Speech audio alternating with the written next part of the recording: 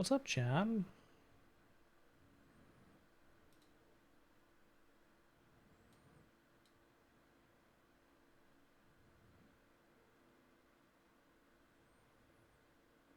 What's up, chat room?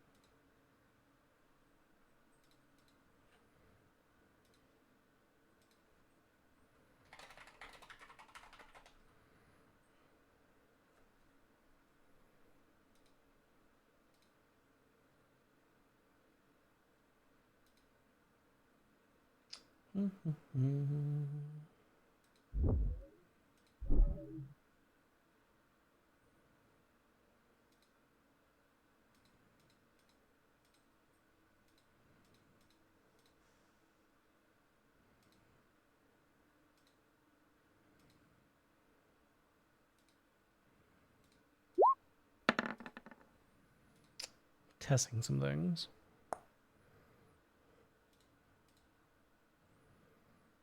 Testing a few things, chat.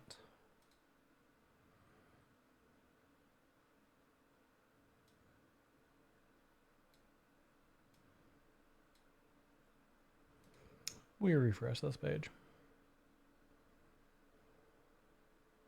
Just a reminder, everybody is in the Roll20, yeah? Yes. Looks like it.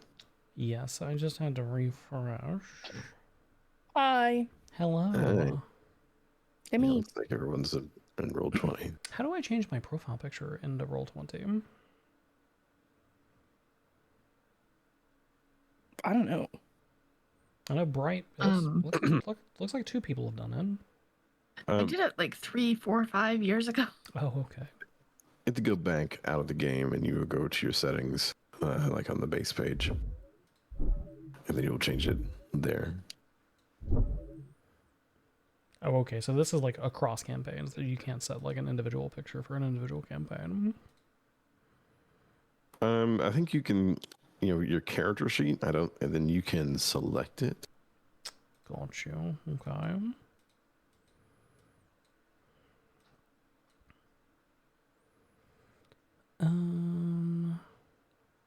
It's like once you have it, have its own profile, picture, whatever you want to call it. At the bottom in the chat, you can select a drop down and select your character, and then you'll be able to, I think, post with the picture. Maybe.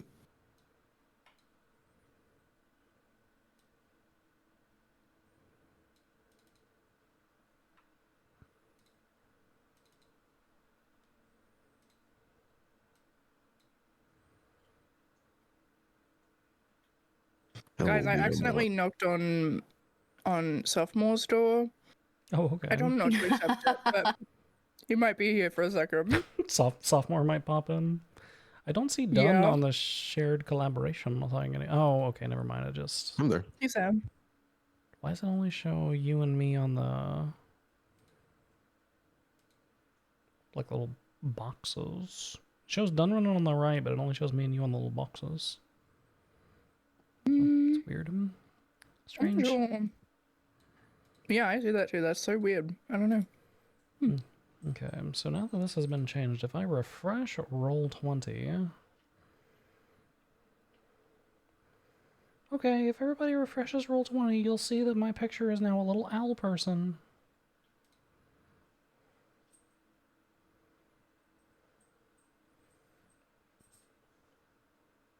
Oh.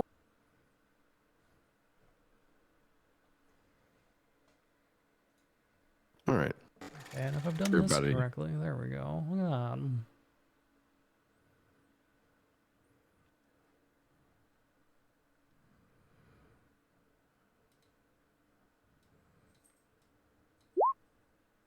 Okay, just making sure I didn't break it. Your owl is very cute.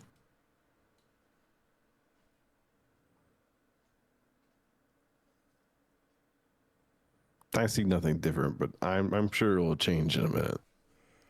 You may have to refresh Roll20. Because I had to refresh to see my own change, TBH.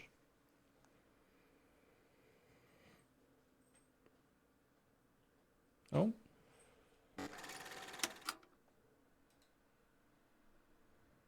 Oh yes, yeah, the change.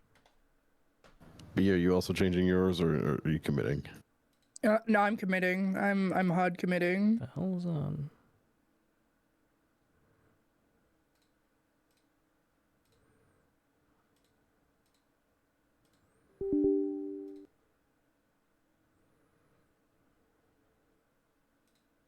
What's what?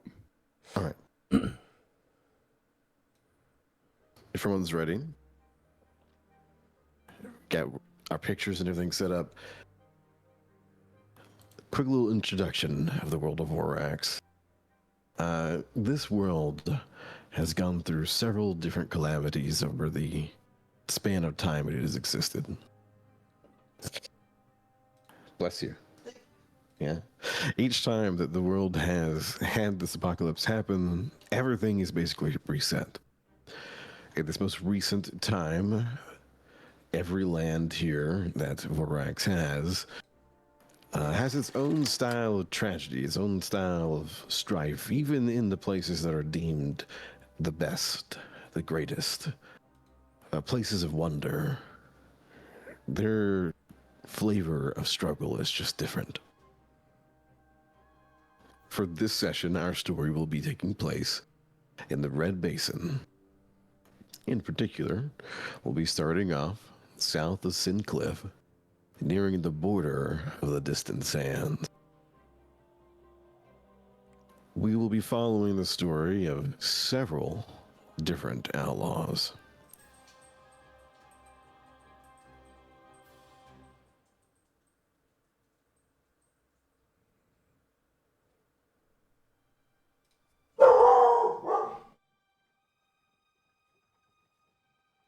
River does not like outlaws. She's not a fan of that. She's not a fan of outlaws. Our story today begins with a wagon traveling down a not so well traveled path. Behind the wagon lies the dunes, the distant sands. A place of freedom for some, a place to flee for others. At the back of this wagon are several individuals cuffed away, disarmed, and behind bars.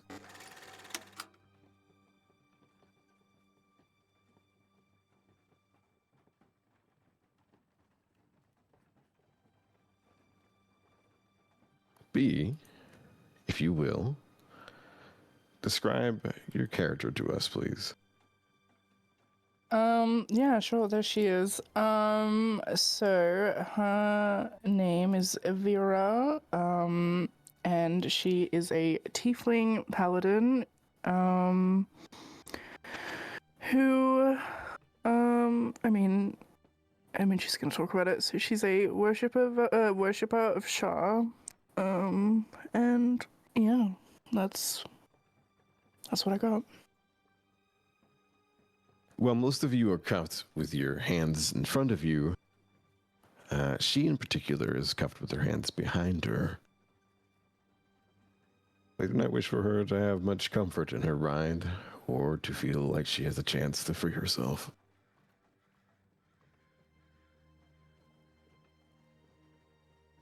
Next to you, Seraph, if you will describe your character for us. Tiefling inhumanly pale skin, horns, black hair, like all the colors fading at the edges of her body. The closer you get to the extremities, the paler she gets. She's just kind of, you can't really tell too much out of the ordinary from her appearance, assuming she's been stripped down, but her clothing has an inordinate amount of pockets.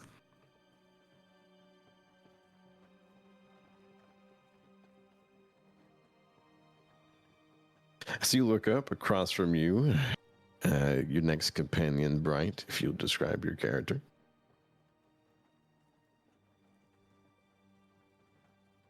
All right, that would be Kivara. She is a human.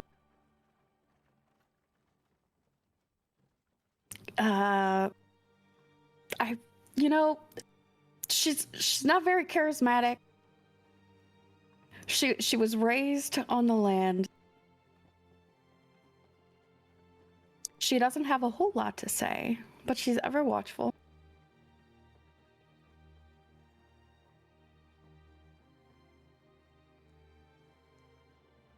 Something about her just slightly glows. Ever watchful, and she watches, looking around between her companions and to the final one here in the cage. Occams, if you'll describe your character for us. Yes, this is Taryn. She's a very, I'm gonna say average-looking half-elf, very non-assuming, other than her bright blue eyes. And little bits of her elfish features sticking out from under her hair. Her clothing is mostly comprised of like bits of leather that almost looks like she like found them and like scraped them together herself. And she's rather I don't know, gaunt and dirty looking. And she's also been very fidgety the entire time that they've been in this caravan. Very fidgety.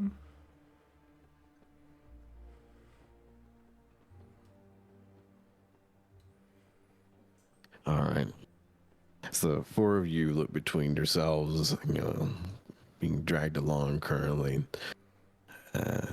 Seated at the front of the wagon, there are two fellas. One holding the reins. A man with thick, dark mustache, swept back black hair, and a streak of grayish silver across his left temple. Fella next to him is an older guy with a big, full, white beard, a few strands of gray, struggling to hold on.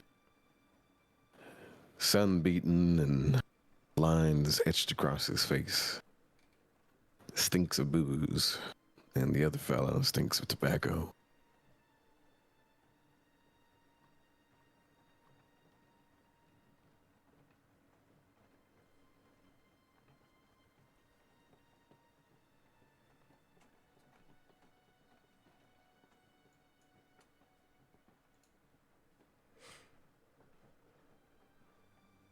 Well, it's a shame that y'all had to take such a long ride back to Hollow, but, well, you are all wanted. But at least you don't have to worry too much about, struggling to find food out there. We'll feed you when we camp up. Don't worry about that. This fellow turns and looks at you guys and tries to give you a comforting smile. The white-bearded guy smacks the shoulder of the fellow trying to be nice. I'll leave them alone. They ain't worth talking to. One of them's a murderer. Yeah, they'll probably all hang by the end of tomorrow or whenever we get to Hollow.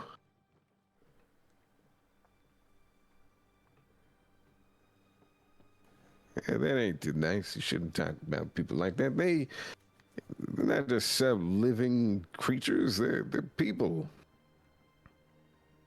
Not nice there, Teddy. Now shut up, Clay. You watch as Teddy, the older fella, takes a swig from his bottle. Clay looks at you guys as kind of apologetic, but yeah, he shrugs and looks back on the road.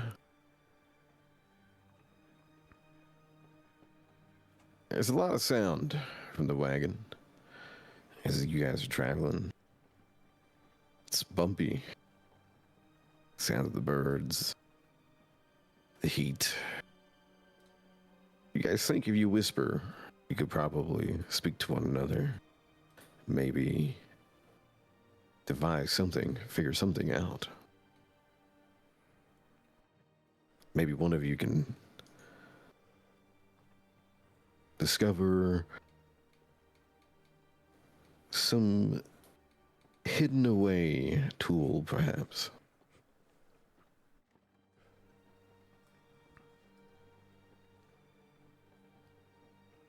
There's got to be a way out of here. There's got to be.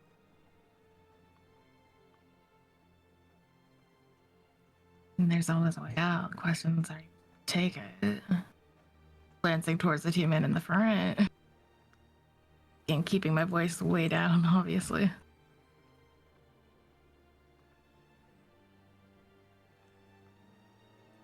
Kavara would definitely be looking around to see what she can do to get her hands out of their bind. There's some sort of tool, like you mentioned.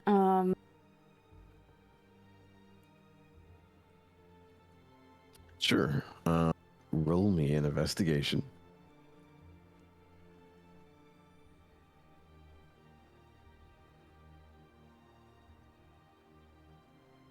Oh no. A 3. See a 3? Yeah, a 3. I just want to clarify. Okay, a 3, yeah. You look around, trying to define maybe a tool, maybe something you perhaps put away on yourself. No luck, though. I think the real question is which one of you is the murderer, because that's going to be extremely problematic even if we do manage to escape together. It's hard to trust a murderer. It's not me. Even harder to trust a murderer who won't fess up to it.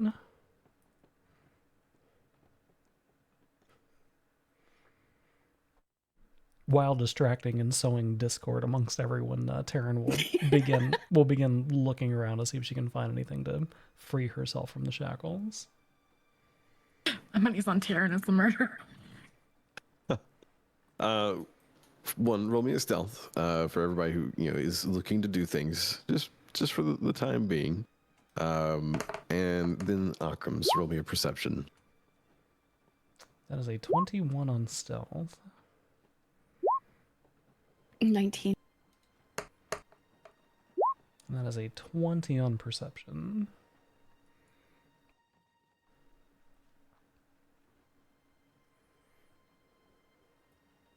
So, as you look around trying to find a way to free yourself, you spot a lockpick just poking out of one of the extra pockets of Dicey.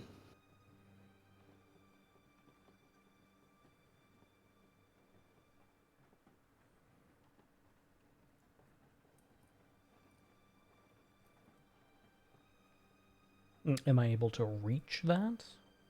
She's across the way, right? Yes, Dicey's across the way. So the way you would be seated is you are currently seated across from B's character. Next to B is Dicey. You could reach across if you want to, but it'd be you reaching across to your left and, across everybody, this middle section.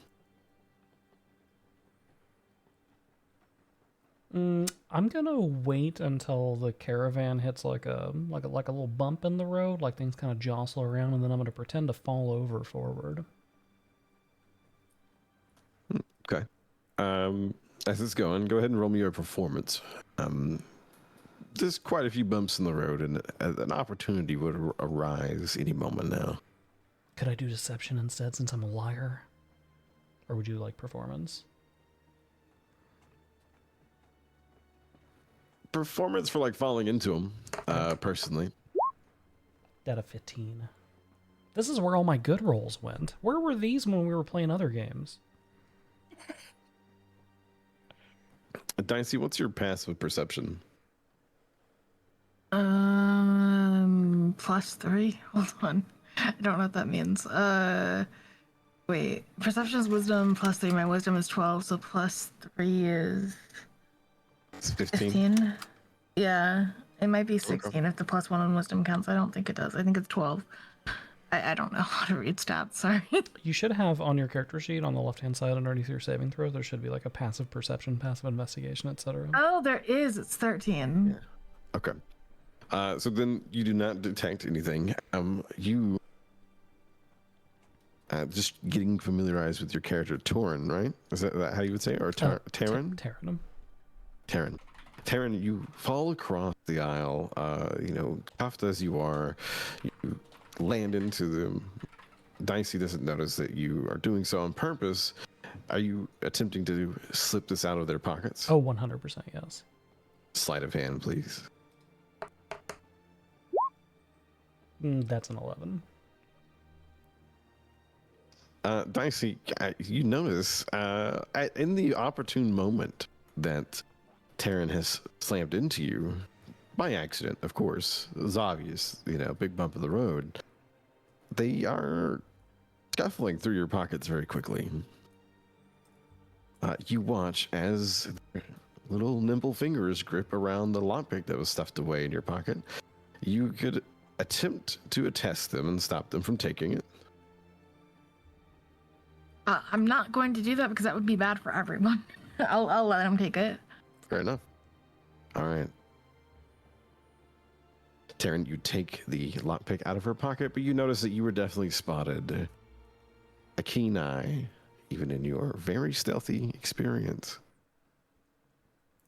Taryn will just give a sly wink and start quietly fiddling with the locks on the manacle. Yeah, Dicey would just kind of nod and let him do it. Now here we usually do like a tool skill check here. You should have it on your character sheet, being a rogue and whatnot. If it doesn't have anything to click, sleight of hand serves the same purpose. And it's just as easy to do. I'm sure there's something under actions here, probably.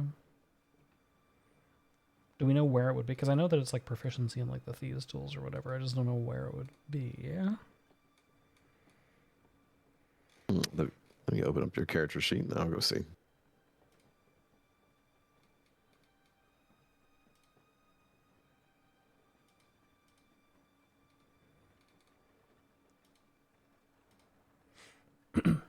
I guess I could just go to... Oh, I should just do it in the inventory, right? Can I just do it in the inventory?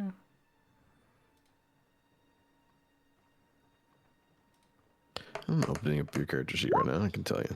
Yes. How did that work? Actually, no, that didn't work because it didn't add any of my bonuses to it. It just did a -1 for some reason.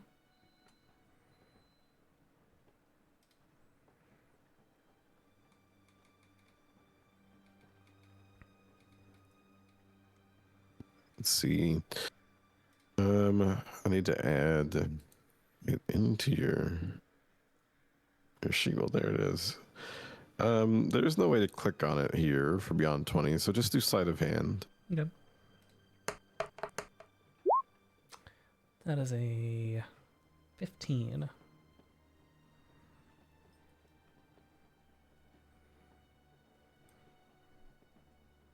You guys watch as Taryn takes the lockpick and pulls the hammers back and then gets the cuffs to unlock. Do so stealthily and quietly, although you were all paying attention the entire time. The two drivers of said wagon have not noticed you so far.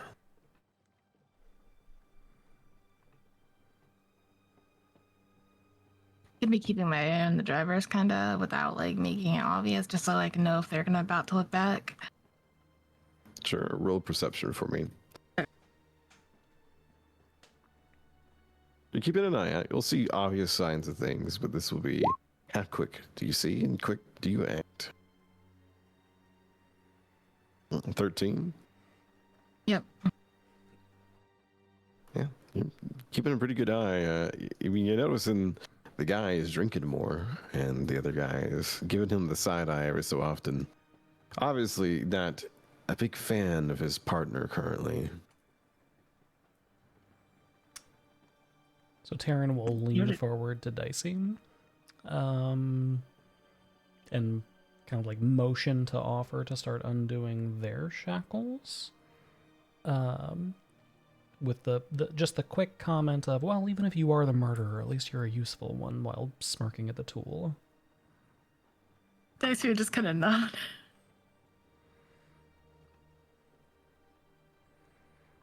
All right, give me another sleight of hand check, and while you're doing that, the other two of you, Kivara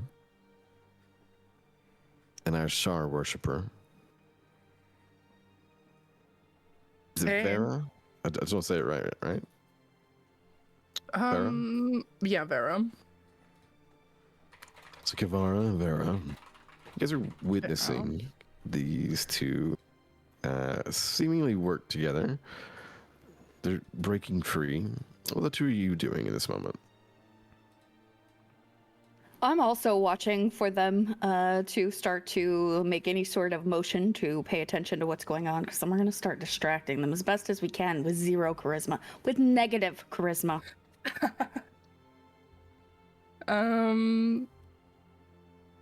Yeah, I'd follow along with that, trying to distract them as well.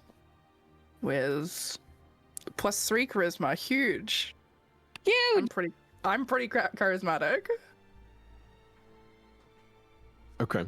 So with that, then, Dicey, you're a little distracted. You've got Taryn in front of you trying to unlock your cuffs. You're trying to hold your cuffs in a way that she can actually work the lockpick without breaking said lockpick potentially, especially this bumpy road and everything else. With that happening, your two companions have taken, the initiative to look out. So first, from the two of you, Bryant and B, I need a perception check from both of you. This is to see if you're going to notice the signs of the people turning or looking at you, potentially spotting what you're doing, etc. Where's my rolls? 9. I got a nat 20. Okay. A big bump happens in the road, and Kivar, you get jostled, and you can't really see too well as you're bouncing across the back of the cage here. However, Vera, you spot the mustache fellow is turning around to look at all of you. So, y'all always just been criminals? As he's turning, you can have an opportunity, and he's speaking, to alert your friends to what's happening. Perhaps they can hide, etc. I give like a very subtle kick to Taryn, and to try and be like he's looking. That's what I'd first do. And then I'd start speaking to him. I wouldn't say I'm a criminal at all, actually. All right. Taryn, as you're about to get that last pin of the lock, you can feel it wiggling, giving way. You get a kick across by Vera into your shin. Not too hard, not too loud, not enough to signal to anyone else. It's just kind of oh, but you notice what it's intended for. You can either continue to unlock this and then make a sleight of hand check to see if you can make it look like you had just fumbled across the aisle, or you can pull away and roll a stealth check to see if you can hide your tool and appear like nothing is out of sorts. I'm gonna go with the first option, basically try to finish picking the lock and then kind of flick the tool into one of the millions of pockets on Dicey's top. All right, a little flair for it. So give me a sleight of hand then. Nope. Yeah. You start to with your earlier roll, you definitely got that pin. Tink, you unlock it, and as you go to like flick it into Dicey's pocket or anything else, you miss.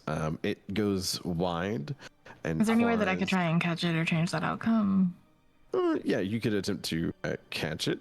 Give me a sleight of hand, just to make it simple. Huge. You catch it in the moment that it was, kind of juggling out of Terran's hand.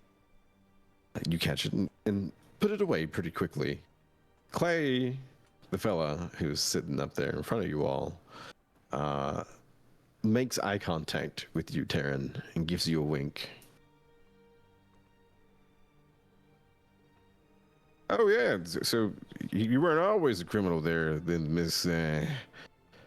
Shit, what was your name? Vera, right? Vera, you. Do you really consider yourself a criminal now? No, not at all. Huge misunderstanding. Oh really? So, yeah. Really big misunderstanding. Tell me about it. How is it a misunderstanding? What was that, sorry? Tell me, how is it a misunderstanding? Well, wrong place, wrong time for everybody involved. So, yeah, The older fella. One moment. The older fella shouts out, Hey, don't talk to her. And he reaches in through the cell and is going to attempt to shocking grasp you. Oh. Okay. Like a magical taser, Yeah. Yeah. Fucker. Does he attempt? Or does he do it? Well, he's going to attempt, but I'm pretty sure that it's just the deck save that you have to make. But let me just double check. Just to clarify, is he reaching like through bars when he's doing this? Yes, yeah, he's turning around to reach to the bar. You are welcome to make a reaction to, like, if you want to attempt to seize him or something here. I kind of want to try to slap my manacles onto him. Which one is actually driving like the... Oh, what are we being pulled by? Sorry.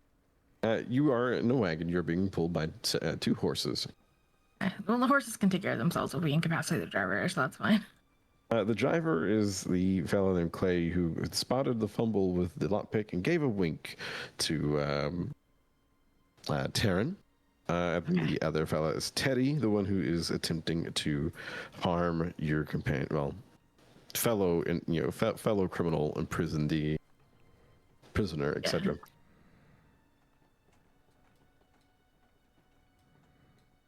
Okay, so it is an attempt on his part. So he's going to make a roll.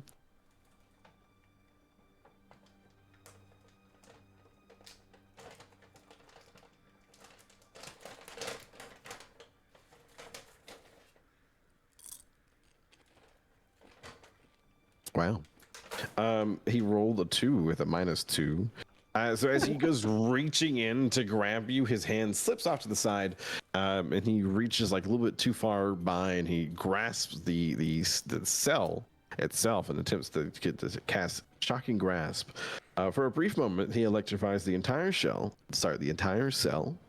and everybody aboard, including himself, all of you, and Clay, are going to receive a little bit of lightning damage. You all take 2 points of lightning damage as he electrifies the wagon and the bars that you are currently riding in.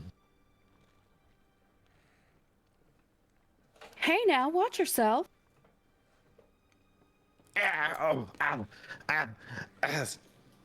Don't talk to me, prisoner. Me talking to you is the last thing you need to worry about. I like her. As you guys are traveling down the road, the lockpick, Dicey, you still have it. Yes. The other two friends are still currently bound. One behind their back, which is a little bit harder for you to really free, without being spotted. The other, her hands are shackled up in front of her. Okay. So the one with the hands in front, what is her position relative to me versus relative to the thief? So Kivara is directly across from you. So she would be the one that's easy to free. Vera is to your left. She's the one that will be difficult for you to reach behind and not be spotted. And relative to Tavarin, where are they? To Terran. Terran would be across from Vera. So to Kivara's right. Okay. The one with the hands in front of her, I'm gonna try and free her. Okay, give me a sleight of hand.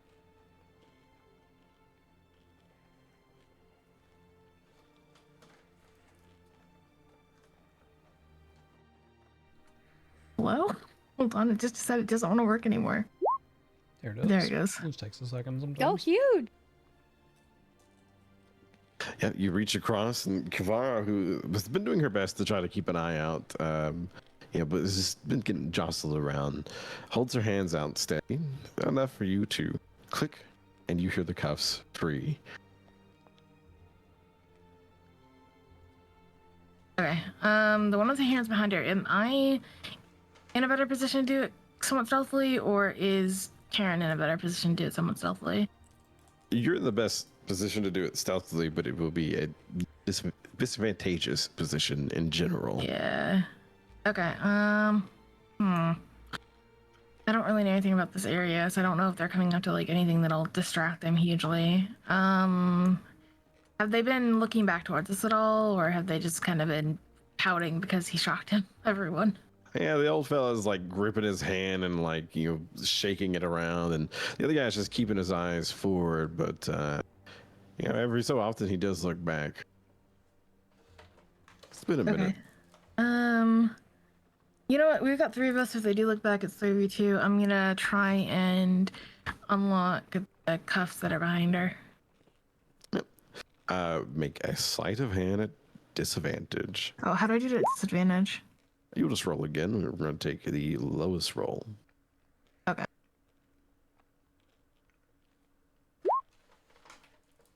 Damn. Big difference So- there. 7 is the lowest roll, and 7 is the number we're taking. You reach over and try to get behind Vera. And Vera, do you turn? Maybe to give her access. Yeah, I'll turn a little bit. Mm-hmm. Yeah. As much you as I do can. so, you're trying to make it work, but it's just not the best situation. As you turn, the old fella turns and he looks at you. He goes, "Hey, what are you doing?" And as he's getting riled up, hear Clay say, "Teddy, you really need to be nicer to people."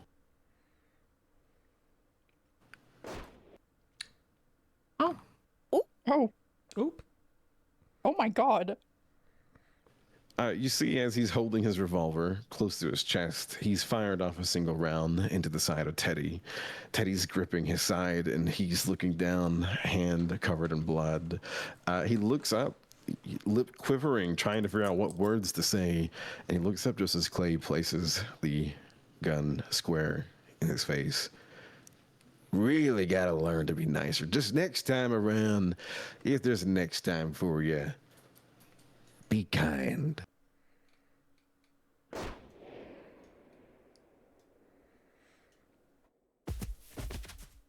I think I found the murderer. Teddy falls off the side of the wagon, and you hear as he hits the sand, and he's not moving. All right. Have y'all had long enough to get free? Well, after an initial shock, I'm definitely gonna finish on doing her cuffs. You watch as Clay turns around. He's got his cigar in his mouth, and he's lit it. He just slide off the bench. The horses don't seem bothered at all, and Clay has tied the reins off. to the post that's there in the middle of the bench as well. Makes his way around and begins to pat down old Teddy. Oh, wow. Yeah, I wasn't sure if you wanted to pause to address that or not. Yeah. Just pause. Yeah, thank you. Do you need a second? Yeah, I'm just gonna say thank you real quick. So you guys come here often? You take a second because I need to BRB anyway. So give me like 1 minute.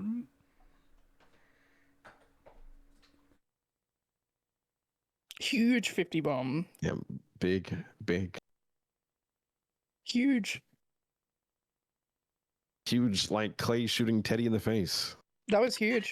That was huge.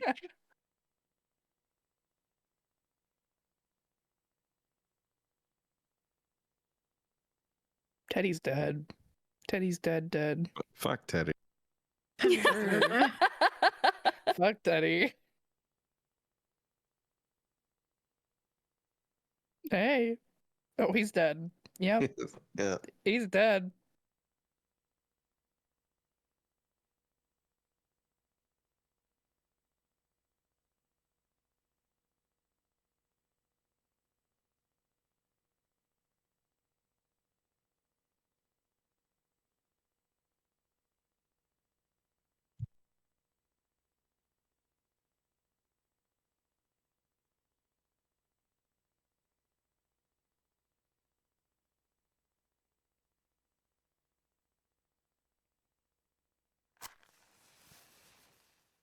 Just lighting that cigar.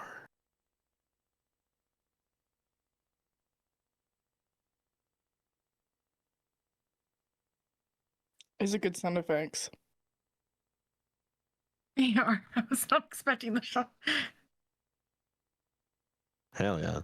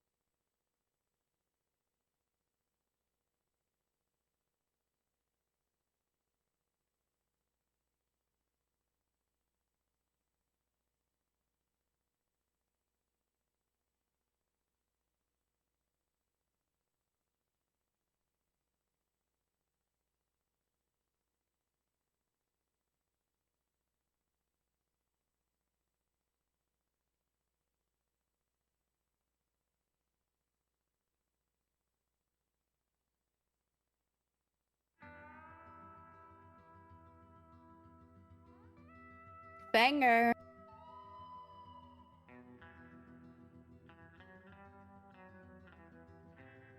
Banger. This is good waiting room music. I was playing my own elevator music, but this works now. You just imagine Clay's stopped looting Teddy's body and he's just enjoying his smoke. You guys are just sitting in the back of the saddled wagon waiting.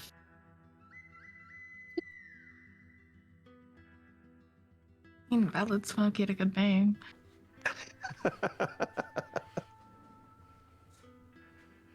I have returned. Hi. It's a crazy good line, actually. Welcome back. So, are you ready? We'll just hop right back into it. Yeah, I'm good. All right, Clay goes around the side of the wagon as you continue to attempt to unlock the cuffs of your friend Vera. All right, so your companion Vera, not friend. A little presumptuous for me to say that. Go ahead, make another sleight of hand roll here. It's a very low AC. You're no longer having to really hide from anybody. It's not that difficult with your full focus on. A 10 meets it perfectly.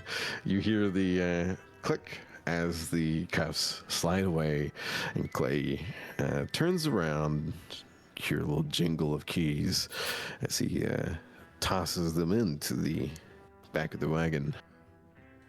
I'll let you all out. And he leans up against the wagon and just smokes the cigar and waits for you guys to open the door and let yourselves out.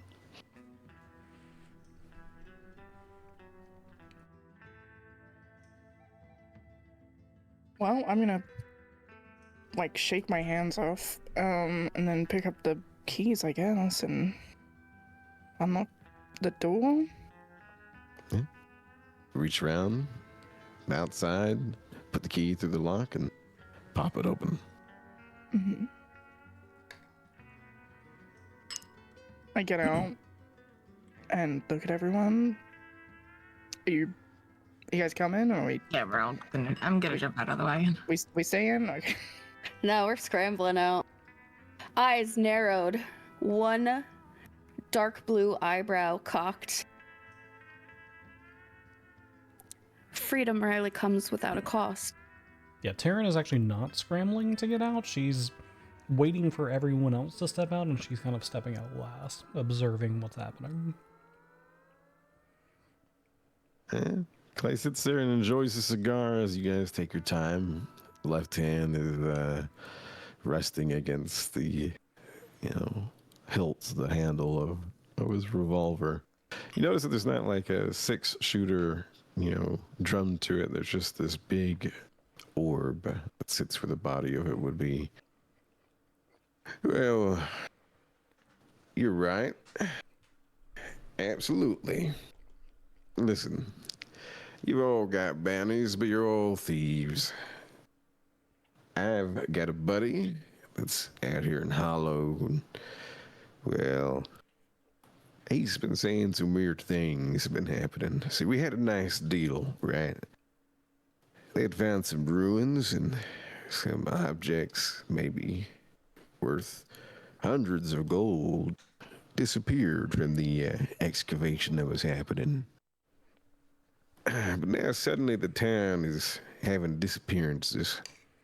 And, well, it ain't good for business for my buddy Bob, and it ain't good for business for the guild either, because without people, we don't really have anybody to steal from or to make deals from, gamble with, etc. So consider this your deal for freedom. You come and help me sniff out this town. We try to figure out what's wrong with it. Uses quotations. And we fix the problem, and then business goes back as is, and you guys are free to go until some other bounty hunter or some other jackass tries to get you. Or you stick around in Hollow and do some stuff for the guild. Sounds fair to me. Trade them for a favor. I agree. Taryn's gonna be like intently listening to him to see like how truthful she feels like he's being. Sure, roll insight. Seems like too good of a deal considering that he just shot his traveling companion in the side. And face. He double tapped. And the side of the face.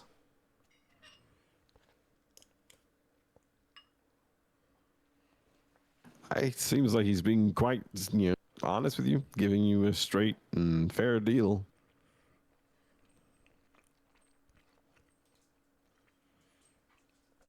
You're all welcome to ask questions as well if you don't trust and feel Oh, like we have your a character. question. Yeah, okay.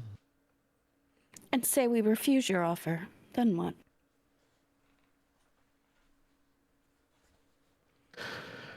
Well,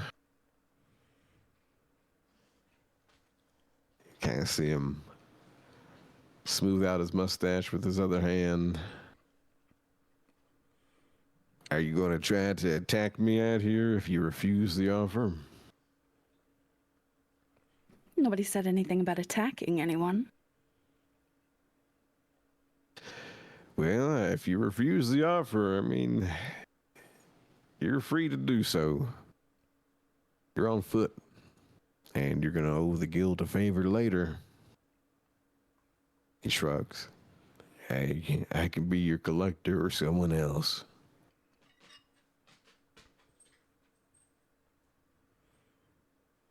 We're in the middle of like nowhere right now, right? Pretty much, yeah. You guys were making your way, all four of you were in different times, making your way from the sands south, trying to flee your bounties, trying to get away from law, get away from bounty hunters, etc. Over the course of time, you got captured and rounded up here. All right. Dicey doesn't entirely trust this, but she knows she doesn't have any better options. Ashton's in the middle of nowhere, so she's not really gonna ask anything just now. She's just gonna kind of watch everybody else. So help you get to the bottom of these disappearances? That's what you need? More or less. And listen, here's the thing. There might be some other things happening, so I'm not just needing y'all to be like going in here looking around for clues or nothing. Y'all might need to break into a house and see if you can find a letter, something that evidence of some weird shit going on. Well, that sounds fun. We can handle that. Sounds pretty straightforward.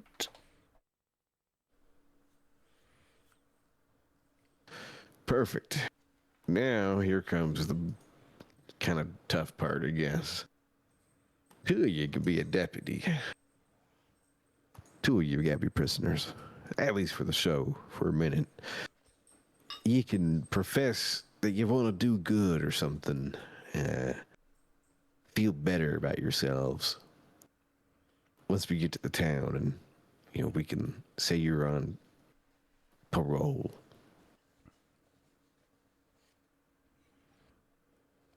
Just for Draw the end. straws.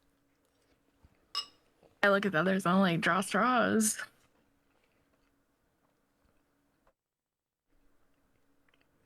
Sure, we can draw straws. I don't think anyone's ever going to believe that I'm sorry for the things I've done, but I'll draw a straw, I suppose. I think it's very bold to assume that people are going to know who you are in this other town.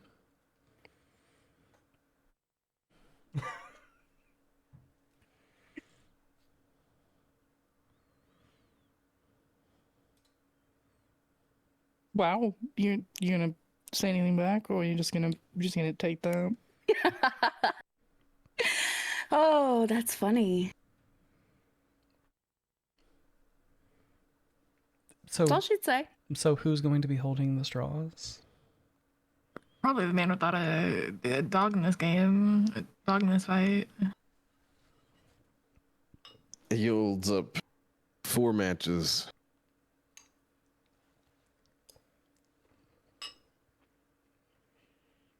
Who wants to go first? Dicey to reach forward and grab one. Just at random, I guess. How do I just roll a d4? /R space 1d4 in the text. There, just do it. Or you can click on the little dice thing and it's got the thing. So you can do it that way, or also to the left-hand side with all the other tools. There's a little dice icon, and you can roll dice from there. Nice. You draw a full match. Well, look at that. Spared. Who's next? Kavar would reach over. Ooh, Kavara comes out first. Vera is like hands reaching out, but Kavara whoop, slips in front of her. Kavara. Okay. You draw a short one. Ooh. Guess you're gonna have to work on your act in there. Give it a shot. That's one prisoner. Comes over to you two, holding 2 matches. Taryn will roll her eyes and reach forward, but she's gonna cheat. She's going to attempt to draw one of the long ones. It's a 50-50. But you go reaching out again, and this time Taryn cuts out in front of you. Roll a sleight of hand to see if you can, like, in the moment your fingers, grasp out toward them, if you can feel out which one's not cut at the end. Yeah, she's gonna, like, basically what she's gonna try to do is, like, put pressure on both of them with, like, 2 of her fingers and see, like, which one, like, gives more give, like, which one goes further down in his hand.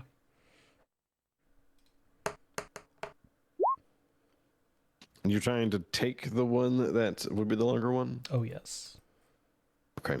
Yeah, you feel like you definitely got the right one and a little away confident. You hold up a short match. Clay smirks as he hands the long match over to Vera. All right. Vera, Dicey, deputies. And to both of you, he tosses deputy stars. I pin it on my chest. I do the same. Hesitantly, but the same. He moves his cigar to the other side of his mouth. I want to be clear, I ain't a sheriff, by the way. I just took these from a fella, so we're all on the same page, all right? Alright, I figured it's something like that. Now, the 2 of you, back into the back of the wagon. All right. And Taryn will climb back into the wagon.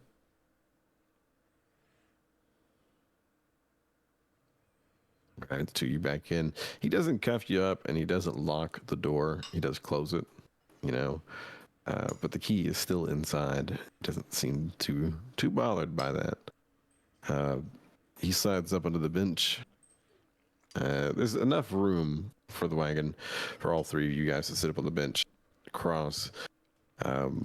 When the 2 of you get up there, he kicks open it's like a little foot chest. He kicks it open with his boot, and your items that he took from you are all there. Y'all might want to grab your stuff just to have it ready, You know how it is down here in the basin. One moment you got the law on you, next moment you're being robbed, and then the next moment you're being once again dealing with the law. This is back to back. I and showing great restraint, grab only my things. I'm Do you gonna grab my really? things as well. Okay. You both literally just grab your things? Okay. All right. They're gonna notice the second they're out of cuffs and grabbing their shit what's missing, and I don't want that thing. Yeah. Honor amongst thieves, right? Yeah, if I'm gonna have to work with them, I don't want to start off that badly and that obviously. He kicks the back close. And that goes for you 2 back there as well. If shit pops off, you got to run up here. All right, your stuff is up here, but can't have you having it back there. It would look a little strange if the prisoner is armed, Thanks. And Taryn will just nod. Pops one brow up, and he sets the horses to a trot. Hey, y'all are a lively bunch.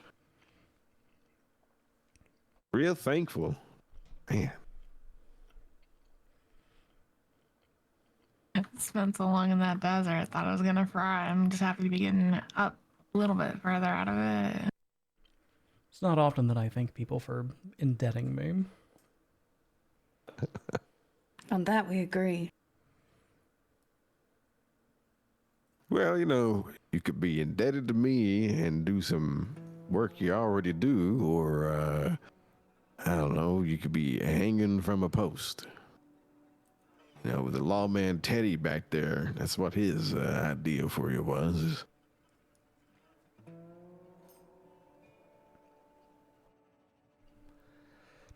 Hopefully he's more nice wherever he is now. For his sake. Yeah, I hope so. You know, they always say that, you know, the second time around's your best shot. Third time, you might as well give up. At least that's what my daddy said.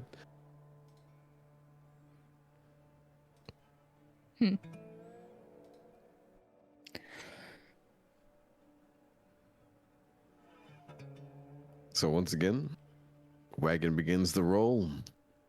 You guys are making your way straight north this time. So, listen, Hollow's a good little town now. These ruins they found, I don't know too much about the artifacts they've been pulling out, but a lot of it's been like dragon stuff, you know, a long time ago. Idols and things, worship, gold, stuff that somebody collected and buried down there. You know, they say a long time ago, incredible, powerful empire ruled this land, and instead of desert, there was a great, gigantic forest. But, you know, it ain't like that now. I don't know if I even believe it, to be honest. But anyways,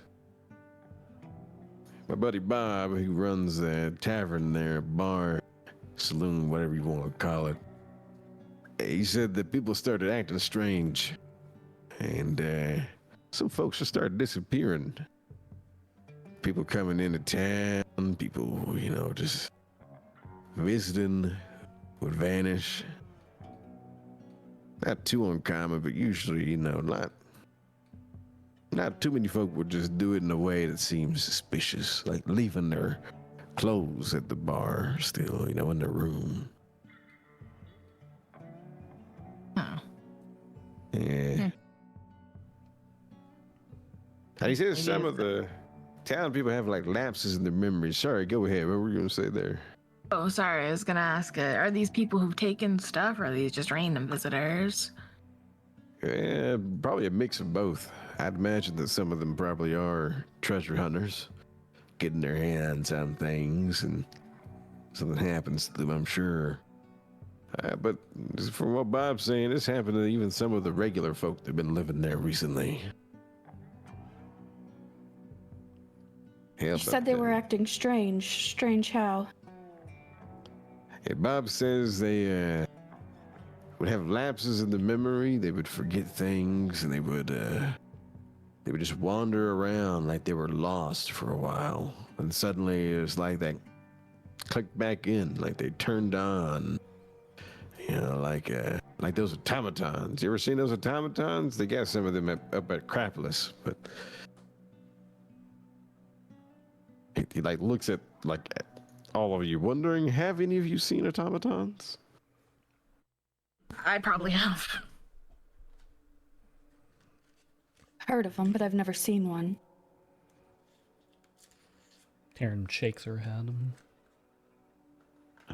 I would nod. Like Little Miss Artificer, she's gonna sort out the automatons. Yeah, I'm sure you've seen them. They're neat. Kind of scary. Yeah, some of them move like they're alive. You'd think there's a brain in their heads.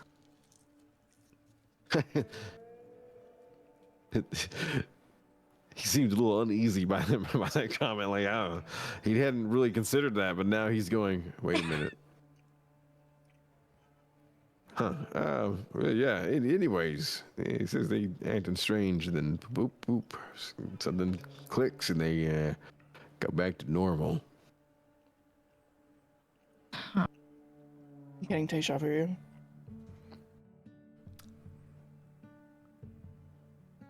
So are you doing this out of camaraderie for your friend Bob, or are you doing this because you can't go stealing artifacts if you don't know which one's cursed? A little bit of that, a little bit of, B, a little bit of C. And C being the guild's got a good business there in general. I mean, we sell things to folks who come through there. The Red Rock mines are still pretty rich there. But if our people are disappearing, miners disappearing, thieves disappearing, treasure hunters disappearing, my fence potentially disappearing, everything, it takes a community, right? It takes a village. And if the villagers start disappearing, you don't got no village. You got no money coming in. So, it helps everybody. Let's just say I'm doing it to help everybody. Hell, it will help you too. It gives you guys freedom, and then maybe you get a job. Hell, I don't know. One of y'all could be a good miner, or you could work for the guild, I'm sure we can put you to work doing something. It's a hell of a lot more likely than me in a hole in the ground all day.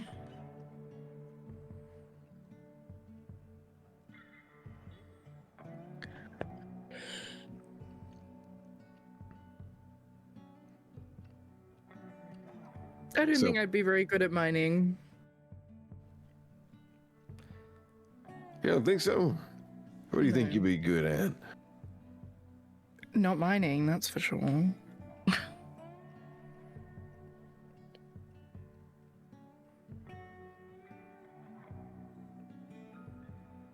Huh. So which one of y'all was the murderer? Did we ever find that out? You're the one who said it. Well, I mean, I am a murderer. I murdered, but I ain't not the murderer. He thinks about it. I guess I was a murderer. I'm not the one that I mentioned. Did I He's like, reasoning to like the candidates here, and she nods at Taryn and was it Vera who had her hands cuffed behind her back? Mm-hmm. Yeah. Taryn and Vera. That one's the first one brought it up, brought deflection on everyone else, and that one had their hands cuffed behind their back.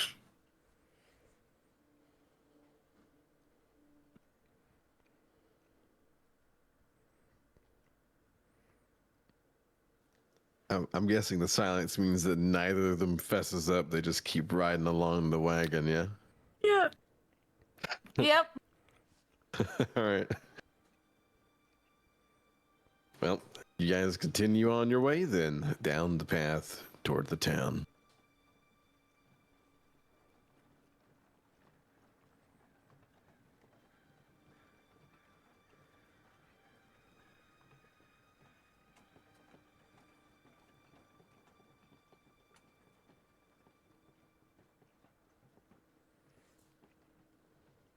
As you guys come rolling into the town, just outside of said town, Clay pulls the wagon to a stop. Reaches down to the side. We're on a little hook. He has some binoculars hanging by a strap. Pulls them up and takes a peek toward the town. Ah, shit. What's wrong? Well, he zoomed in a little bit more. You see him kind of tighten up. Then he holds the binoculars out to whoever's sitting directly next to him. Would that be Dicey or would that be Vera? Who took the middle seat? I took the middle seat, I guess. Right. Vera. Looked up first. Yeah. Hands the binoculars to you then. Okay. Roll a What am I perception. looking for? You're just looking toward the town that he's pointing at in the distance. Roll perception to see if you spot any interesting things. Well, the town's usually kind of bustling. Decent amount of people moving around. Well, I ain't seeing nothing, which means something's wrong. Yeah. Vera, you see nothing. You're looking around. Yeah. You also don't see anybody. It's like an empty town. It looks like a ghost town. Taryn's nervously in the back of the carriage, fiddling with the door key, like doing that, kind of like how people flip coins between their fingers. She's doing that with the key, and then like occasionally like tucking it away and hiding it, and then flipping it again. It's like a Do nervous we little want tick. to kill the ruse? Do we think it's that bad, or do we want to proceed?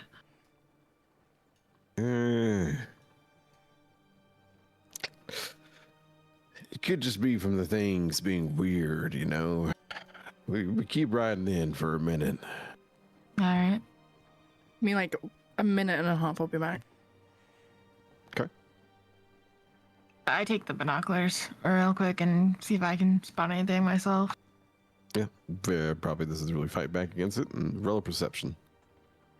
I don't shit.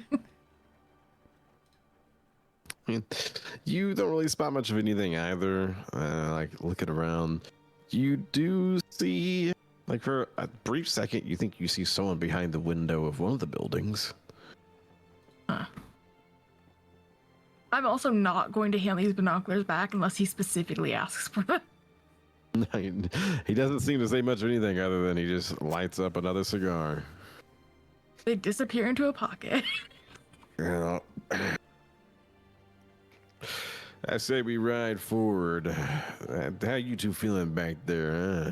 Caged up. Would y'all rather, Think of a lot of different places I'd rather be, but here we are. Yeah.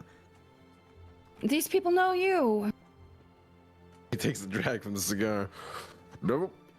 I'm just, sheriff coming into town.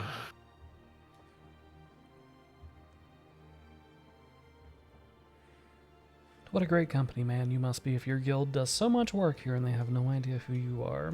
I'm fine back here where the arrows can't hit me, thank you. He chuckles. Well, like I said, I'm here helping a friend, but also helping the community. Now, if Bob was here, maybe he could vouch for me as a good sheriff, but we got to get to the saloon to see Bob.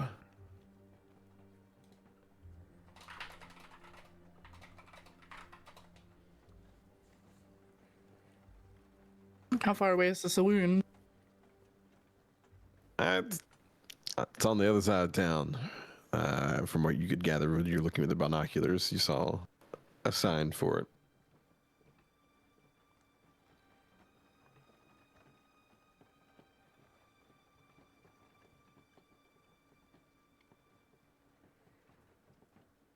Only one way to get there. Keep going. He sets the horses back in motion. As you guys begin to ride into the town, and he's beginning to spot things, he definitely pulls the wagon to the side. Yeah. All right. I think Hollow Point might just be a bust, to be honest with you. He holds his hands out, looking around for those binoculars again. I hand them back. Thank you. He like looks through them again. Yeah, damn. Yeah. Well, looks like we got a problem. There's a bit of a fella up there. Best thing we could call him is like a raider. His name's Billy. Billy and his crew. Well, looks like they sacked the town. He's looking around with the binoculars. And it looks like my buddy Bob is up there with him. He squints. Well, yeah, that's okay. That's Bob Sr. It's Bob's dad. But that means Bob's probably alive. Not good of a buddy as this Bob. Real good buddy. So we're going in. he like takes a drag from his cigar and looks at all you. Well, yes, but since it's a little bit different, I don't know how y'all feel about taking lives. If it comes down to it, I'll pay you 5 gold per person. I think that's fair pay, right? And then, better yet, I help you bury the bodies and we never get reported, so your bounties only reflect that one of you's a murderer. Sounds fair to me. nothing I to detach lose. the gold star a little bit sadly and stick it in a pocket. Wait, no, keep that on. We can say we're doing it as deputies Oh, just in case. right. I put the star back on. Uh-huh. I put the star back on. Sorry, Taryn. Sorry. Oh, Taryn's going to start quietly getting out of the back of the caravan and going to the side to retrieve some of her belongings. Assuming that we've, because you said we'd like pulled off to the side and we're like Pulled just off the sitting sides, there, yeah. right? Yeah. Yeah. No, she's gonna start grabbing her little satchel full of things. Clan's done the same. He's like popped the thing open for you guys to grab your stuff. Yeah, listen, I'm sorry about that. I thought maybe if we'd gone and arrived here fast enough, we'd maybe be here before anything bad like this happens. But then once you guys have your stuff, he'll slam the chest closed. But the damn red basin, you just never know. You just never know. People get brave with these guns. Waves his around. I think they can rule the world now. Yeah, they make it too easy.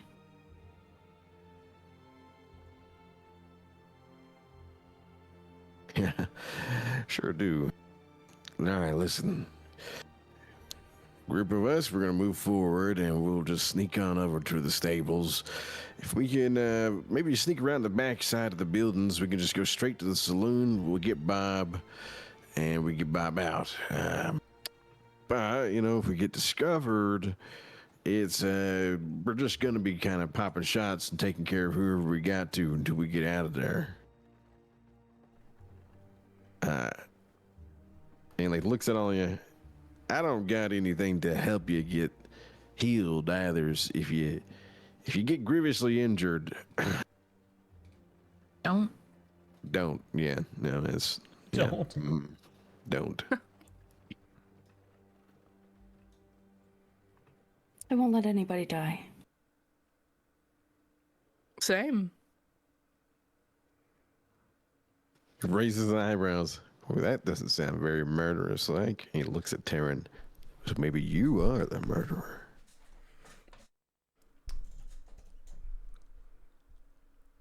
I would think for a man who had read all of the bounty reports that you would be the one to know.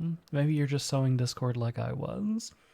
And she's gonna pluck the string on her bow to make sure that it's still good and kind of she's gonna take like 5 or 10 feet step away from everybody just to give herself a little clearance.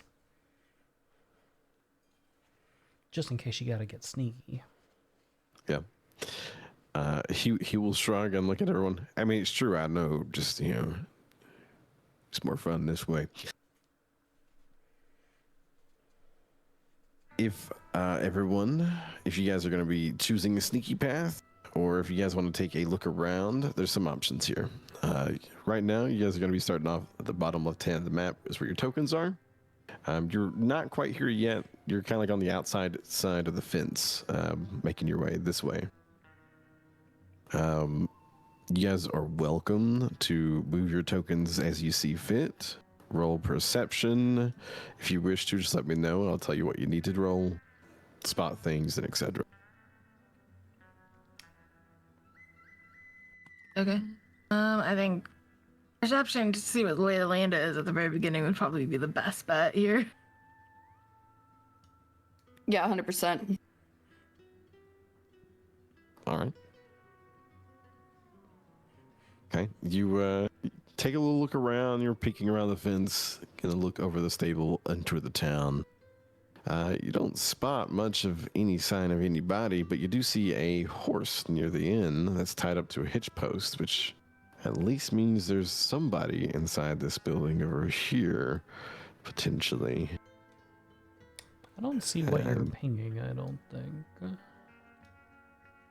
Zoomed way in. I have to zoom it out to see all the way to the end. Oh, okay. There we go.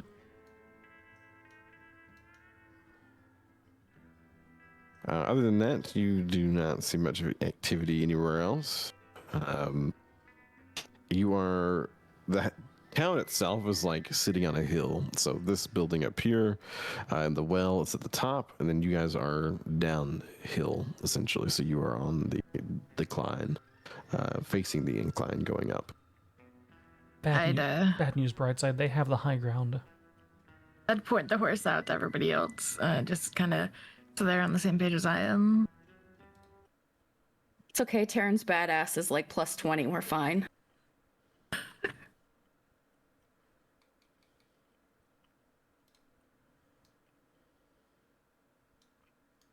What do you think is in those crates, guys? Anything good? Either explosives or supplies, artifacts, maybe. Could also be bedrock. Good bedrock mines around here. That's worth some money. Hell, honestly, we could just kill these guys and sack the town. Then I could flip it to Bob. I'm gonna stop talking so you guys don't get any ideas. That dark blue eyebrow goes right back up. Such a good company, man. Taryn will say as she makes. I think she's gonna make her way to like the eastern side to move in parallel with everyone else. Start moving her way to. Actually, I can't move her. Give me a moment, and I will check everyone's tokens. I thought I gave you guys access.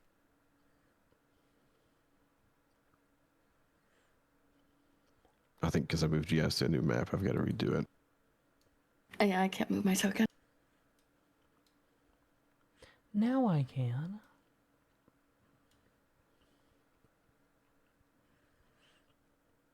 Here's my thing. I know there's probably somebody in the building across the way, so if I go in the middle street, they're gonna see me. Is there a route that goes behind the buildings here? Ping to me so I can know which buildings you're talking about. The ones that were directly south of. I'm grabbing somebody else. Yeah.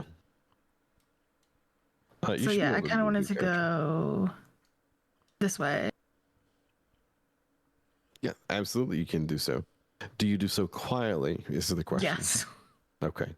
And then the same thing with you, Akram. Says you decide you want to move your character to the east. If you like to do so, Yeah, she's gonna give go me like a. this way to go around to the outside of the other side, move in parallel with everyone.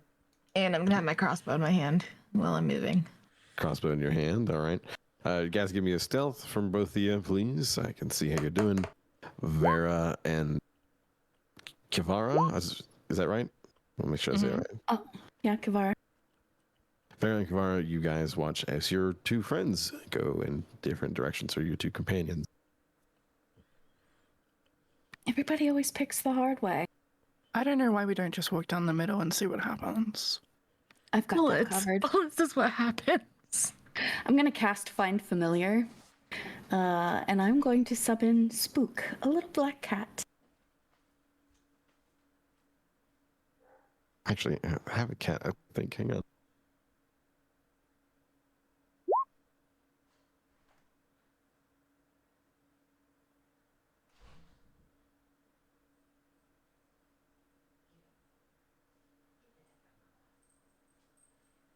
That's perfect. That's fine. We'll take kitty cat. Alrighty. The kitty cat falls into existence at your feet. She would give it a little chin scratches and a little scratch behind the ears. Watches it purrs and prowls around, rubbing against your ankles. I need to find out what's going on. Can you help us? The cat mews and looks like in a direction, waiting for you to send it forth. Prowl along down the main street. Keep an eye out for anyone who looks dangerous. And let me know what you see. To the end and right back.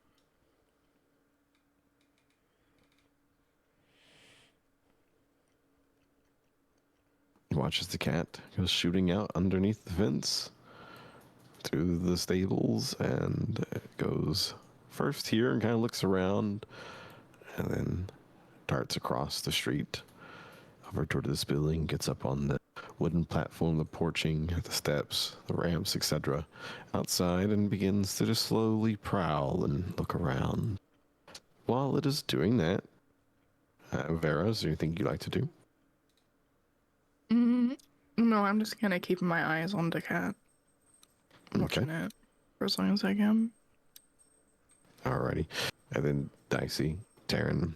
I'm sure at some point you guys will notice the cat is the only thing out in the middle of the street. The two of you roll stealth. Let's see. I see. Was that a 7 from Taryn? Yeah, that was a 7. Okay. All right. The two of you prowl around your edges. Taryn, where do you go? Like, what's your full pathing here? Are you going around the back side of this building? Are you trying to like come back around the middle? Yeah, so her ultimate location is going to be to try to get like right here. Okay. That way she can like make eye contact across to see how everybody else is doing. Okay. As she's like squeezing in between this like little water well here and the building, this pantry of sorts, a storage room, she gets a little tripped up and like squeezes, falls, scuffs up her knees. It's a little loud, and if anyone had probably been outside, would have heard. But there's no like immediate reaction, and nothing seems to come in answer to that happening. Okay.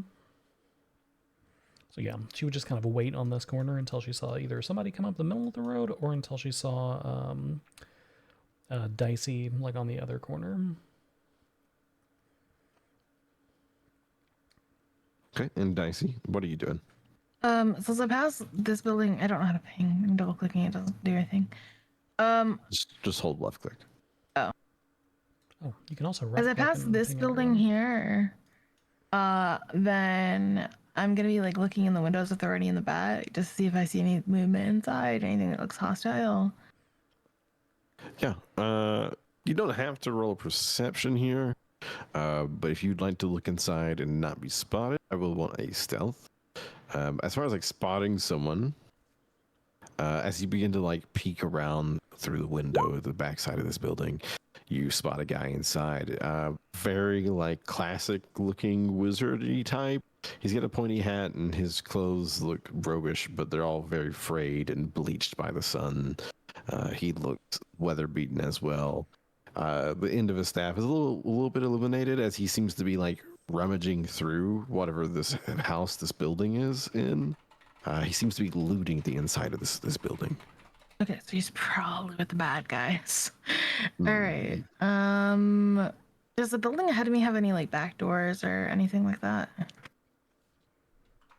The building ahead of you does have one back door, I believe. Hang on, let me just double check my maps.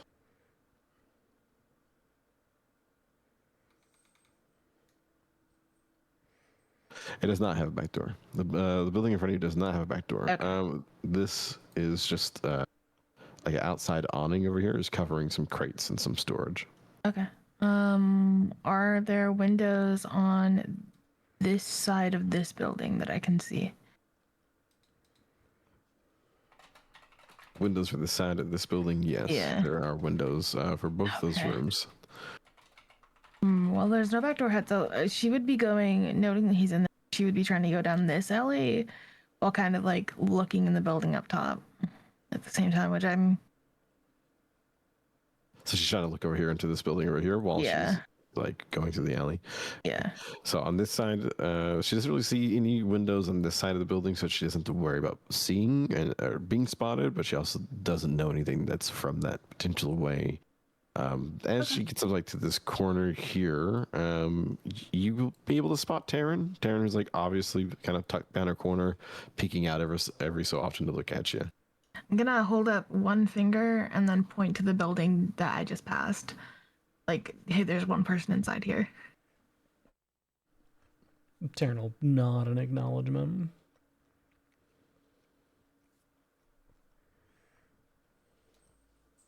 You guys hear a gunshot suddenly ring out, and the familiar cat comes sprinting down the Oh, thank middle God. lane here. I thought you killed the cat. That would have been so bad. As it's sprinting down, you hear from like the other side of the town a very brusque, "Yeah, that's right. Get out of here, you darn cat! I hate the feline sorts. Golly, they mess up the ecosystem."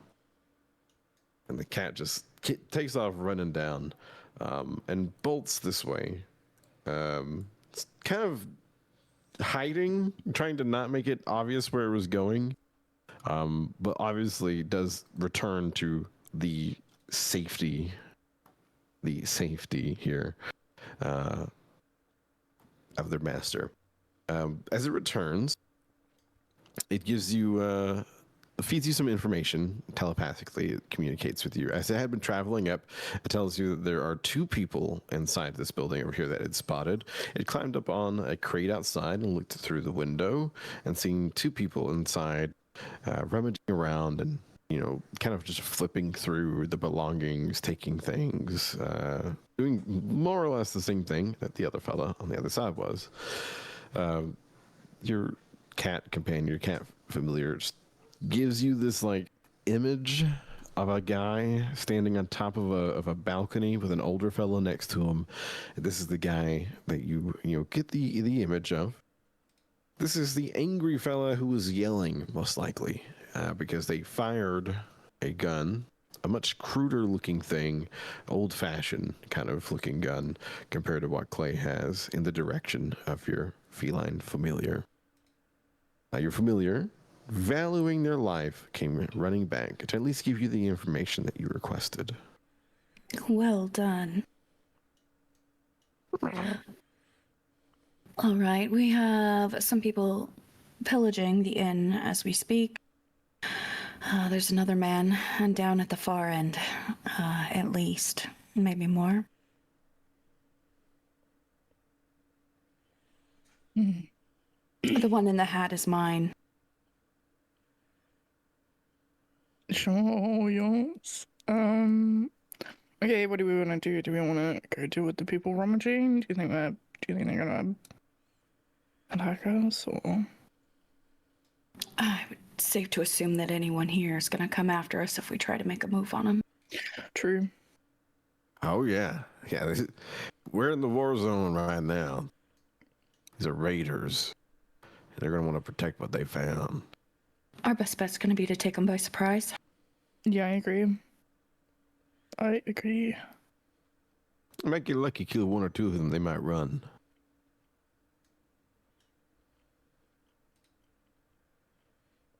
Okay. Do we want to just walk down the main road then, or do we want to go around? There's a guy at the end. It's up to y'all. Your friends are, well, I say your friends, but our fellow co-workers have vanished. Yeah, they've really taken the longest path possible. While the 2 of you are discussing this, Clay, we'll move back. Dicey gives you the signal for 1. Then a moment later, the gunshot rings out and a cat goes running down the middle lane. Dicey, you hear inside the guy, "Hey, what was that?" from inside. And you see the shadow of him on the window as he comes walking over to this window to look through it out to the street. Roll me a stealth to see if you're able to avoid getting spotted by him as he looks out.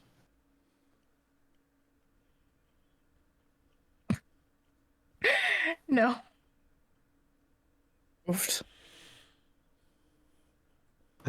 He's like leaned against the window. The window's real dusty. You see him as he rubs his robe cloth sleeve against it, and he looks out and he spots directly into your eyes. Hey! Hey! Hey! Hey! He goes running around out toward the front of the building. You may attempt to hide. You could run away. If you have another creative option that you can think of, that your character would like to pull off in this moment, you are welcome to do so. I will say for everyone else, you guys hear somebody in this building off to your side yelling, "Hey, hey!" Taryn's gonna hold an action and be like right on the edge here. And if this guy comes out, she's going to put an... If he walks, like, I'm going to say, like, right here, going for ping. If he walks right there, she's going to put an arrow in his leg and try to slow him down. 2 questions. Do I have a direct line of sight from this window to the door? Yeah. Is the window unlocked? You could try it. Okay, I'm gonna try to force the window open and get inside as he leaves. Okay, as he leaves. So As he leaves. as he's like going to the door, you try the window. It opens up. You Yeah, go and I would wait inside. for him to be out of the building, and then I'm gonna dive into it. Yeah, so he's coming outside. He goes out through, crosses through the thresholds outside. You see him leave. You dive through. You come into the building. Just as he's gone out fully out into the street. I'm gonna give Vera and why do I? Why? Why do you hate me? I don't He hate hates you. you. Why do you hate me? You want keep- to I die. keep thinking of your other character, and then I keep getting tongue tied every time I do it. And I go, it's not that. No, it's Kivara. Kavara. Yeah, she would at least, I think, would understand at least that our friend, our companion in travel had gone in this way. She wouldn't have seen this stuff over here. But the gunshot and all of that, this guy coming out the door, she's gonna open up this gate right here. Okay. She's gonna slap this horse right here, right on the rump. Okay. Try and get it to sending its way up the street. Try and create a Yeah. diversion.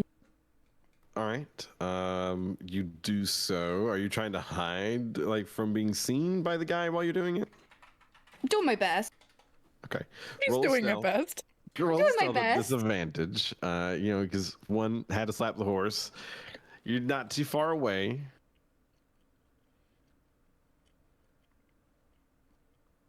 You're like 18, 20 feet away. Okay, yeah, okay. The gate like opens up. You do your thing, smack the horse turns, whinnies, and goes galloping out through the gate. At the same time that he's like kind of walking out into the path here, the horse comes bolting out and practically runs the man over and knocks him down onto the ground.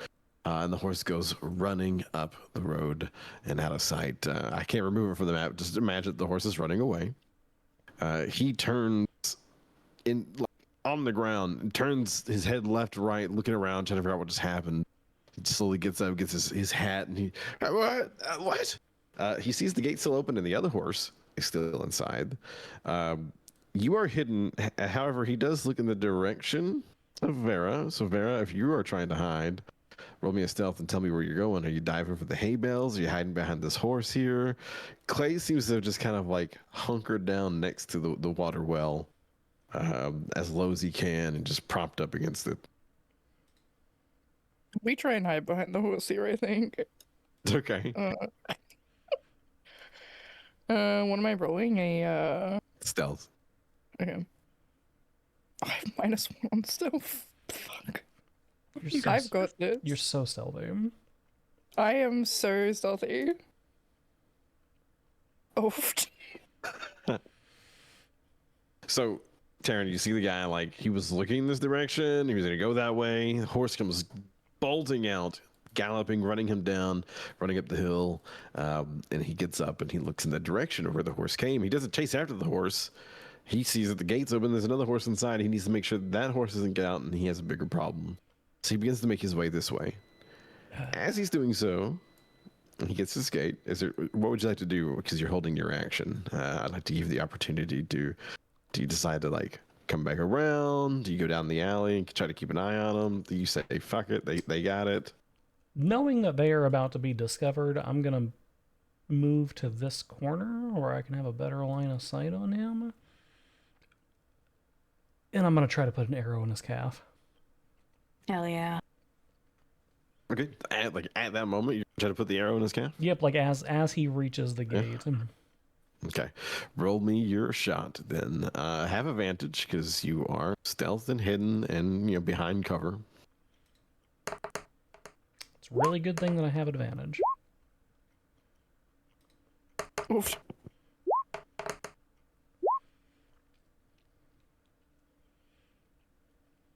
So that is a 15. Not a nat 1. Not a critical failure. Yeah. Roll your sneak attack with it if you did not already. Oh, goddamn. Okay. All right.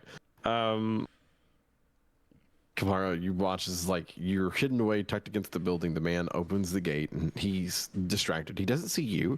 He looks directly toward Vera, who is half hiding behind the horse, and she keeps peeking over the back of the horse to try to see if the guy sees her or not, but maybe forgets that she has a foot of horn above her head. So every time she goes and peeks over, there's already a decent amount of her tiefling horn sticking over and being seen. As he's getting ready to say something, this arrow comes flying out, piercing through his leg.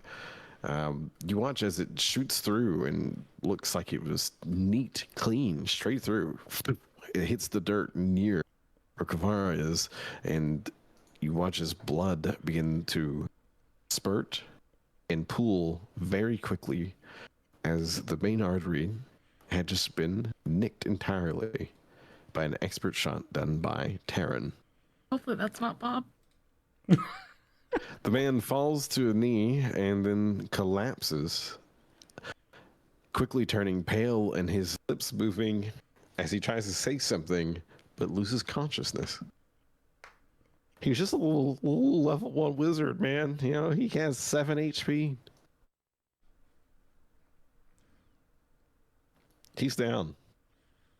But that seemed like a really big misunderstanding. No. He's looking in the direction of Kavara as he's and then silent. That might be Bob.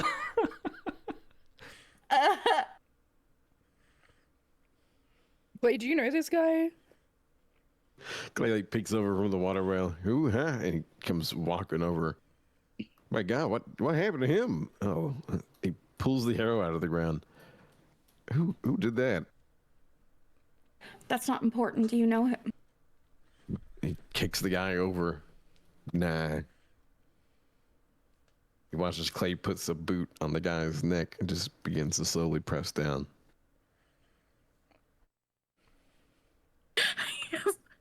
This might be a good opportunity to ask what Bob looks like.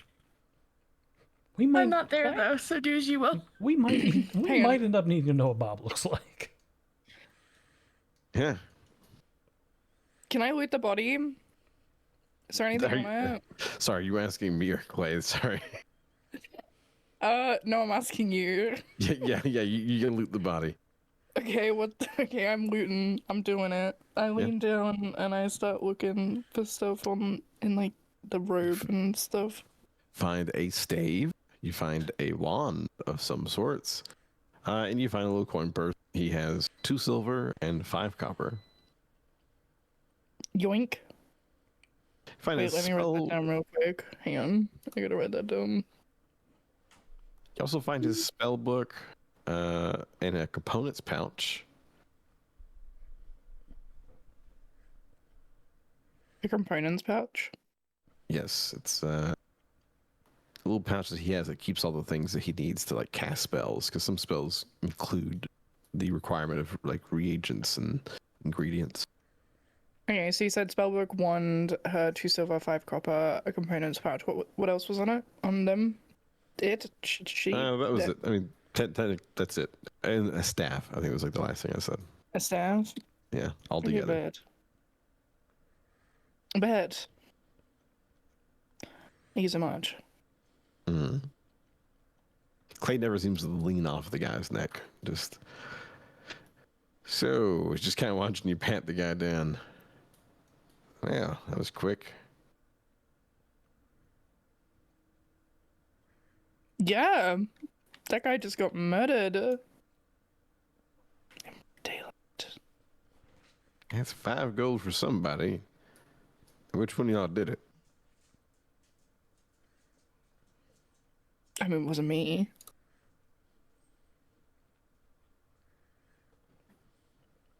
Kavar says nothing. Pretty sure there's only one of y'all that really had a bow and arrow, and the other one had a crossbow. He's like looking at the arrow. That's gonna be 5 for Taryn.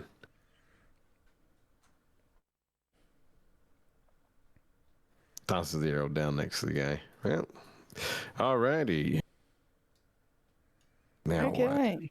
We go up the middle of the road. I mean, if y'all can just handle that, I mean, this should be a walk in the park. Yeah, I mean, Taryn is going to stay tucked exactly where she is currently, so as to While not this draw attention happened- to herself. While this happens, Dicey's going to be looking at what the guy was looking at, seeing if there's anything of particular value there.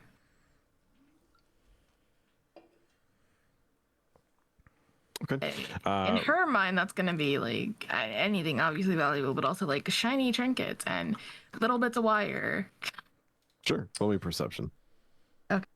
Some hot D&D action? Yeah. Yeah.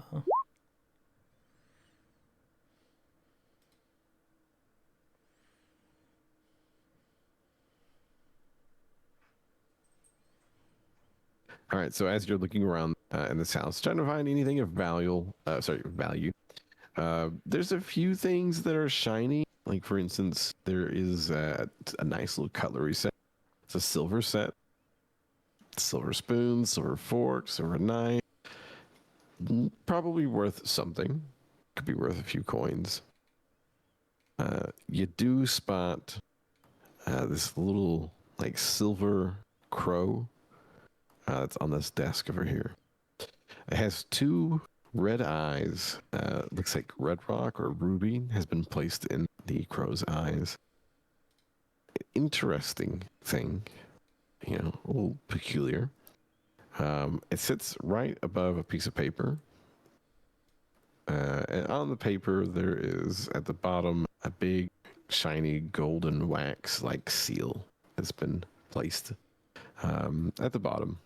Kind of like a sign of authority, like, this is, from so and so, blah, blah, blah, blah.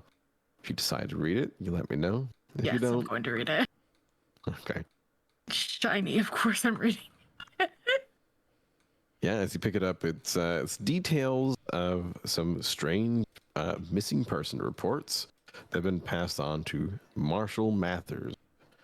I'm just giving you like a TLDR. It essentially reads, Marshall Mathers has been here for nominated by the 3 sister towns to bring forth the criminals and or syndicate of criminals that are responsible for the people going missing here in Hollow. It is then signed by Judge Tybalt. That has a big golden seal next to it. Okay, that and the raven are going in my pocket. Okay.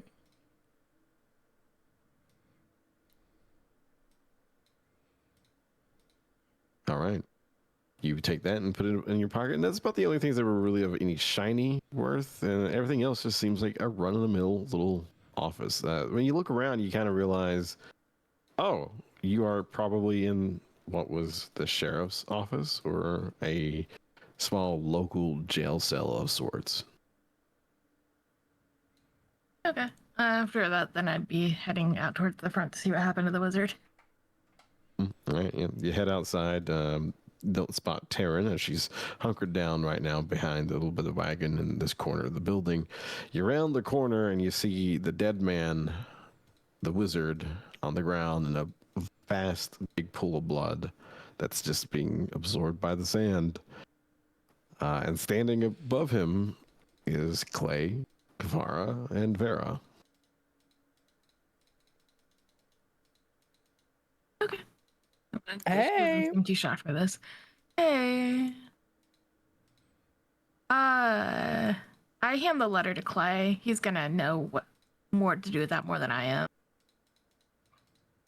Okay. And he takes it, Gives a little once over. Oh, shit. Damn. Okay. Well, if you see Marshall Mathers, maybe spare him or kill him. It's really up to you. Marshall Mathers is a dangerous fellow. Real good with the law, but, you know, he could owe you a favor if you find him in a spot and you free him, save him, because I'm assuming he looks around. He ain't here. He's probably wherever all these other missing people have gone. What does he look like? Oh, he's real fancy dressed, real well dressed, well groomed fella, well manicured, Does he clean bleach his shaven. hair? No, No. Okay.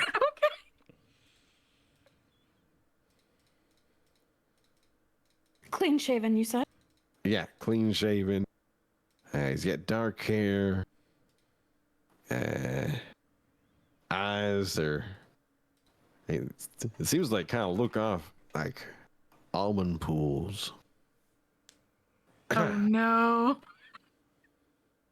Anyways, but he's really hard to miss. You'll Are you recognize. like into this guy? You like know everything about him. No, just we've had a thing. Not a thing. Not like that. Had a thing? No. It's like a competition, like a rivalry. You know, he's always been after me, but he's never caught me. So one of those Alright. things, you know. Yeah. Yeah, so if you get him in your debt, then that's one up for you. Yeah. So I don't really want to die, but also, I mean, we find him, you know, if we have a favor and he captures one of us next time, he's got to let us go, right? Surely. How did you end up on like a carriage with people with criminals in the back? If you are also wanted. Oh, I lied to them and just pretended to be part of the bounty hunters because I just figured I'd find some people down in their luck getting scraped up by bounty hunters and I could make them do some work for me. Okay. All right, let's move. Down the middle? Down the middle. Maybe stay low to the ground. There was at I feel least like- 2 in that building across from us. Right. Yes. She would try to catch Taryn's attention and point towards the saloon there and hold up 2 fingers.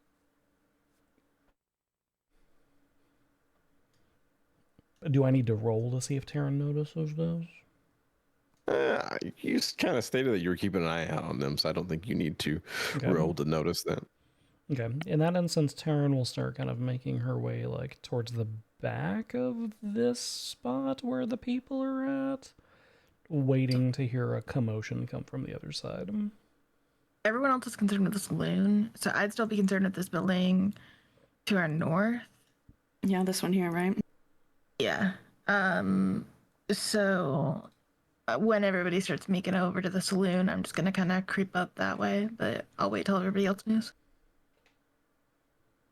Okay. So, Well, sorry. you go. If you guys are moving up the middle, I'm not going to require a stealth because you guys are moving up the middle. You'll be spotted. I'm just stating so you guys are aware. If you go up the middle, you'll be going into initiative. If you guys want to try to sneak and get the jump on these people, you can stick to the sides of the walls and roll me some stealths and see if you're able to get closer or, you know, catch them off guard. But I'm leaving that up to y'all. You've declared that you want to go up the middle. I'm just stating so you're aware of what you're getting into. Yeah, Taryn's entire concept right now is to try to get the drop on people by using everyone else's bait.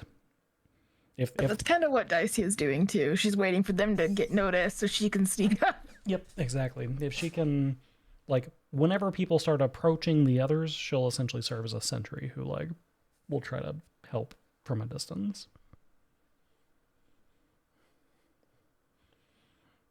She's a stealth archer. I leave that up to you, Bride. I think actually what she would do was probably come over here towards this way. I'm not sure if that'll put us in initiative. That's just probably where she would head. Just kind of try to take some cover over here, knowing that Taryn was right over here. And she would throw out a little pss, pss, pss. She's not going to leave her cat behind.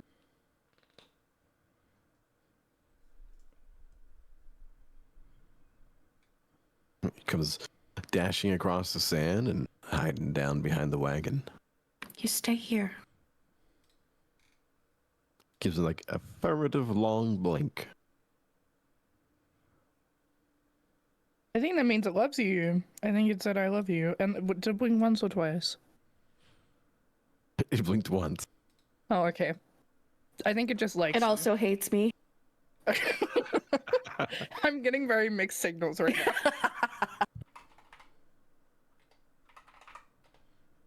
And we are creepy crawling. All right, so if you guys are gonna go for the sneaky option, then roll me stealth. And since everyone is stealthing, give me a stealth just from everybody in general, so that we see how you guys are sustaining your sneaky. I'm so stealthy. I'm so sneaky. Yep. Nice. Twinsies. Unlike everyone else, Taryn is actually being sneaky.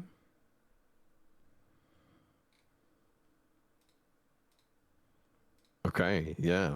Bryant Kavara feels like she's doing a pretty good job taking cover. She's hidden. She's snuck away.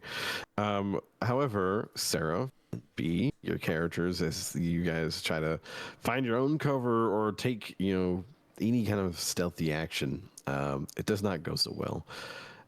As you guys are moving up here through the middle, and Clay comes out and he's like watching you all. He's kind of hanging around over here near the edge.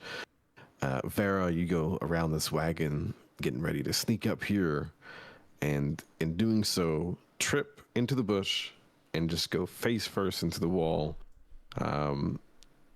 very loudly proclaiming, "Fuck." I presume that I hear that. You heard that. You heard Like that. Can I- I say it loudly, and I'm like, "Fuck." Oh, I mean, fuck. Trying to do it. Okay, can Taryn use her sneakiness to move like up to where she sees the door is for this, the back door is for this place, Yeah. so that she's not directly next to the person who's screaming "fuck"? Yes. I didn't imagine that she has enough movement to do so anyways. Yeah, probably do so. Okay, Probably get to about like around here. like here-ish. After hearing that, you get to about there. Your stealth keeps you pretty good as you are peeking in, like looking around the corner. There's a cutout on the door, a little framed window, so you can peek through. You can see inside two people, kind of stumbling toward the front door where they heard someone yell "fuck" at just a moment ago. You can hear muffled sounds of voices, and their backs are toward the door that you are currently at.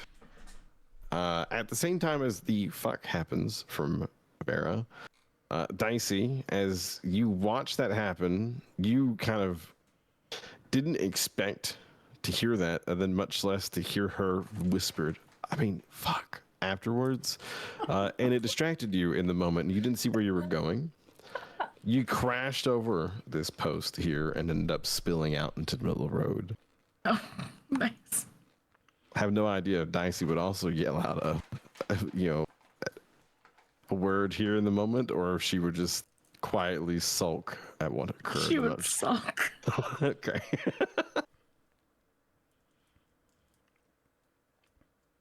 Taryn's gonna Clay's gonna knock another arrow, and knowing that whenever these people go out, they're just going to see just a street full of idiots tripping over themselves, is gonna prepare to shoot the second one who leaves the door. Okay. Not the first one, but the second one. The last one, right? Yeah, the one that leaves the last. I got.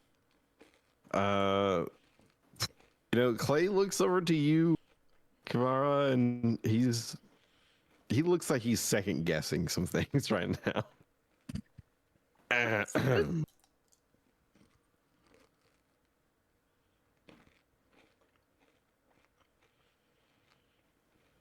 He's waiting to see if you go out to help your friend who is currently laid out on the road. Well, not your friend, but your newly met acquaintance. Or if we are just waiting to see what happens next. Nobody's come through the door yet, right? Not yet. I mean, we're listening. We're hearing them coming. Yeah.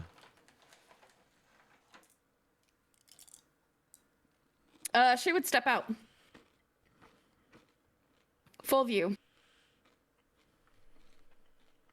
Put her hands on her hips and wait. Okay. As you do so, this fella comes out drunk, very drunk, comes stepping out. Hand around the bottle. He looks directly at the three of you. Hey! What y'all doing here? Boss y'all wants to doing around know. here? Boss wants to know what's taking so long. Boss wants to know. Yeah, boss the wants to second know one what's taking so long. begins to head to the door, and Taryn, you said you were holding your action to shoot the second one that leaves, right? Yep, the second one who walks out is the one I'm shooting. All right, go ahead and fire. This went really well the first time. What? It did, Boss- actually. Boss wants to know what we're doing. What's taking so long? Boss fucked off and went up there with the mayor. He's up there with the mayor. Why is he mad at me?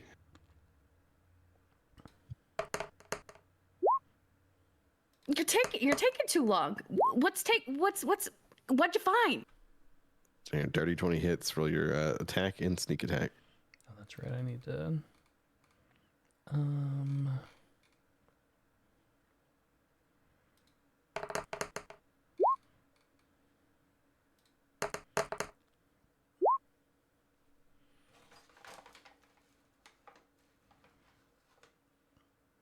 Oh, it's interesting that it highlights that one red because I had a 1 on it. There was a 1 on one of the d6s. Yep.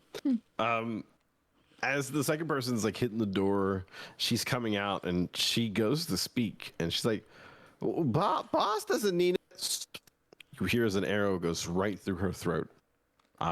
It gets lodged in and a hand goes up and she clasps around her neck. She does not yell. There's a gurgling sound as blood quickly fills her throat. But she does not go down. She stumbles out here, and the two of them immediately take offense to the aggression. They don't recognize you all, so one moment.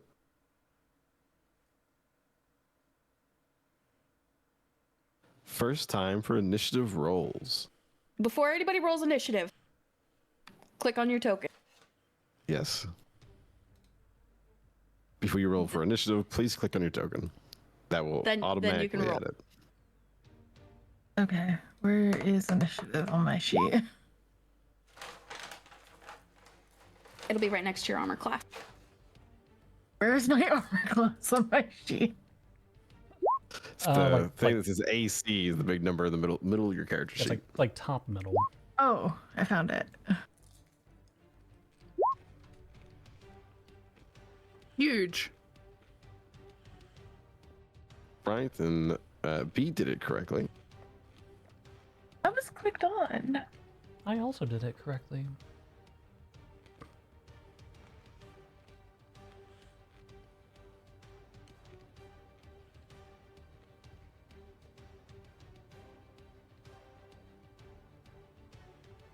See, Casca rolled a 10. And then what did you roll, Occams?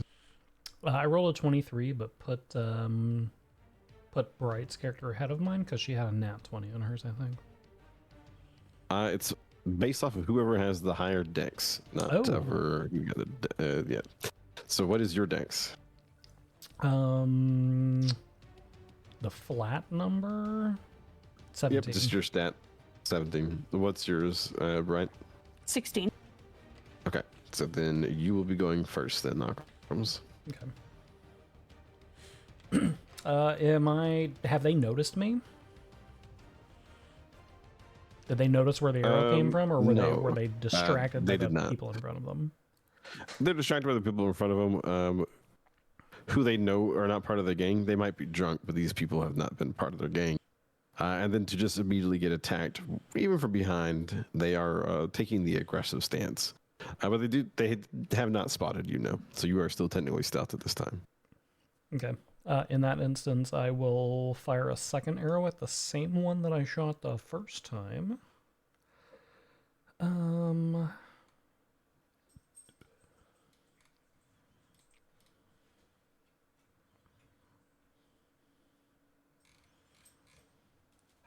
Sorry, I'm trying to figure out how I did the...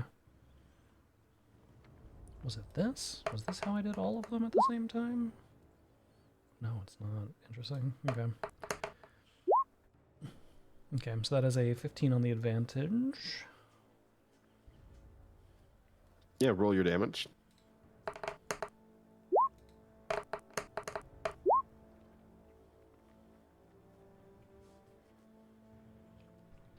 So that one 17. came stumbling out, the arrow through the throat. As they turned around in their drunken stupor, they had not noticed you, but they see the glint of the metal from your from your arrow, not from your crossbow. The glint of the metal from your arrowhead as it flies through the darkness of the building inside and comes out into the sunlight. Out here, you watch as this drunk person, even in this moment of surprise and near death, catches the arrow in their hand and turns and hurls it back in the straight line from where it came. You take 17 points. Sorry, no, you don't take the sneak attack. You take just the piercing. You take 8 points of piercing damage as the monk threw back the missile at you. That would put me at... There we go. Wait, am I still missing the 2 from before? Actually, Probably. yes. Okay. Yes, you are. Okay. No more level 1 wizards for us.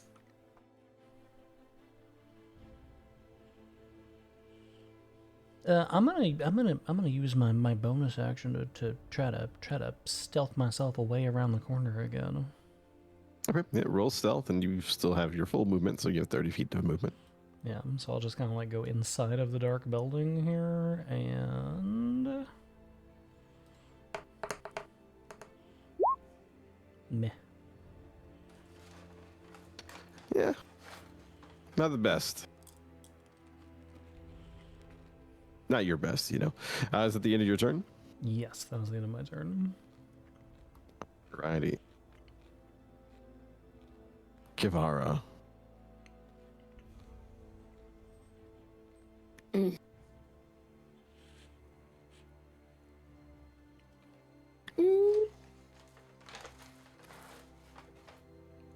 We're gonna cast Starry Wisp.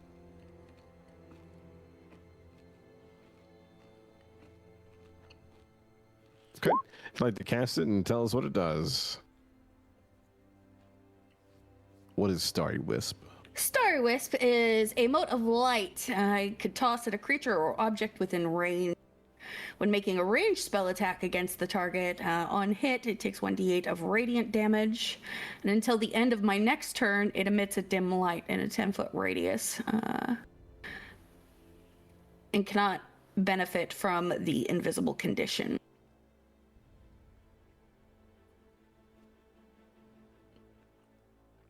Okay. So describe to me, how do you get this mote of light? Do you just form it in your hands? Like you do some waving? Do you grab like a shaft of light out of the air around you? Yeah, she would just like make this little like hand motion where she just like sweep around and light would spark from her fingers into her palm and she would chuck it at the monk. 22 hits.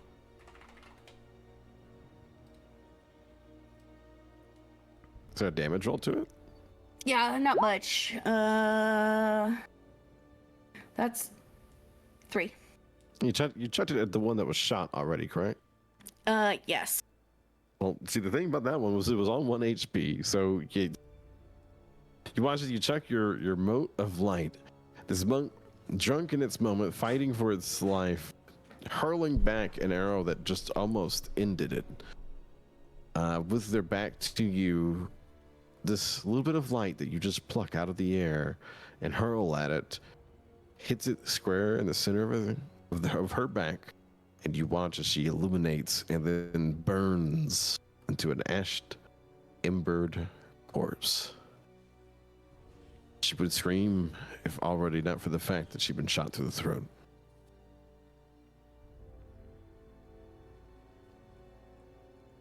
Realizing things are gonna get dicey, I'm gonna use my bonus action to dismiss my familiar. Back to the stars with you, little one. There's a ghostly like meow that you hear, and then a mist that comes from behind the wagon, knowing that your familiar is gone. That's the end of my turn. Alrighty. Vera, it's your turn.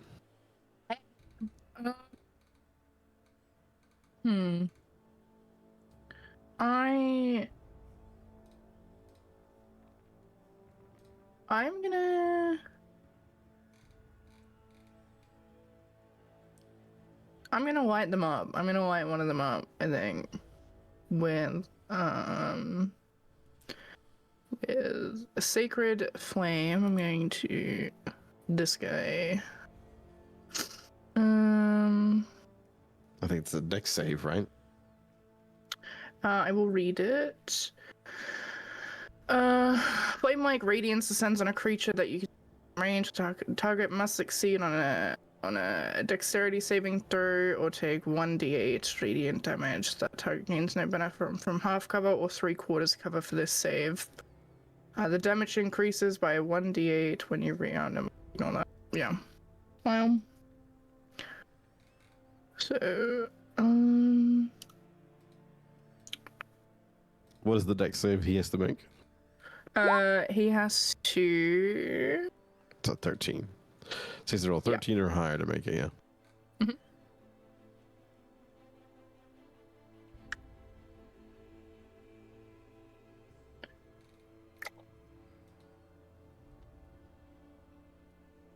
Yes.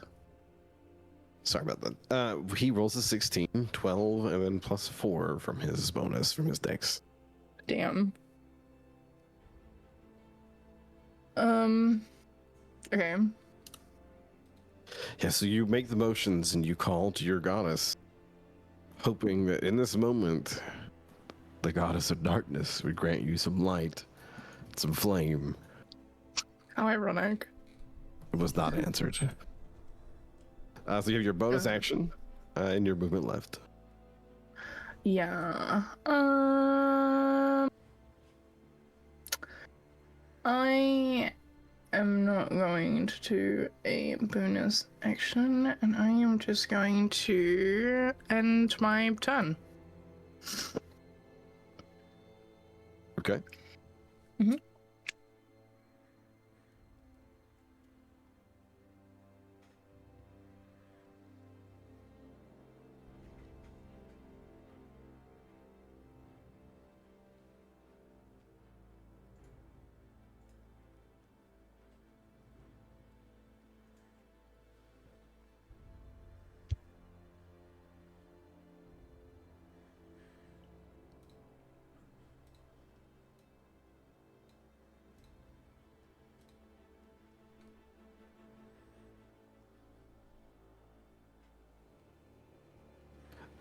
You were keeping an eye out for this building over here, weren't you, Dicey?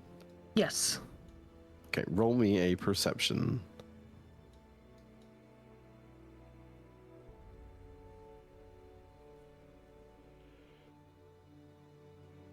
Okay. Watch as the door quietly opens up and this guy comes sneaking out. Definitely trying to not be spotted by any of you. Were you holding an action? I don't think so.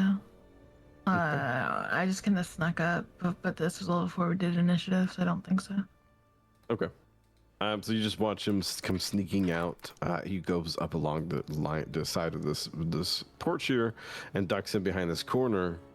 You see him like taking a position of advantage to shoot from, but because you spot him, if you wanted to, do you notify your friends that they could be shot at? Yes. How would Dicey do that? I'm just gonna say there is an idiot to the north. I'm just gonna yell it. I mean, I'm letting him know too, but you know, there's no better way to tell everybody here that they're gonna get shot at. Yeah. So you yell it. There's an idiot to the north. To you guys hear it. That means he doesn't get advantage on his attack, which means that his 19 that he had with advantage does not hit, and instead his 12 that he rolled naturally is what he fires off at Kavara. Kavara, does 12 hit you? Does that meet your AC? Does not. All right. You guys hear the same kind of sound as what fired from Clay earlier. The shot goes wide and hits the dirt out behind you. Kavara, you hear it hit the dirt. And the guy behind the wall looks a little abashed and takes cover behind his corner. It's his turn. This fella's going to come running up on you there, Farah, and he's going to come in with a strong uppercut toward your stomach. He is also a monk, a drunk monk. Does 16 hit you? No, it does not. 16 does not hit you. No, my armor class is 18. Oh my gosh. She He got, comes she got that running plate up, armor. confident, swinging to land his blow, but you back just a little bit. You don't even really have to lean too far back though, because his fist collides against your armor and just rings out. Joe, He's thank you for the 44 months. as he pulls his hand away, shaking it back and forth. You want to rethink that, buddy? You want to think about what you're doing? Yeah, I'm rethinking about it. He's gonna use his bonus Yeah. action to swing his foot around and try to hook kick you.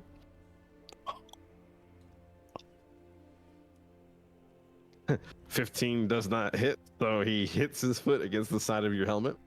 Or do you have a helmet? I don't know. I don't know. How do I know? Like, That's an aesthetic thing. Like, would you have oh, my a aesthetic thing? helmet? No. Okay.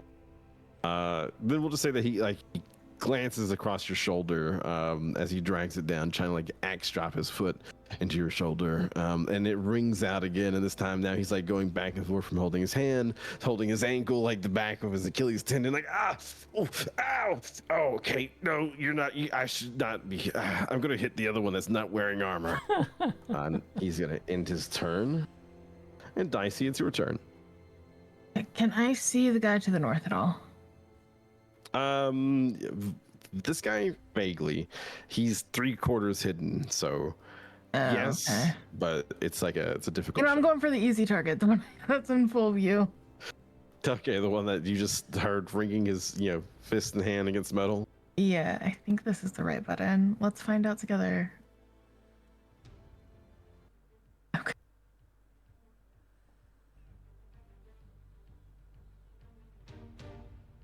I'm really bad at rolling Perception. dice. Okay, yeah, 6. Okay, no, 6 does not hit. Sadly, Bright side, is that you? you fire off your crossbow. You would have had him if he had stayed still and not, did his little twirly spin to hook his foot onto her shoulder, which still did not work out in his favor, but it did not work out in yours either. Okay. You have your You wanna bonus talk action. about it? I don't know what I can do with the bonus action. On your character sheet, you can select actions, I think, and then see what. Oh, I bonus can't do actions. shit with my bonus Oh, okay. action, so nothing. Fair enough. Reloading, or I think that might be a full action. Yeah, crossbow. Are you proficient with a crossbow? I think it's just a So. bonus action if you're proficient. Okay, I'll- then reloading. I will double check while we go into Occam's turn. Okay, so this monk, do I have line of sight on this guy from the position that I'm in with these doors, or no? Like, can I shoot this guy? Yes, you could. They are like saloon doors, so but he will have half cover because of the door. That's okay, because what I'm gonna do is I'm gonna use my bonus action. It's been a while since I've played a rogue. Correct me if I'm wrong. I get sneak attack on him since he's in combat with her, right? Yes, yeah, because he's Okay. within 5 feet. Okay. So in that case, I'm going to use my bonus action to steady my aim, which gives me advantage on this attack. It is an action to load crossbow. Have to have the crossbow expert if you want to be able to load it without it being an action, or have the repeating infusion as an artificer. So I have a longbow, not a crossbow. yeah, that's for Seraph. I do have the repeating infusion, I think, but like I don't know if I would have it because I'm separated from my gear. You would not, because you were separated from it, I believe. Okay. We'll just go with that for the time. Yeah, I think just for like gameplay reasons, I don't have it infused. Okay. And then back to you, Occams. Yes, the target will have half cover, so and then you are firing with your longbow, yeah? Yep, I'm going to fire with the longbow. I'm going to use my bonus action to use steady aim so that I have advantage on that, since I'm no longer stealthed. Okay. Go ahead and make the roll then. Half cover just means that they have a +2 bonus to their AC. Okay, so that is a 16 to hit. 16 does just hit. 16 is their AC with half cover. Okay, and I will do sneak attack, and then regular damage.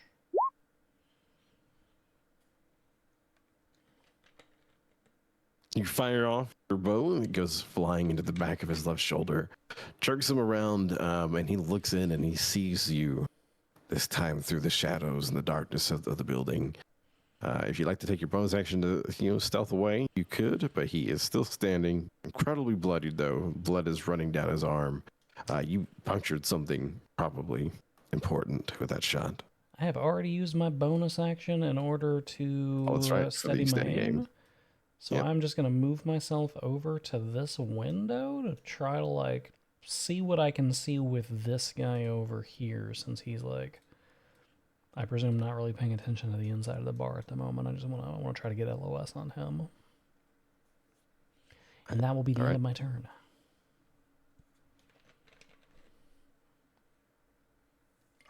All right, it is your turn there, Kavara.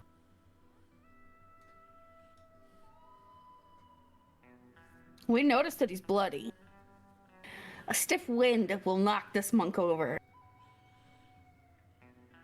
We're gonna flourish our hands again. Sparks jumping into her hand. She chucks another ball. Yeah, 15 15 hits. Yeah. Oh yeah.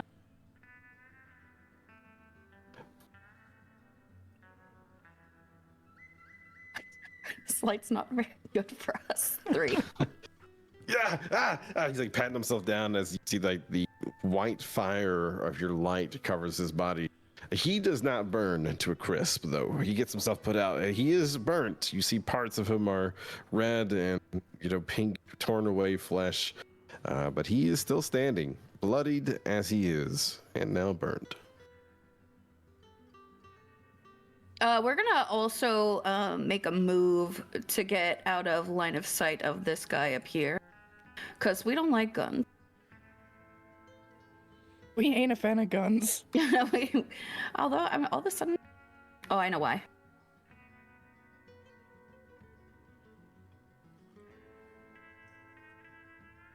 How do I turn this off? I thought I did. I just click on the select tool at the top.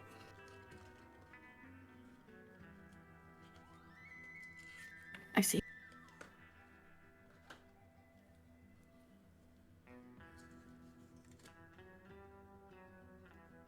We're just gonna go over here. Not gonna leave her entirely. We want to keep her in our eyes because that guy's not done yet. Okay. And that's the end of your turn? That's Or- going to be...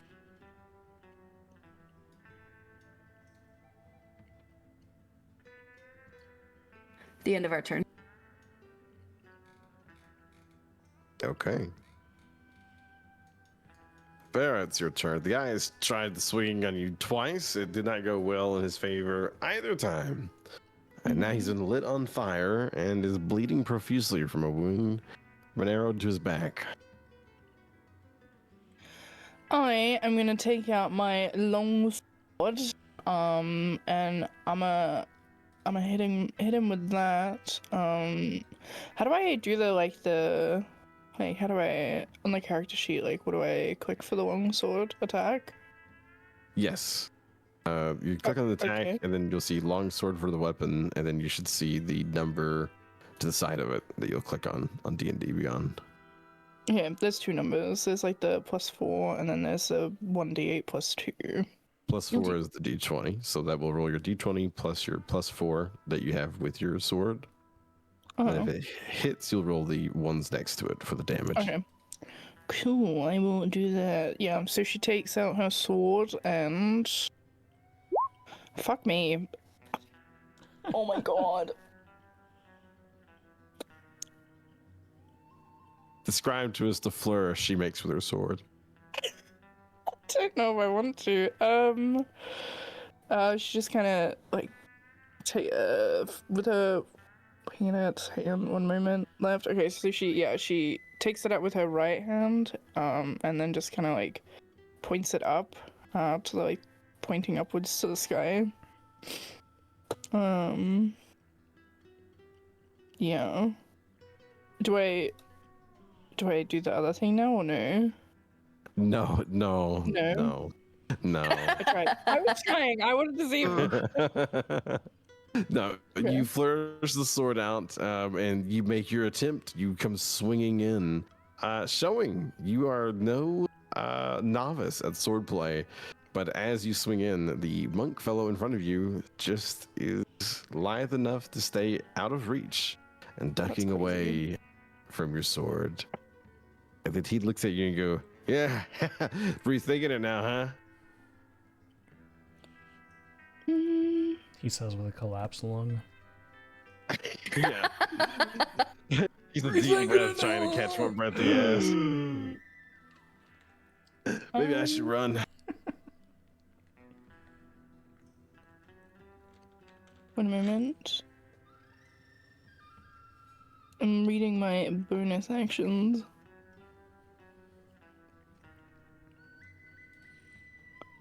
Oh damn. I have to do my divine smite, I have to hit him. Damn. Okay.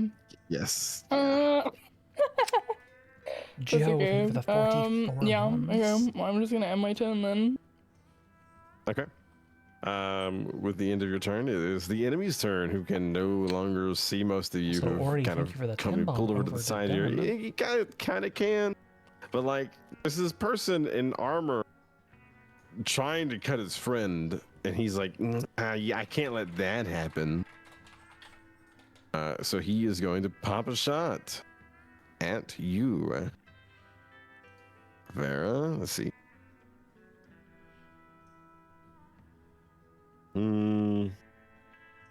I don't know what your AC is. I forgot already, but does 18 hit? My AC is 18. Okay, Same. AC is 18, so 18 hits.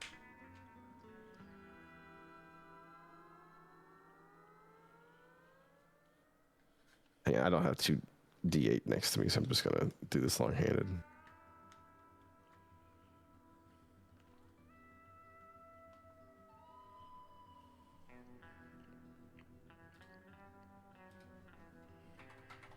You take 12 points of piercing damage as he shoots right into the left shoulder of your plate. It finds the weak point of your armor. It doesn't do any like severe damage to your armor, but it just gets in between the folds there and pierces into you. Not puncturing, nothing awful. You're not bleeding profusely. Damn, that hurt. It jerks you back a bit. And he's gonna tuck back in and take his cover, full cover away from everybody, unless someone comes around the corner and tries to shoot him. The drunk guy is going to make his attempts to punch you. 15 does not hit. So as he comes forward again and punches like right into your chest, the metal of your plate rings out again, and he just holds his fingers up, and now it looks like, yeah, no, this is the wrong choice. And you see him slowly put his arms up. Can I surrender? And that'll be the end of his turn. Dicey, it is your turn. Okay. Wait, just to confirm, sorry, really quickly. I took 12 HP from the other guy, right? Is that how it works? Yeah. Okay, cool. Perfect. I did look into it, and apparently reloading is a free action that happens when you shoot. Oh, it is? Yeah. I don't.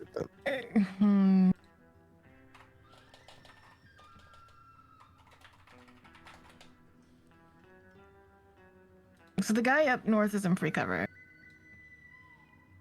Full Yes, cover. this guy up here is in full cover. They've got this guy handled. And there's no windows on this side of this building. Is there a window like right here? Ping again for me. No. Damn. Fuck this building. Is there like a window in the front at all? Like anywhere between here and the steps where he wouldn't be able to see me coming? Like you trying to sneak in, I'm assuming? Yeah, I'm trying to sneak in the building and kind of get him by surprise. Okay. If you pinged here, there's no window here. If you're pinging here, I know that's a small difference. There will be a window there. Okay. I'm gonna go for that window. Okay.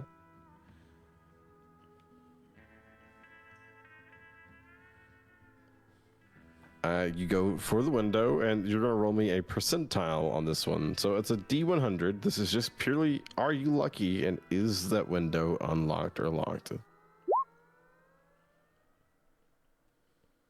Yeah, at first you go to try it, and you feel like the window's stuck, but you force and ease it open just enough that you're like, oh yes, it's not stuck, thank God. It pops open, and you're able to slide into the building. Okay. You are keeping up with the distance you are moving, yeah? I have no idea how to measure that. Okay, on the left-hand side, there is this toolbar. You will see there's like selectors, different ones. There's a ruler there. You started off from behind down here, so yeah, wherever you were. It's about 16, 17 feet to get to the window, and then getting inside to where you are. We'll say you moved 20 feet so far. Okay. That means you have 10 more feet of movement. Is there a window? I'm guessing there's probably not a window right there. There's not a window directly to his side, no. Okay. Right there. There's a window on this side, right there. Okay. You said I have 10 more feet of movement? You have 10 more feet, yes. Okay. I'm gonna start towards him, and then that's about the furthest I can get then, about here. Okay. Stop measuring and start moving. Sorry. It's all good. You'll select the select tool at the top again. It's right above The little hand. arrow, yeah. I think that's about here. Yep, that's about where you had it.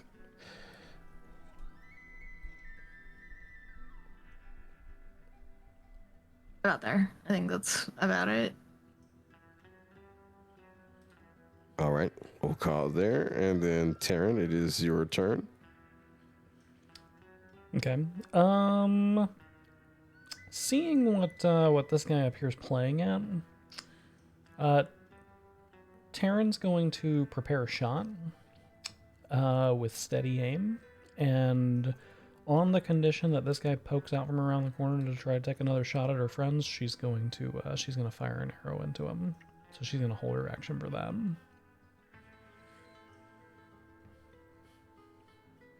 All right, you can hold your action for that. Then that means we'll move on to Kavara. Kavara. You watch as Dicey has ran up to this building and dived inside. Yep.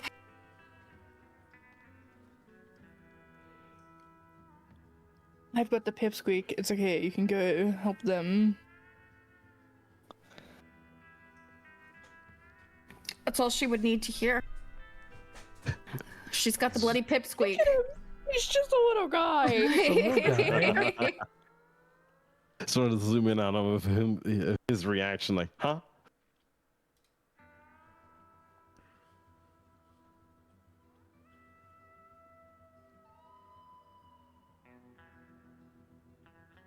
We're gonna move up here. Do we have line of sight here on Terran? You kind of like see her like, peeking up and down at the windows over here. Yeah.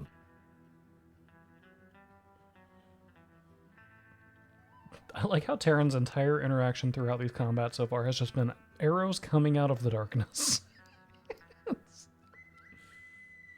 It's just how they should be.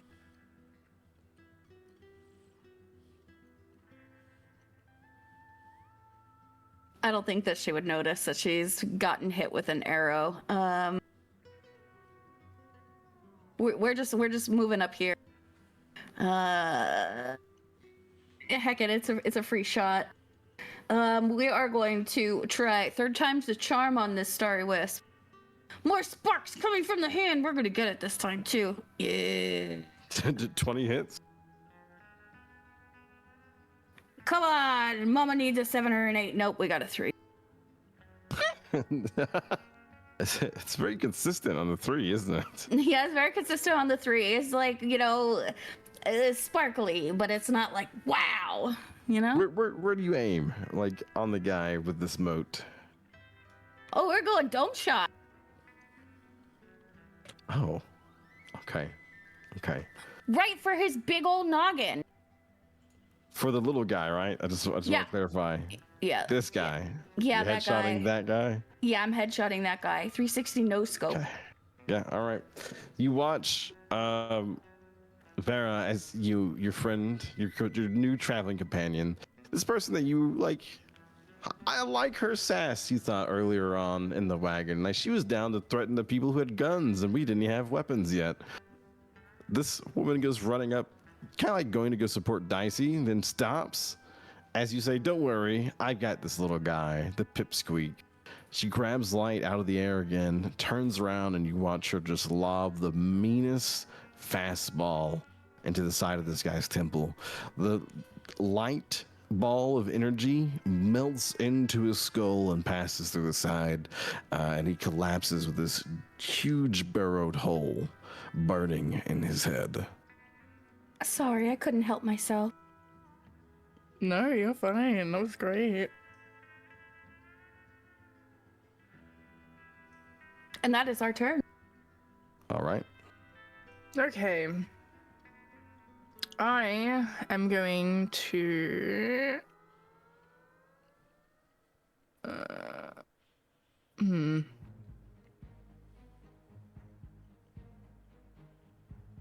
I guess, move, that... How do I... I got this. I'm gonna move, here. And then I am going to heal myself with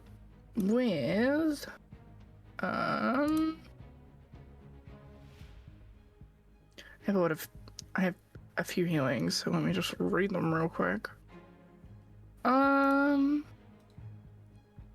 Sort of remind everyone, just really quick, while you're figuring out which healing you want to use. That man had his hands up and he was surrendering, and he was then just murdered. Just a reminder. Yeah, well, 5 gold is 5 gold. I'm not just this guy. Bitches got to learn. As a matter of fact, we turn around and we look at Clay and we're gonna say, "Are you just gonna stand there?" Yeah, I mean, so far, y'all seem to have had it handled.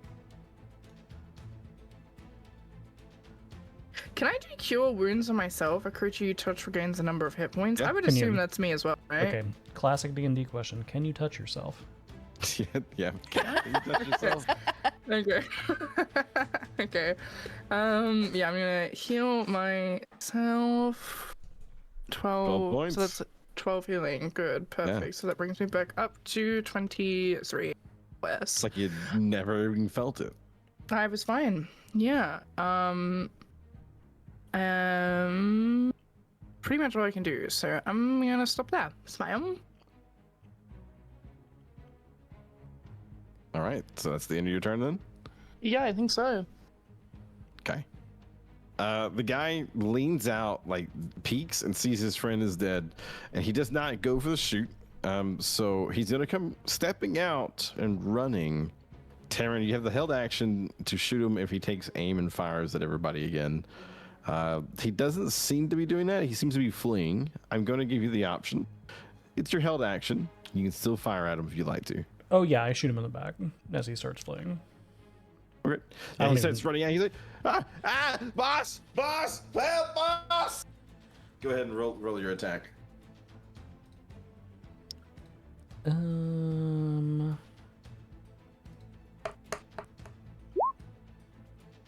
Just in case there's a 20 on the next one. Okay, there's, you know.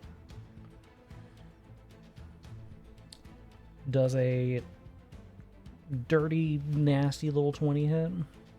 It does. Roll your damage.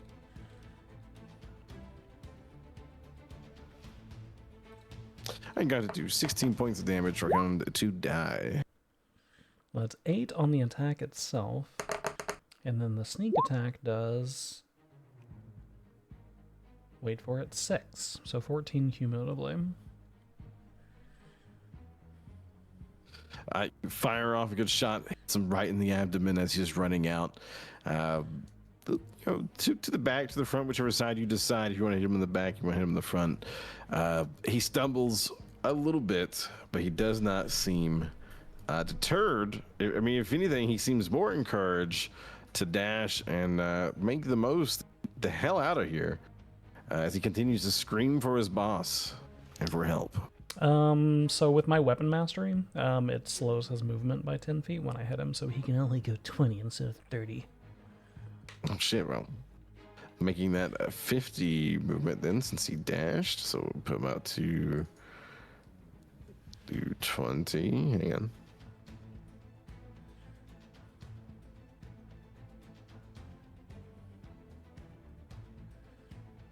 Perfect. Yeah, got him right there on it.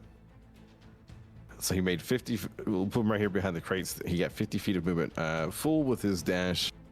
Well, I guess technically that'd be 40 because I'll cut hairs. So he's still out here in the open and not in cover yet. That'll be the end of his turn. His friend is dead, so we're going to take him off the turn list. And that makes it your turn, Dicey. You heard the guy run away screaming, yelling for help. You heard the sound of like a oof as something impacted his side. Out the front door, up to there, and then I'm gonna shoot him in the back with a crossbow. All right, roll your attack. Merciless. 5 gold's 5 gold. I get it. These people are ransacking a town. I feel That's nothing. true. Yeah, I get it. They're bad guys. Are you bad guys? But are they? Are they? That's just what Clay told us. Does a 19 hit? 19 hits. 5 gold for me. They also shot at a Fire. They also shot at a My cat for cat? no reason. Yep.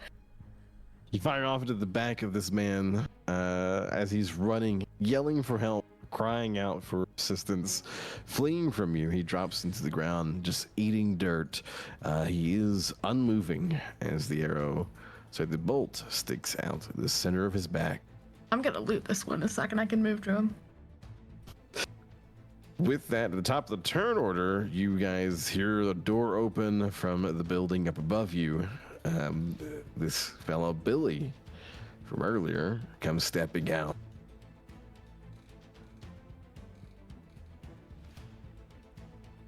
What was Clay's friend's name? His friend's name is Bob.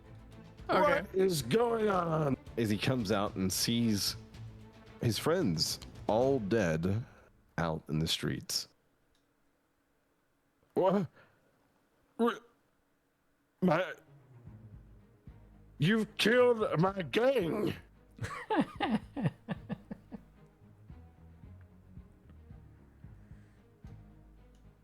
He looks in absolute disbelief at this, and he lifts up what looks like a lever-action rifle, fires off a shot toward Dicey.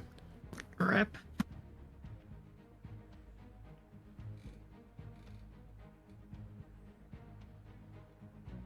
Roll this where you guys can see it. It's a 19 to hit. Ooh. My armor class is 11. He hits me. You.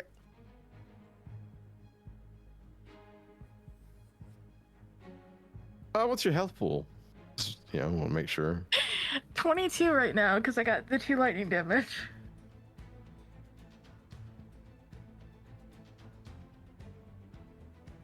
I don't like that question. Well, if he maxes his damage, he takes you out, but he's not gonna max his damage.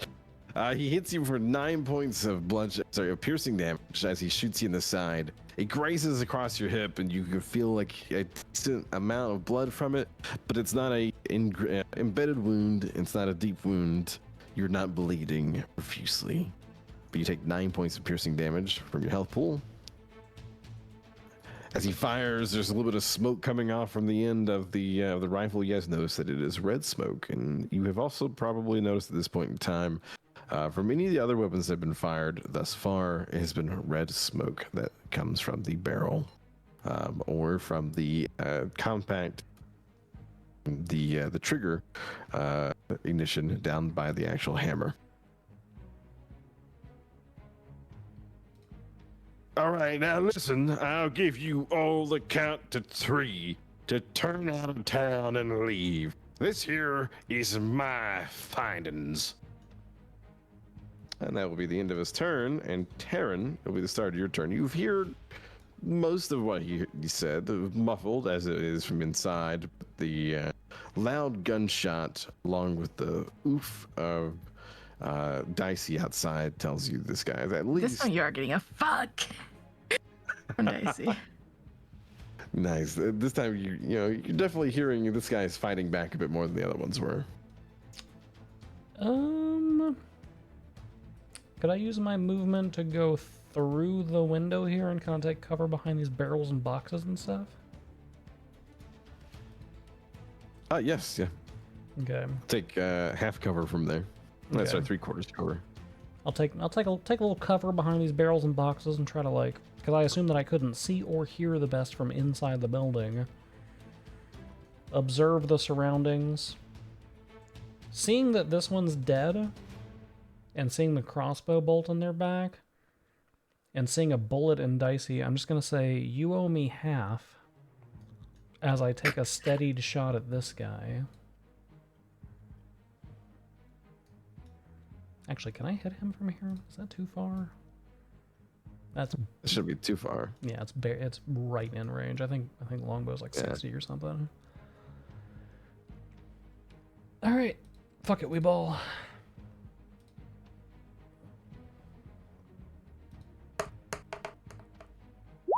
Ooh.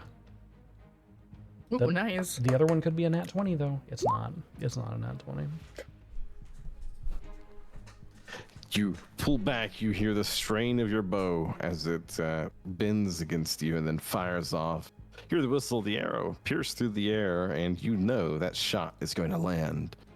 until he reaches up and twirls his hat and casts the spell Shield from his magical item, granting him a bonus to his AC.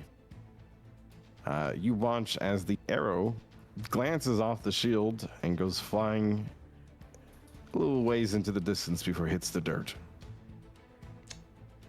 Tyrion's gonna be like, okay then, and just and take cover behind the barrels and stuff here. The bonus action? No, you already used steady aim, didn't you? Yep, yeah, she used steady aim. Okay. The sneak attack applies anytime you have advantage, so steady aim works just as well from a distance. Alrighty, then it will be your turn there, Kavara. She can't have that.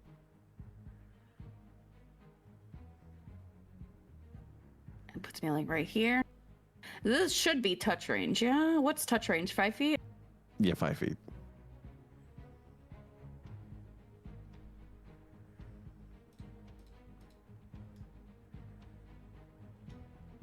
And we're gonna put our hands where she was hit before. And we're going to give her a little bit of Healy love. Nice, 12 points of healing, covering Yeah. the wounds. Nice. Back to full health of 24. I'm squishy. We're all squishy right now. I think you're all Yeah. switched. Yeah, it's okay. You're gonna pay for shooting my cat! That's all we could come up with. We're not very charismatic. It's at the end of your turn then?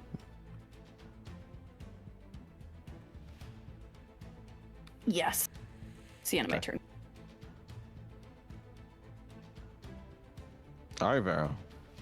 Okay, we need to move. Wait. Double check again. Inventory. Like. Okay. Wait, the range on a longbow is actually 150. Hold on. Yeah. It's a Feel lot like longer loss. than you thought it was, but I'll only correct you once you are actually messing up. You're fine. Okay. I have a javelin, and it's saying the range is 30 feet / 120 feet. What that mean? 30 to 120. Oh, I see. Okay. I'm gonna attempt to throw it then. And see if it hits him, I guess. Oh my god, the rolls, man. You do Okay. not hit him. You watch as your javelin goes flying out of your hands and goes dong, piercing and stuck into the side of the balcony he stands on. Okay. Then that is all I'm going to do.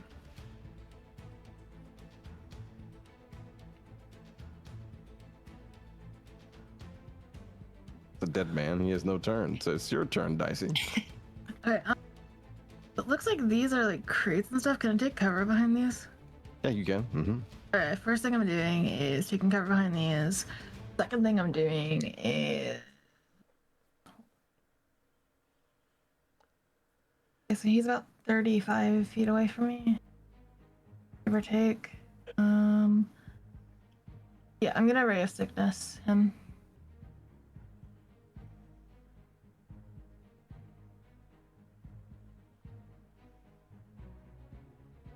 If it I hits. believe that's a spell hit. Yeah, I don't think that's a save. Yeah, 13 does not hit. Yeah. You lean out and shoot this ghastly, green, sickly looking beam of energy toward him, but it does not hit. It goes wide and hits against the side of the building, leaving A this +5. My dice hate me.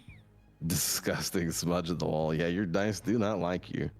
That's your action and your movement. You don't have anything to do with your bonus action, so it's at the end of your turn, unless you have any more movement you want to use. No, I just want to look down, but I do have a question. So I have 3 first level spell slots because I'm level 3, right? Sort of, yes. That's how many spell slots you have, Okay. but it's not one level equates to that. That's just how many you currently have. Okay, I wanted to make sure I was reading the sheet right, so I don't. Yeah. Okay, we're good.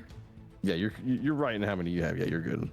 The fella up there, Billy turns.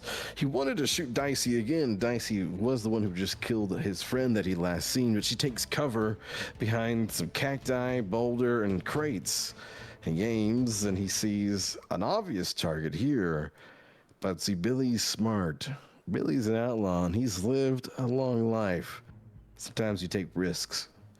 And there's a barrel right here. Who knows what could be in that barrel? He aims his gun and fires. Yeah. Loud ringing boom as he fires off the red smoke, the bullet that flies. And the oh shit that's gonna happen. Oh shit. No. Oh no. Why are they storing explosives outside their tavern?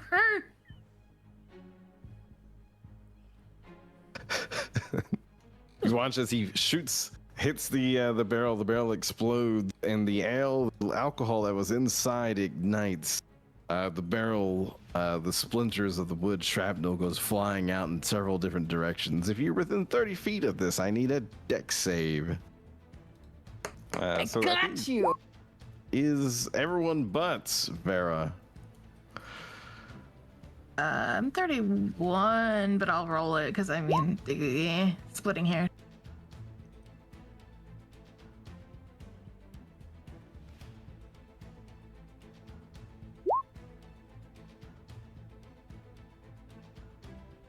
That's an acrobatics. Give me a dex save. That way, actually. Oh, probably I'm gives you. dumb. Sorry. You're good. I just want to make sure because sometimes different bonuses. Nice. Is that a deck save? Yes. Okay. Sorry, I'm new to D&D. You're fine. For being new, you've been doing pretty good. For those of you who roll less than 10, you're taking 18 points of damage. For those of you who rolled higher than 10, you take half of 18, so you take 9 points of damage. It is 4 points of piercing and 5 points of fire. That's for anybody who has resistances. If you don't have resistances to that, it doesn't matter.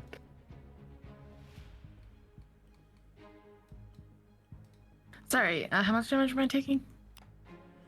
You're 9. all taking 9 because you all 9. made the save. Okay. Good thing you healed me.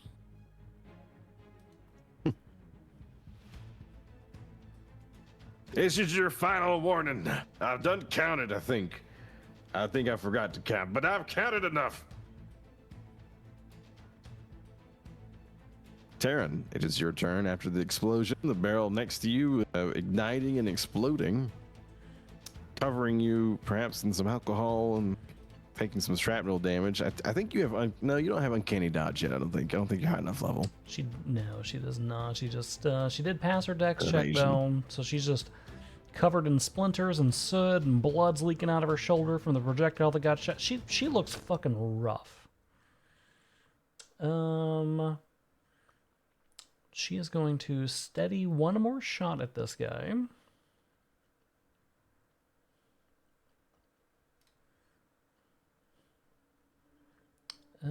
Where's it at?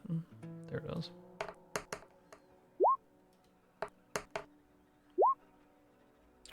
That is a 15 with a steady shot. 15 does not hit. Okay. So she just kind of wildly fires off an arrow. And then that's not precisely what I want.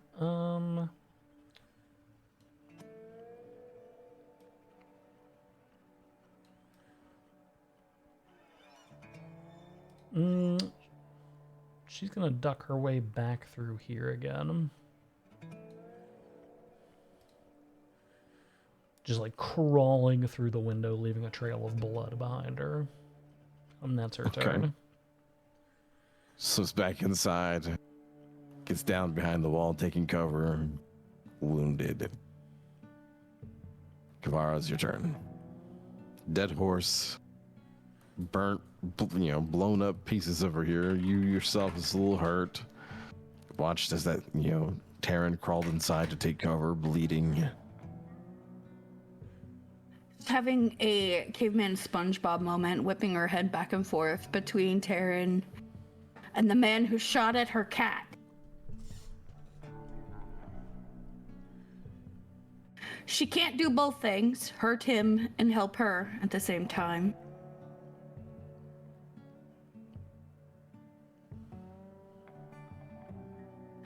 So she makes a move.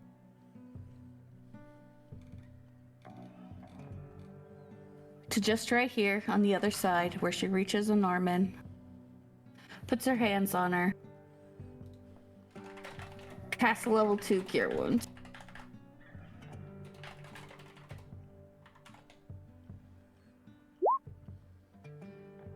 Damn! Nice. Oh. The urge to, kill this man, harm this man, to get some sort of look back from him trying to shoot your cat and shooting Dicey and, just being overall, at least trying to kill you guys. But the urge to make sure that this new fellow that you met, this new person, isn't dead. This person who's at least assisting and helping you guys in this moment outweighs that. You cross over, you reach through the window and place a hand on her shoulder. Describe how the light of the healing, comes through you. She would glow, ever so slightly. She already glows just a little bit, but it becomes very prevalent, and it kind of pools around the center of her chest and travels down her arm, spreads down her hand across the wound as it begins to stitch up on her shoulder first. And then you start to see some of the splinters just kind of pop right out.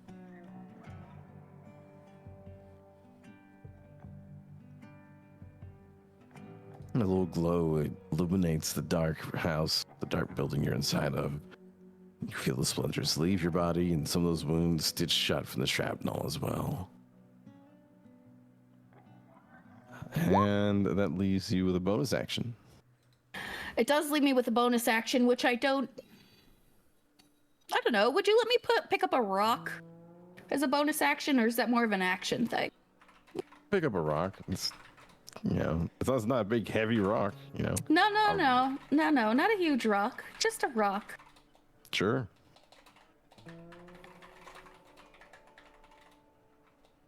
Pick up a rock after you heal your friend. Do you move anywhere, or do you just stand there for right now?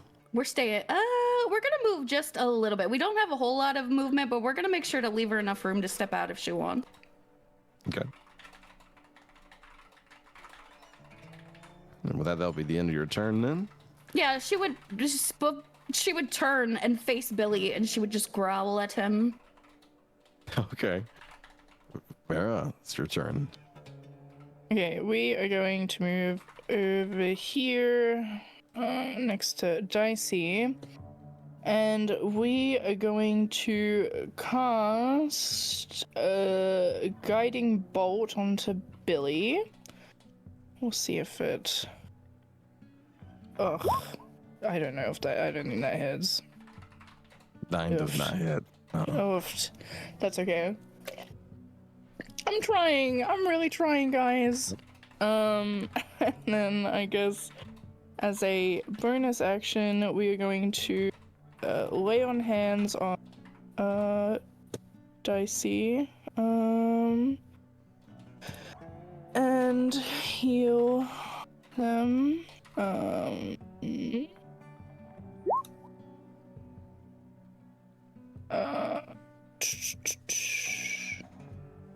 don't know how the fuck this works, so...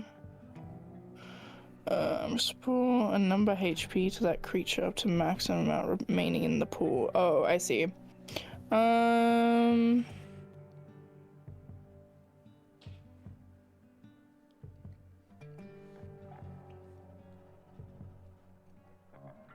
1 moment. Mm-hmm.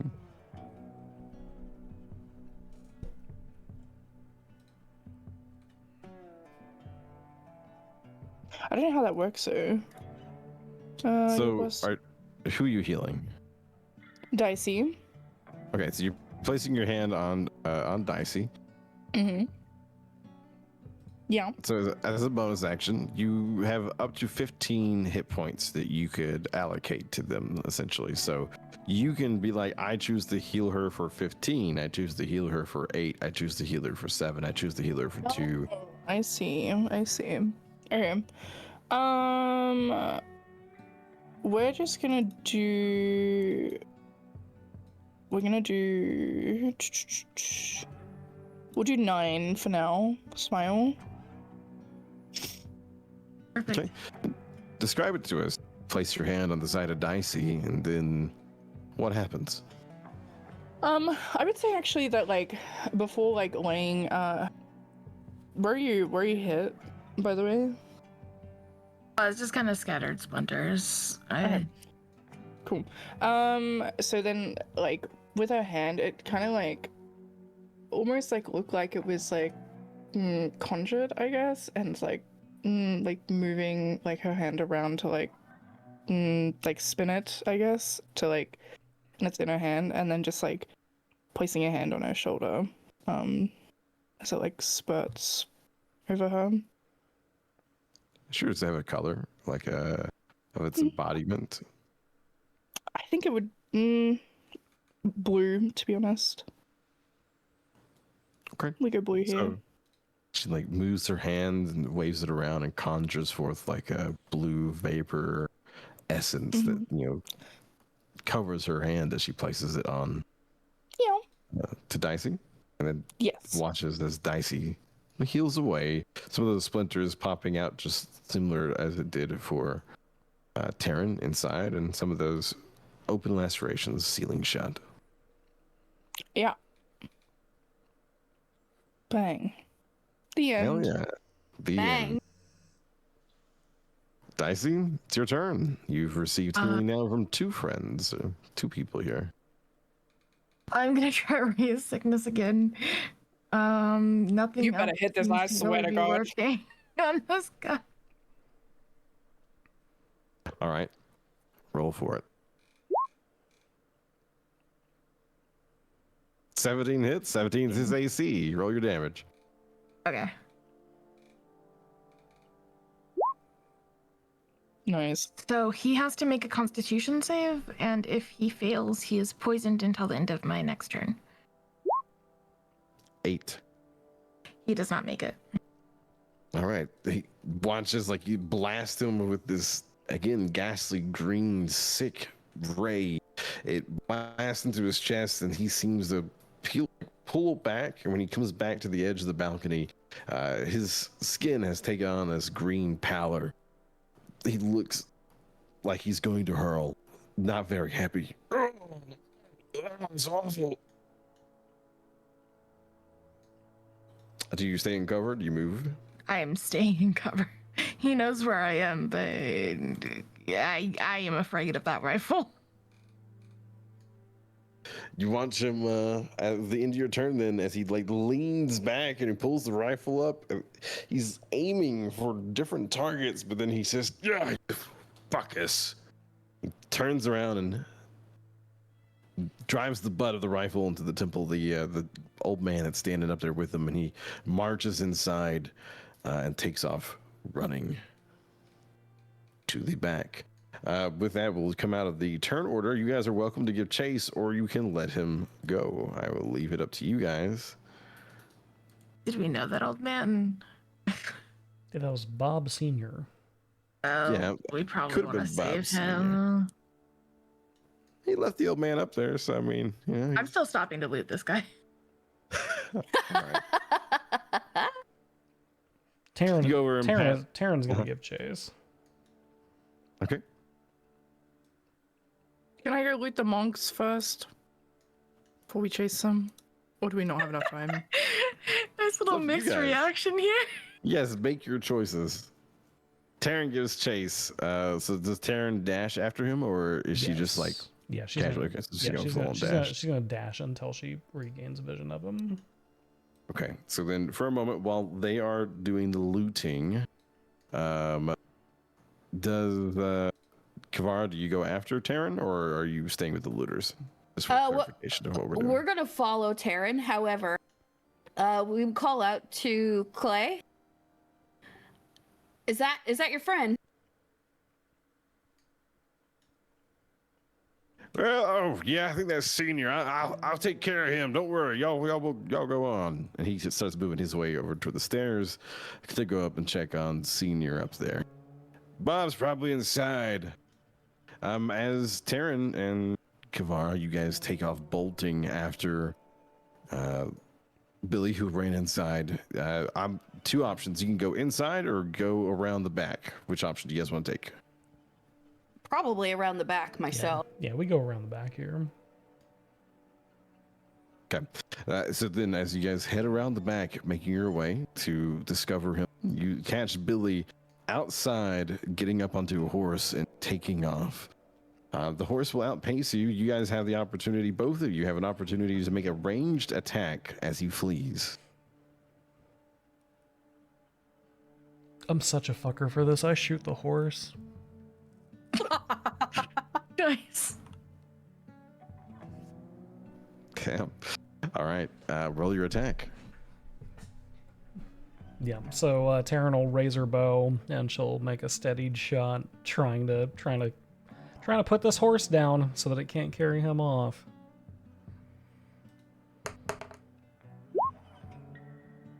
Does a 21 beat the horse's AC? 21 hits, yeah.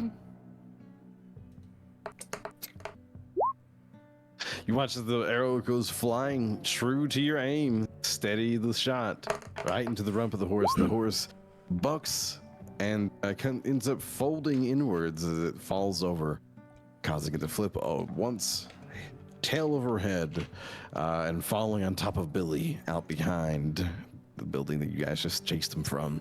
Okay, and I'm going to use my class's special ability, which I have not used up until this point.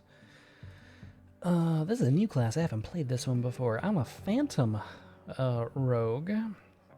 So immediately after dealing sneak attack damage to a creature on my turn, I can target a second creature within 30 feet.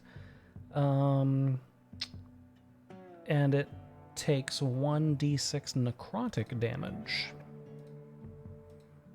Okay. So I'm gonna do some splash damage to Billy here.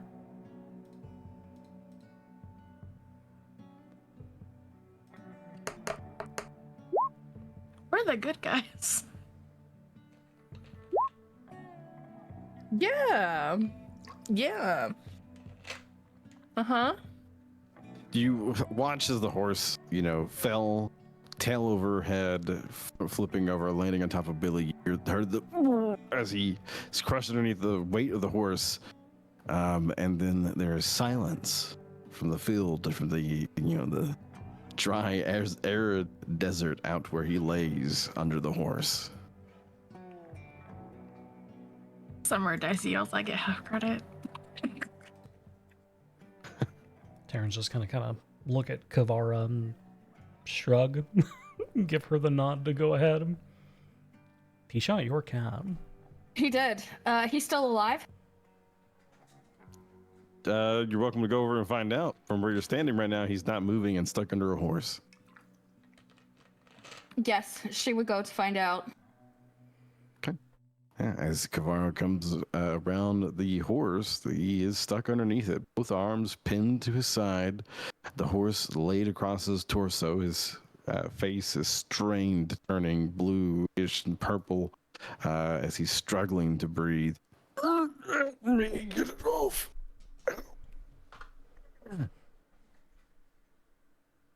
He's looking up at you.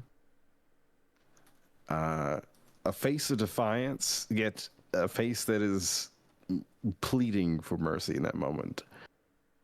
He has no options. He does not wish to die.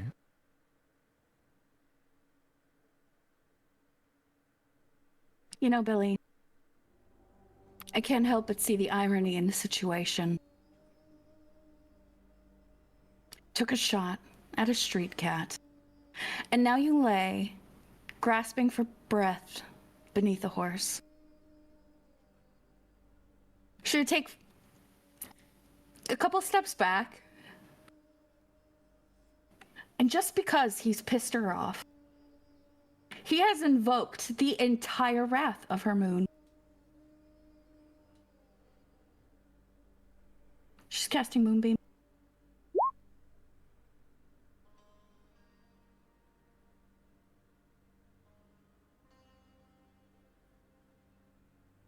It's automatic failure. How long does the spell last?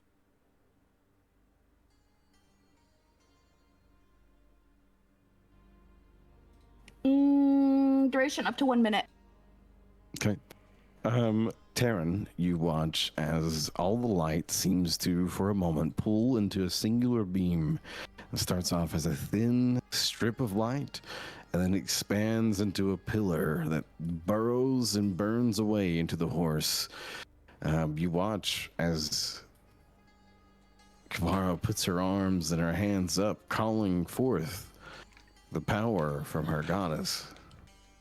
You watch as from what's left, when that beam is gone, in that minute you were stood there, marveling at the magic being performed, as the midsection of the dead horse has been completely disintegrated from the light, and all that's left of Billy is his large, charred and blackened skeleton. What about the hat? The hat is gone. No.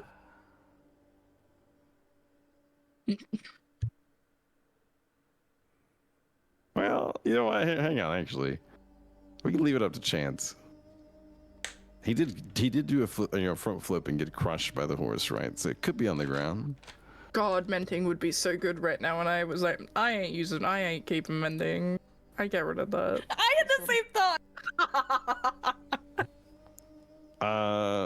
Akrams, you're the one who shot the horse. Roll me a percentile dice, D100.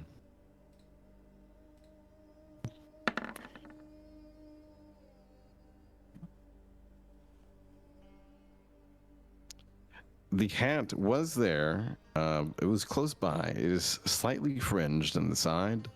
It has like a crescent moon-like part of the rim burnt away from where the moonbeam had disintegrated everything there.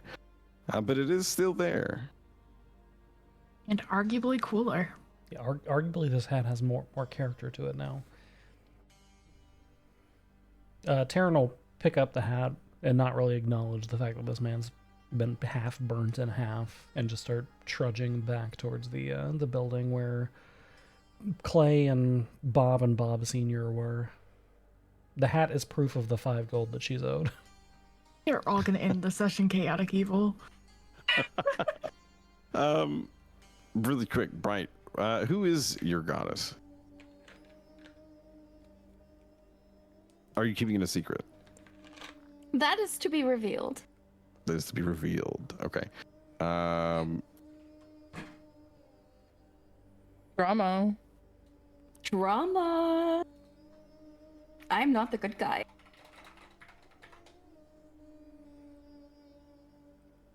I will say nothing. We'll continue on. So, Taryn, you get the hat. You make your way back. Kavara, do you follow her? I would follow her, yes. But she would kneel down on the ground first. And she would begin to draw in the dirt a crude drawing of a horse. She would just whisper to herself where no one else could hear. Just a little prayer for the horse. Okay. A little prayer for the horse. And then she would get up and follow.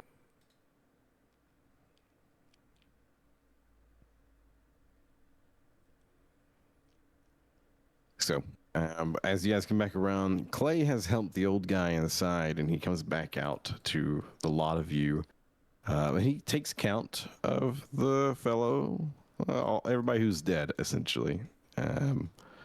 Bring you up here as well there, Vera. And Vera, you went to go loot the monks. Hang on, let me put you back down there. And then Dicey, you went to go loot that guy. Dicey, On the guy that you were looting, you find 1 revolver and 4 rounds of ammunition. Okay. He did have a coin purse. When you pop it open, there's 2 buttons and what looks like some sort of bottle cap inside. It's the wrong universe for bottle caps to be useful. Sorry, you said 2 buttons and a bottle cap? Yep.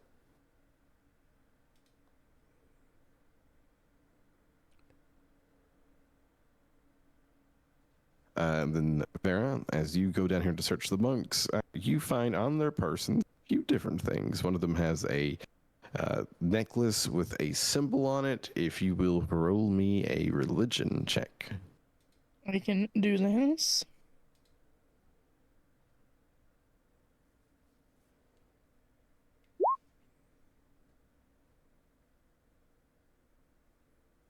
Yes. You recognize this as the signet, the symbol of Baal. Oh yeah. Oh yeah, this person Oh, here yeah? worshipped the god of murder, or at least had some sort of love for them. On the other one, you find a necklace that has the symbol of Cyric, who is known to be the contender of Baal, or at least the usurper of Baal at one point in time. The 3 dead gods, Bane, Merkul, and Baal, have had a bit of a spiff with another god named Cyric, who has usurped them all and stolen their portfolios. Although they are still worshipped and still hold some godly power, Cyric is known as either their usurper, their murderer, or their heir, their chosen inheritor, depending on the stories you hear.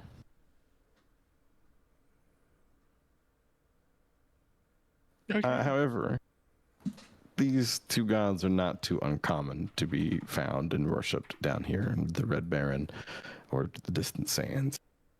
As far as what you find on their coin purses, you find a total of 8 silver between the 2 of them, and 2 copper, and 1 flask of an unknown liquid. Okay, noted. Thank you.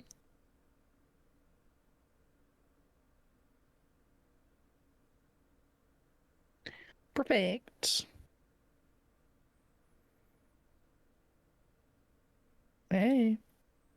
As you guys gather back up, and Clay looks between all of you.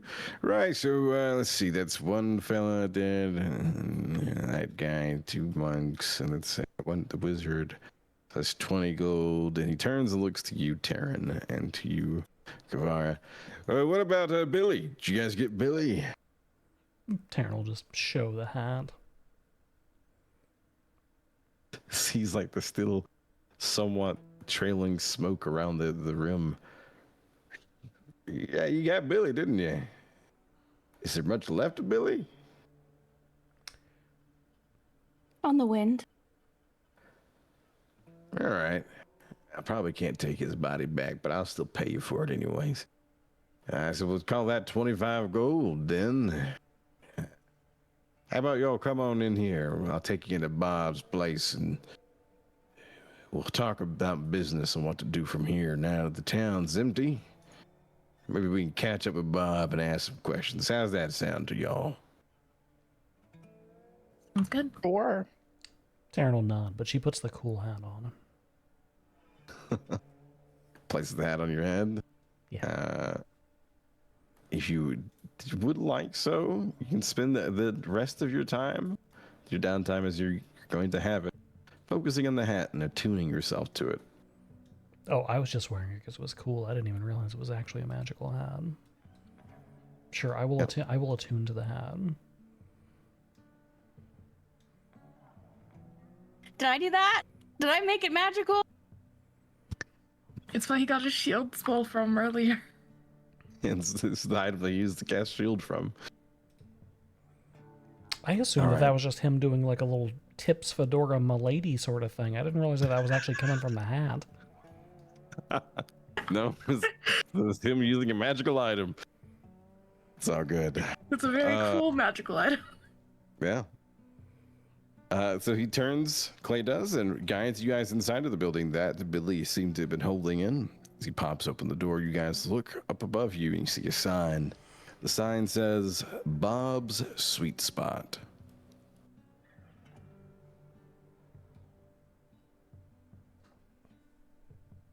As you walk in, you see that the place has got little motes of dust floating around in the air, and a whole bunch of different thin, spinely-like things up on the wall, and a gigantic reptilian-like skull mounted between the shelves of liquor. Propped up against the bar is an old guy, big old bruise on the side of his face, it's bald around the top of his head, a crown of white hair. You hear ruffling from behind the counter. As Clay leads you all in, he turns and says, Welcome to Bob's Sweet Spot. I've never personally stayed here very long, but I've heard it's got the sweetest drinks. At least that's what Bob says. As you all enter, a guy pops up from behind the counter. Shotgun in hand, a little double-barreled thing, and he is loading it up.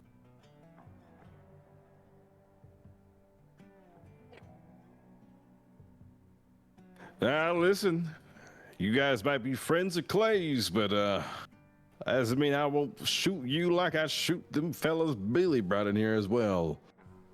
One rule on Bob's Sweet Spot: don't cause a problem, and we don't have a problem. Understood. No problems here. With that being said, you also took care of the problem, so for right now, drinks are on the house. You see him put the shotgun away. It seems like he was really more like just kind of saying it just in the hopes that you guys wouldn't really spark any shit up right now. Especially considering the fact most of the town is gone and you just killed everybody who just ransacked the town. Yeah, Taryn was going to bring that up, but he put the shotgun down exactly quick enough. He places out some cups and gets them filled up with some amber-looking liquid. Listen, it's desert swill. You'll enjoy it enough that you'll forget about the heat.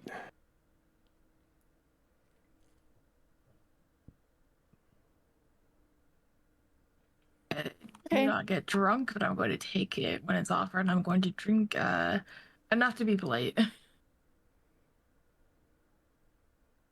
Vera takes a sip or two. Taryn immediately chugs it. Oh yeah, we're also chugging. Yeah. We's a chugger. Taryn got Please, shot. Jessica. Taryn got shot with her own arrow. She's not having a good day. As he puts the shotgun, has put it away. He puts the bottle that he used to pour your guys' drinks back behind the counter. Listen, I don't know what the guild's paying y'all, but maybe you should head back because this is pretty bad. Thanks for throwing the gifty out. I appreciate you. Yeah, why don't you tell us what's really going on here? Clay leans onto the counter. Yeah, I agree with Bob. The last message I got from you was saying the town was acting weird and you needed some help, so I figured I'd go scrounge up some questionable sorts and pay them good money to take care of whatever issue there was, but your issue seems a lot worse than what you made it out to seem. Bob is, dabbing some sweat away from his head, and the old man who Clay referred to as Bob Sr. has laid his head entirely down on the counter and closed his eyes. Yeah, Will, it's bad, Clay. I don't know what's going on. The marshal showed up, and next thing I know, he's taking people left and right, and he rallies a bunch of people, says they gotta head down into the ruins. Said some sort of gang had set up a little spot there, and they were getting ready to start calling out ransoms for everybody, but it didn't make sense. It just didn't make sense. Clay, why even go into the ruins? Why deputize the town? Why not go get people like you or people like these folks right here who are quick to kill? No offense. None taken. Why take a bunch of just miners and patrons and folk who are around here to go do that? Seems foolhardy and dangerous. Yeah, Bob sighs and pours himself a drink. Next thing I know, he says, Candy's got to go with him. Clay leans in. Candy's his wife, just so y'all are aware. Yeah, my wife, Candy. Oh, she's so sweet. But now she's gone down in the ruins. While he's running his mouth, I use my sleight of hand to swap our cups so that I have a full drink and he has the one that I finished. He goes to go drink the cup, and he gets like just the tail end of the swallow, and he's like, must drank it already. Pours himself another one. Does anyone else have an empty cup? I believe Kavara said that she chugged hers down there. Yeah, it's empty, but we're holding here. Okay. He'll offer the bottle out to pour it for anyone. If no one takes it, he just puts the bottle away. I don't know. Clay, it's just, it don't make no sense. They've gone down in the ruins, though. That's the last thing I know. I came back here because, well, I ain't the types to live down or survive in those sort of scenarios, And Candy always said if I wasn't sure what to do next to come back home, and she'd come back and get me.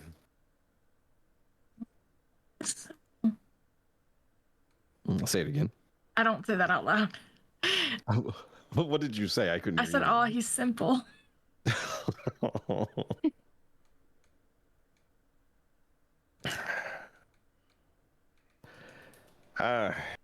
Clay, I know the guild ain't into heroics, but maybe if y'all would go and look in the ruins, yeah, you can leave the rest of the town. If you just bring me back my candy, I'll pay you good.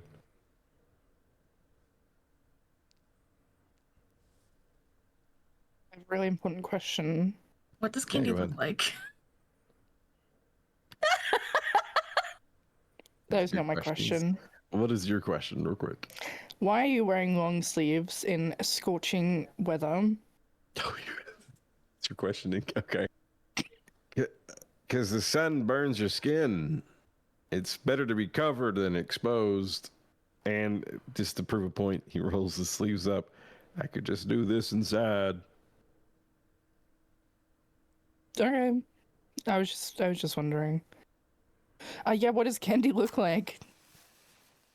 He's lighting up the cards, listening. He turns around and he puts in front of you guys a photograph, an image. It's decent. Some sort of technology, perhaps made by an artificer, to capture a very lifelike image of his wife. You would see his wife and him standing outside the saloon here. This is his wife. In the image, the two of them are standing side by side. He comes up to about her elbow. In comparison, if you were able to piece together his height, then do math, she stands at about 8 feet tall. She's lovely. She won't be hard to miss. No, it's hard to miss her beauty, I tell you. Oh, Candy. She's got a fire in her heart. She's part Goliath, and she says she's descended from fire giants. And just whenever she sees something wrong, or sees something that needs to be fixed, she always decides she's got to fix it herself.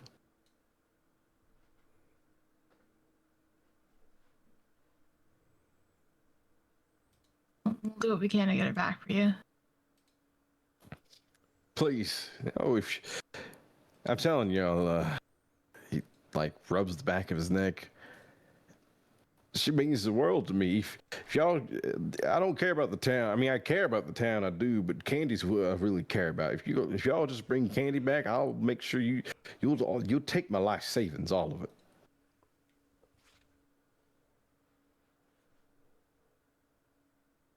How much are we talking about, Bob? He's like looking around, unsure if he should reveal that right now. Well, yeah, enough that all of you could buy your own horse. How much do horses cost? Horses usually cost upwards of 250 gold. They are an investment and not something easy to find. Yeah, and we really just killed those horses. So fuck. Okay. Yeah, Well, we killed one horse. We killed a horse. one horse was Two of set them are dead. free. Killed another one. You know And then that's up another for real. one Probably just wander died. home anyway.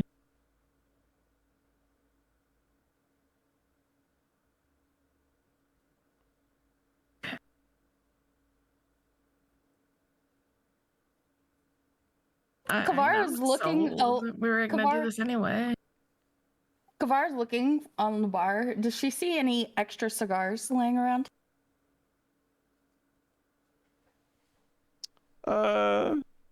No, but if she looks like she's looking at an ashtray or anything, as she's like turning and looking down to the right toward the direction that Clay was, she find herself looking toward him, a hand outstretched and a cigar in hand.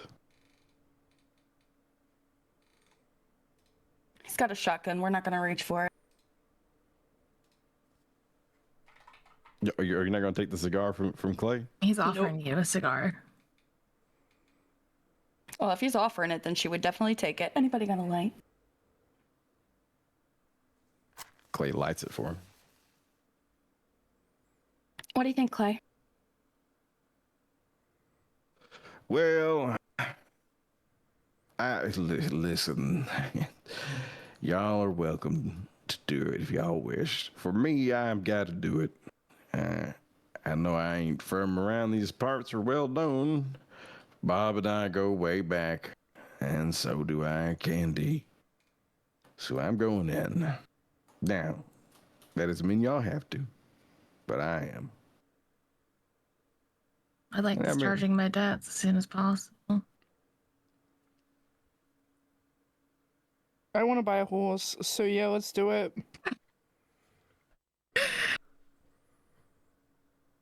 Still 5 gold per? Listen, if he's paying us to buy a horse each, I can't match 5 gold per for everything in there. But 250 gold per person sounds like good enough. Taryn will roll her eyes and pick her bow up and sling it over her shoulder.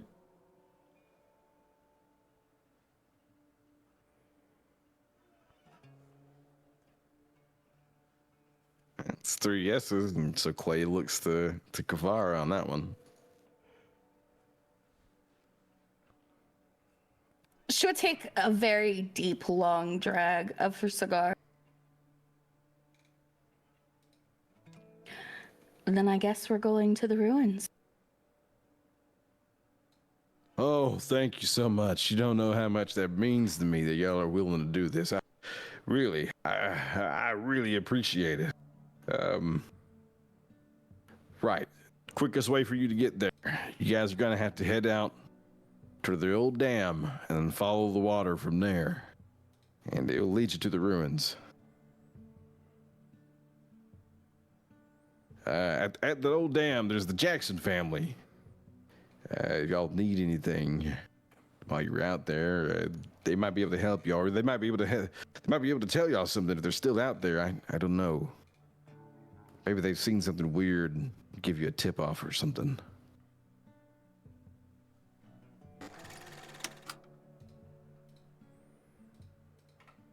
All right, it's about the dam, the Jackson family. Where do we go from the dam? You just In case follow the they are water. out there. follow the water. Yeah.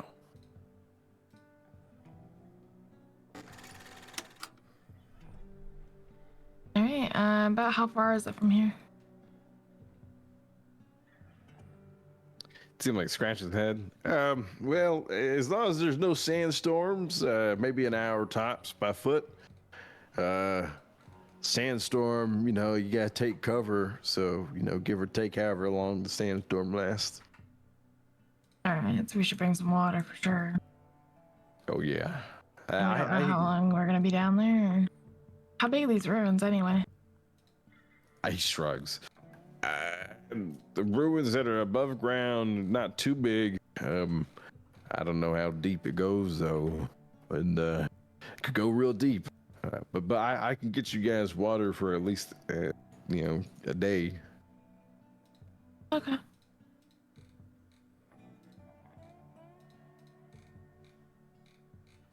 Gavar would stretch out her limbs. You got anywhere to lay down? Yeah. Y'all just needed like a little short nap or something. You can just throw out a bedroll if you got one. If not, I've got rooms upstairs. Y'all can bunker in. For the time being. All right. Yeah. Y'all nap. He looks around. I'll get y'all some stuff for your journey. All right. The doors are unlocked. Don't worry about that. Then, yeah, we don't keep doors on there in case anyone tries something strange.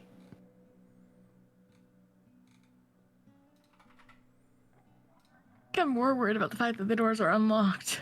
Yeah, what do you mean strange? If you ask that, he looks at you and goes, "It's better if I don't tell." And he just keeps on about trying to get you supplies. Okay. All right. With that, you guys head upstairs and claim a room each. I'm assuming unless Taryn doesn't, because she seems to be the one that hasn't expressed. No, anything she'll as far as rest. Yeah, no, she'll go up and claim a room for a short little meditation. Okay. You guys all claim your rooms and for a moment have some private time.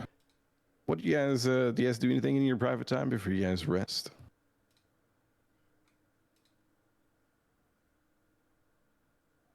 I'm not gonna lie.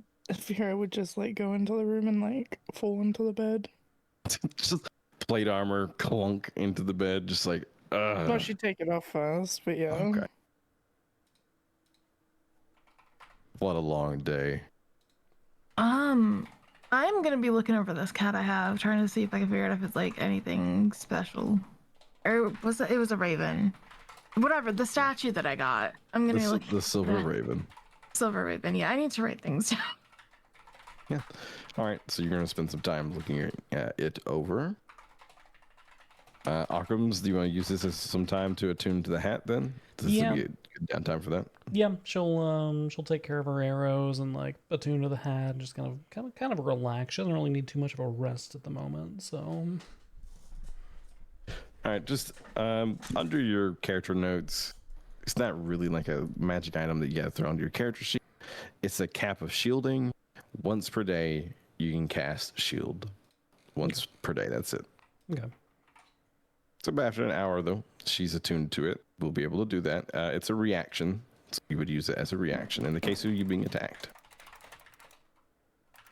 And then Navara, what do you do with your downtime? Be folded like a pretzel on the floor, meditating, Okay. communing with her goddess. Because all the Reaching homies out. just committed murders. All the homies are murderers now.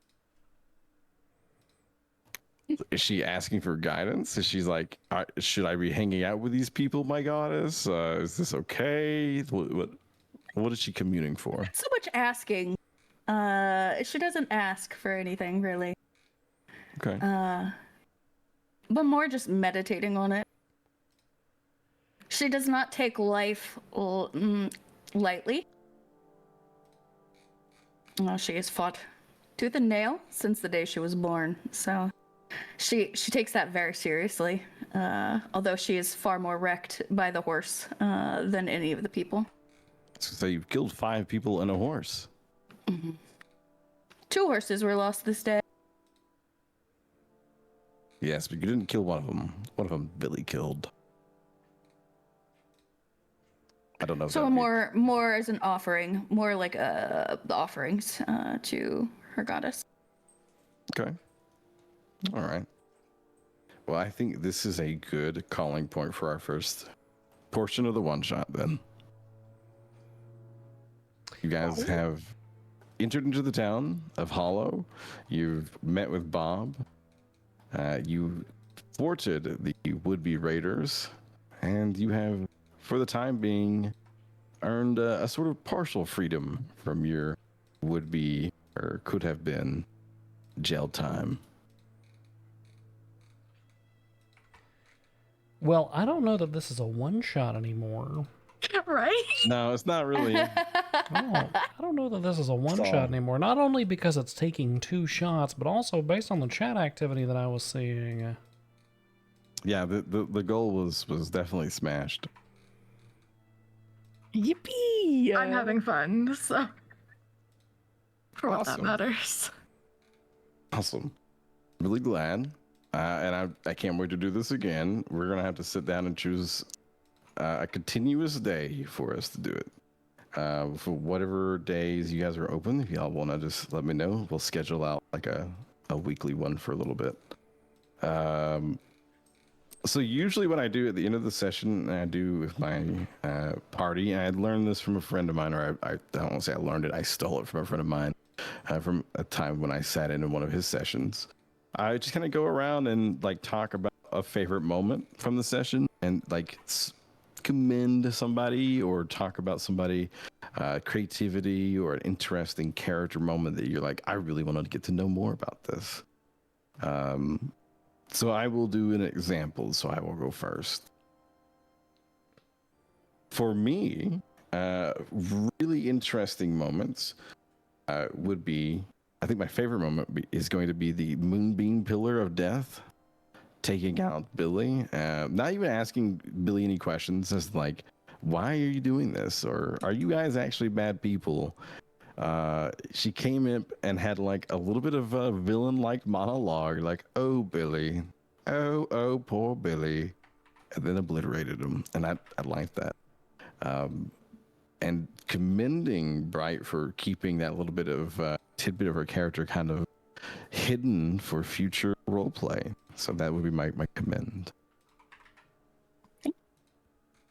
And then going to, but we'll just start with Bright because you're the first one in our little call here.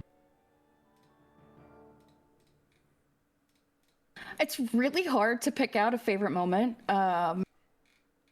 because this has all been very fun. I think the first encounters that we were having collectively, so like you've got this situation where we're trying to get out of cuffs, we're trying to go unnoticed. A shout out to everybody's bad rolls today, myself included. But then like Clay just like whole ass shooting dude down. And that's just that kind of like moment of unease. I was very immersed in that in the moment. That was really nice. So that was definitely my favorite moment, was kind of the opening of what we were doing. For my commend, I'm gonna commend Sarah. Sarah out here asking the hard-hitting question. Doing sneaky shit. And charging in, going right up to the front line. And that's my commend. Sarah, your turn. Oh no. Okay, favorite moment, like honestly, nuking the guy. Shot at your cat was amazing.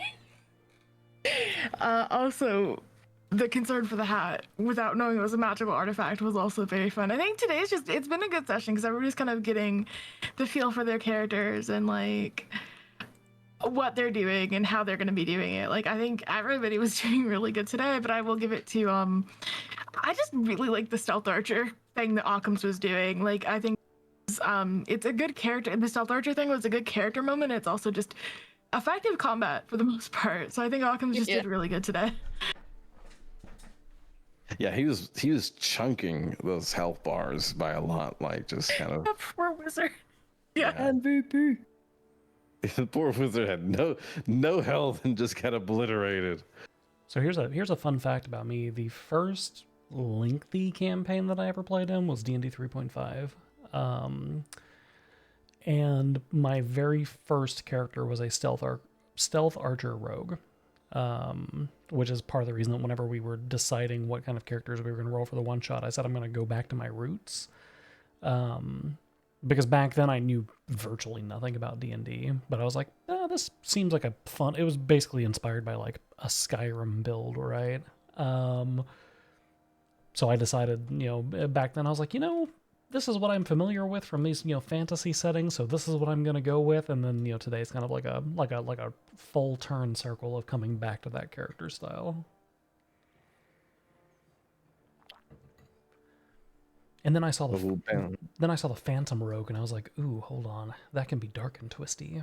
Yeah, Phantom Rogues are pretty cool. I like them in the Soul Knife. The Soul Knife, I think, is my favorite rogue. B. Your turn. Amy Hyper. Kind of like Brian.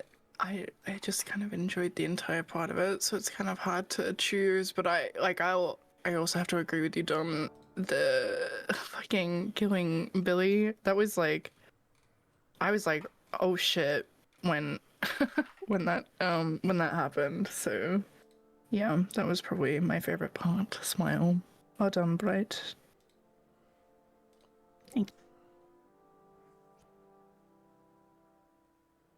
Oh, hell yeah. All right, so that was your favorite part. The whole session in general was just really hard for you to pick from. Would you commend anybody, or is it you kind of commending Bright along with the that moment? I am gonna commend Bright as well. That character seems really fun. Smile. All right. And Occam's. My favorite moment would actually be like a duality of moments. It would be the combination of, it's Kavara, right, Brian? Yeah, Kavara. Yeah, the combination of Kavara, like, making the decision to come over for Terran and to assist her in combat and, like, heal her. And then the juxtaposition of the two of them just murdering a man in cold blood, like, 5 minutes later. It was just, like, I don't know, just the mirror of that moment is really good. Because on one hand, you've got this care for people that they barely know, like they've been traveling with each other for maybe a couple of hours, and then on the other hand, it's like this douchebag who shot a cat, so they just violently destroy him by crushing him with a horse and obliterating him. As far as my commend goes, I would have to go with Seraph, because Seraph just kind of jumped directly into D&D having never played it and just fucking slayed. So, Yeah. I'm gonna be real. You kind of carried the attitude of somebody who's been playing D&D for a while. It didn't really, other than fumbling with the character sheets, which we're all doing because it's D&D Beyond. If you hadn't said that you had never played before, I wouldn't have known. Thank you. Yeah, same. Yeah, you were doing great. So usually what I would do after this is whoever gets the most accommodations gets like a D&D, a DM inspiration die. However, for the time being, since we're going from like it being a one shot to being a an actual full run thing, we're gonna finish out this one shot with no DM inspirations being handed out. You guys are just adventuring. This is your first time, and then afterwards, I'll figure out a system we'll do from there. But really fun first session. I really enjoyed it. I think your guys' characters are all very interesting with the shallow introductions, because I didn't want to get too deep into anything. I want you guys to like find your natural points, moments where you could grasp the opportunity to share or to give little insights. So we'll see as time builds. Thank you guys for the first session. Huge huge W for you. Dunn. Chat Yes. rooms, tell him how amazing he is. He's great. He's honestly, wonderful. This Dunston's is so fun. good. Thank you guys. I stressed over it because I didn't know. I don't know what kind of session to start off with. That, would y'all want combat? Should it be lore heavy? But I think just getting everyone into it is the main thing, right? If everyone had fun, that's my goal's achieved. Yeah. Yes. I can tell you from personal experience that if you throw fashion items at Be Hyper, she'll be perfectly happy. Okay, relax. Relax. Aesthetic is a stat. How'd you guys like starting off in the wagon instead of in a tavern or something? It was fun. That was Give us a reason cool. to all work together. That's a little less forced than, some others are. My very first thought when you started describing the setting was, "Oh, good, you're awake." Very first thought that I had. Part of me wanted to do it just I don't know, to kind of troll, but I also didn't to know, ask- if it would click. Was Marshall Mathers intentional? In what way? Marshall What? Mathers is Slim Shady / Eminem's Yeah. one of his names. Was that It is. intentional? It was, Okay. yeah. Just making sure. Yeah, I didn't know. I mean, I knew that someone would probably get that one, but yeah, it was intentional. Okay. Just wait till you find out his whole name. Anyways, Very well. I hope you guys We're D&D locked now. We're so D&D locked. We're very Yes. D&D logged. dipped into Baldur's Gate, and now you guys are like, tabletop? Question mark? Well, we actually dipped into Explanation. table. Dipped into tabletop first. So Winters DM'd a one shot for the VQ peeps, which was extreme. A huge shout out to Winters for even being able to do that in the first place, TBH, because I think we had It was seven. like most of the It was like VQ. it was yeah. like 7 players, I think, which is Wow. insane. Too many Yeah. people. However, the It was intention really of fun. yeah, well, it was really fun, and the intention of doing that is if you host a game for 7 people, then 5 of them will want to keep playing, and 2 of them will be like, "This isn't really my thing," right? Which is almost exactly how it's worked out. There's been 5 to 6 people kind of remaining who are kind of keeping on with things. So we dipped into that first, and then Brightside and other people kept talking about how good of a DM Dunn was, and I was like, I've never been invited to a Dunn game, so we got how do we make this happen? So now we're I actually think that might not be true. You think that might not be true? I think I invited you to a game like 4 years ago. Potentially. Potentially. It was a while. I think it was a game I had Chris, Troy, Kyle, LGX, and Kiwo in. If I it think if it was that long ago, there is the possibility that, especially if it was your Wednesday setup, there is the possibility, because I used to play IRL on Wednesdays. It was a Wednesday setup. Because I'm pretty sure it was on Yes. Wednesdays, yeah. Yeah, so like 4 or 5 years ago was when I used to play IRL. Like, we used to go to a comic book store and roll dice in person. So yeah, there is the possibility that you may have invited me to that one, and I may have turned it down because of my in-person game at the time. It's all good. I should have known that a D&D session with Kyle would burn. Yeah. I could see Kyle going strong for about 4 or 5you sessions. That's I could see. that's about Yeah, that sounds right. Would you like to know his character? He played fucking Bender from Futurama. Of course he did. The entire character, it was a Warforged, just yelled at people, told Yep. them to bite his metal shiny ass. Yep, and he probably brought a huge amount of energy for the 4 to 5 sessions that he was there, because he fucking burns bright like a fucking fire. But and then I could see Kiwo being the type of player who around session 4 started showing up just fully in costume with aesthetics and face paint and everything. So because Kiwo gets locked on things. But But yeah, no. So we were talking about that, and then Winters wants to run another one shot, which we put the thing together today for. I think what it really comes down to is we all just want to role play, right? Yeah, and pretty much. Yeah. so since other avenues of roleplay are lackluster at the moment, we're finding an outlet for it. And me personally, I think that when you go back to your roots on something like this, you tend to do pretty good. So I'm just super thankful for people like you and Winters who have the attention span and capacity to DM things like this, because I personally don't have the patience to put into prep work. So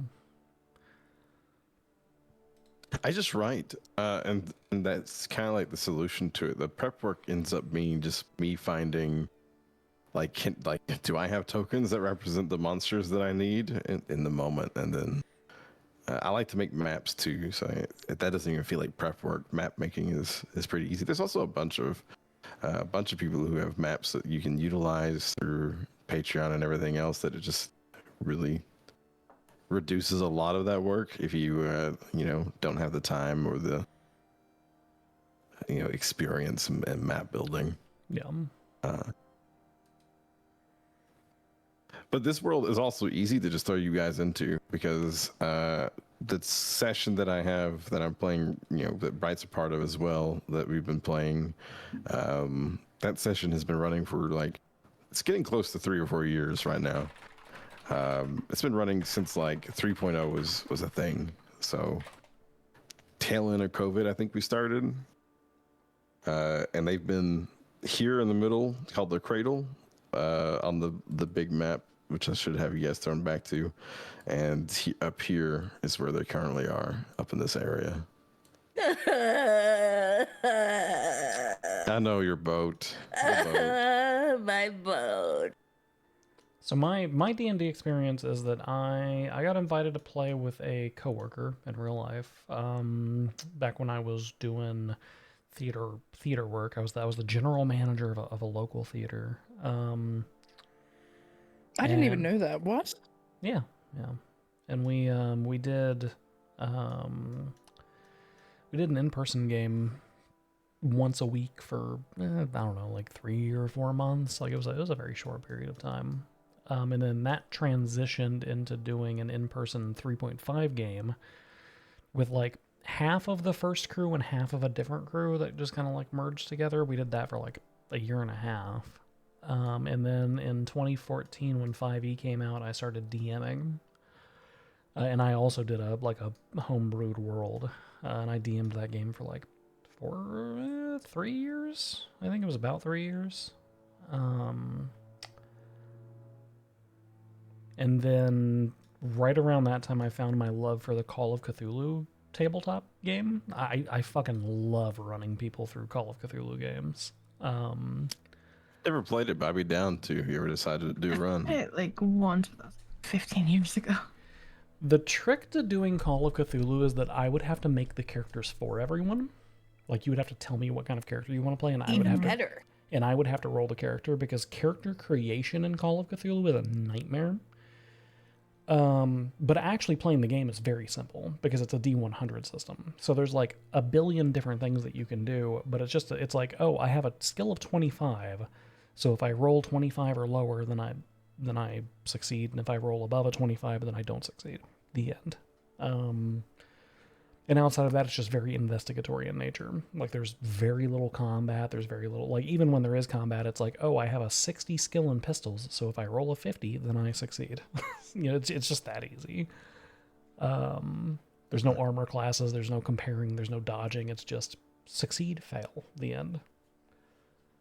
But it's very fun. It's a very good horror system, because it has a sanity system built into it, that has a bunch of different tables attached to it that the DM roll. They call their DM the keeper.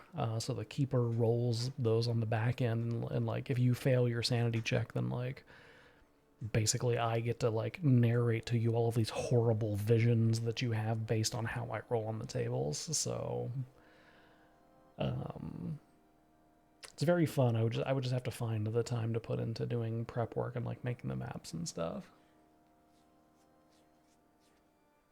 The majority of my tabletop experience was White Wolf, specifically Werewolf the Apocalypse, but also some vampire thrown in. I did a werewolf game starting when I was 13 until I was like 21. You know, I love the concept of tabletop growing up. I guess like hearing about it and stuff. But I grew up in an area, and Auckland was probably, you know, we've shared in this before. Grew up in an area where things like that just weren't common, weren't ease of access. You know, there was a very sheltered thing, and a lot of the people in that area where I grew up at the time were like, "It's the devil's work," so it was definitely not allowed in a lot of houses. However,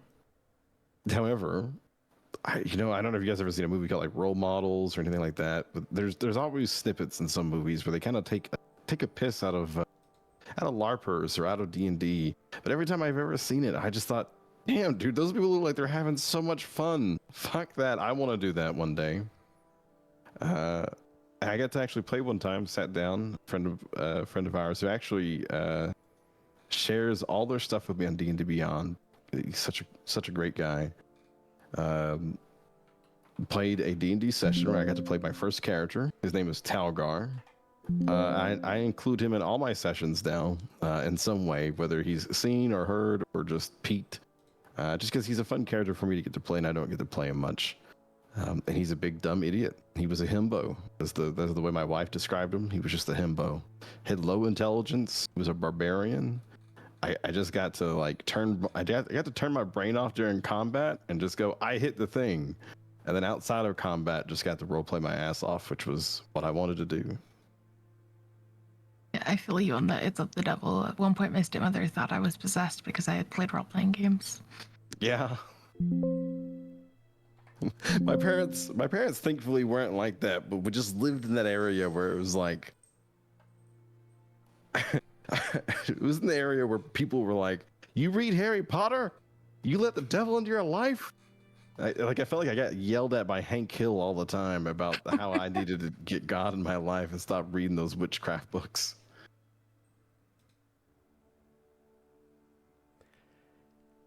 But with that, it's like 10 o'clock. My ass is going to take a break, and I'm going to go just unwind from being in the DM brain set mode of keeping attention of everything that's happening. Get a little food and rest up. And thank you guys for the first awesome one shot, and can't wait for the next part of this, and then the continued session forever. Okay. Well, not forever, but you know. For however long it takes. Yeah, until everyone, like until TPK at least, right? Yeah. Yes. TPK means total party, kill. Just for everyone to be aware. Everyone's dead. Yes. Very well. Okay. Beehiver, are we going Is to it kill? bonus time? Are we killing? She's so excited. Are we killing Gortash? Is that our play now? Can we kill Gotash? I think it's Gortash killing a time. Okay, Have a good but night, like, you guys have to admit the old man was probably the best villain so far, right?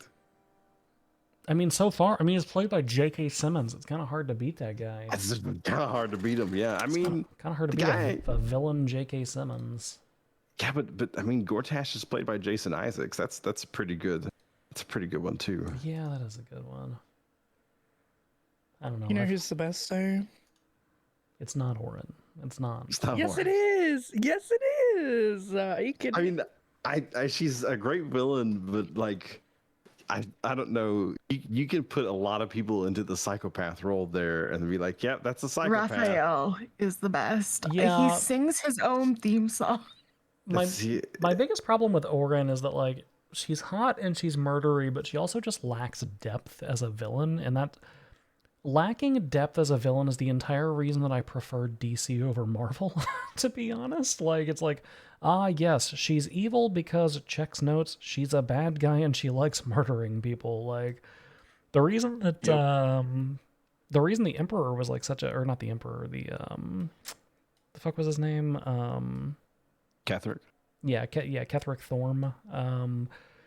the reason that he's such a compelling villain is because like he has so much going on that like is the reason he's a bad guy. Yeah, it's like, oh, he's okay. He was the chosen of a good god. Yep. And then something happened. Yep. And then he became the chosen of a bad god. Yep. And then what happened? And then his daughter died. Oh, after his wife died. Oh, and his daughter was assassinated. Oh. And he prayed to his gods and they didn't answer him. And they stayed dead. Okay. So then he went to a god of undeath to bring them all back. Okay, yeah, I follow. I follow. I understand why he's a bad guy. Yeah. I don't know. I like compelling reasons that people turned to the dark side rather than just like our villain, therefore creepy. Like, I don't know. There is an interesting tidbit of lore that I like to share because it's not in the game anymore. But if you played it during the early access, and you guys don't want to hear this, it's not really a spoiler because it's not part of the game. It's for Act 2, if it's okay to share. Yeah, go for it. Okay. Yeah, it's about Ketherick, Isabel, and Halsin. In the early access, there's a reason that Halsin in particular doesn't become a member of the party in Act 1. It's because he's more crucial in Act 2. And the reason being is he's the reason the place is the way it is. The whole reason that the curse is affecting the land is because of Ketherick. But Halsin is the one who assassinated Isabel. He transforms into a panther, and he goes into Ketherick's Moonrise Tower and sneaks in, where he kills both Isabel and then also the dog. I don't know if you guys remembered, like the undead dog that they had. I think it was called Captain, maybe. But he kills both her and the dog. And that's why he's originally had that huge scar on his head. The wasn't a bear claw; it was supposed to be from the dog attacking him. And then the reason that the magical item you get from the grove was called Sorrow is because that was the spear that he used to kill Isabel with, as well. But a lot of that stuff just didn't work out in their story, so they ended up scrapping it. Yeah, I've heard that playtesting they like removed quite a few things from like for instance there was apparently supposed to be like a subplot where the Emperor was not quite as truthful with you, like he was a little bit more controlling and a little bit more like demanding on things, and they decided to like scrap that potential subplot just because of how it played out with like test audiences essentially. Yeah, they also had it where originally the Emperor wasn't like your guardian, like the plate-wearing individual, that you originally see them as. They were a seductress character or a seducer character. Yeah. So like the visions that we had during early access and during the beta was like the dreams were you dreaming you were with this half-naked person in the middle of a field, and they're like, if you make out with me, I'll give you power. And then it changed to what it was in the game. It's interesting because you kind of like, there's a lot of stuff that's like, some of it's lore that got removed. You're like, damn, that would still fit really well if it stayed in. Like, I just think the Halsin thing and the Isabel tie-in makes it way more interesting. It makes Halsin a more interesting character because he falls flat for me. I mean, the most interesting thing about him was the sex scene. That's literally everyone's thing. Is like, oh yeah, I love Halsin. He's such a loving character. I'm like, yeah, he's a loving guy. What's the depth of his character? Kind of the same thing with Orin. Like, Orin's just a very shallow character. And the only thing a lot of people talk about that's interesting for Halsin is what you can get out of the romance with them. And I'm like, that's one way to, I don't know, subject a character. See, we haven't experienced very much of Halsin because we recruited him and then never used him because I was already a druid. So it's like, well, we're not really gonna take him along with us to do anything because we already have everything that he would covered. So. And Jaheira's better. I'm sorry, I'm just a big Jaheira stan, but Jaheira's a much cooler character. Yeah. Very well. All right, I leave now. We go kill Gortash now. Enjoy your guys' Gortash slaughtering. Yeah. I'm gonna do a BRB. Bye, thank you for this. Bye-bye. Bye. Goodbye. All right, chat room. There you go. There's your first session of our new D&D campaign that we're going to be running with Dunrun. And thank you guys for showing support to Dun. I appreciate you. You're amazing. And yeah, I'm going to do a quick BRB. And then we'll go from there. See you in a second, chat.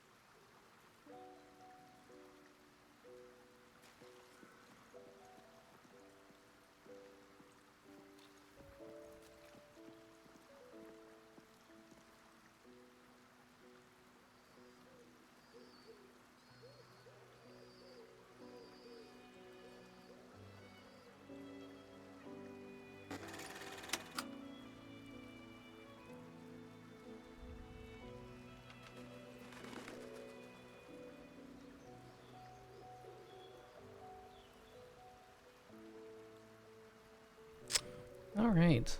I am back, chat room.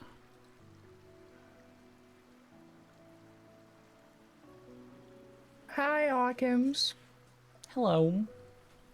Hi. How you doing? I'm doing good. We're D&D streamers now. Yes, we are. We very much are. Because we're going to be doing that sometime between 1 to 2 times per week. I know. I'm trying to look, I, was fucking with my spell bar, and I, accidentally, removed them from my, my old bar, Oh, that's not and I good. don't know how to put them back.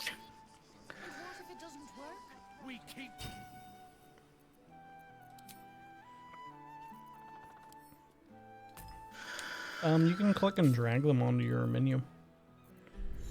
So if you How hit, do you do that? if you hit, is it L? Yeah, if you hit Oh, L. I see this. Oh, that's so useful. Yeah. God bless.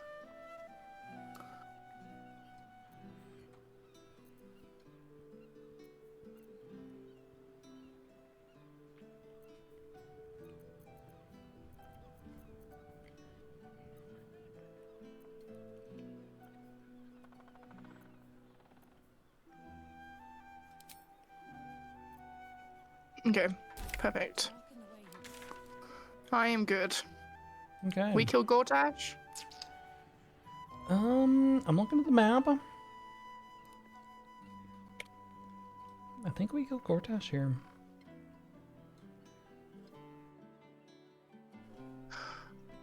Yeah, I agree. What do we need to get? Mm,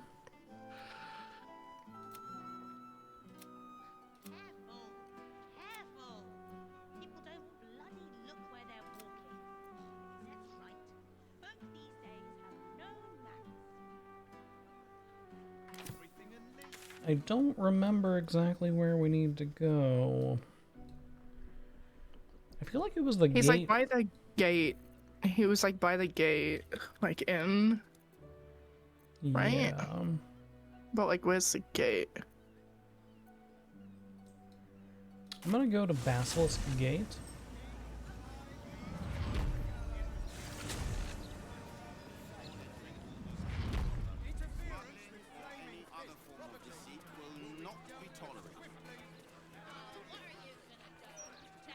Was it Oh, give me a worms? sec. One moment. Mm-hmm. I gotta.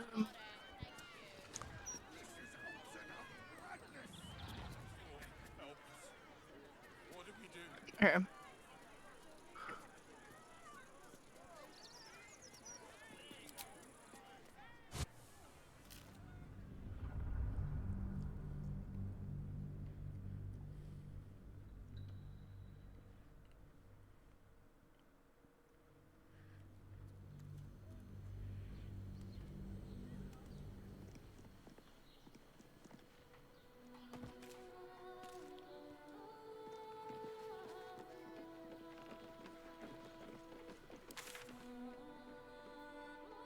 Yep, confront Gortash and defeat Gortash. Oh, we have a... Hold on, we have a couple of things here. Oh,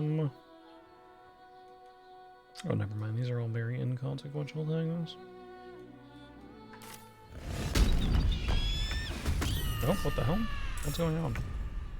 I don't know. I just in combat. Oh. Huh. Now they see me. On my way.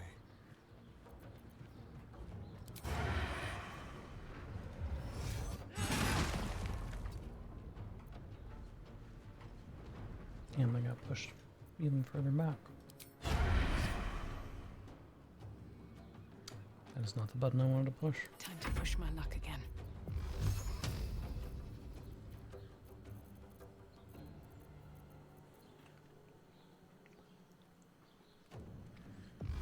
I bet this entire castle is just hostile to us because we blew up the underwater prison and killed all the electronic guards. Yeah, probably. Very well. I would assume so.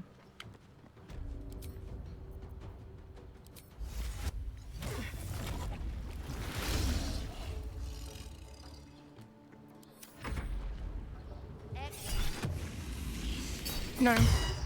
No.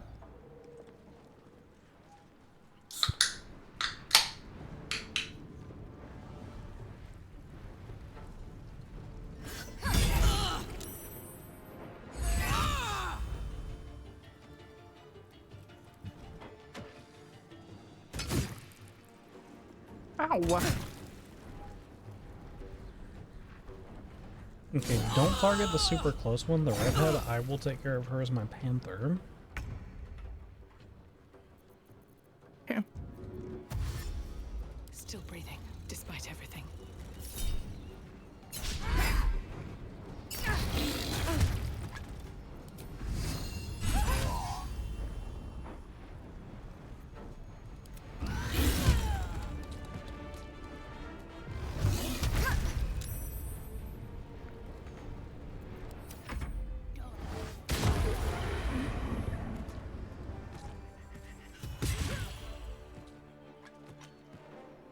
Time to move. Into the shadows.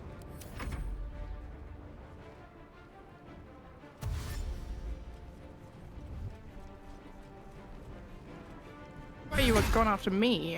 What now? Just imagine if you didn't do that first. Yeah, this would suck probably. There's fucking 3 of them just in this hallway.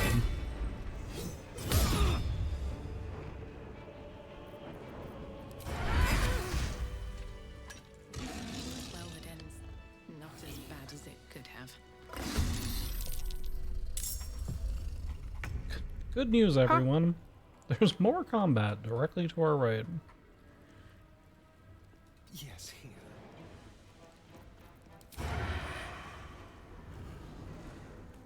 Leave no trace. Okay. What now? With haste.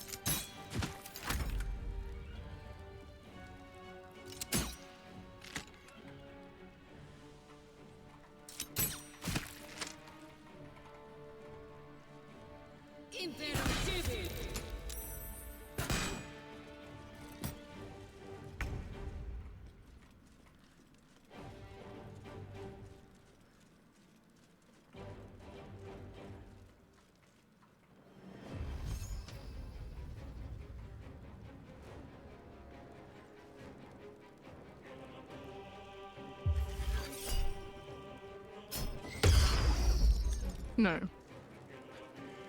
Denied. No.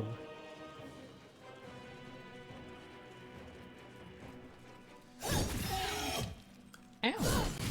Ow.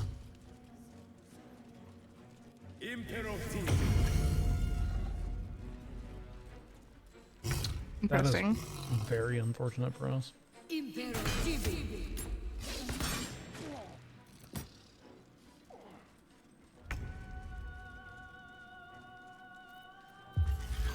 Okay. No.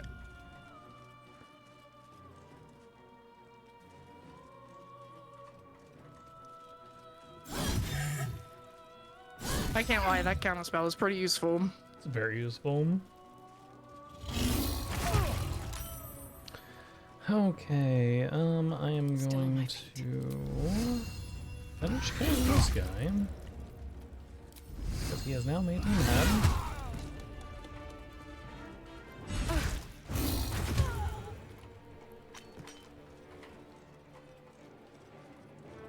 One day, I'll catch a break. Hungry for the slaughter.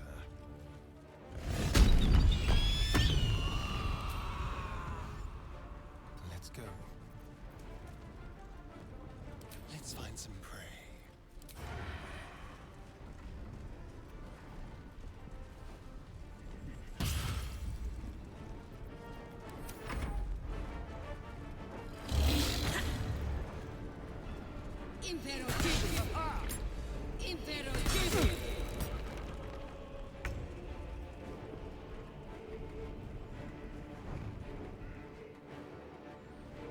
We're gonna have to short rest, by the way. Yeah, we are. I had already accepted that. Another fight. Let's go.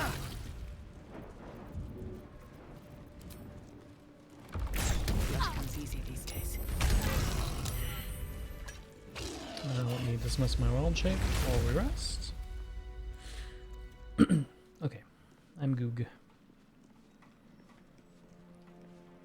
They have a bunch of chest keys. This person has 300 gold. Nice.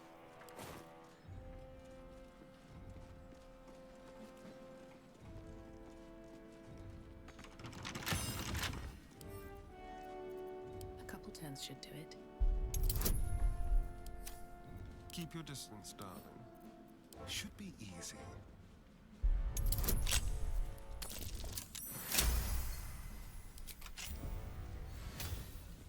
I have some chest keys. Oh yeah, you're doing it. Nice.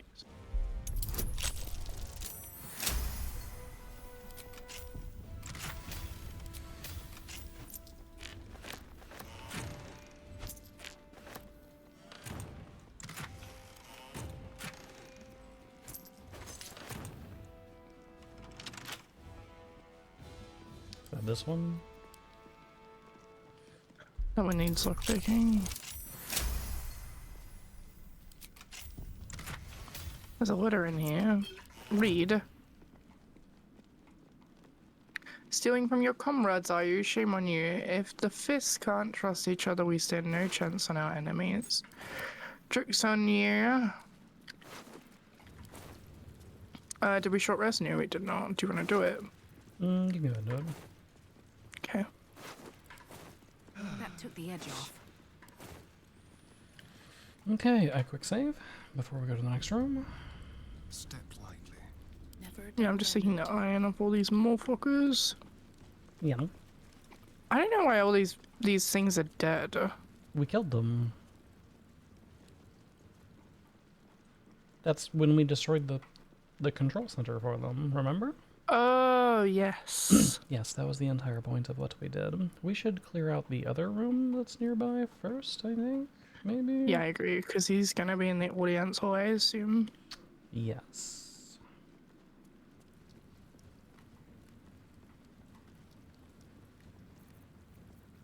There's combat in here. Mm-hmm.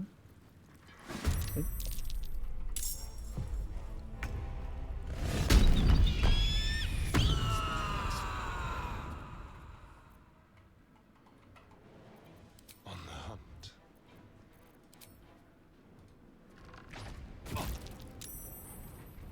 Come on, can't stay idle.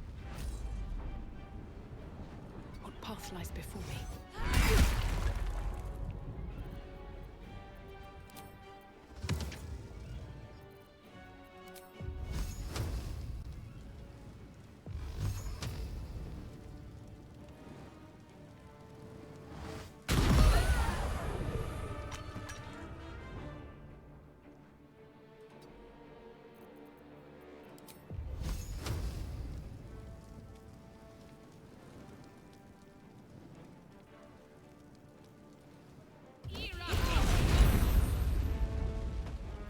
Nice.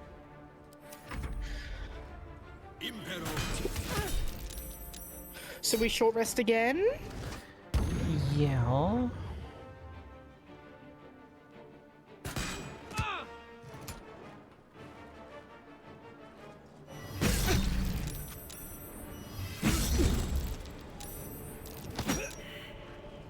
He tried to push her in the fire. Psycho.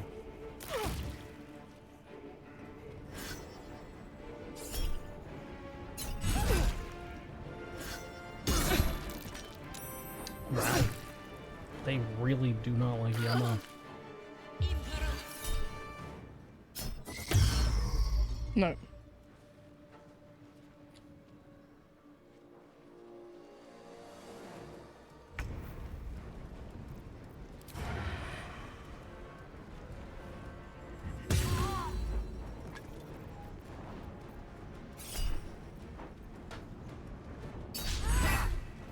No choice but to keep going.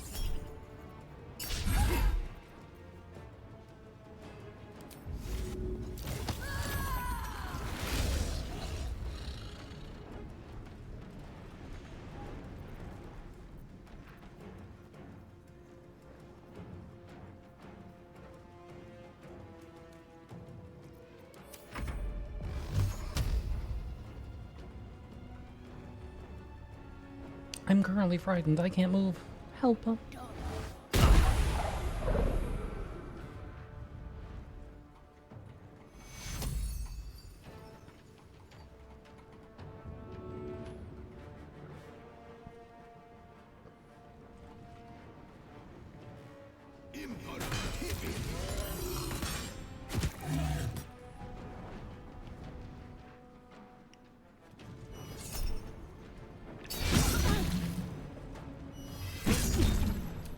So I think on our next playthrough, you play either like a paladin or a barbarian, so that we don't have to bring Karlach. I play a rogue, so we don't have to bring Asterion, so we get different people.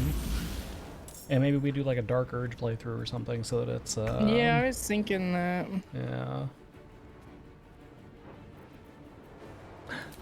Wait, word, thank you for the raid.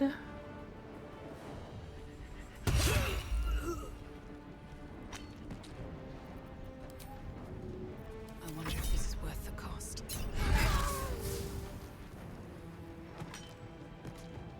May the gods take you first. Knock him down. There we go.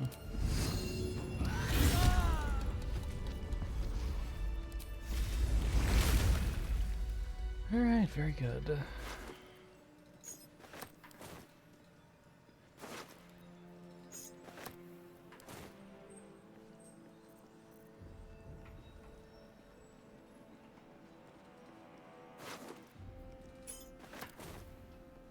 What's inside?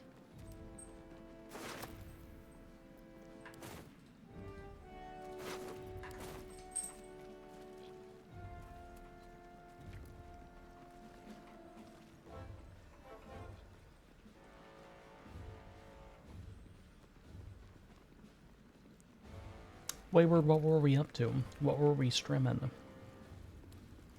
we need to short rest again? I think so. Yes. I mean, if we're gonna go into this boss fight, we may as well, right? There's no reason not to. Time to get going. One moment. Yeah.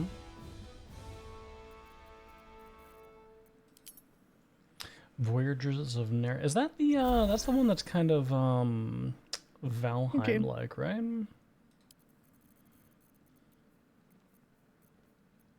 I'm good. Shall we go in? Give me one moment.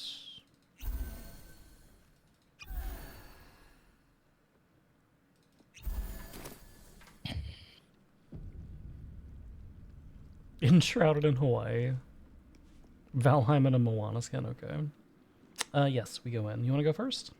Or do you want me to? Come. Okay. Is his homeboy in here? I don't think so. I actually do not see him in here. Okay. There's singies. Incineration caster. Don't like that. Oh. Oh, it's okay.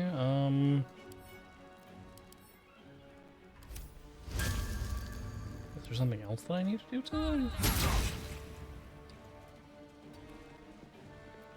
Can't even catch my breath.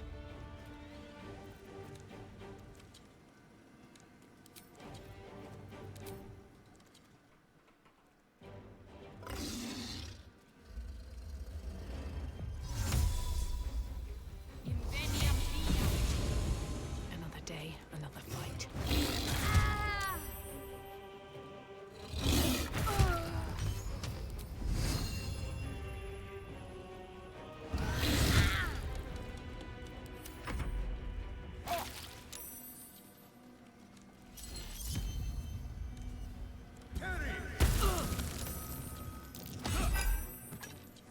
Ooh. Tried to push her into the thing. Psycho.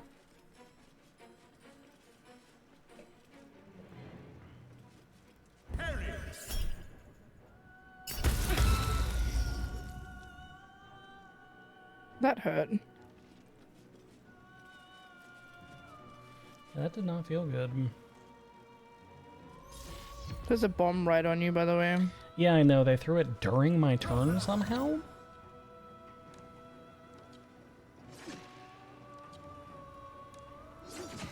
Close at hand. I'm so dead. Yeah, I don't know why you TP'd into the middle of the combat zone.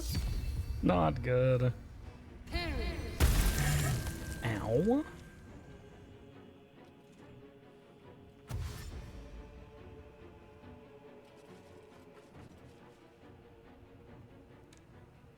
Why are all these people dead? That's a really good question. It's a really good question why all these shit. people are dead. Oh yes, ignore me, ignore me. This is good, this is good.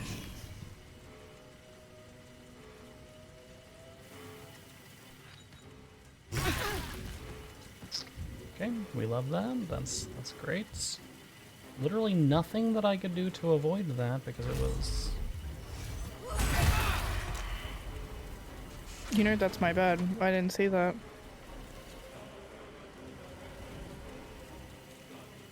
We'll do it my way.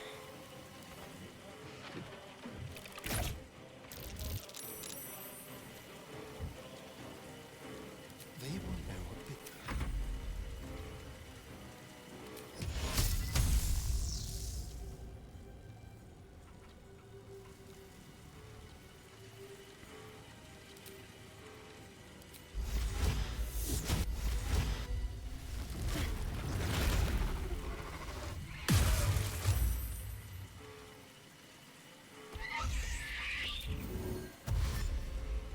These boots have seen everything.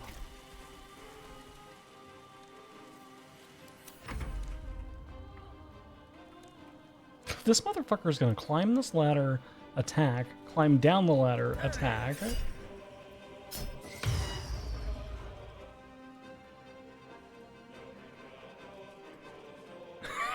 What an asshole.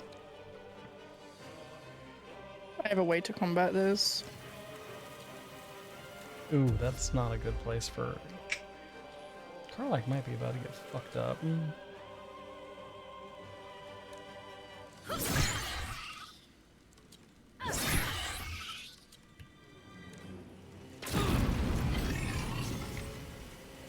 Ooh.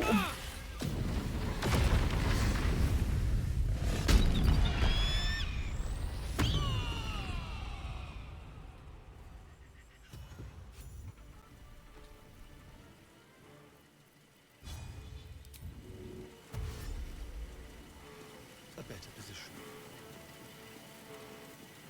Let's have a little fun.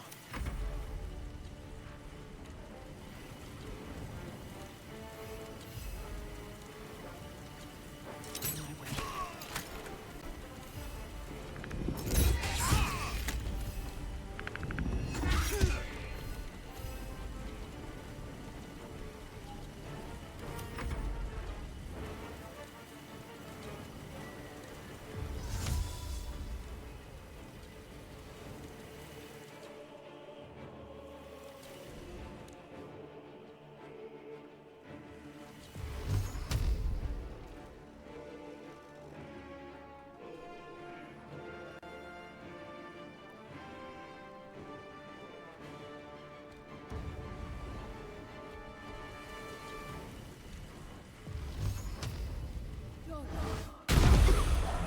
Nice. We've got a Styrian back here for him now, too.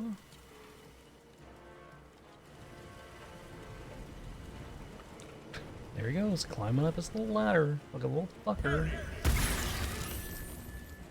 And then he goes back down the ladder. Oh, there's little grenade things up top. That's what's shooting those grenades.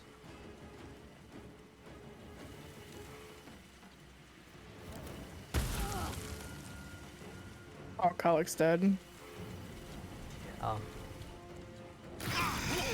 Ooh, it didn't hit her. Oh, maybe not. Shocking.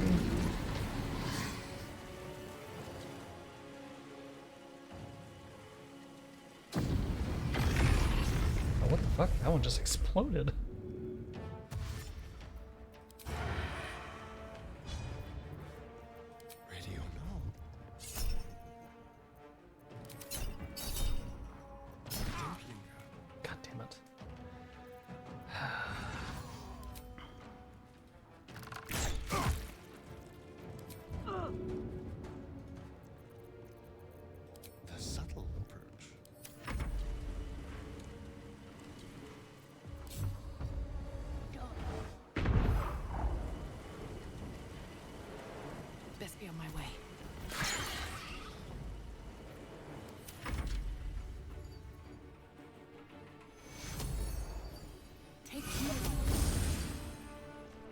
The bomb. Yeah, there do be a bomb right there. Ow.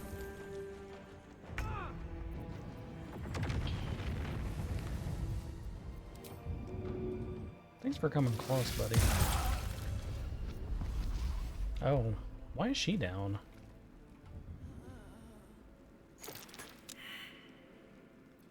Why is she over here? Where is Scarlet going? Hello? She's, Oh, I see. 5, so that's progress. We won. we did, yes. We're gonna have to fucking short rest, a long rest, I think. Yeah, we dip and rest for sure.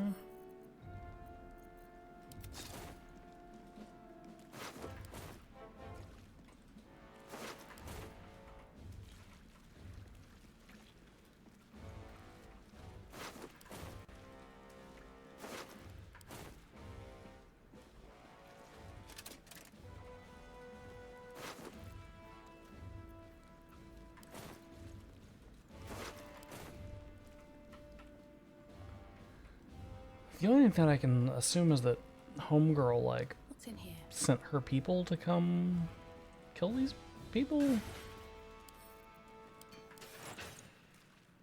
Maybe. No. Moving ahead.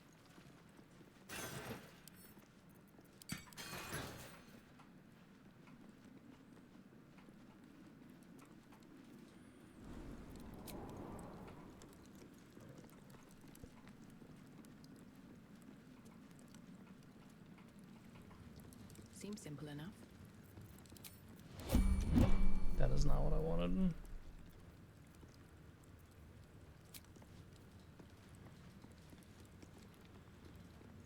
Okay, we need to leave this place to go rest.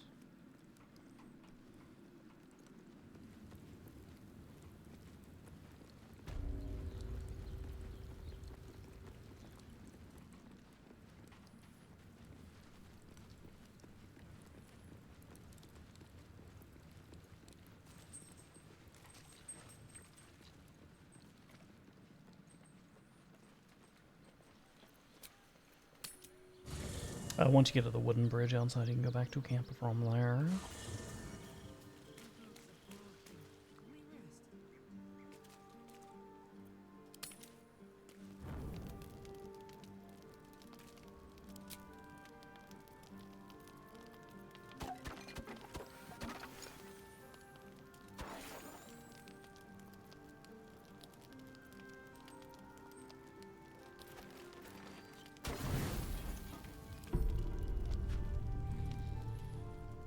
We're in a position where we need to start taking camp supplies again. I've been taking camp supplies. I have not been actively picking them up in a little bit. Partially because my character was so fucking encumbered, because I was carrying so much. I just send them to camp.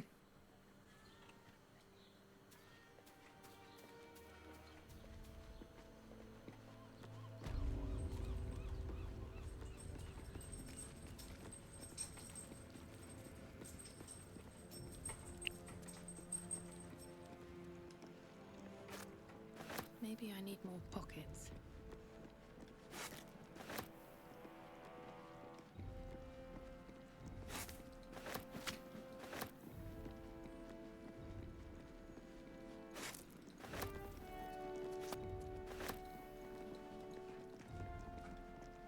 Okay, so like, where is he? Presumptively he's up there somewhere. I can't use that door because somebody's already using that door, I guess. There's a door over here.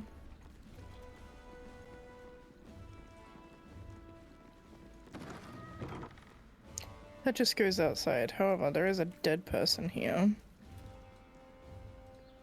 Yeah.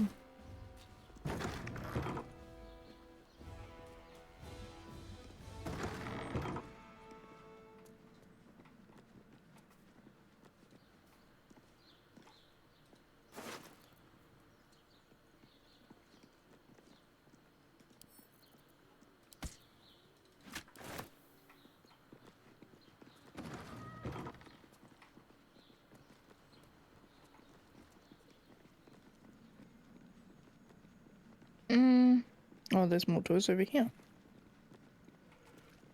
Yeah. And the marker to fight him is like in this general direction, so...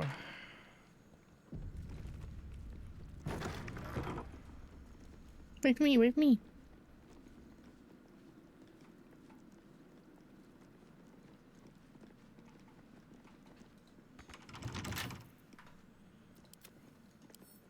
With pleasure.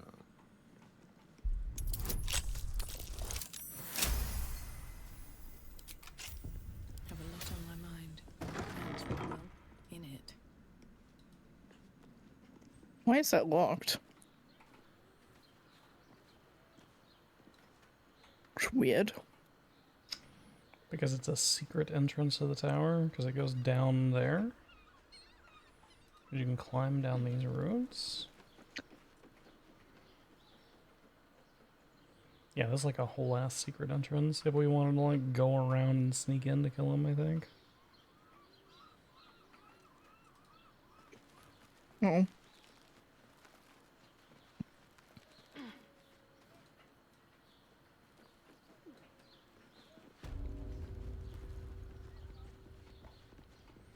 Okay.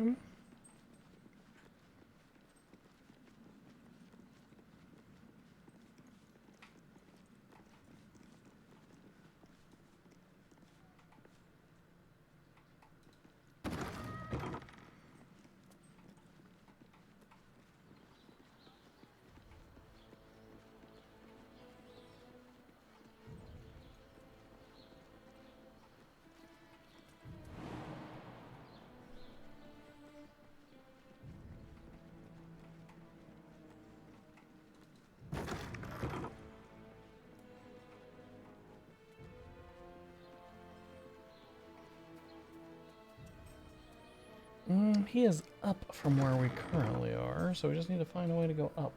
There's a jumping puzzle. Is there? Where? Yeah. I don't know how to get up there.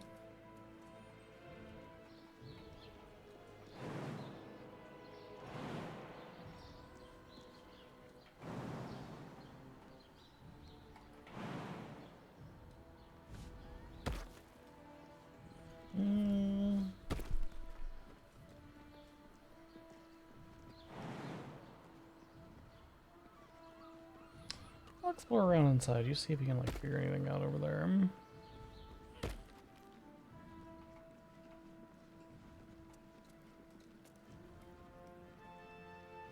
Okay, sitting on the throne does nothing. It just make you feel good, OG. Yum.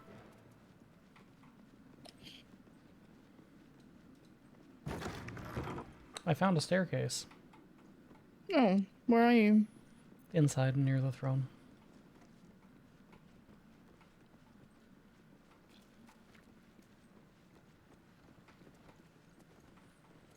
That'll do it. And then I went up. Watch how you go. There's a trap. Careful, I bite.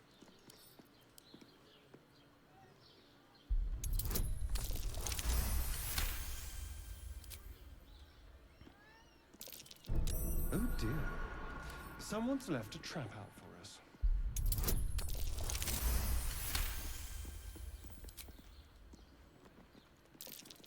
Be careful.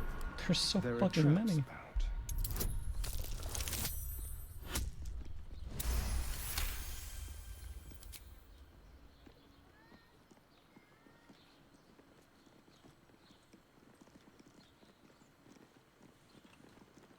All right, what now? Okay. Be wary. God This damn it. place is trapped.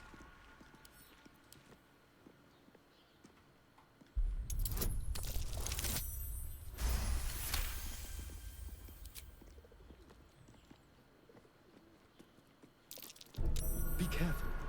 There are traps about.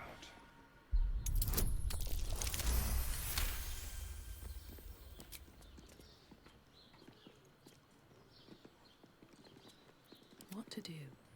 Okay. We open this door? Question mark.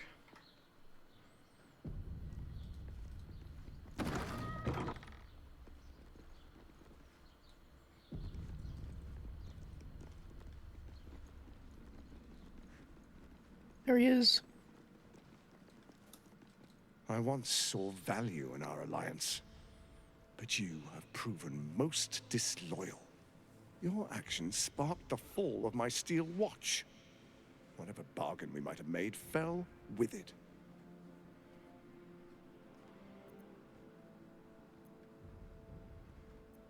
Is that what you... The brain awakens. It's time I take matters into my own hands. Who's this guy? Why does he have such a cool mask?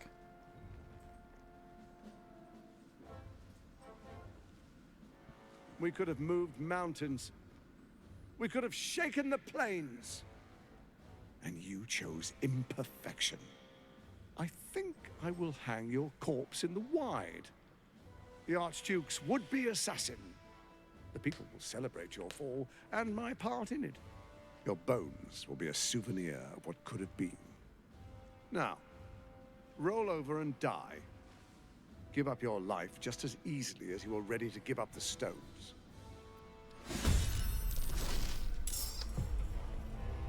Okay. That's a significant amount of health that he has.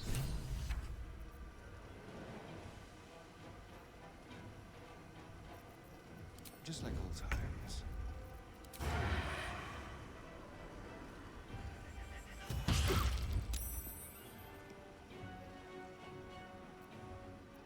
Time for a new approach.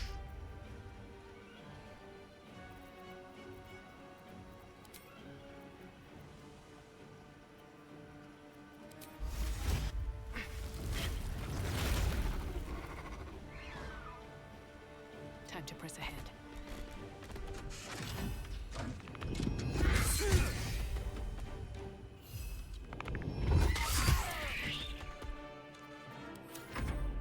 This city is mine!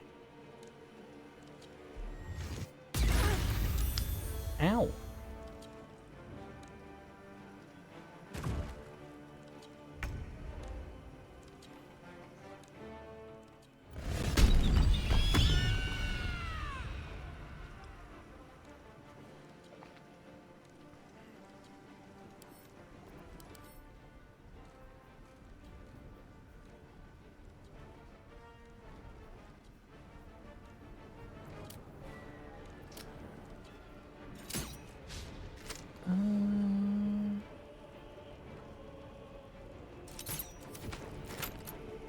No, don't hit him with projectiles right now. The Reflecto Guard bounces your projectiles back, apparently.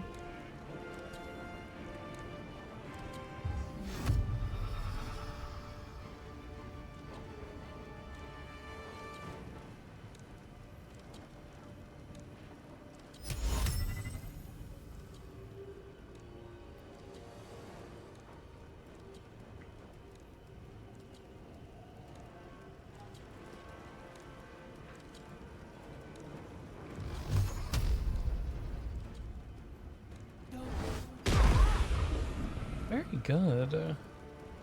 Thank you.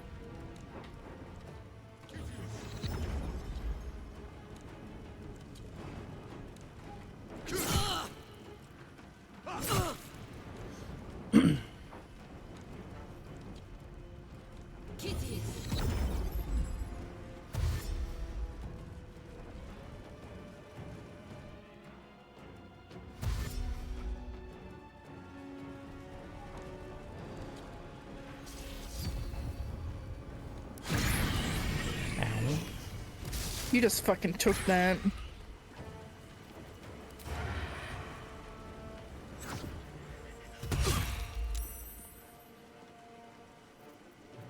Where do I go from here?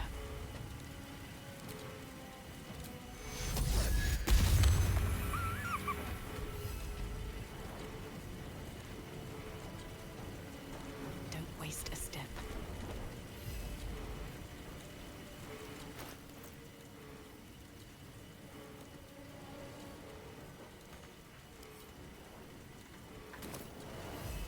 Oh, god damn it, there's another one here? Yeah, and if you get in the general proximity of them, that's when they start exploding.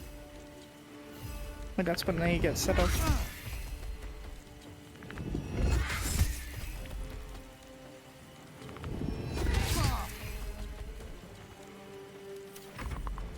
You chose to suffer. You chose to die.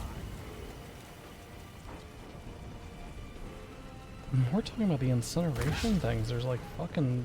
They're just all over the side of the fucking map.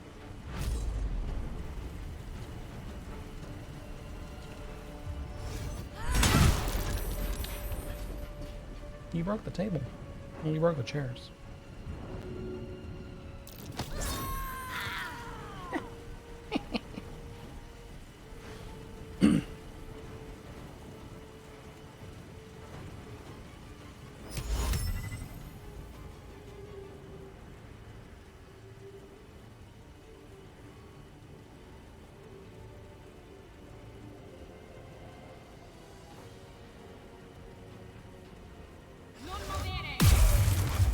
Ooh, that's really good.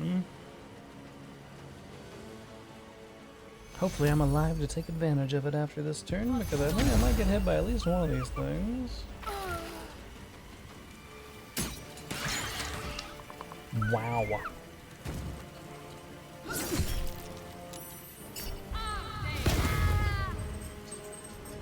Wow, 40 damage on the rebuke? That's crazy. I'm about to die to this thing. Well, take a lot of damage at least. Yep.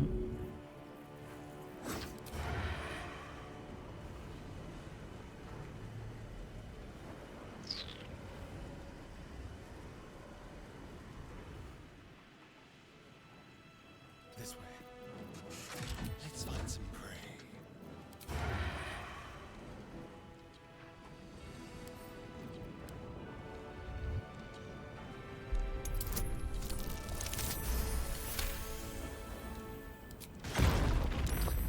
Why does disarming it make it explode?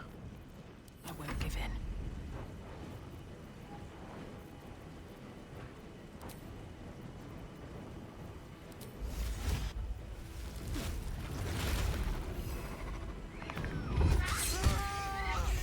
Blood follows me everywhere.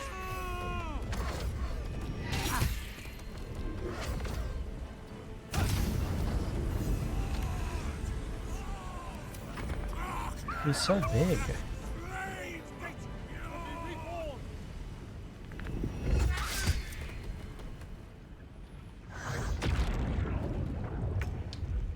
I don't like that. What does that mean?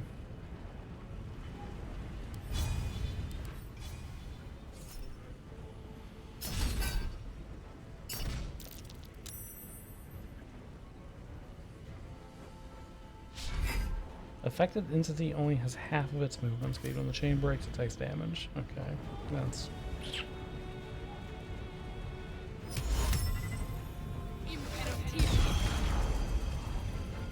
Ooh, that's good.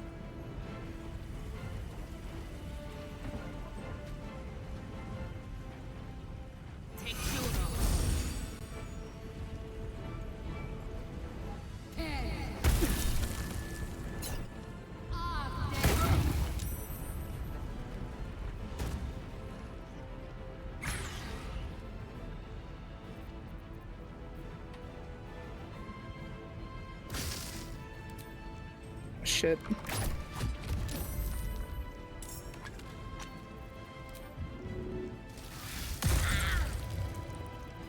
Never a dull moment.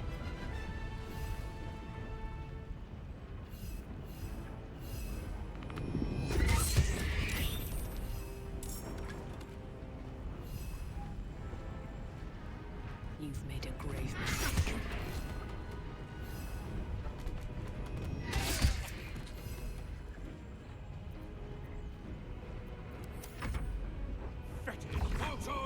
Will not take this city. Get your big ass hand away from me.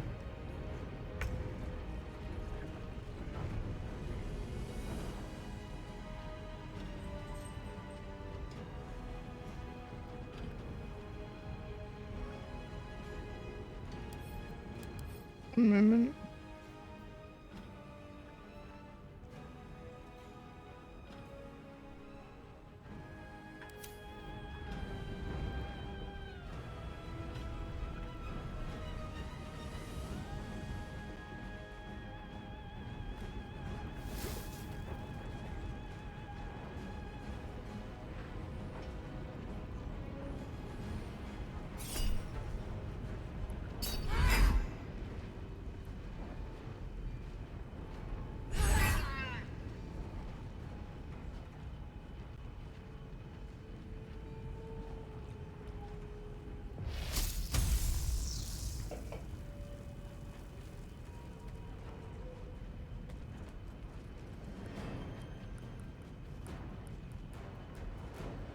Ooh, there's grenades behind. Ugh, I didn't realize those were there.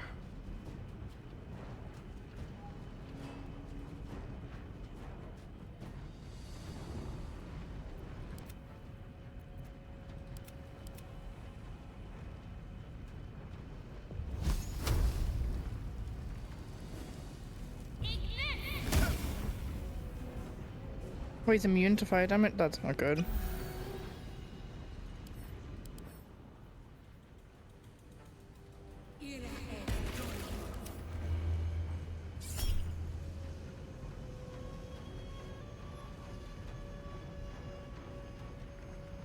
Oh, Oh, that works.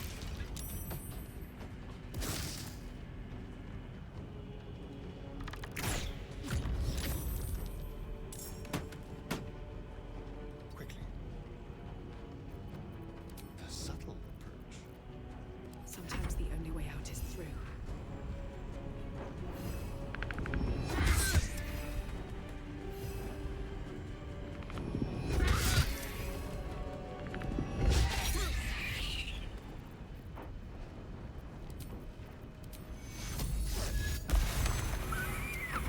that's so interesting that he's level 9.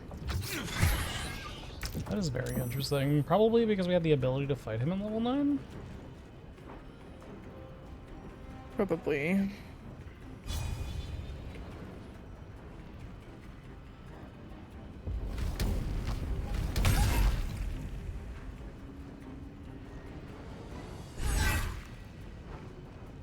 I mean, Snowbow, I only needed a 10 to succeed, and the lowest that he can roll is a 10, and he has a 14 modifier.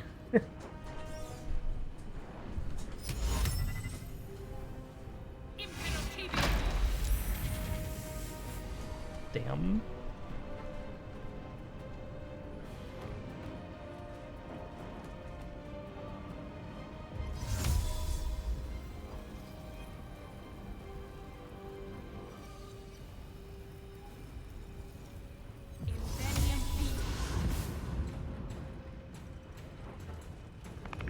Oh, I was right on me. Damn.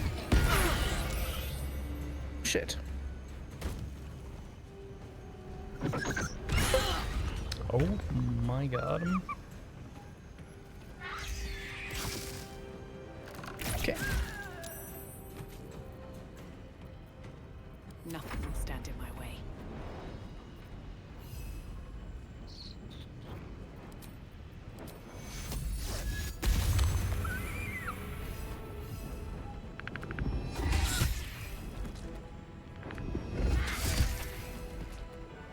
Hope your soulless in peace.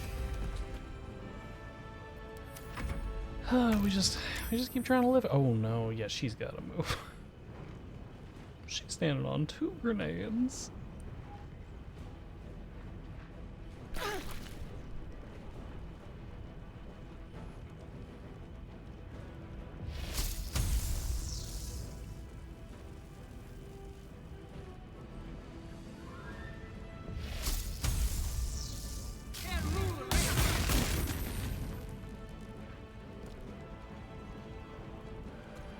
Oh, you short-circuited the grenades.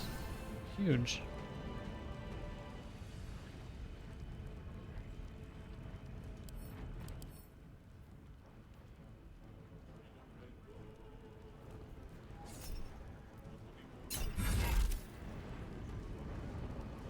Oh, he's so close.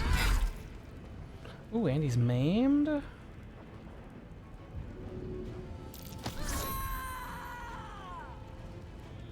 And he's pushed into the fire.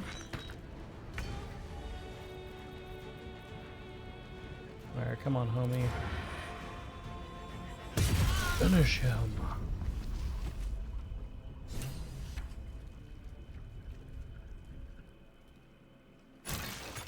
So Gortash is nothing more than a pile of flesh?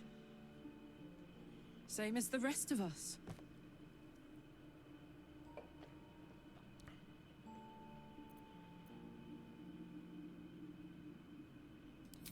I feel like there should be a sunset for me to ride off into. Or an orchestral swell, or something. But there's nothing, is there? I killed the bastard who ruined my life, and my prize is that I get to crawl into a corner and die. Am I fucking missing something?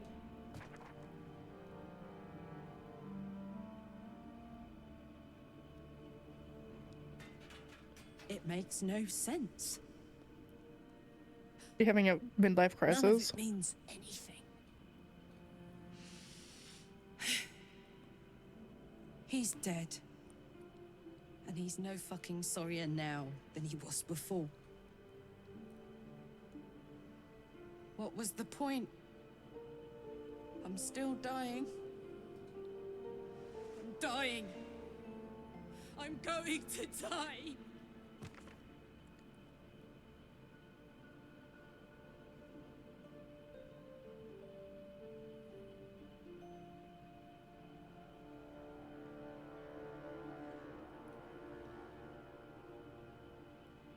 Hmm.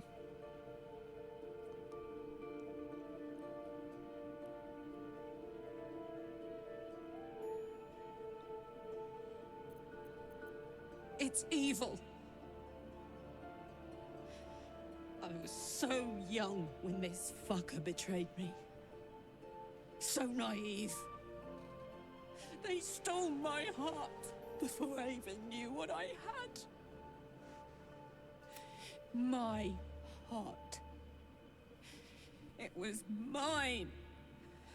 And they took it. I'm going to be as dead as a Gortash any day now. Any moment. And what then? Off to the City of Judgment to waste into oblivion? Into the dirt to get eaten by maggots? Is that it for me? Is that fucking all? And you'll just keep going, won't you? Watching the stars, warming your hands on the campfire, dancing, eating, making fucking love all night. All of it, all of it! That's my reward for everything I suffered. That's why I survived 10 years of torment. The fighting, the clawing, the loneliness, the fucking loneliness. All of it so I could rot.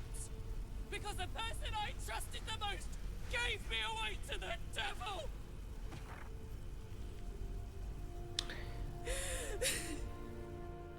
It isn't fair. I don't want it like this. You're kind of crashing out to the wrong people. We just helped you kill this guy.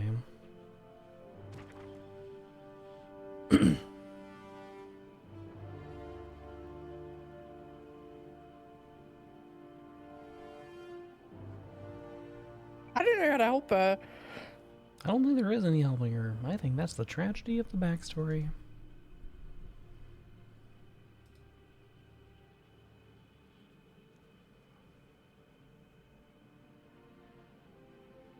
I feel like if I say let it out, she's gonna let it out and then die. Yeah.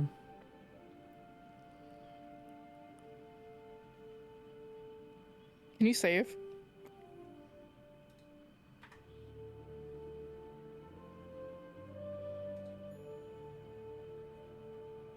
I'm going back and forth between one or two thoughts. Maybe two. I don't want to die. I want to live. I want to stay. What the fuck am I supposed to do now?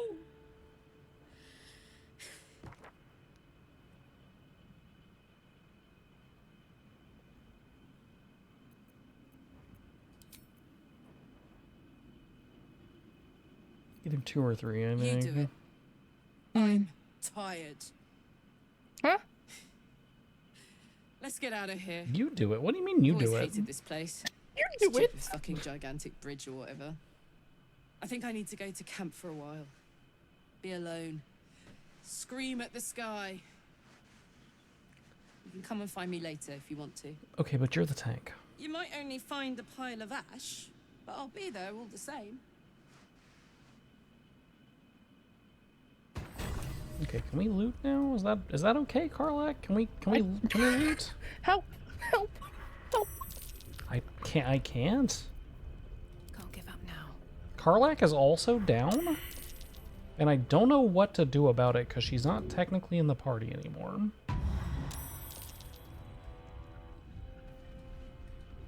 Like I don't know what to do about this. I'm gonna short rest really quickly. All right. Time to get going. I don't even have a healing thing. Fuck, hang on. Oh, it's scuffed as fuck. Yeah, because she's not technically in the party anymore. If we go to camp and then come back, maybe she'll be gone? I don't know, that's weird.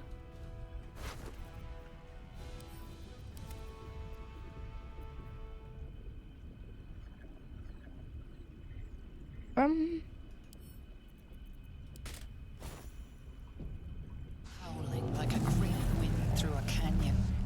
It engulfs your mind, drowns your senses. Above the hell rises a screech, gleeful and maniacal. It is the way and the truth. Absolute. Did you save after he died? No. The screech quiets, the howl fades. And I don't think it would make a difference anyway, because the thing that killed you all was the bombs, and she immediately dragged us into a fucking dialogue, so there was no dodging them. Bane's chosen has fallen. His netherstone is yours. You have done well.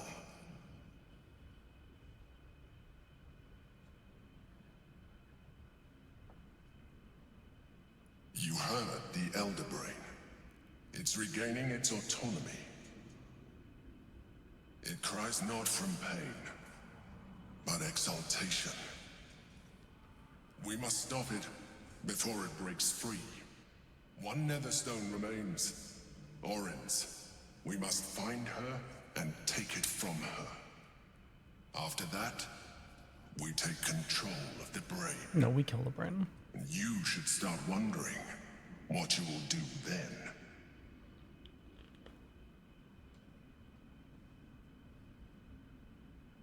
Sometimes you surprise me with your wisdom.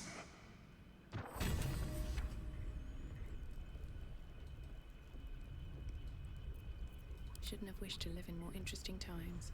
Do you have like an AoE healing you can do?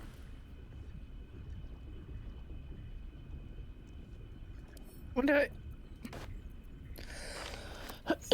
I'm gonna send you the necklace, the amulet of restoration. Okay, but I don't...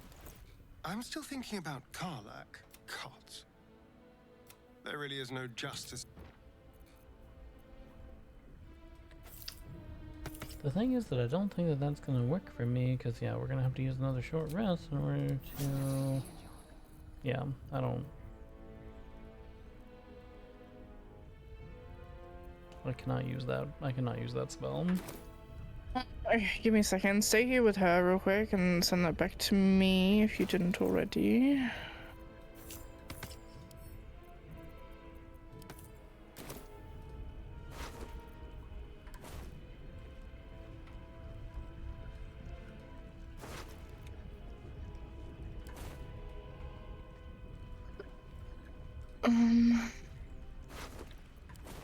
Let me see if we have any AoE shit.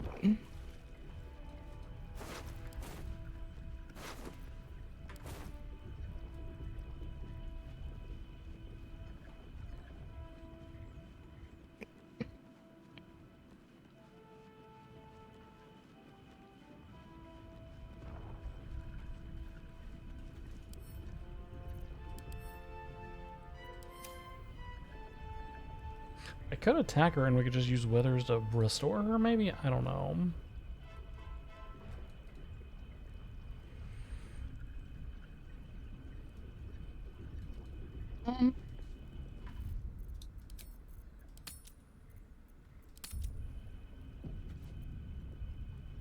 Can you throw a healing potion near her? I don't... I was thinking that. Yes. You can. Yeah. Okay, now she's just walking off. She's just walking away. She's just walking off. I'm sure she's probably fine.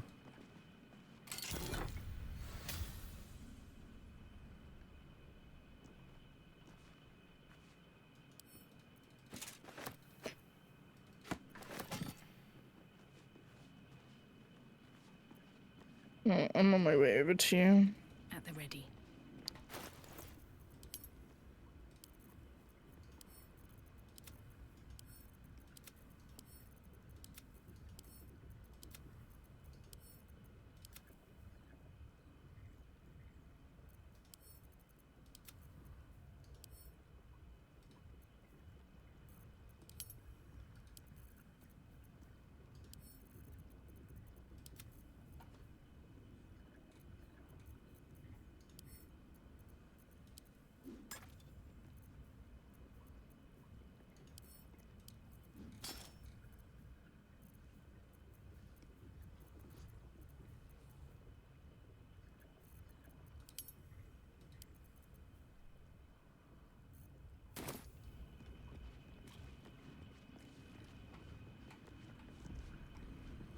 I mean, I think that's everything in here. I don't think there's anything else to do.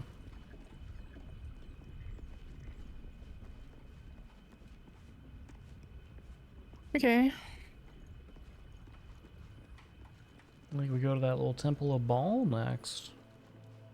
Yeah, I need a person though. I don't know who to bring.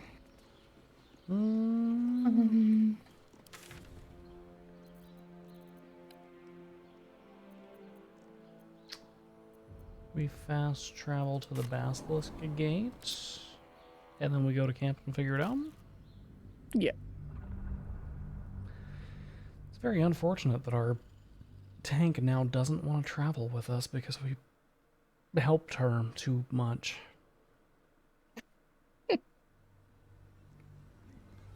Did she fuck off from the party? She went back to camp.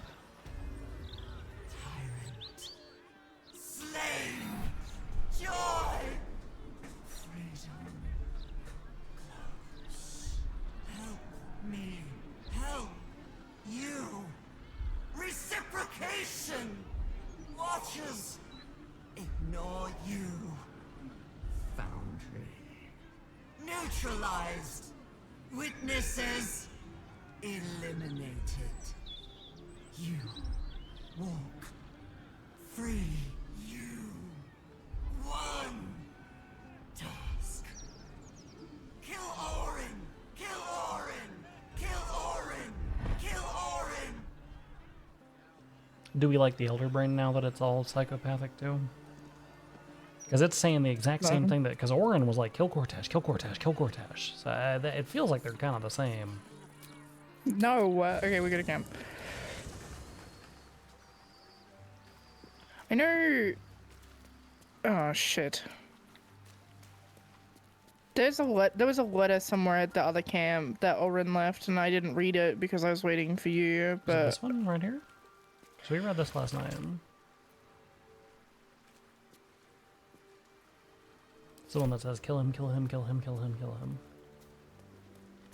Oh. Yeah. I need a quick word. Will you join us? I was just regaling sweet Isabel with tales of our prowess. Very impressive. Thank you for helping Why him. does she always look like That death? wizard sounded absolutely dastardly.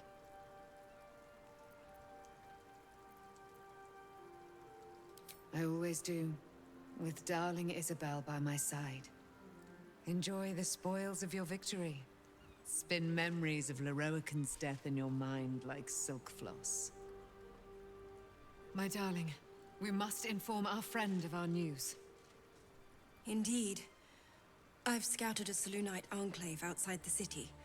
They faced the Absolute's armies and come out battered and bruised. Aelin and I will go to them, provide what help we can. Provide me But your help, fear not. When the time comes for you to face the foe of foes, Isabel and I will stand by your side. We wouldn't miss it. Not for anything. Go well, friend. We will see you soon. And with our great powers combined, this city will be saved. This is the opposite of the way I wanted this conversation to go. You two suck.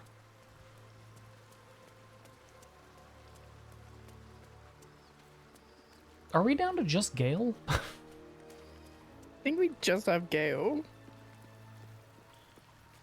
Or Jahira. Jahira's here now. We can grab Jahira. She'd be a pretty good second tank, but I think I'd have to fully level her up. Who got this exclamation point over here? Oh, Karlak wants to talk. She wants to talk. Yeah, this is a you problem. I can't deal with her moodiness. You can't deal with her moodiness? I'm not dealing with her crash out. I'll say some shit and she'll just leave. Hey, soldier. You're back.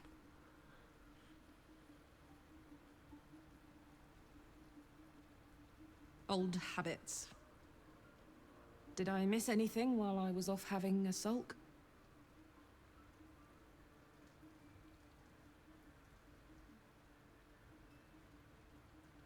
That's a change. Quite Seems literally like nothing. We came directly long-shattering here. Revelations are coming at us from every angle these days. You know, soldier, we're so fucked. The Dark Three are trying to consume the Sword Coast. We've still got tadpoles in our eyes, and I've got a ticking time bomb in my chest. I'm not sure anyone has ever been more fucked than this. And yet, we're fine. In this moment, we're fine. Here I am. There you are. Breathing, talking, even laughing if we want. Is it very precious to say that despite it all, I'm happy?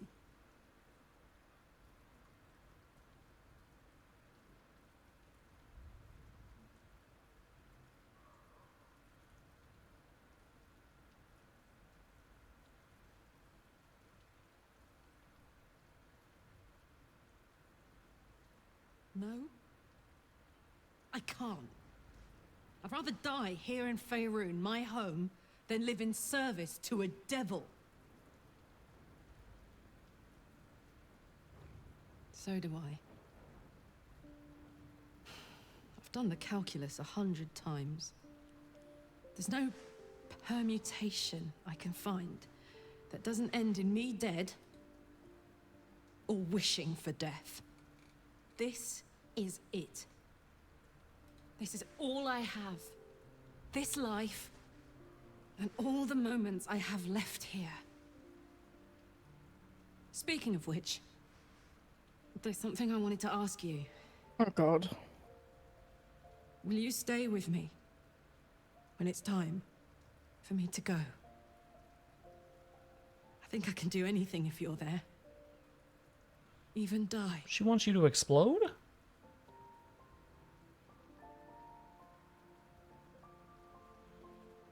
Because she knows her manner of death is going to be explosion, right? This is true. That's kind of a fucked up thing to ask.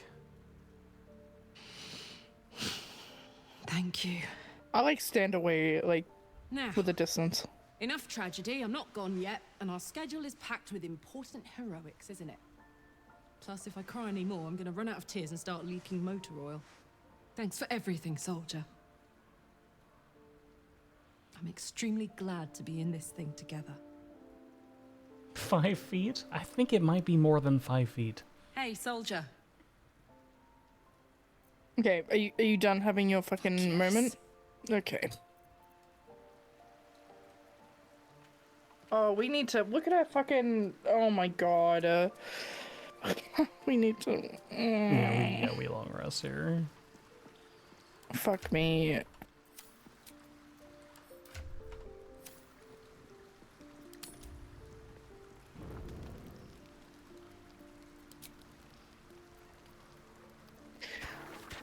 You want this gonna be an Oren cutscene? Just she fucking wait.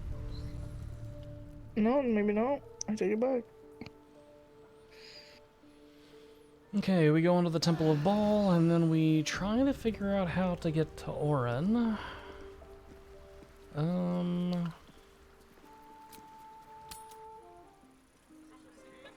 Just really quickly, because my brain is telling me that, like, there's something. Oh god, why can I? Oh,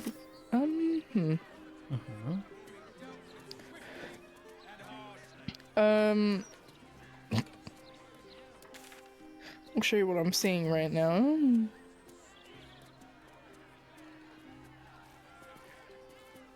Oh, huge. Go to the basilisk gate, please. I'm already there. Okay. How do we get out of this place again? Oh, yeah. I just want to go to the other camp because it's stressing me out. I'm quite certain it's the exact same node. It's just gonna be the one that's like. No, I agree with you. I agree. It just, I don't know.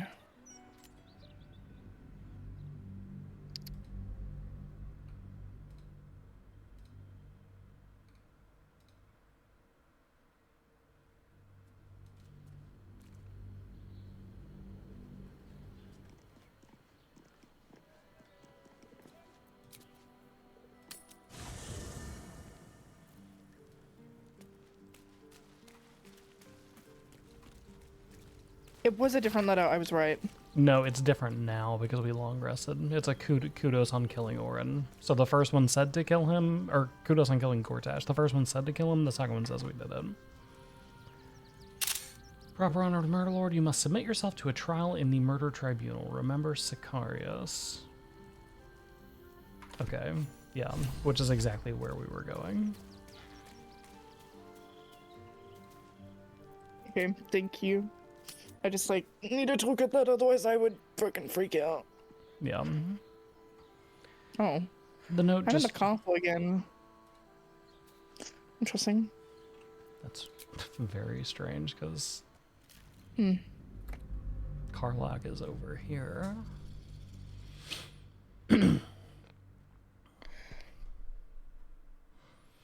Nami's a tiefling, she'll be fine. Yeah, she's a tiefling with like -6 dex or some shit. She will not dodge an explosion.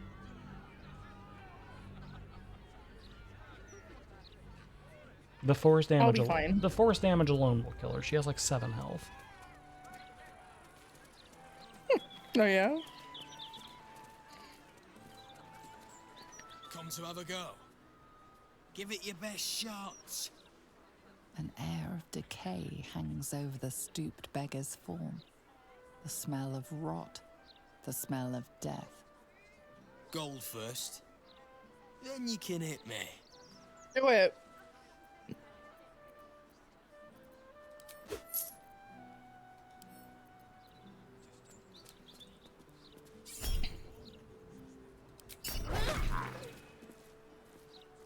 You don't pull your punches, do you?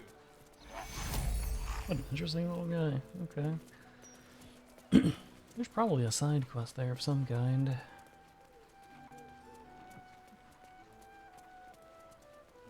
We on the main quest.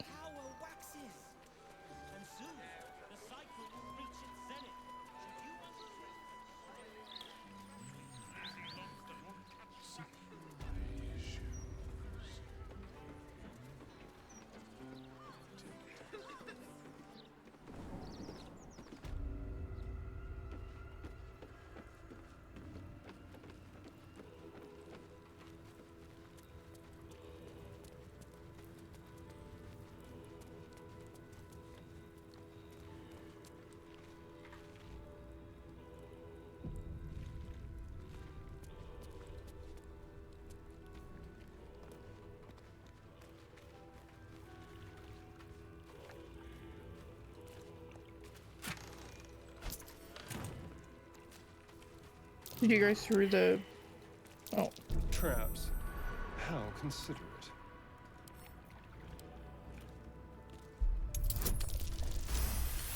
I was just checking out down here while I was waiting on you.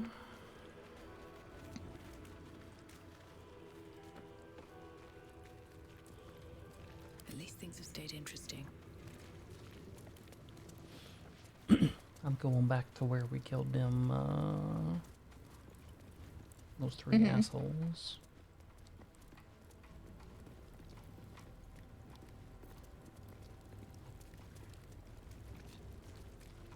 Hall of the Murder Tribunal.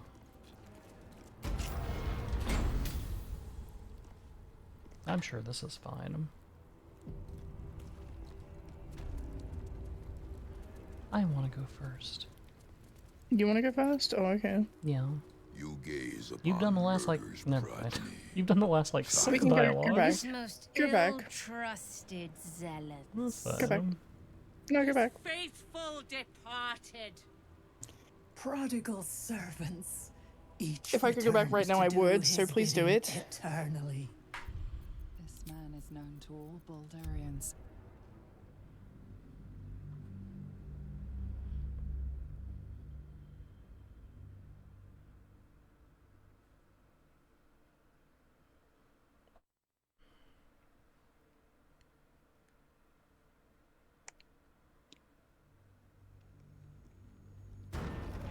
I want to speak to Orin though.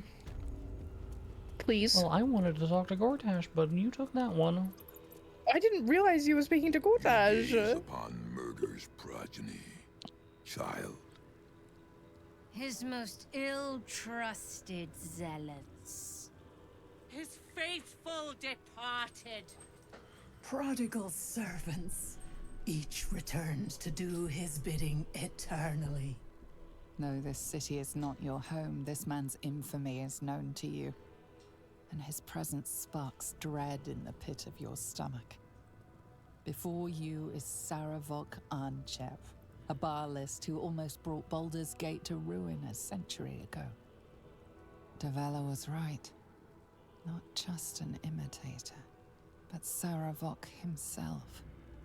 This is the court of the Dread Lord's Tribunal. I am its custodian. Here come those who seek to transcend, aspirants of his most profane order, the would-be unholy assassins of Baal.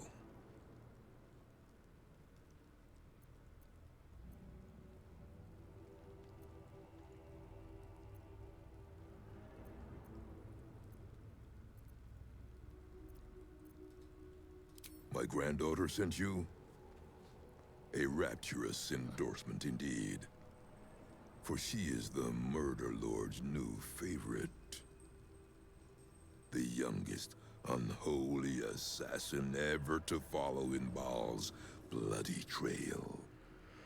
And his chosen.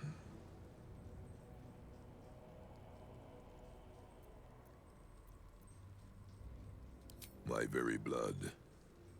And by extension, his. Baal has never had a more gifted prodigy.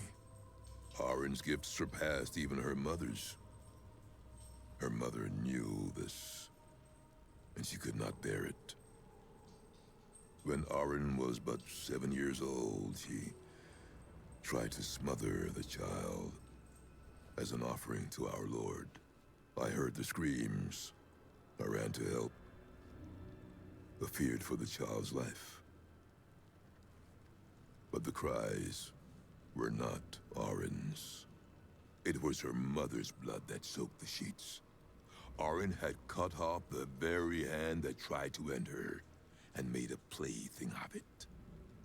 And as she toyed with her dead mother's hand, a deep quiver rose up through her throat.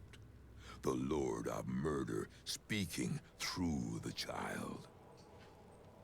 Lay not a finger on this child, he said, nor let any other, for this child will serve me with unholy ardor. Protect her in my name. I think he tells everybody that comes down here this story, or like, are we special? Don't know. There's multiple options you can scroll. No, it barely scrolls. Oh, I see, no one.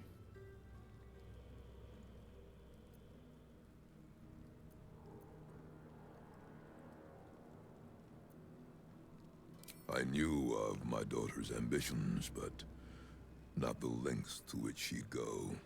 She hungered for Baal's favor more than anyone I'd ever known. But her daughter, Arin, hungered even more. My lord made his choice. I abided by his words. But Arin is not the subject of our judgment here today. You wish to become an unholy assassin of Baal. So, approach and be judged.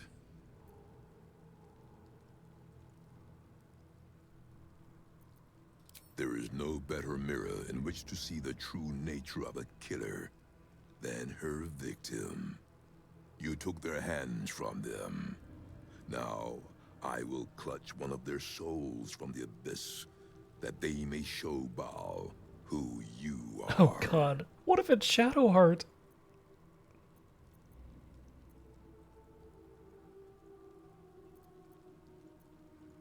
I'm so curious. Let us begin. Spirit of the slaughtered, return to us. Show us the truth of this murderer's intent, and let us judge her for her bloody service. His will be done.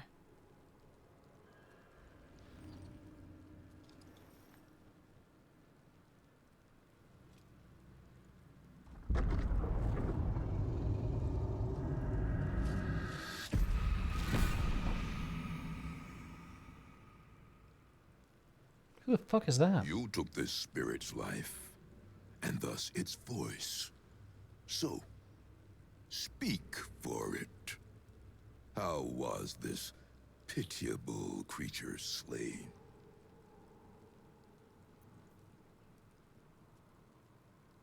Who the fuck was that?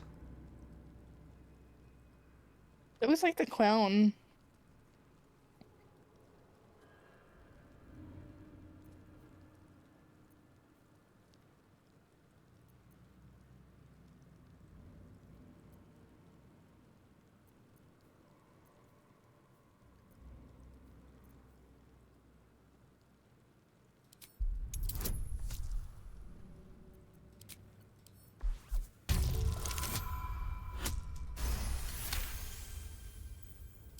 Reverence. Zeal. Long may he reign. It does look like the clown, doesn't it? It is the clown, I think. Your offering pleases Lord Baal. Your words delight him. You slaughter well, aspirant. You are deemed worthy. Enter the Dread Lord's abattoir and submit to his will. Okay. So we're allowed to walk in now? We're like welcome here? Can I sit in this guy's chair? Breathe deep and move. I'm gonna go sit in your chair. Because it's cool. I sit. You sit? I sit.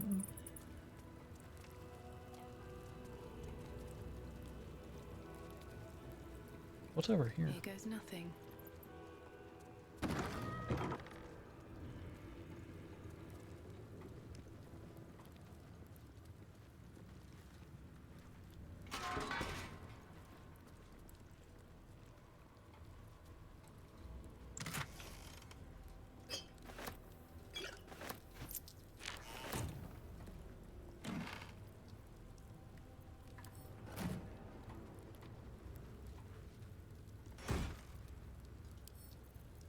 There's a headless corpse in there.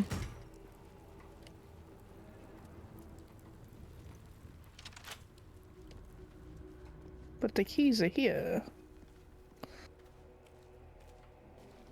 Yoink.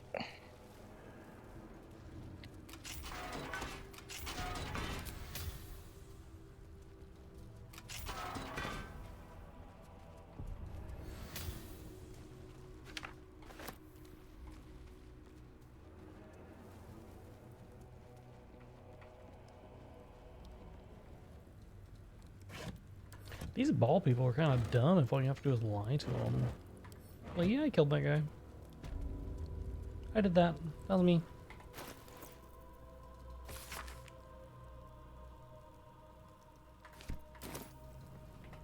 Yeah, I would say so.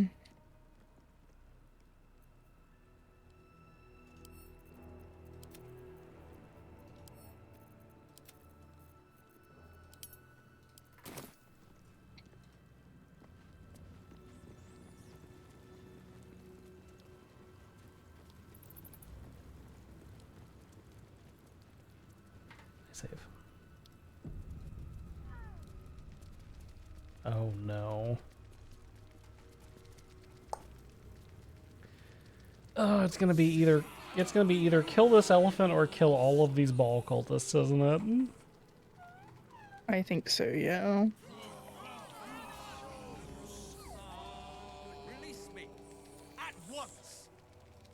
Do you want these tadpoles or can I use stand them? now on the cusp of the Dreadlord's favor.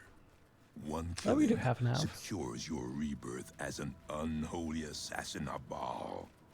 The slaughter of a celestial being. Make violence of its goodness. Spill its blood. And bathe in Baal's eternal rapture. I know you. Do not listen to this ancient fuck. Free me at once. This ancient fuck.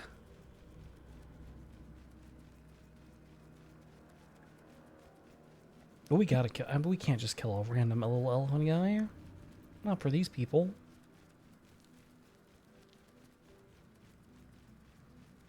What do you think? We are not the evil I think people. I think we should do a Dark Urge run. Yeah, we're not the evil people this time. These characters would not kill the random little elephant people. Yeah.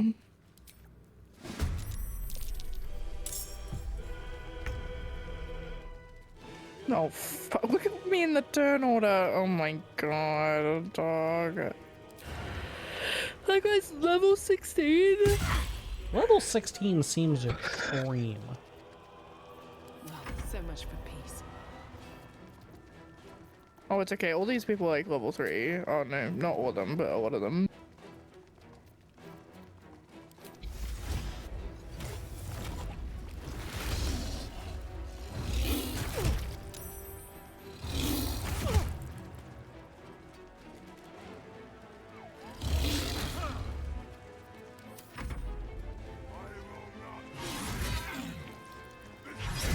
Ow.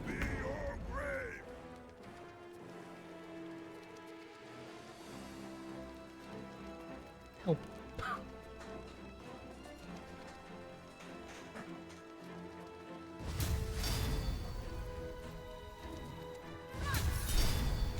Ooh. Smite is oddly appropriate here.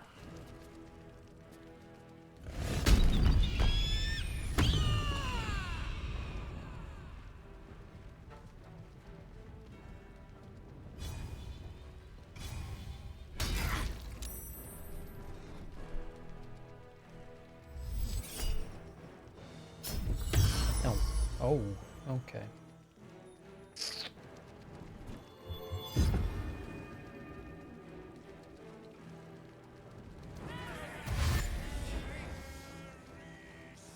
Oh. It's gonna be really awkward for them when I fucking...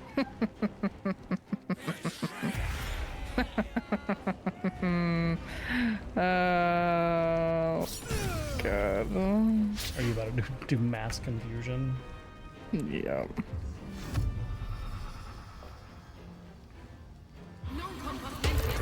Someone will stop you, Baalist.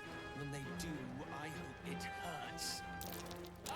Citizen, stop this at once! No fear! Please stop.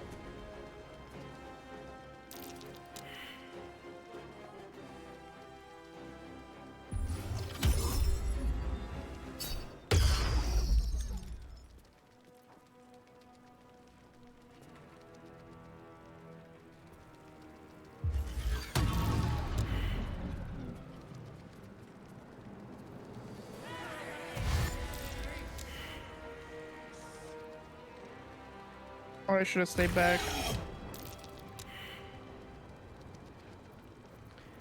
I really don't think it matters.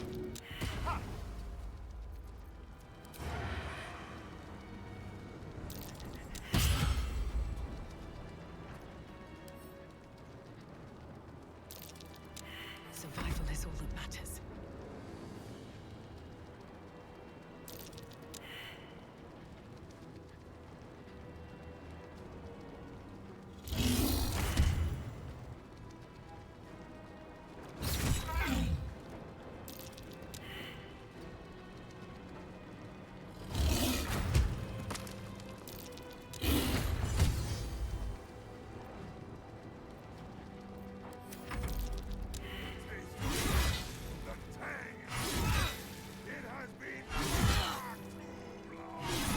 Oh my god.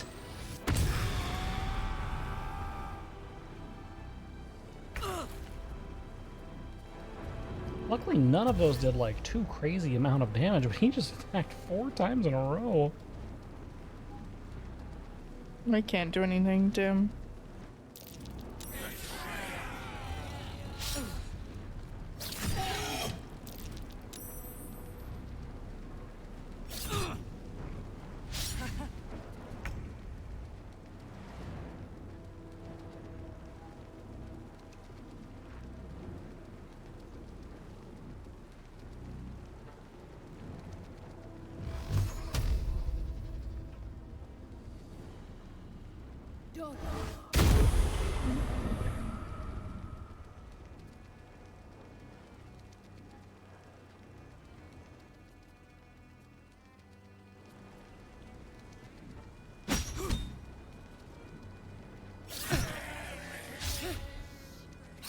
Damn.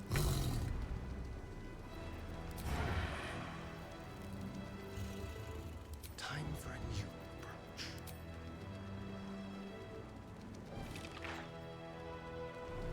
Nice. Nothing important is ever easy.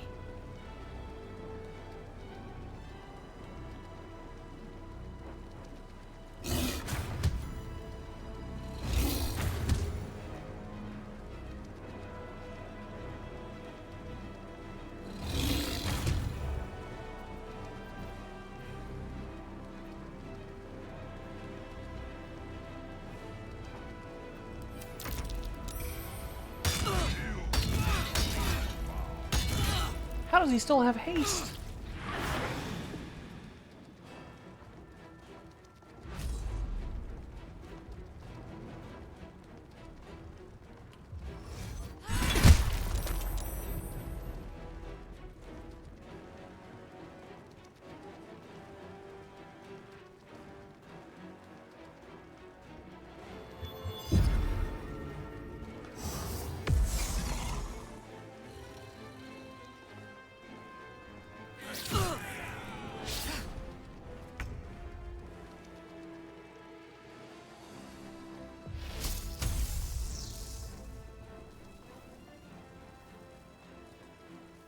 I think you try to eliminate those 3 that are beside you again.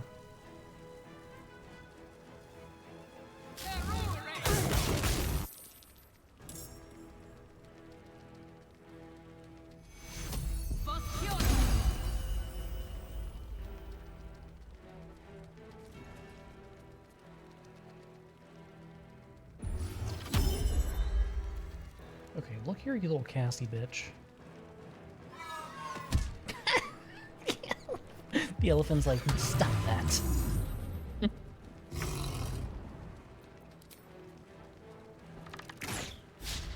Fuck.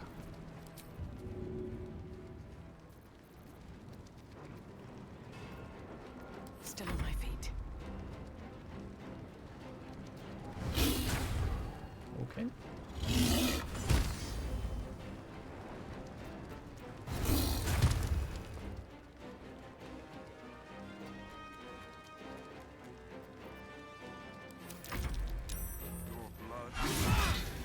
Oh my god!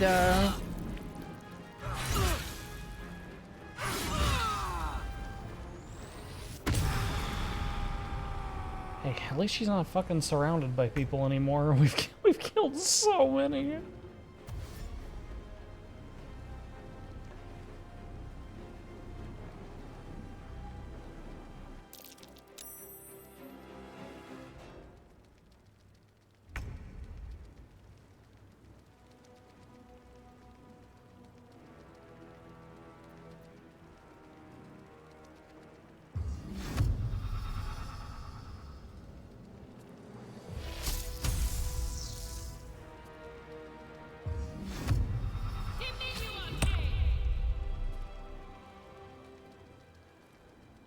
Jim.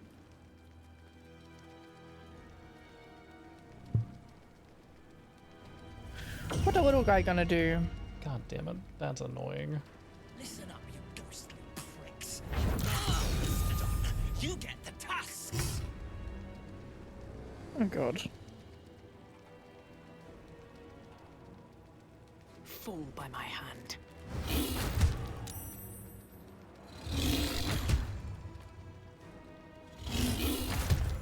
Nice, babe. Okay, huge. We like that.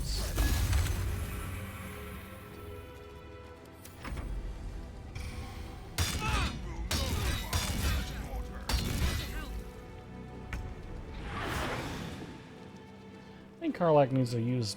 I think she needs to use some healing. I think she uses her bonus action to heal this round.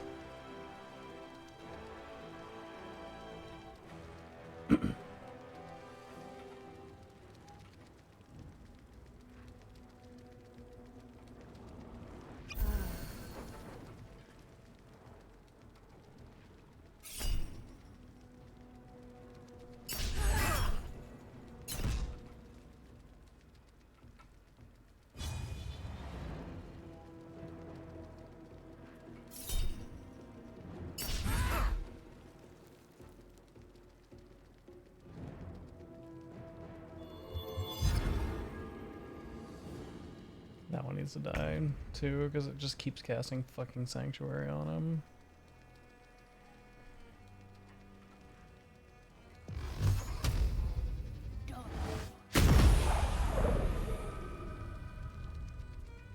Good hits. God damn it! Leave Asterion alone!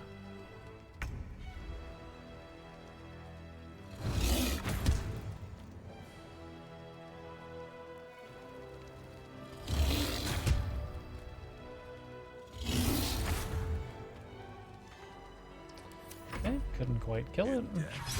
You will please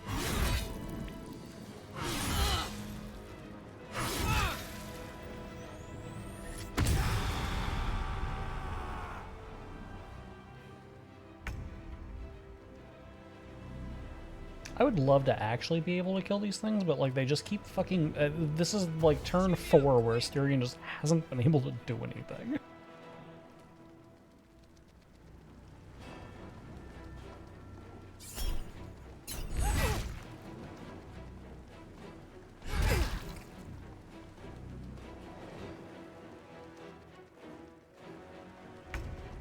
That one can't do anything because they can't cast Sanctuary this turn.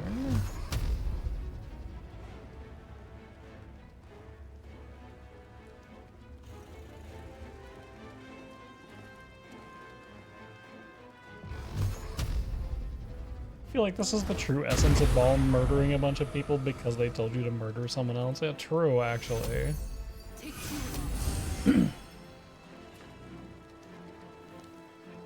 Not that that's gonna help her, but...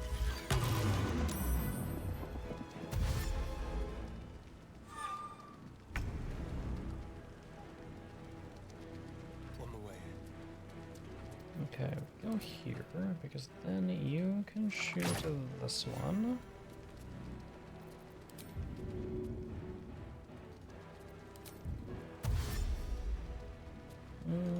Actually... Let's have a little fun.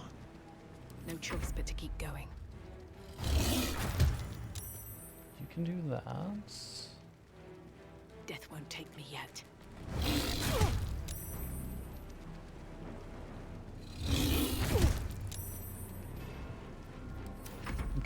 Huge.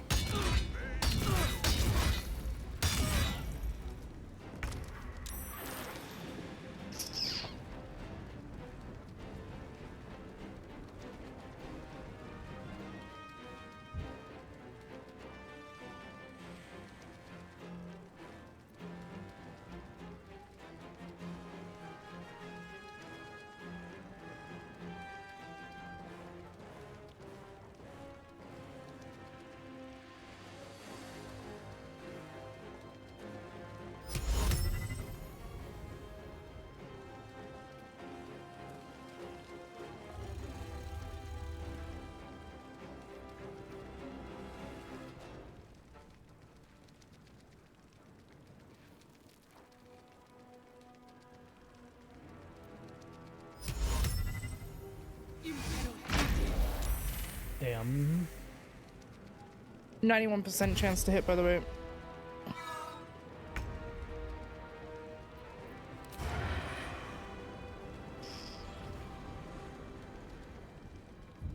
Get up, damn it.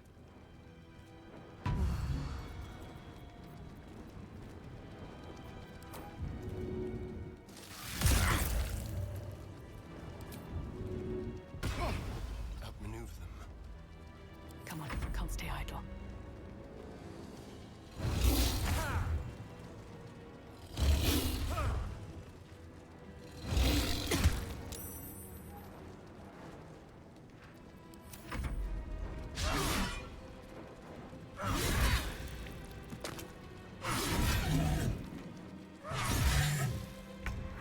Oh, he heals from that. Yeah, and I'm trying to see what is it that's giving him these things. Because these mirror images that he has right now, not good. You'd be dead without me.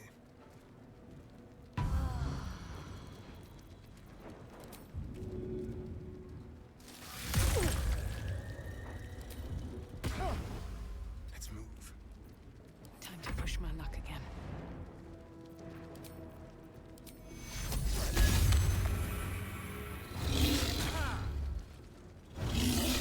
Because I only have a 25% chance to hit him right now. Yeah, he's got a high defense. Well, it's because of these mirror images, and I don't know what to do about that. Okay.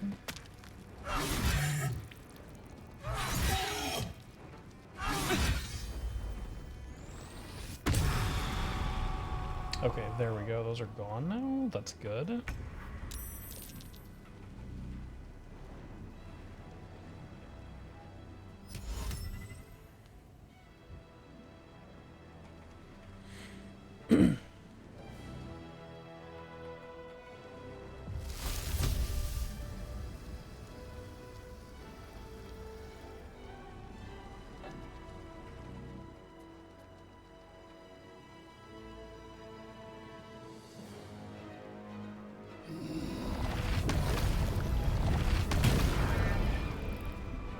Why did that not work? What did you just cast? Precious healing. It's meant to like half our fucking half Name's thing, but I guess it didn't work. Interesting.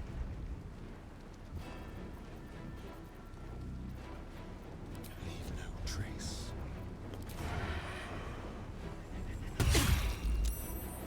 Nothing will stand in my way.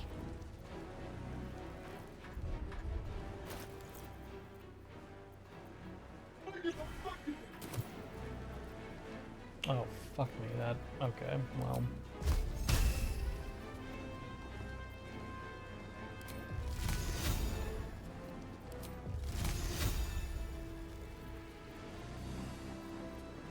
Hmm.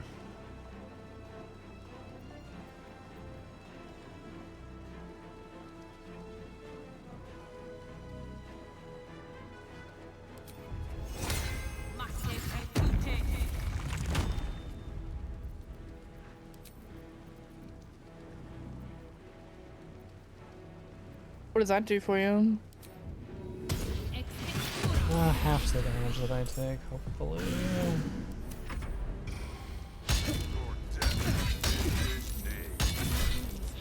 Not that it seems to have worked too much.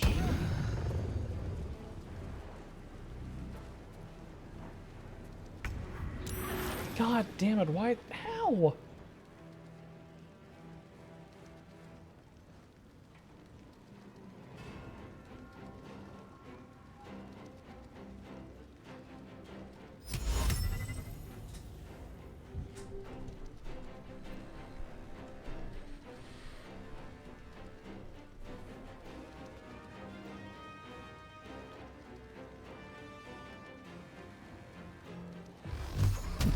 Can you like hold person in maybe? I have 1% to hit this. I don't have any hold persons. Oh, okay.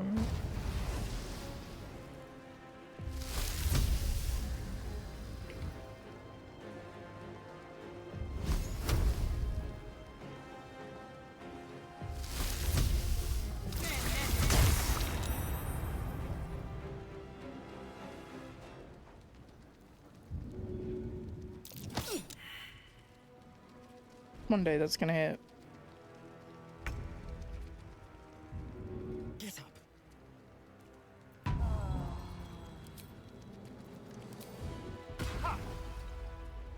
We'll do it my way. Still breathing, despite everything.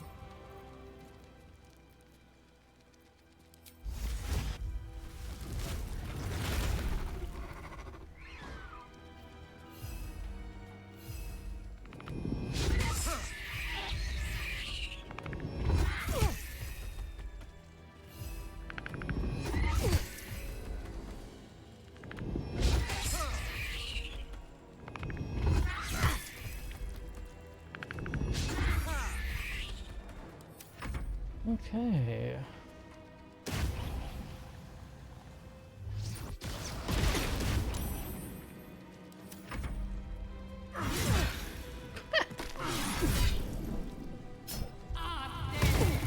Ooh, huge. It'd be even more huge if you would stop healing.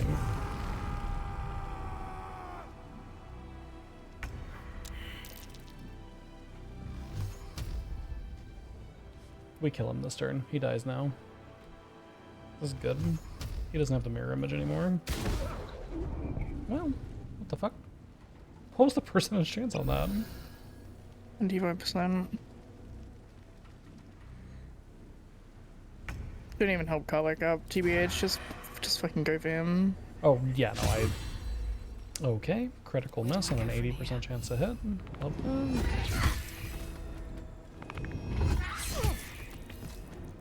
So good, did you carry here? Oh. There it is. Whew. The only reason I went for Karlak the first time was because he had the mirror thing, so we weren't gonna hit him anyway.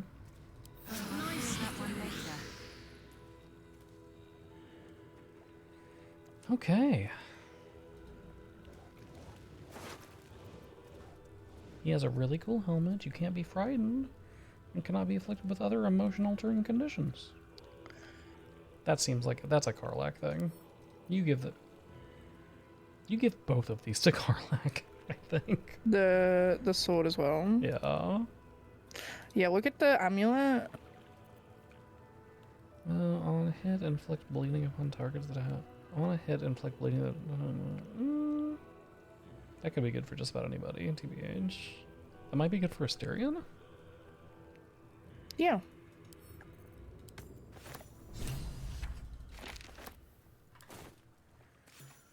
I think we long rest, TBH. I think so. Yeah. Don't touch me. Hardly a challenge.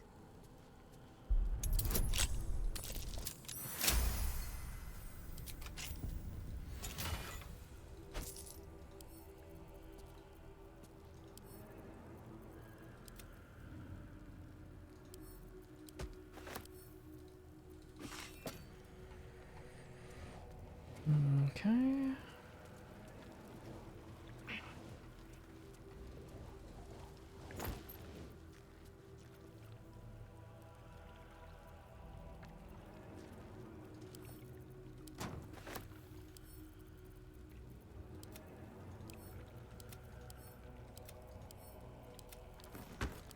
Do you guys think we impressed Ball? Do you think Ball's impressed with the fact that we killed all of his followers? Mm-hmm.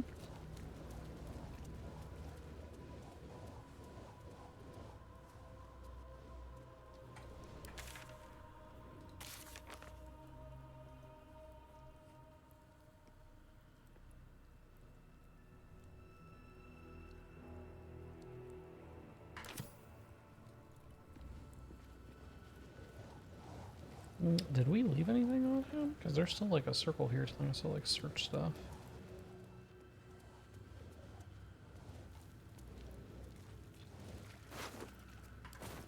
No. Okay.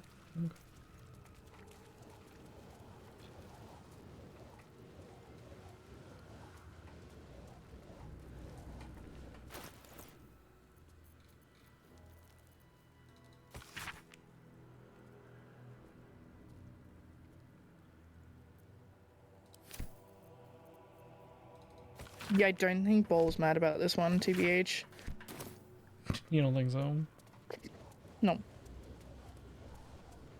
Yeah, I think Ball's okay with this. It's like, you know, good on you for killing all of the people who told you to kill people. That's... Brightside, are we missing something, or is this circle just scuffed?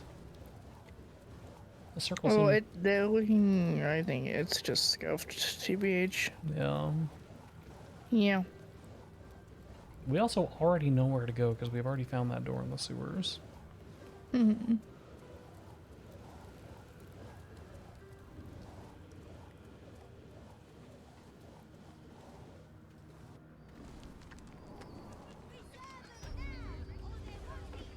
Do we long rest, and then is it time to kill Orin? Yeah, I think we kill Orin here. I think we go to we go near a sewer entrance. I'm at camp. I'm going to the sewer entrance, and then I'm going to camp. That was my plan. Okay. Which one are you going to? City sewers? Or... Yeah, the one that's just like right here.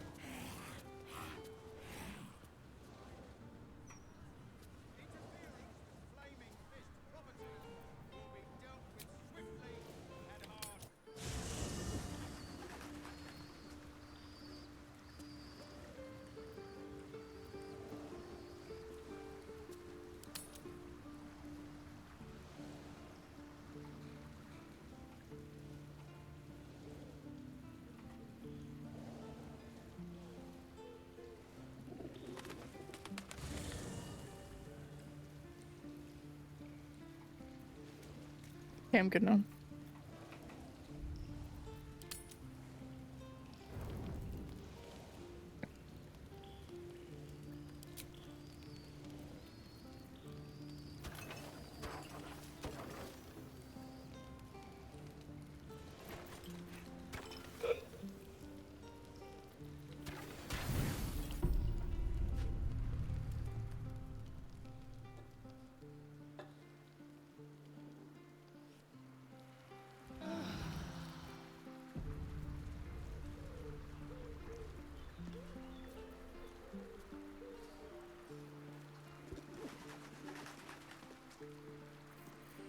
Okay.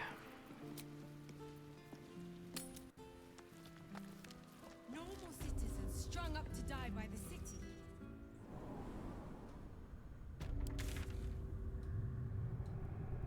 Under city ruins, that's where we want to be.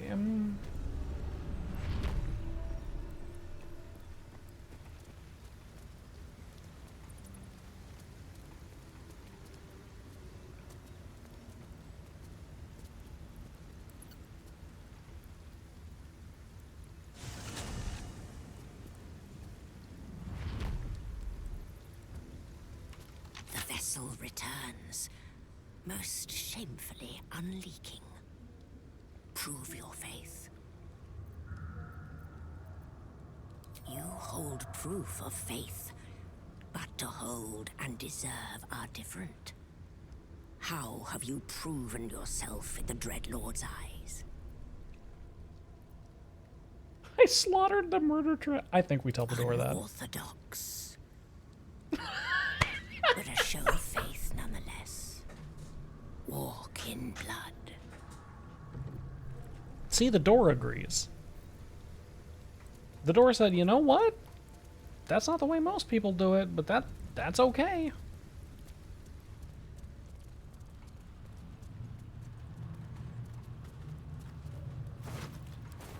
These motherfuckers and their fucking weird ass fucking having a million knives on them.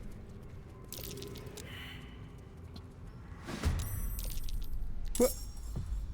We're in battle with Oh, they're up there. some motherfuckers that are like way over there.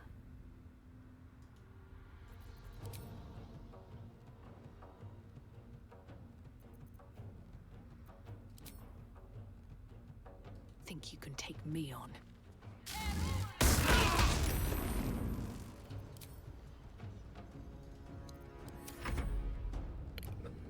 Here another one.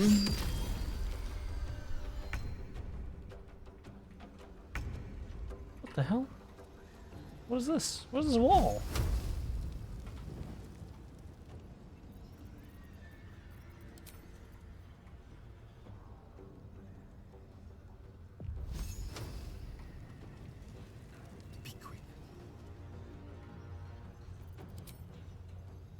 Okay, I can't harm anyone because they have sanctuary? Question mark. Certainly seems that way.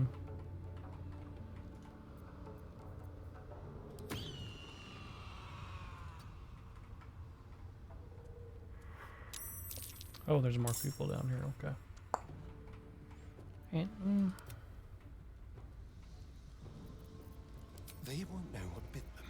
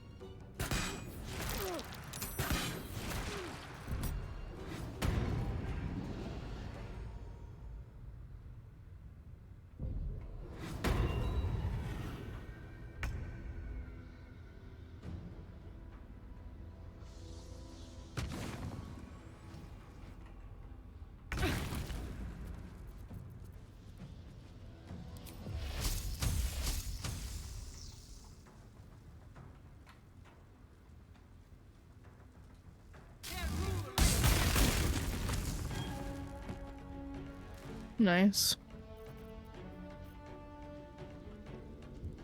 Can't slow down.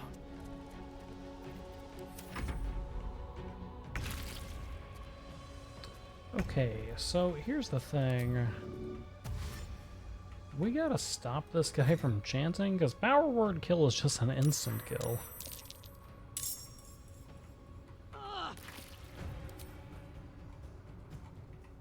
Okay, dog, please. Well, I'm just having trouble with the way that this map works.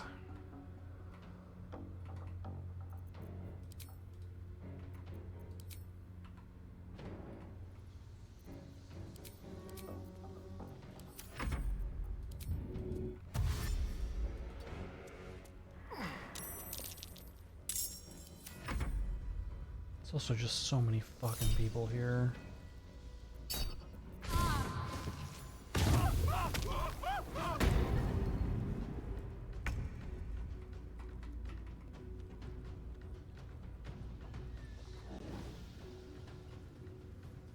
you want to be able to fly? Or are you chilling? On Asterion, he's chilling. He's gonna get up this guy next turn. Okay.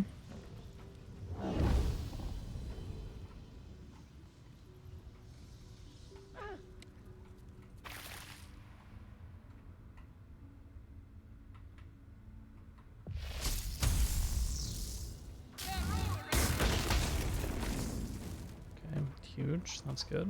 We like that.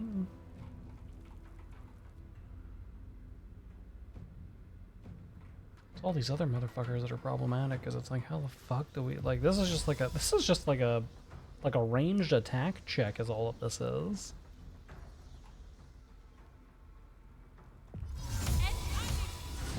Like, oh, you play a melee character? Well, fuck you.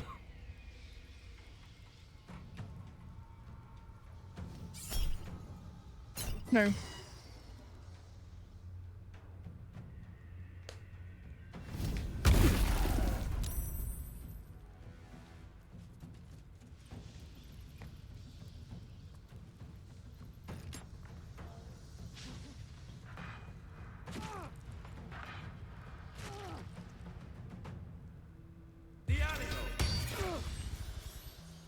Ooh. We don't like that. We don't like that here.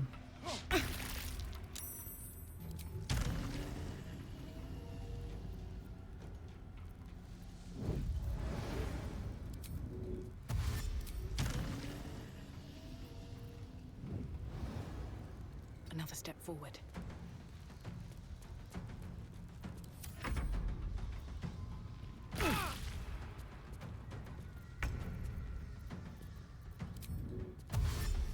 With finesse.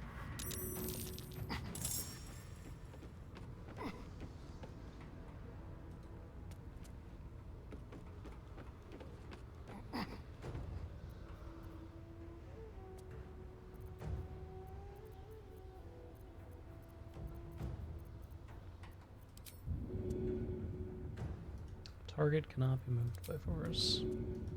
Cannot target the undead. On the hunt.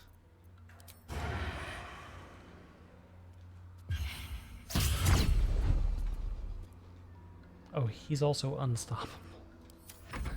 Okay.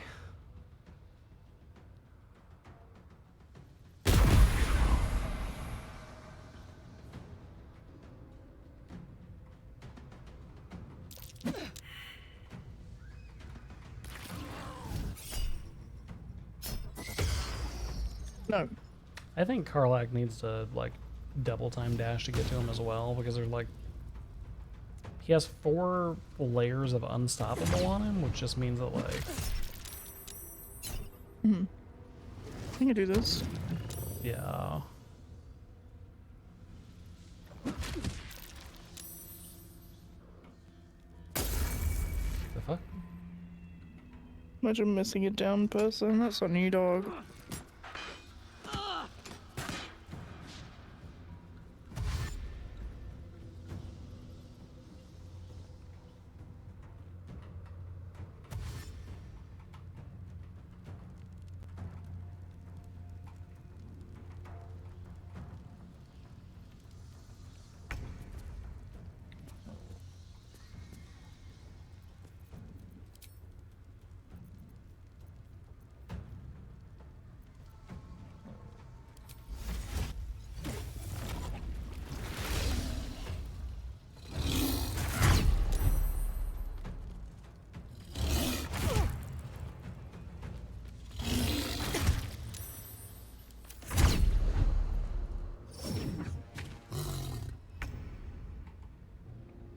Did he move? Nope, he just turned invisible. Wait, hold on.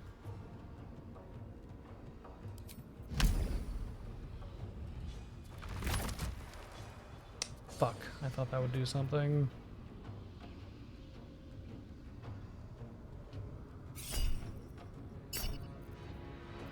I thought that would have AoE on it. No.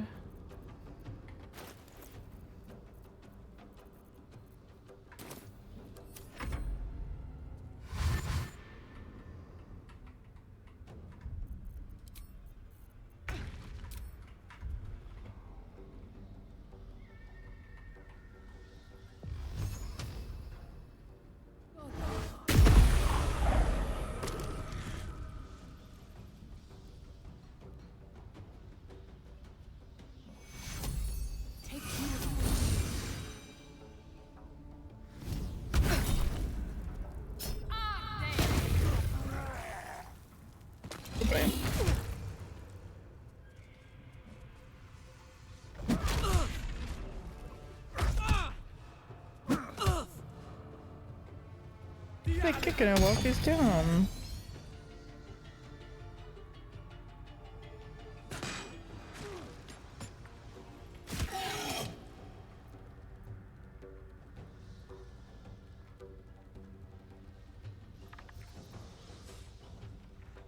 We have 3 turns to kill this other guy.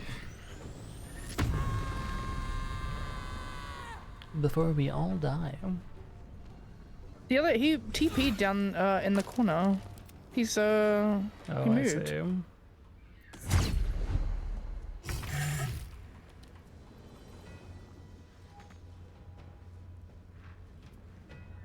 Need to find a way forward.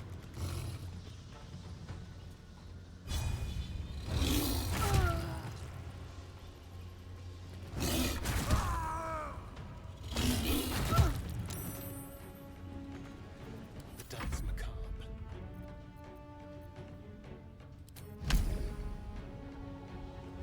Oh, you're in the way.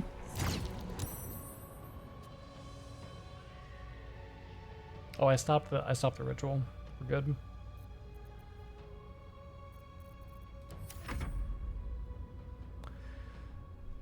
Huge. He is now silenced.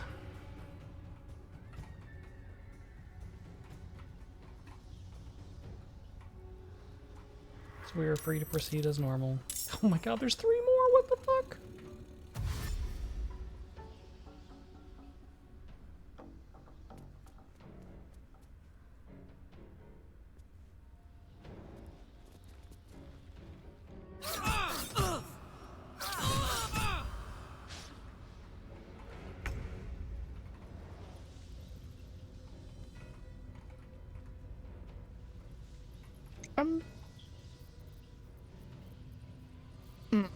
Another fight. Let's go. That's not good.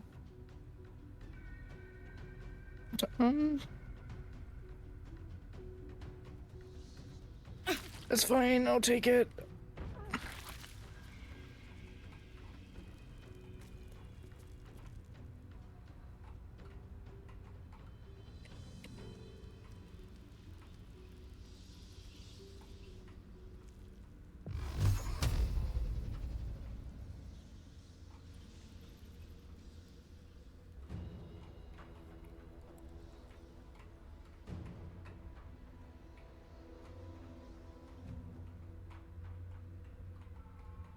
I can't do anything.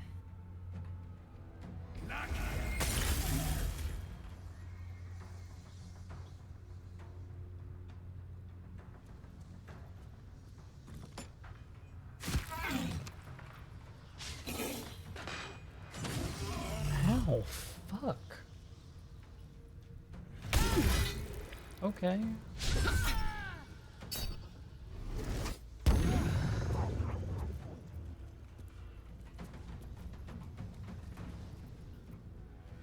They're running like a little bitch.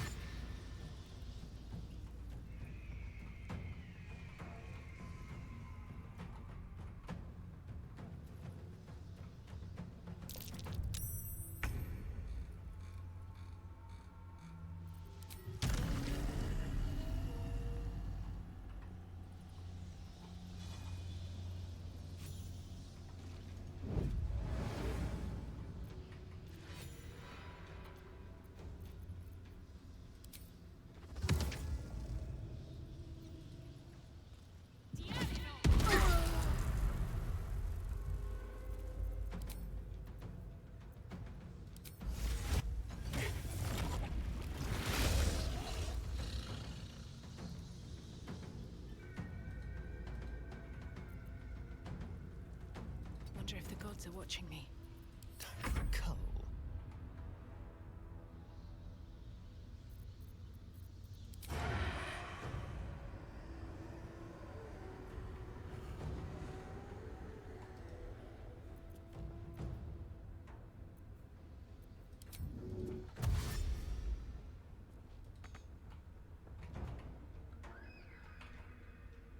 Oh, the fucking...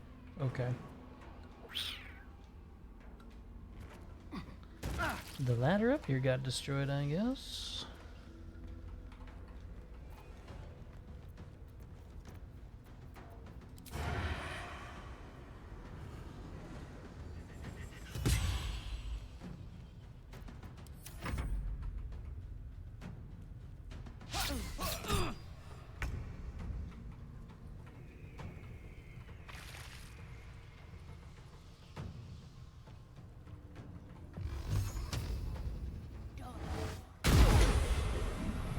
Sweet. Yeah, because if you can focus that one, my bugs are eating the 3 that are up here, which is really nice.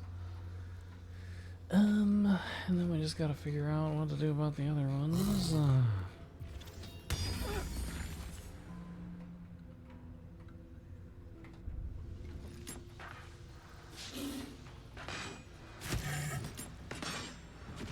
Oh, my insect plague is gone now. Oh, shit. And I'm just getting my ass handed to me by this person with a giant axe. Oh, huge. Why are they running? Okay,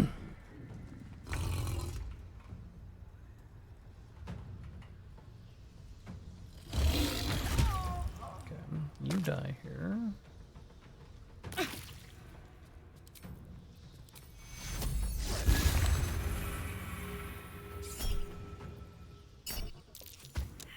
Swift as my feet can carry me. Killed him. Huge. Step quick. I think. Or did I kill someone else? No, I think you killed I'm him. unsure.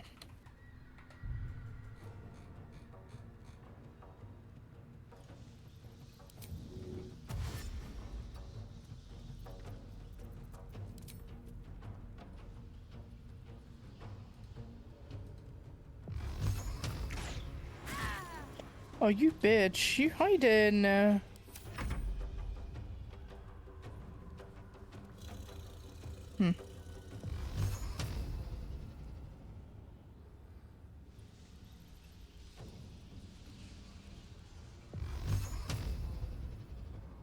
Yeah, I can't do anything.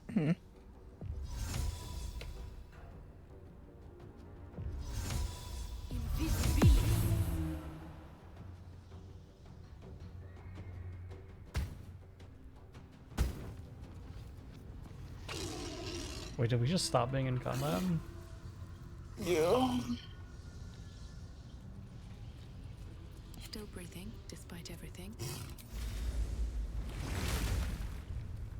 Okay. Swift as my feet can carry me. Was it because we killed the spooky guy? Is that why? Yeah, I think so. Because it said something like murder trial is complete or something. That took the edge off. Okay,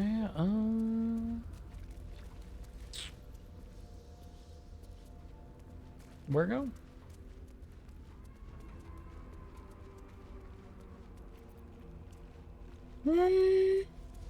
There's a locked door. We could go through that and see what it is. Yep. A crooked touch. Yes.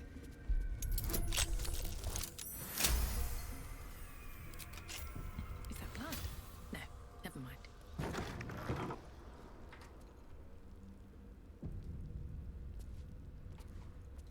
Maybe later.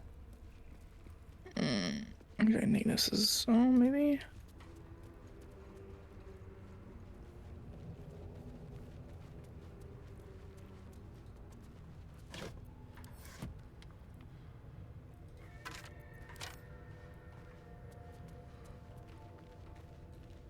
Something good here, I hope.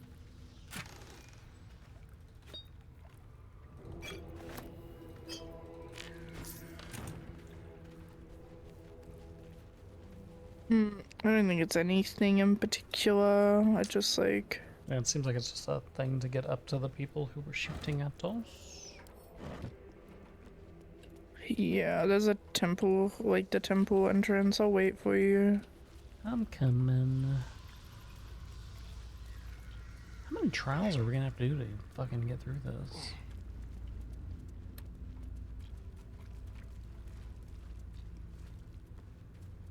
I'm unsure. Huh.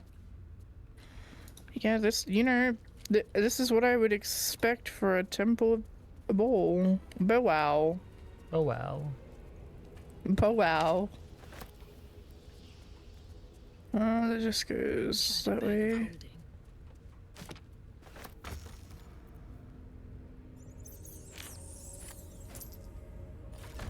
Very well.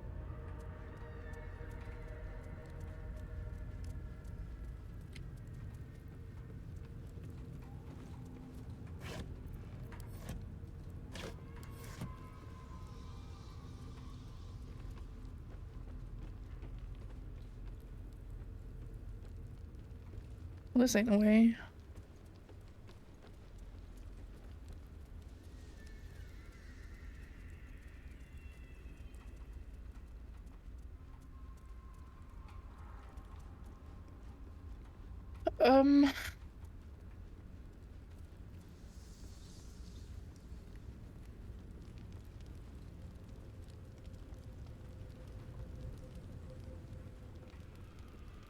This just circles back around the other way. Ooh, they have split pea soup.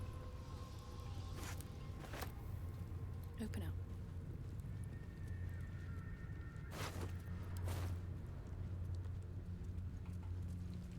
Did we go this way?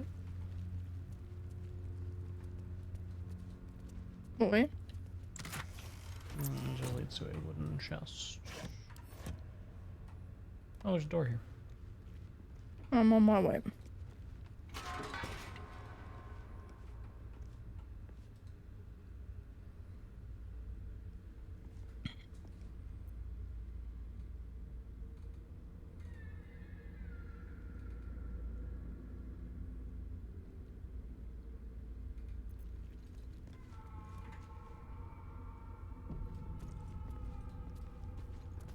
What of murder shall perish?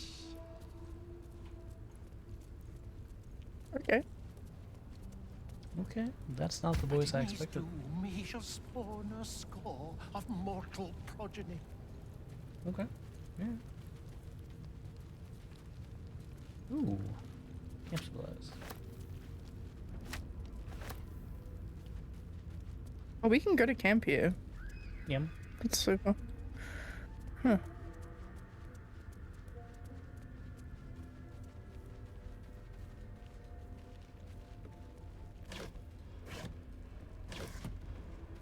I think we're going in two different directions, so I'm gonna come back to you.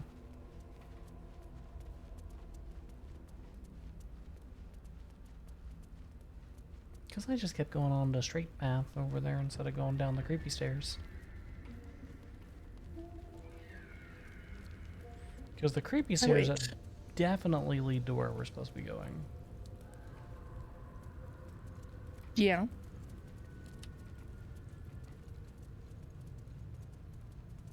As you can tell by how creepy they are and the weird blood magic that's coming out of the ground surrounding the bridge. So saith the wise Alondo. What? We discovered a waypoint. Did not see. He did not know. He did not revel in the glory of what is to come. Okay.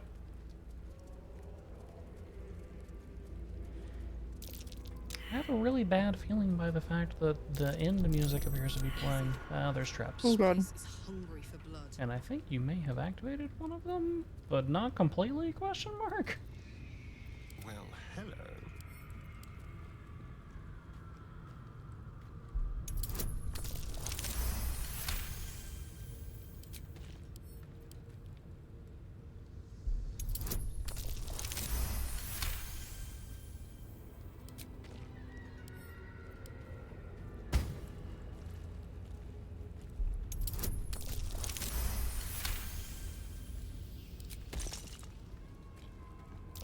A trap. Someone doesn't like visitors.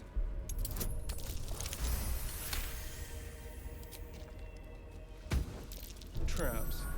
How considerate.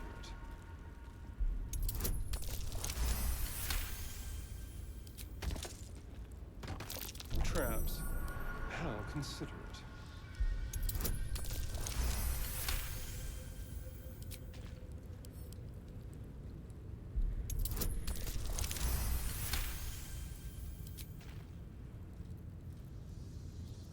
No time to rest.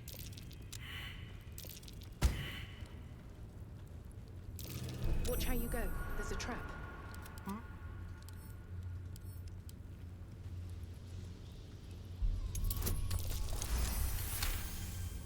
You think that's it? No one stopped me yet. Maybe. There's some solid doors here. Stone seals this chamber against the world. The Baal amulet trembles in frightened awe.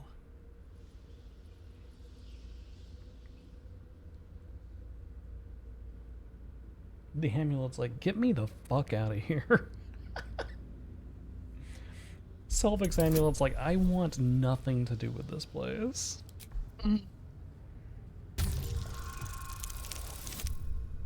Oh. You're not even entirely sure this place is religious. It might not be religious at all.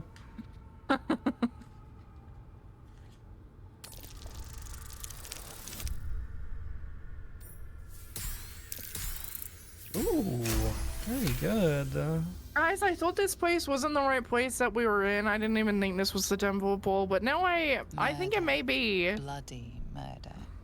Who else but Baal would these symbols honor? Guys, I think this is a symbol of Baal. What was the point of that? What was the point of that? We just walked over a bridge that had blood spewing from fountains after passing a murder trial and killing the murder tribunal. Of course this is a temple of Baal. What is the point of that roll?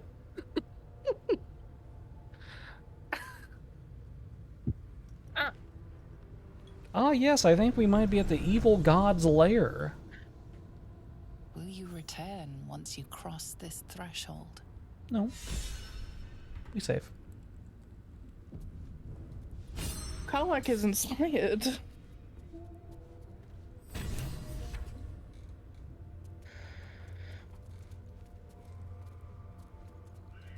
Hey guys, how you doing? Oh, there's people just hanging out in here. This is just a. Hey. This is just a. Okay, there's a. Yep, I see that in the distance. Okay, that's.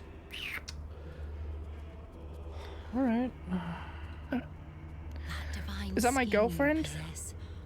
Unblemished by sunlight's glare. Okay, you've just already gone running off. I'm waiting for you. We ready? Yeah. Or you want to explore? No, we can explore after we're done dying.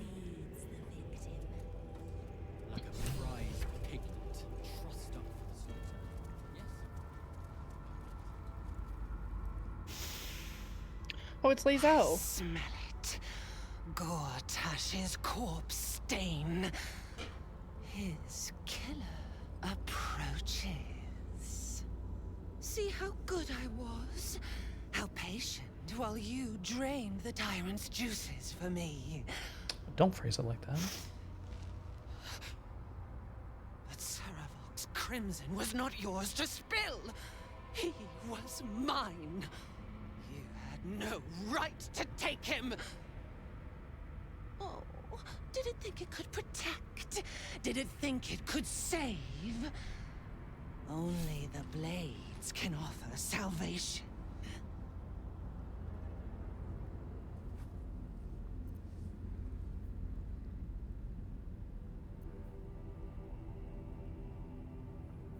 I think you do number 3 here.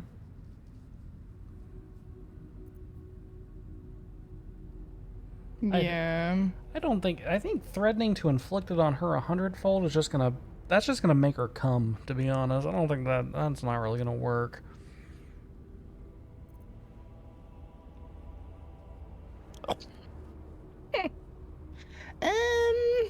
I can't even see the roll. Don't even worry, I got a nat 20. I needed a 25, but I got a nat 20. I'm so persuasive. You do not lie, underling. It is your blood I am destined to spill. We save here.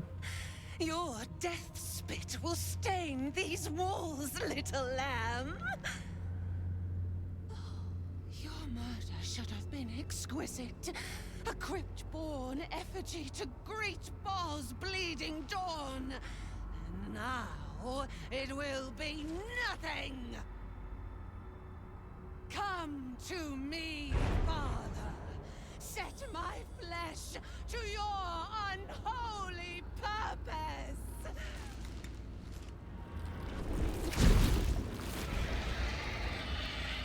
There you go. I am- She's all yours. You can have her. I don't want to. She is Never all mind. she is I'm all yours, actually- babe. You've I got wish I it. could, You've got nope. You know, actually, I'm gonna have Asterion go the other way so you guys can have some private time. Crazy.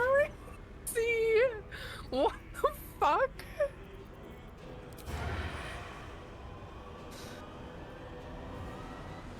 Ugh.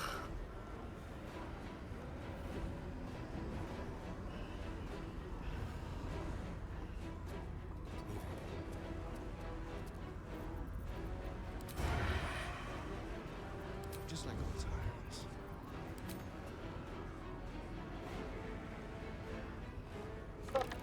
That's so unfortunate.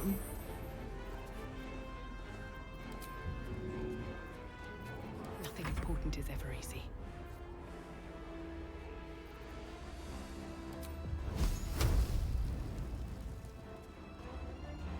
At the ready.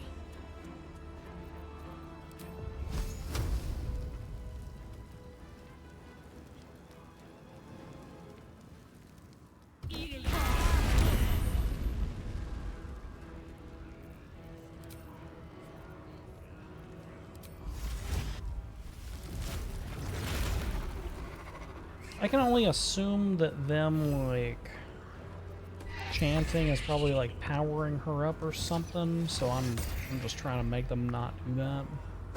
Mm-hmm. You guys up top mad at us, too? I guess I won't know for a while. Oh boy, that's your... Wow. Yep, there she goes. She's coming straight for Karlak. There she is. That's... See? Exactly what you've always wanted. By the way, chat, I told B-Hyper that if Name was the only casualty during this fight, I'm not reviving her. Please. We leave Name dead if she's the only casualty. Why do you hate me? Why do you hate me? This is what Name wanted.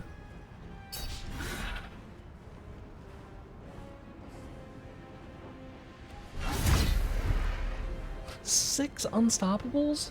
Oh my god, that's one for each of these motherfuckers.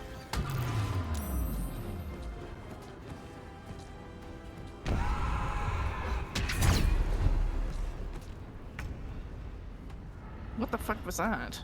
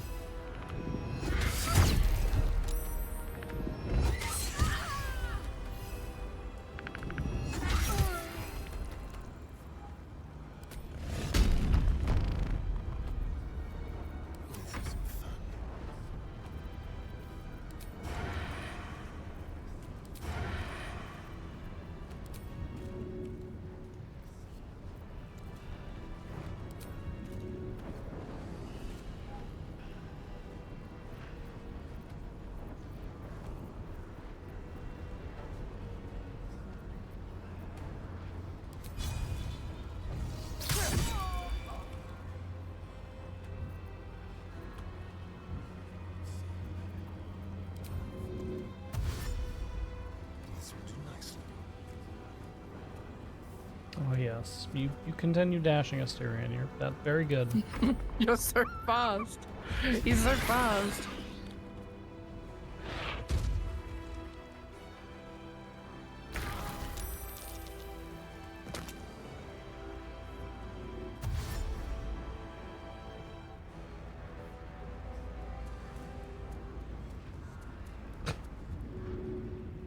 Look I at how, can't do anything. look at how quick she went.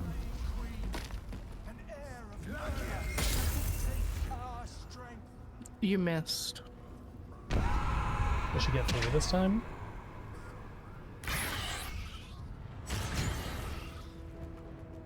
What the hell? Oh god, damn it. You're scared.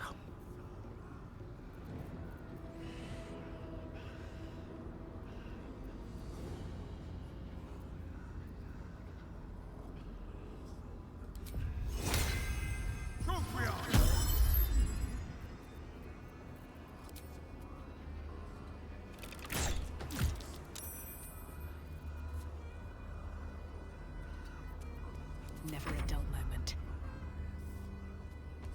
I think we gotta kill the chanters. I think the chanters are what's giving her a okay. Ooh. Okay. Yep.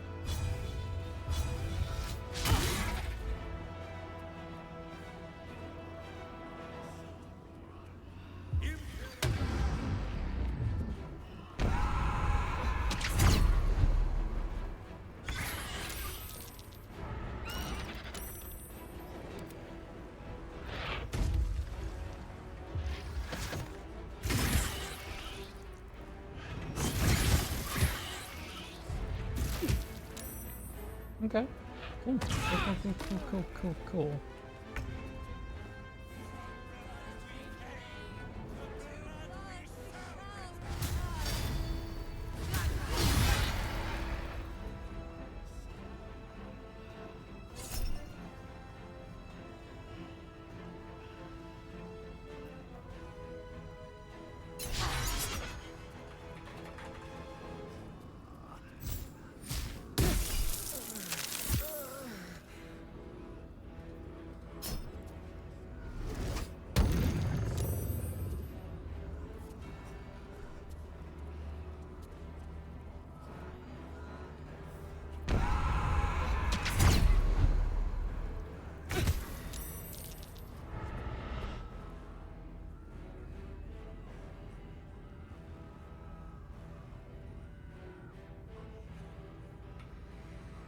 Hmm.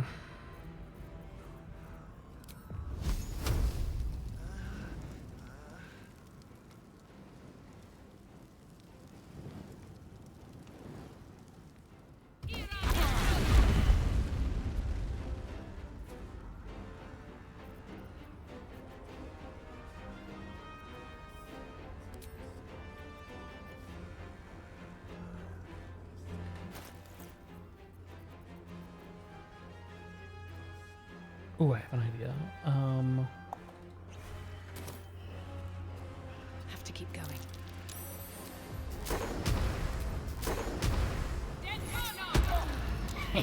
Nice. Fuck that guy. Nice, babe.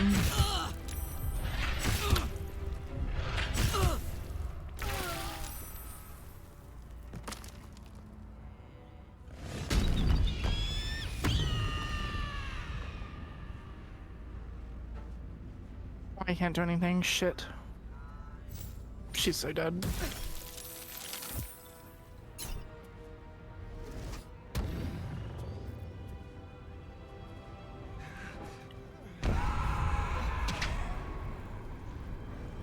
Please. Okay, I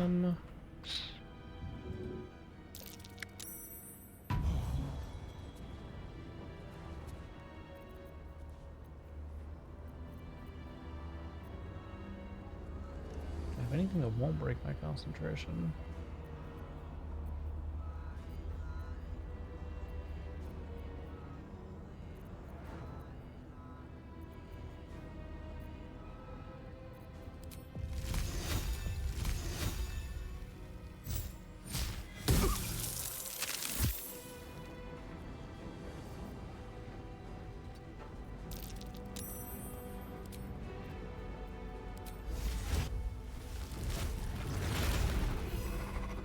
Let's have some courage.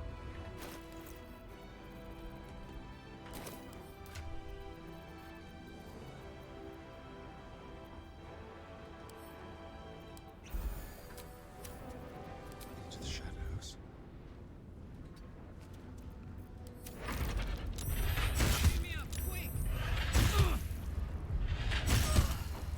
Please.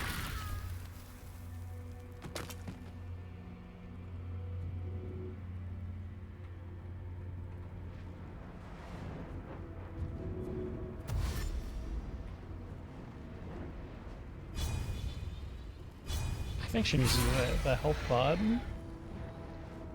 Oh? Karlak? I don't have any. I gotta.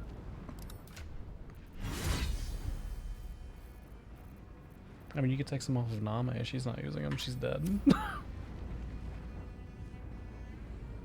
But I think you also used your bonus action on haste.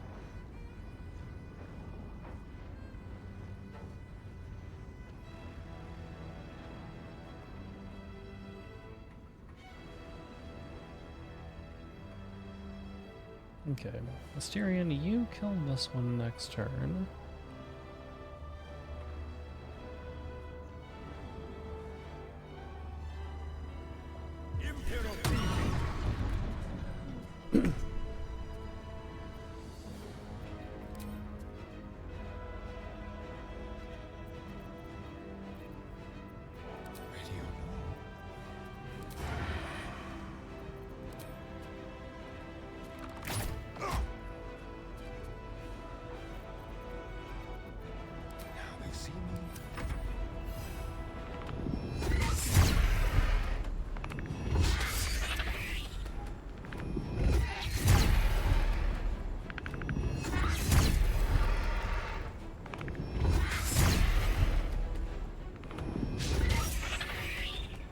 Damn.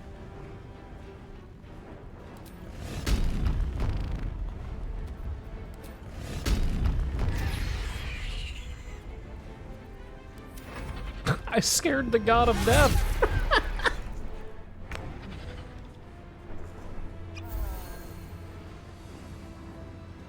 Guys, I scared the god of death.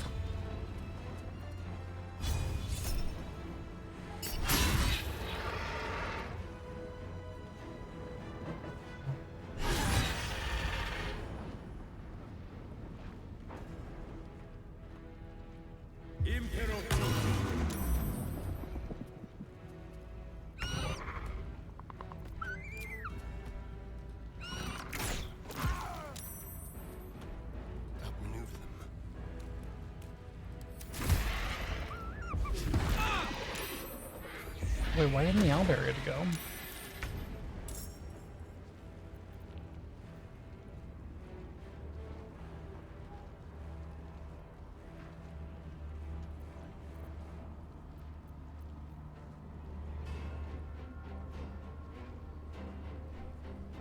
That owlbear was white at the beginning of this combat. True. Yup. Accurate. Ooh. Ooh.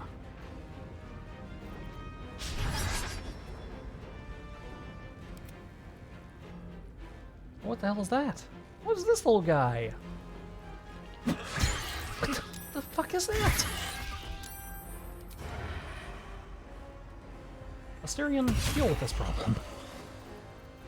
Sometimes the only way out is through. Chat, you know how we have to end this combat. Owlbear from the skies.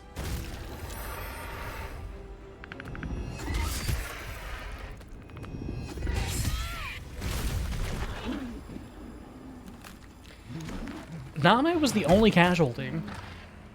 A metallic tongue fills the air as the Slayer's form is I think this is how Name wanted to die. ashes to ashes, blood to blood. You have robbed another god of his chosen.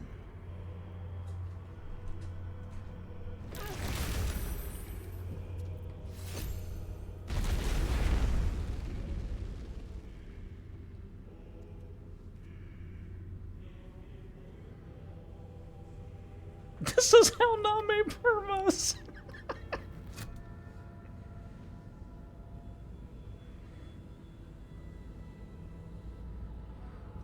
Also, chat. We have the final stone.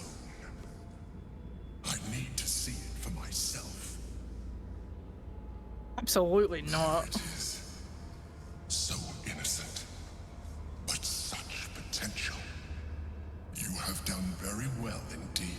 The Netherstones pulse with psionic energy, permeating you, pulling you in line with their rhythm.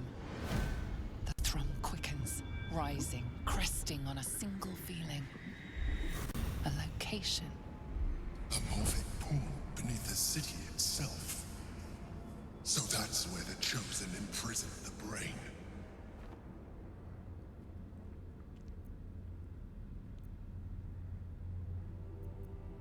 To conceal it, one would imagine, and to maintain the illusion of their own control above ground. The same way one gets to the bounds of anything, the sewers. When we reach the pool, we will find the brain, and we will end this. In death, thraldom, or freedom. But a word of caution. Once we cross into the Elder Brain's domain, there will be no turning back. Finish your business here before you proceed. The brain will be waiting for us.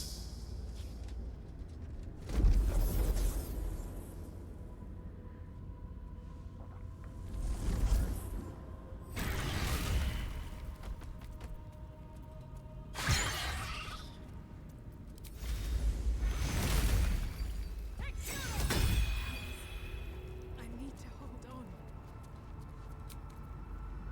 I'll feel that one later. Slash me, hands on hip. Can I help you? Slash me, I told you so. Are you done? No. Can I have the last stone? Why do you get to hold all the stones? I don't know. You've been giving them to me. I've got bows. No, I don't think I've taken a single one.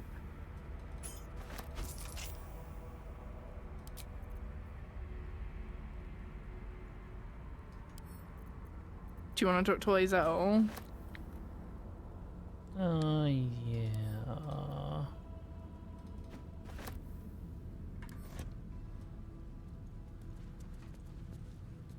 Do I even have the stone on me?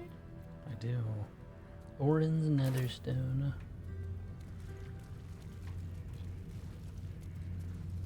Hi, Lae'zel. To think I was taken captive by that disgusting creature. An error I'm glad you swiftly rectified. Yeah, we did. To camp. I will not let my guard slip again. I swear by Mother Gith's scion. Okay. Maybe we could talk. With haste.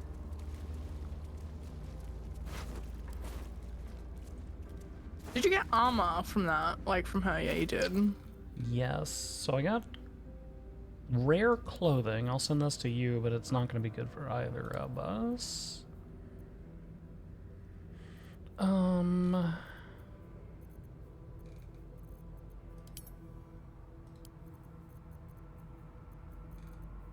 And then I did pick up armor, but where the fuck did it go? It was in my inventory.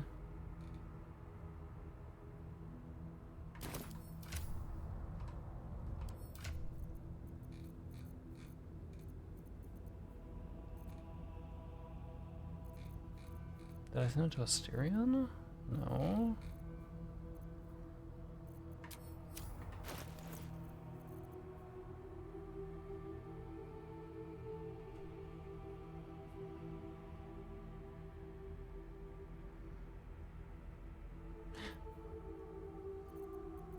Watch your back. Did I send it to Asterion?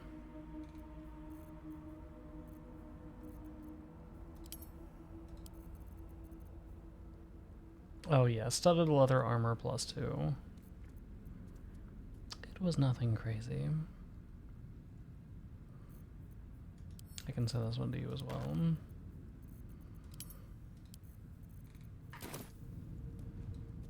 I've got a long road ahead.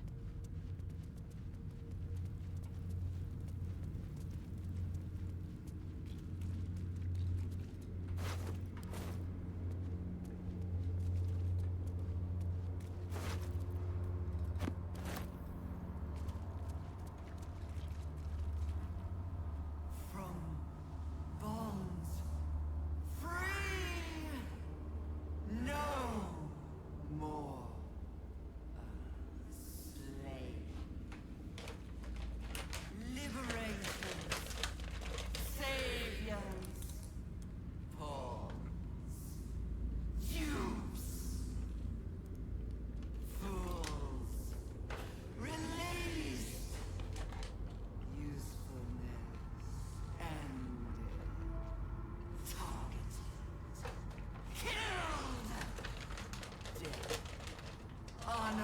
You've not gotten this far?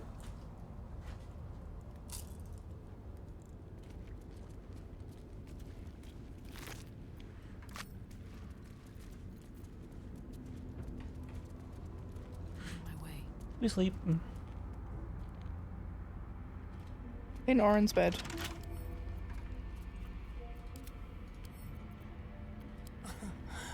Easy. A plan for chaos. How weakly the city slumbers above, safe behind its walls, it forgets what lurks below. It must be reminded if the tyrant wishes them to suckle his accursed teat, I can make them crave it. My sweet assassins to stalk their hearths and stifle their throats. My changelings will turn the very face of hope against them. Master choking apprentice, father hacking down son. The city will butcher itself soon enough, and the warding will be powerless to stop it.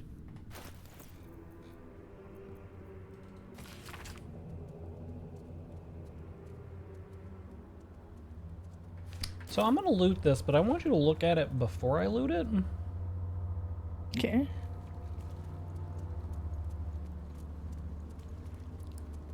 Oh, that's her mum. What was in it? Nothing.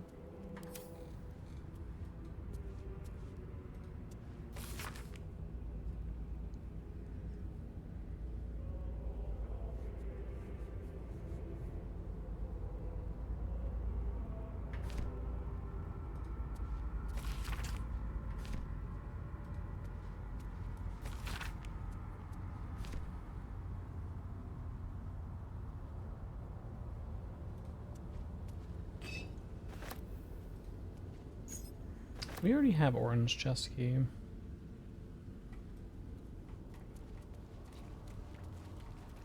I just don't know where orange chest is.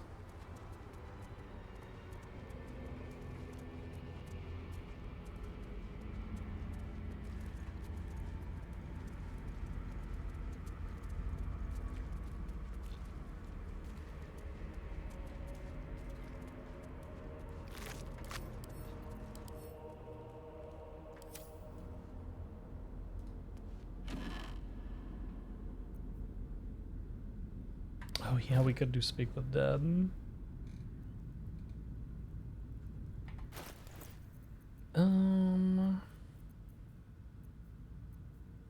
I can do it if you want.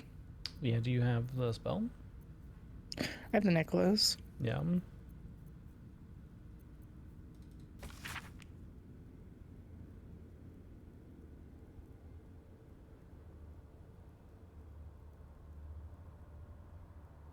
I just don't know how to do it. When you equip the necklace and the spell appears on your, like, quick use thing. Yeah, I'm looking for it. I got it. Who do we want to speak with? The dead mom, probably. Oh, true. If I can.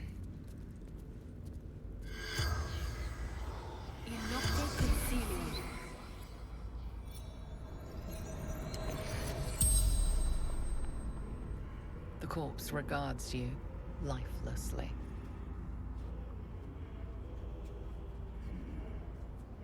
Number 5, definitely. The corpse remains silent. It does not know. 3? Oren, my daughter. I tried to kill her, but she killed me first. We only get one more question, so you pick the last one. Speak with Dead only works for 3 questions, and then you're done. So we already know who are you. I guess we could ask why. I wanted to be false chosen. Saravok told me she must be Oh, interesting. offering. I was close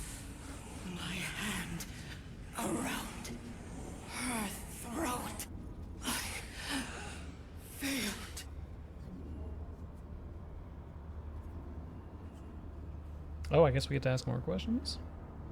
Mm. So that's why Orin wanted to kill her. No. She worshipped him. Loved him. So did I.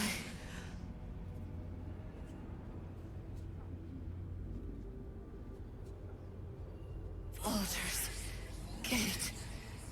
Brandon District. The I trust spell's this. power wanes. You can ask no more questions.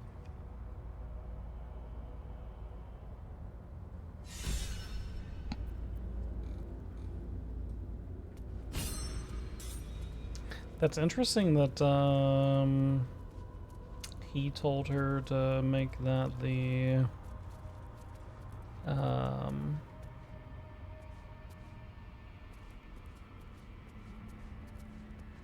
Yeah, I agree. yeah, because he told us that she just like did it or whatever.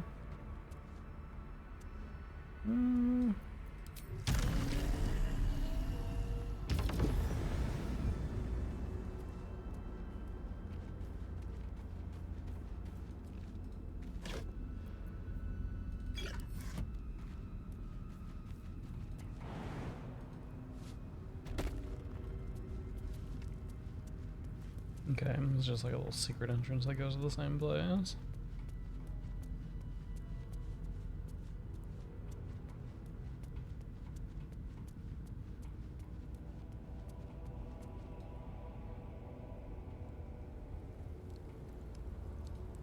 Do y'all care that we like? Such agonies I would inflict upon you for what you've done here. But Bao's law is absolute. You may leave unmauled. Okay.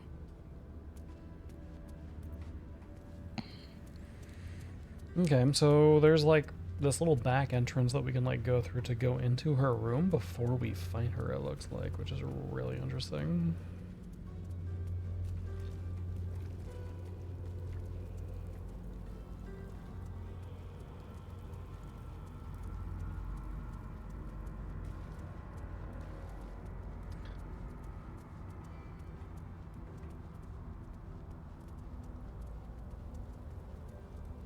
Yeah, she's like, the pain that I would inflict upon you. You just watched me kill the chosen of your god. I, Orin, called the Red by the Sheller, daughter of Helena, granddaughter of Sarakov, do vow in the name of Bol, my lord of murder, to serve his unholy will. I shall become an incarnation of slaughter, and the pain and humiliation inflicted upon his temple by the ignorant masses of Baldur's Gate shall be repaid by 1,000-fold. This do I swear and attest with my own heart's blood. Interesting.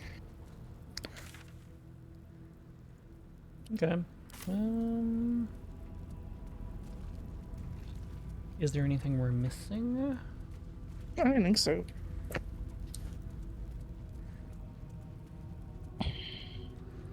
So I think the interesting way to do it on a different playthrough would be to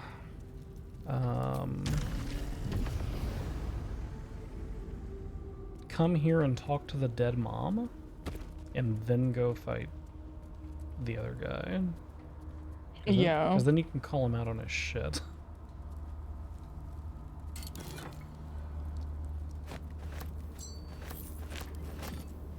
Yeah, I agree. Did you go to all the tombs? No, but we can.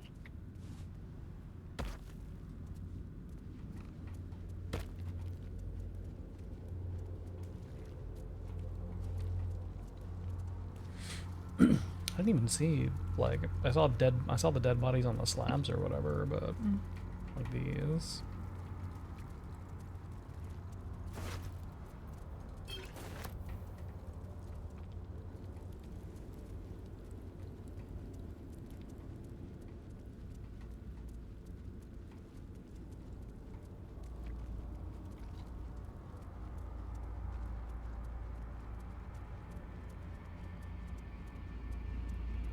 But other than that, I do not know which tombs you are referring to.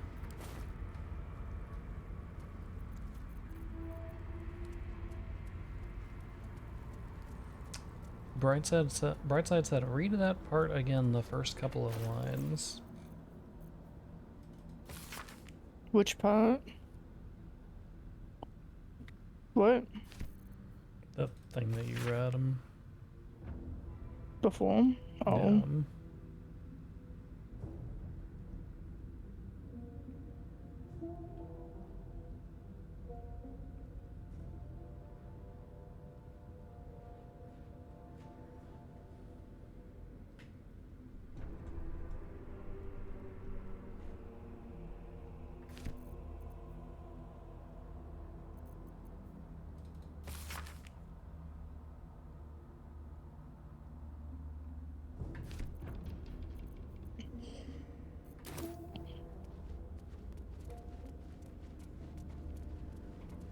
Before you resume, do I know the lore behind the other Baldur's Gate games? No, I never. I think I attempted to play one of like some of the other old Baldur's Gate games, but I just couldn't really get into them. Manifesto 13 U Octa 1482. I, Orin, called the Red by the Sheller, daughter of Helena, granddaughter of Sarakov, do vow in the name of Baal, my lord of murder, to serve his unholy will. I shall become an incarnation of his slaughter, and the pain and humiliation inflicted upon his temple by the ignorant masses of Baldur's Gate shall be repaid 1,000-fold. This do I swear and attest with my own heart's blood.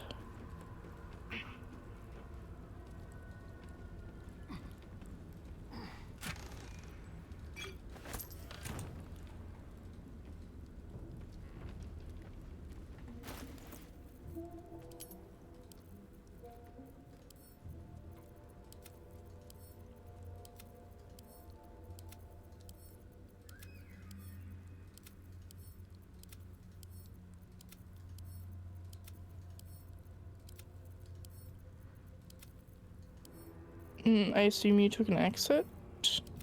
Yeah, I'm just exploring back in the place that we were at before.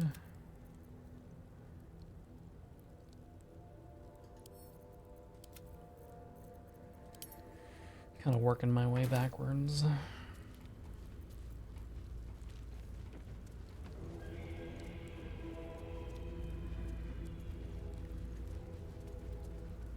Oh, wow. Someone doesn't like visions. He did not know. He did not revel in the glory of what is to come.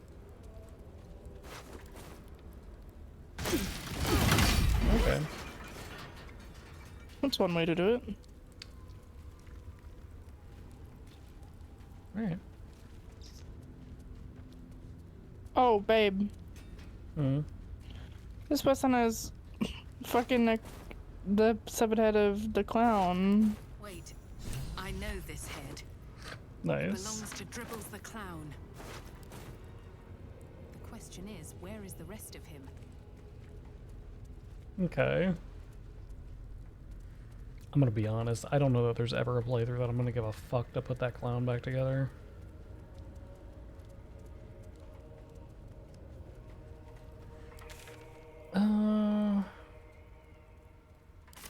Looks like there's another path down here that we haven't fully explored out. It's worth 1 gold, by the way. The head. Yeah. Very nice. Poor Dribbles, they should. He's just chopped into too many pieces. He's chopped into too many pieces to care about. Moving in.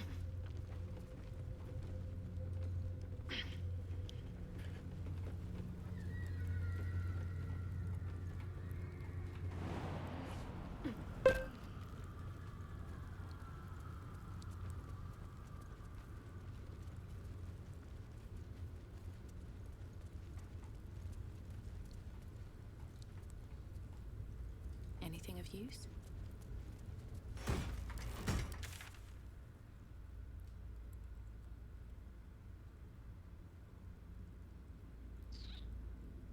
No, this isn't even the direction that I... Okay.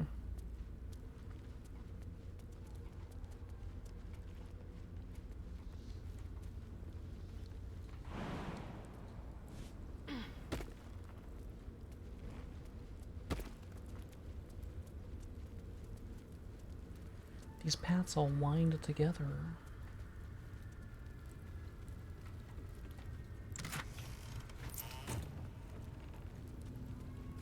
You gave up on clown yourself? Yeah, I can understand why.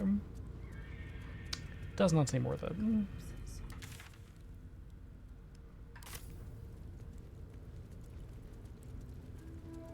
Murderous intent.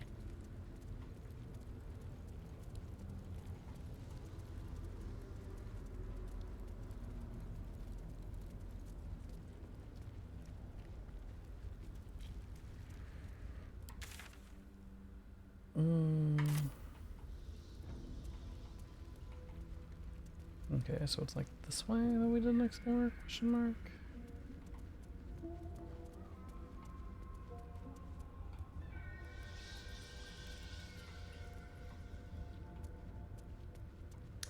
I guess the question also becomes like, how would we even get down here before confronting Selbach or whatever his name is?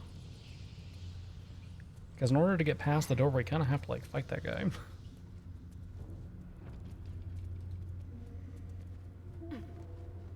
True.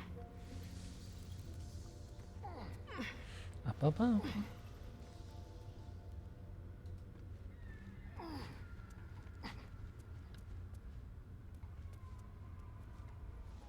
do not know what the point of this was. Only for an advantage point. Ah. Oh yeah, I bet that this is just to get a vantage point. Oh yeah, it's to fight the fucking people that we had to fight to get in here. I see what this is. This makes sense.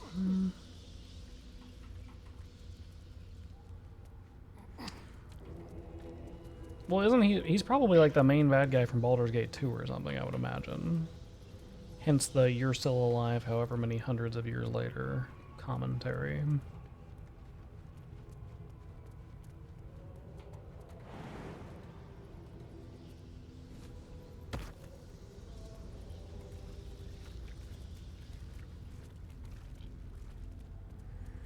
Okay, well.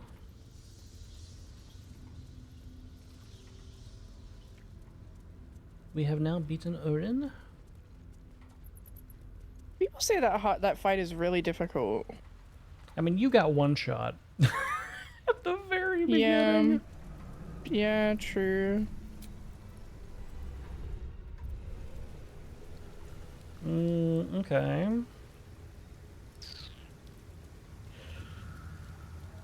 Seems like a good moment to talk. What do now? Let's look at the side quests.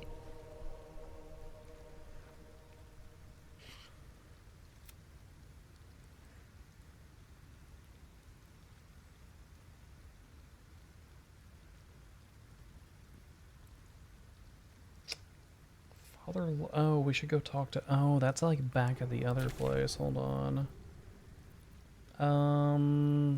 Will that be Rivington that we need to spawn in?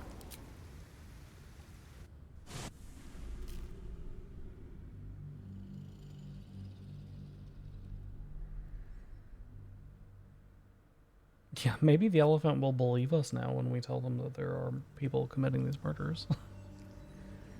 Maybe they'll Do you stop. think he's back in the tavern? I would be back in the tavern. That's exactly where I would go.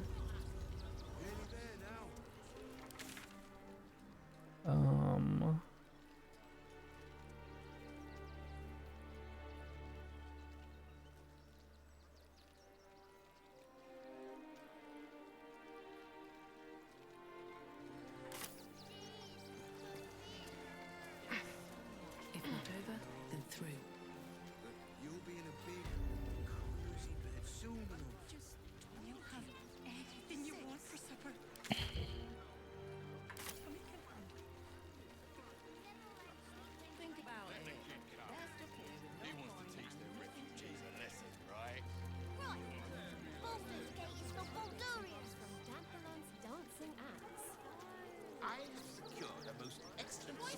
Baldur's Gate sucks. This is a horrible city.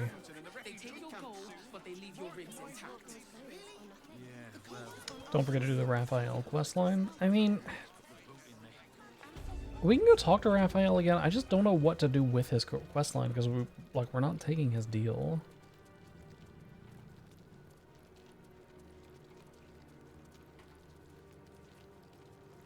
Is this the How goes person? the search? By his holy tears. That's terrifying. Report this to Investigator Valeria in Charessa's. Okay.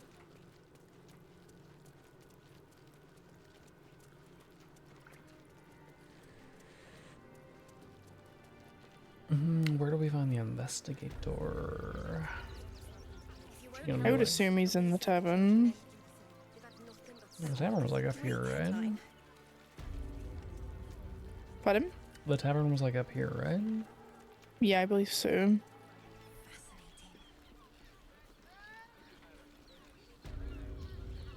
How about the flop house? It has plenty of space. Is the librarian back? Version of High House of Wonders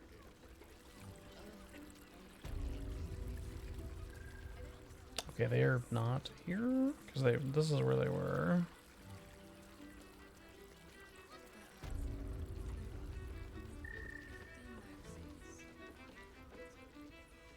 Another drow for my feasting eyes. In darkness bred, yet no less delicious for it. Okay. Elegant, Jesus. decadent, and oh so dangerous. I know your bliss. Okay. A sturdy dwarf, a leather whip. It's the same thing that... She gives, you receive. Am I? Your eyes, it's Fion you seek. Our stern library. No, Well, we've she's not here today. Okay, well, where do we find this fucking,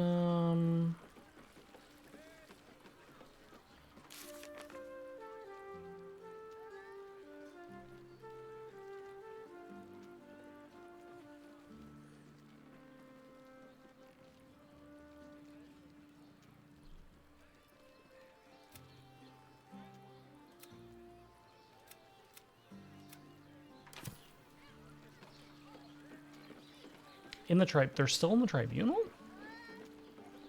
Yeah, Valeria, I thought that they left, though. I thought they went fucking fluttering off. Recommend 2 doses. Darling, it's very leather-like. Okay. So underhand. I guess we teleport back to Basilisk Gate and go down there. Shopping for a suit. I missed if you freed them. I did, but like not on purpose. Yeah, they got freed like during the combat. And then I was pretty sure they just fucked off. You made popcorn? Fair. Made popcorn for the fight that we one-shot.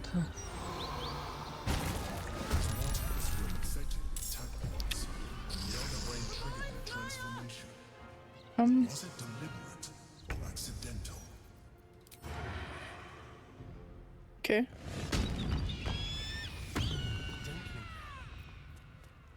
Into the shadows.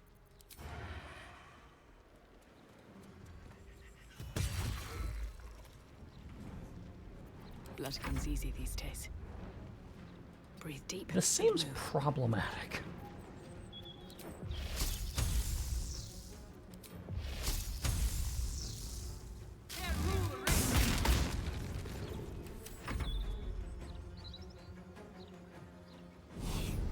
Why?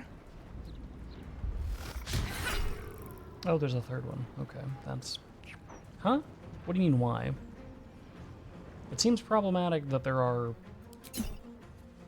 random civilians turning into mind flayers. That seems problematic. Oh, yeah, that's definitely a problem.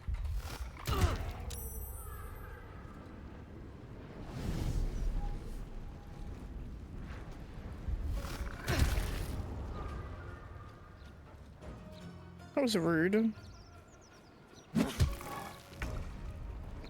Lady, just walk away.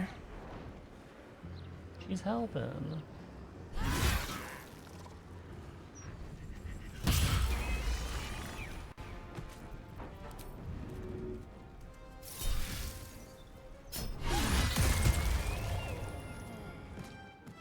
Okay, where's the other one? Oh, they're right beside. Okay, I see. A better position. Oh, so much for peace.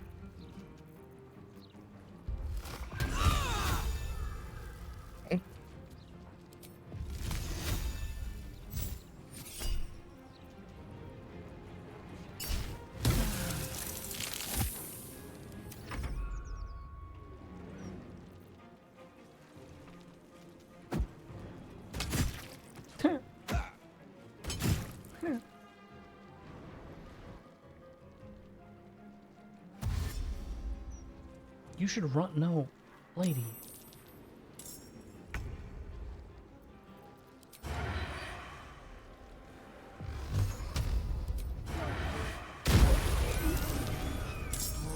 Power.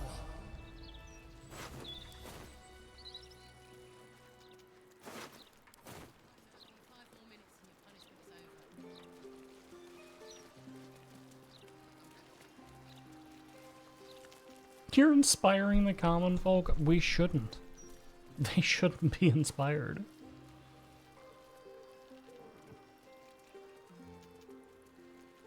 Punch that eldritch abomination in the face, random civilian.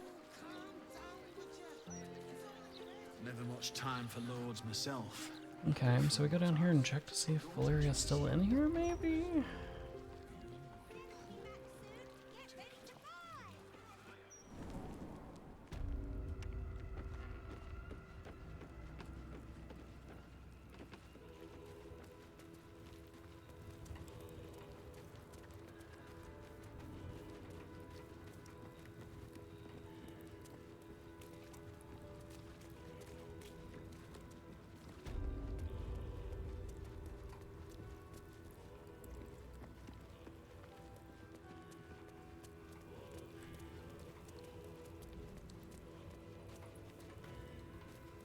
I don't think she was. I don't remember seeing her. Yeah, neither do I. I'm pretty sure she fucked off out of here. I just don't know.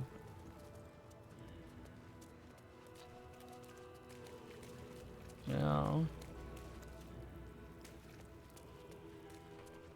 So I don't know where she would go after that is the problem, and the game's not giving us like a quest marker for her, so...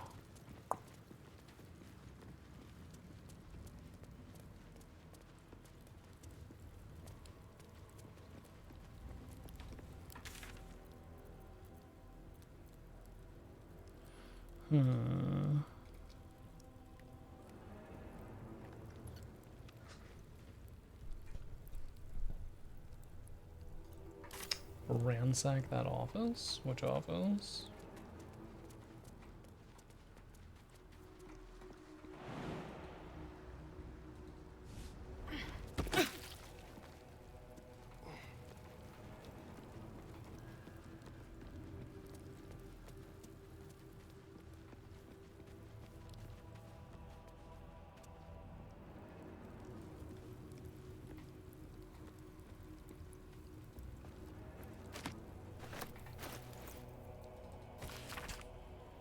Ooh. The body ball must never be wasted, only multiplied. I knew it from the moment of her birth, and every day thereafter I watched the babe become a woman. Helena, my shape-shifting beauty, my daughter, and Bull's riding room. In her I planted my lord's seed. Ew. And thus did we beget the blood lamb Orin, the child of my child, and Bull's sacrifice in waiting. I did not know that it would be Orin that Bull favored, not Helena, but it matters not. Orin would help bring forth a new birth in Bull's name, a world baptized in blood. Interesting.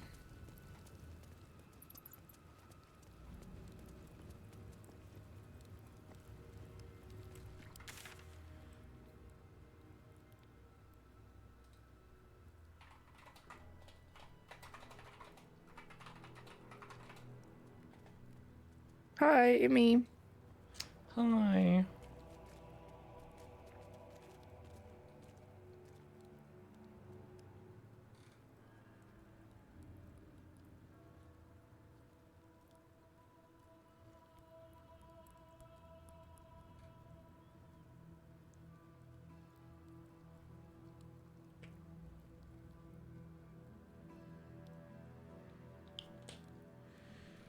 Hmm.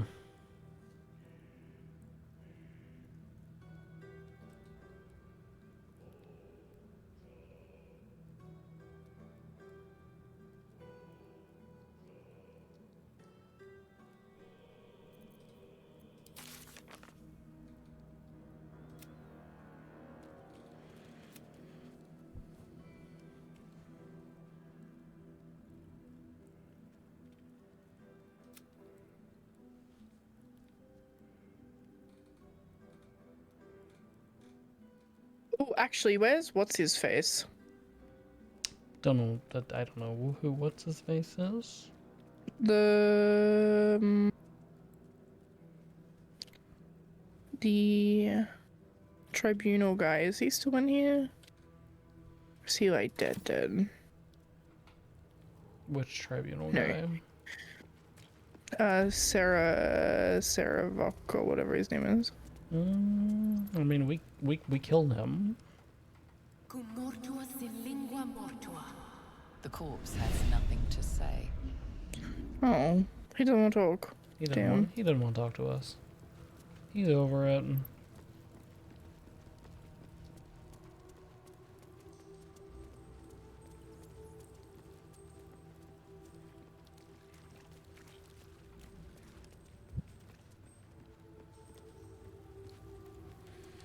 Okay, well, I think that our solved the murderer thing is stuck. Because I don't think we can find Valeria, because I have no idea where the fuck she is. And I'm gonna be real, I'm not searching all of Baldur's Gate to find her. Okay.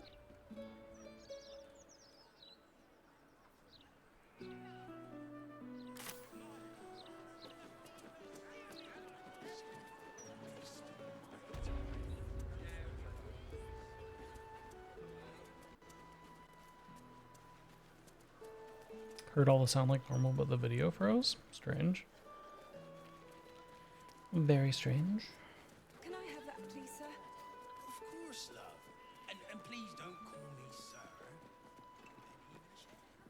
It's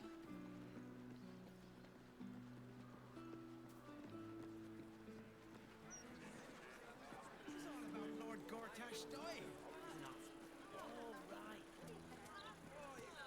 I don't read it.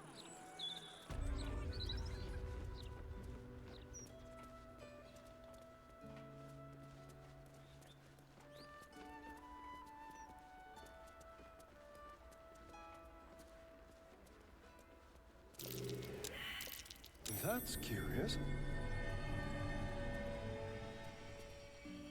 Not everyone subscribes to what is. Keep a blade close. On tippy toes. Leave tracks. Best keep your hands.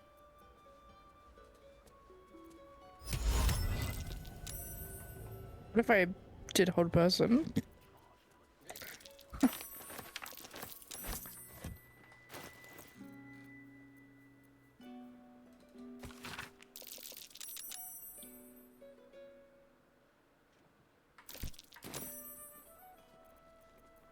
Okay. You're being arrested for theft. If you have a defense, make it now.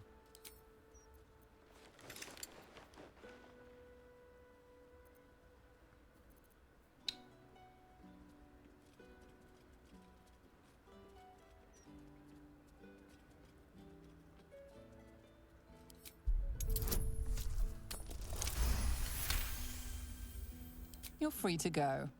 This time. Even though we have Flesher out, we're doing alright. Okay. I was just coming over here because of the, like, track down the pigeons thing, but it looks like it's further up somehow, and I don't know how to get to it.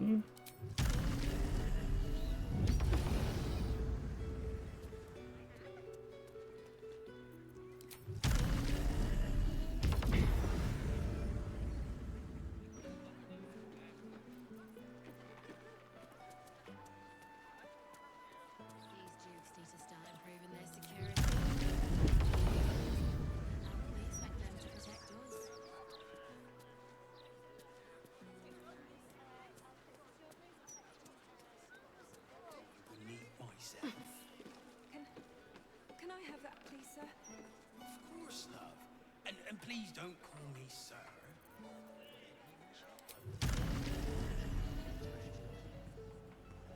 Motto, do you know of another graveyard we could use? I do, but they struggle as we do. You'll not find a castle.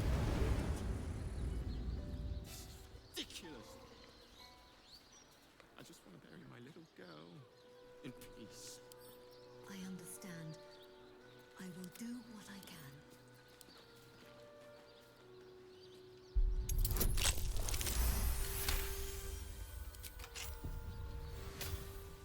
What is this?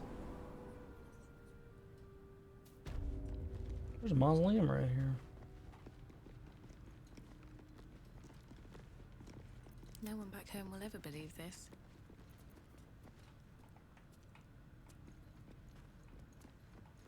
Here lies the Houndmaster of the Durinbolds, surrounded by his loyal pack, good boys and girls all. Fit in there.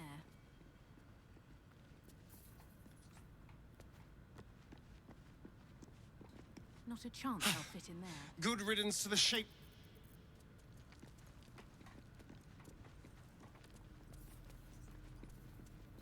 Let's see.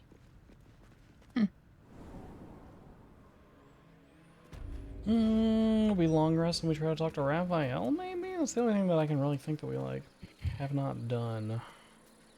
Yeah, we can do this.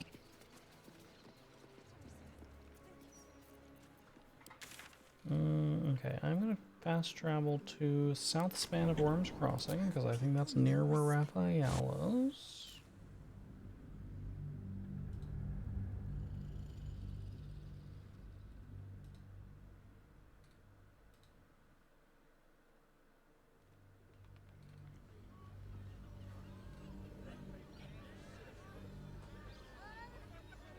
Might be in the tavern after a long rest. That's actually true, yeah. That's fair. Safe, my love. I'm here. And then we camp.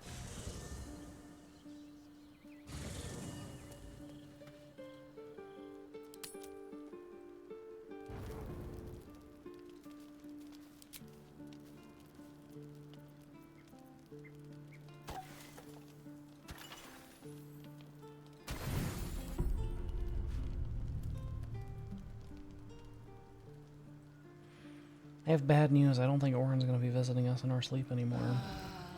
No. She turned into Diablo from Diablo 3, and then, yeah. Yeah, quickest turn off literally ever. That's kind of shallow, to be honest. You saying you wouldn't? It's kind of shallow. You saying you wouldn't love her if she was a giant flesh-eating monster thing with alien jowls? No, definitely not. Definitely not? That's crazy. Definitely not. That's crazy. That's crazy? You think so?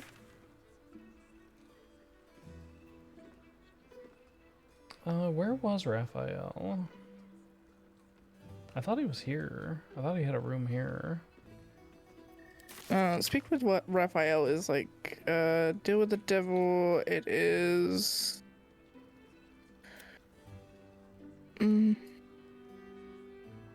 I also thought it was here.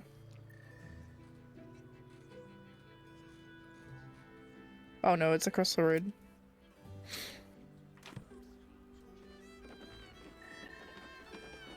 I follow you. He's your people. He's my people? Yeah. Not because you're a tiefling, because you're a warlock. I am.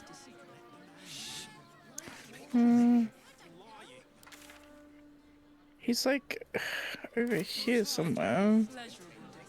In this building.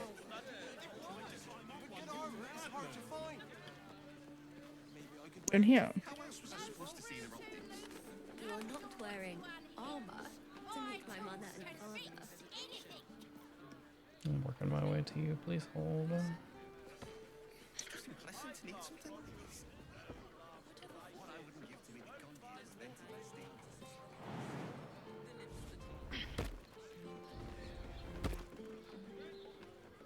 He's in this room here. I need a look picked.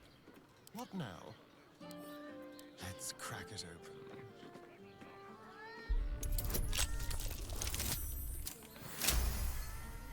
Am I speaking with Raphael? Yeah.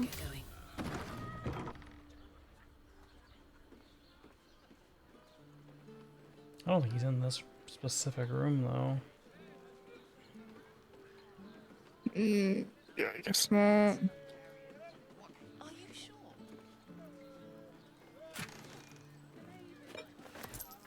What the hell? What's that woman doing up there? Creeper. You see, like, the thing on the fucking, like... Yes.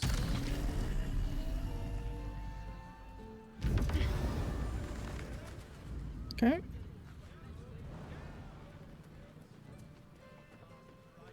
Sharessa's caress isn't just about wetting your whistle. It's dancing, Oh, that's right. Was it? No, it wasn't the flop house. Where the fuck was it? It has plenty of spare beds. Great! We can bunk with 10 other people and pray none of them has sticky fingers. Father, give me strength.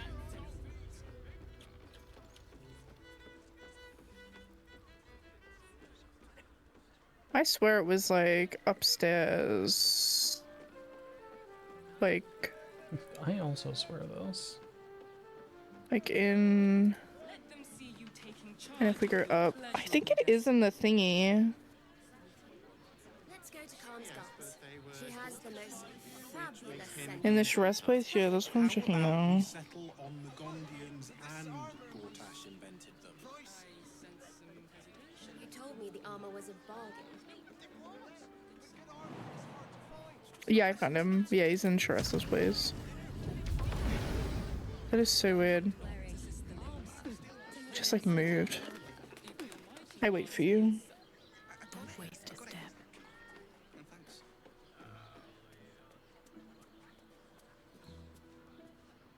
Why is it showing you as below me?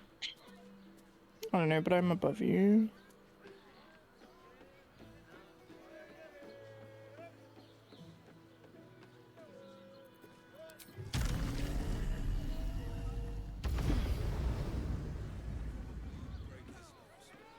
You don't need to jump up there.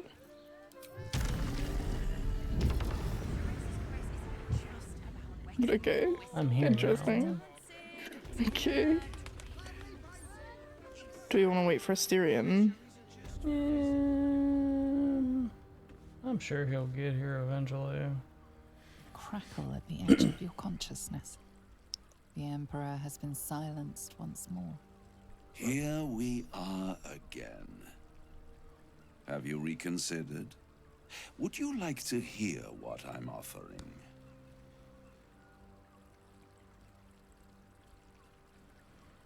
It's a good question. What do you have that I could possibly? Hammer. An artifact capable of shattering the chains that hold Prince Orpheus is held securely in my House of Hope, even now. Perfect. Give it to me.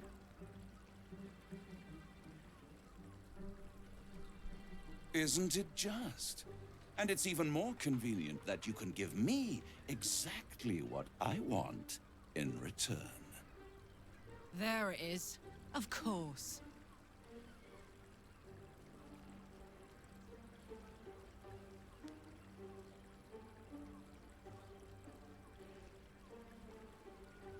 Power.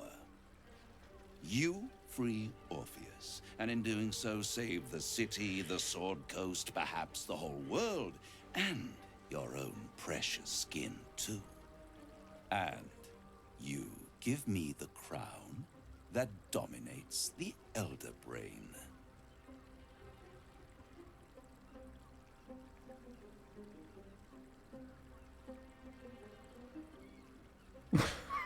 Number 4 is really fun. No. Just, no. Then you will die, along with every other soul in this city.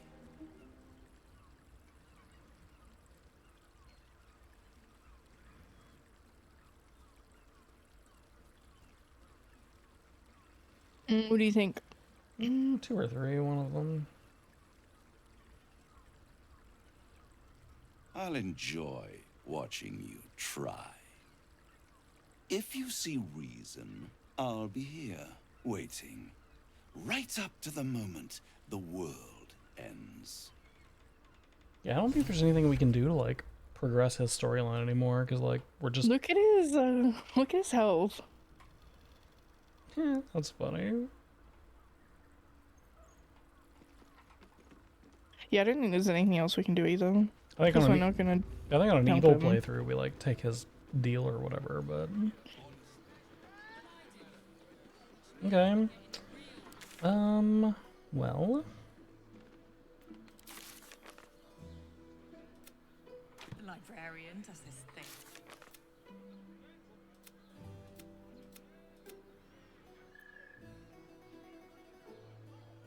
Do we go face the Elder Brain? Is that what we do now?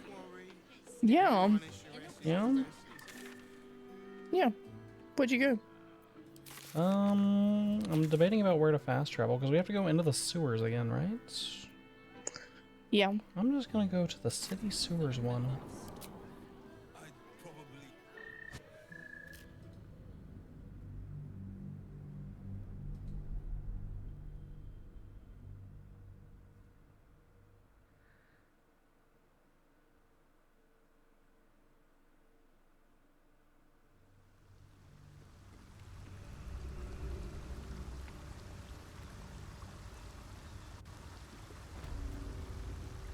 Best be on my way.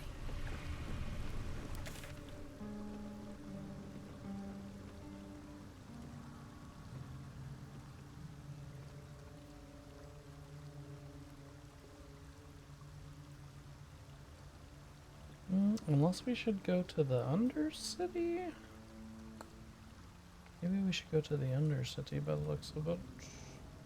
Yeah. Yeah, we temple a ball here.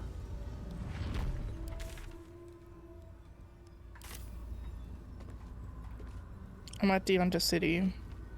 I went to temple a ball.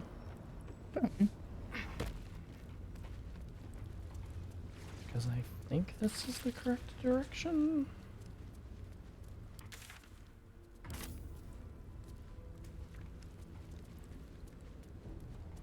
Skipping the best fight in the game. How do we trigger it? Like, what do we do? We're not taking his deal, so like I don't know what to do.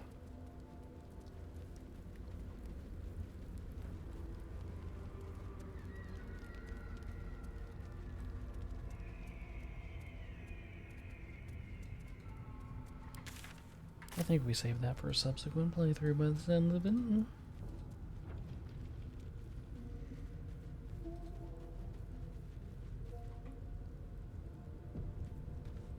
Yes, this is the direction that we go. I know, because the game auto-saved.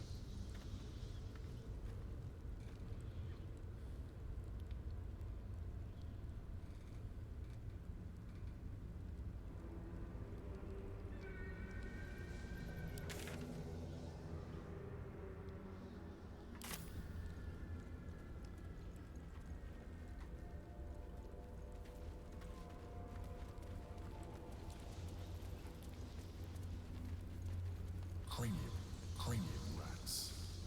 They swarm when an elder brain is near. We must be close to its hiding place. I don't like this. I don't like the number of rats that are here. A solitary rat may be trivial, but a swarm is dangerous.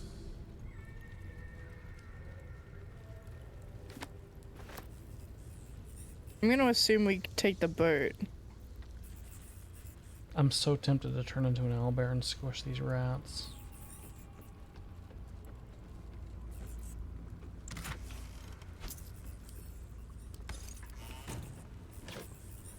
It's an uncomfy amount of rats. Look, they're all looking at me.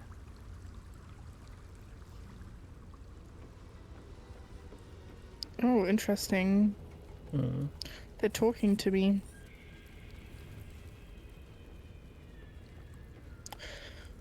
Okay.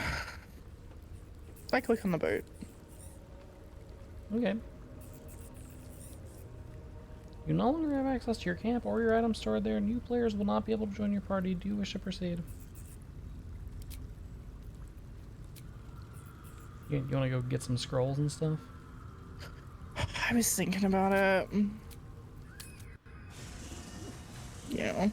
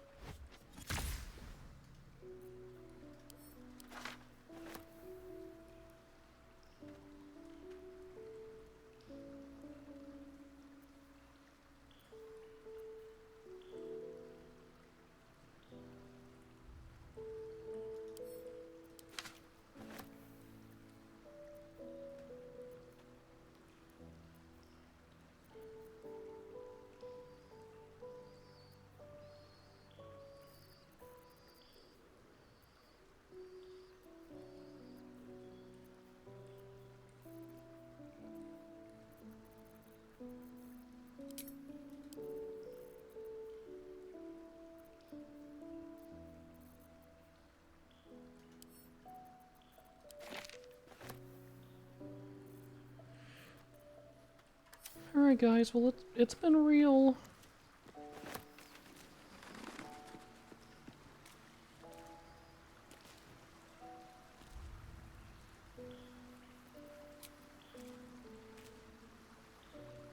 Where's my owlbear? I want to pet my owlbear before we leave.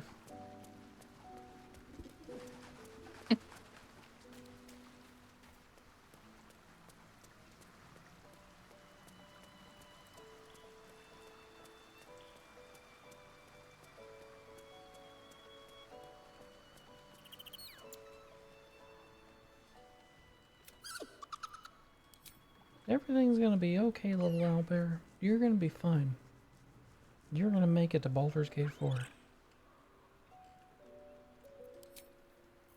Alright, I'm prepared to leave now. I'm ready to die. You ready to die?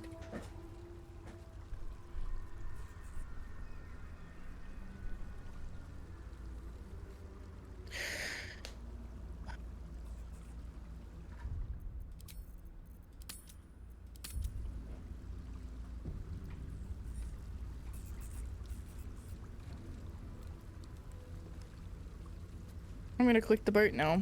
Okay.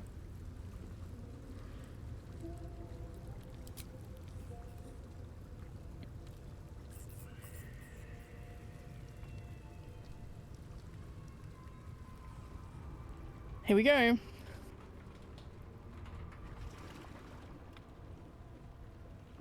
Pristine darkness in every direction.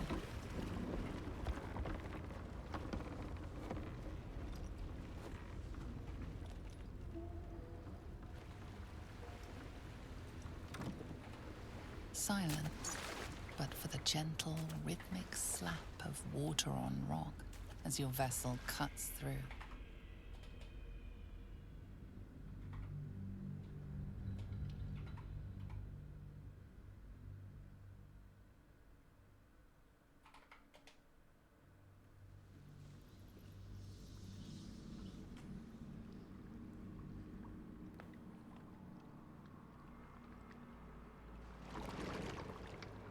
This isn't gonna be like if Sons of the Forest and like have a horrible ending, right? I doubt it. Otherwise, Brightside wouldn't have played it 3 times.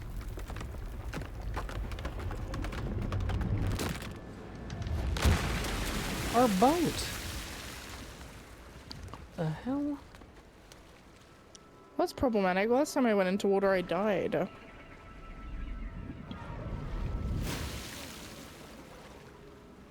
I didn't think I could swim.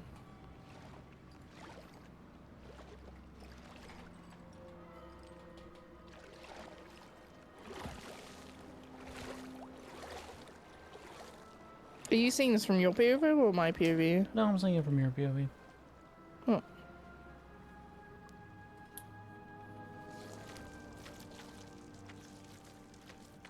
An overwhelming force pushes into your mind. The brain. It is here.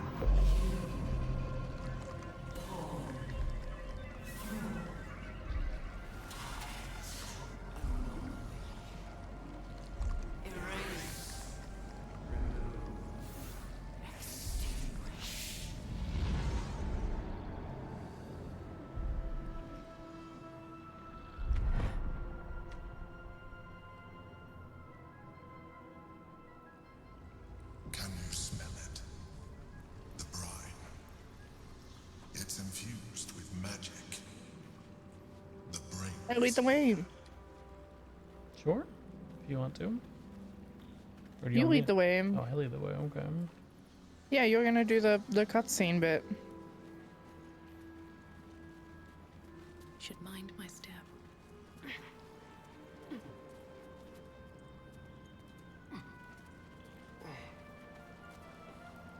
There's gold and an inventory report.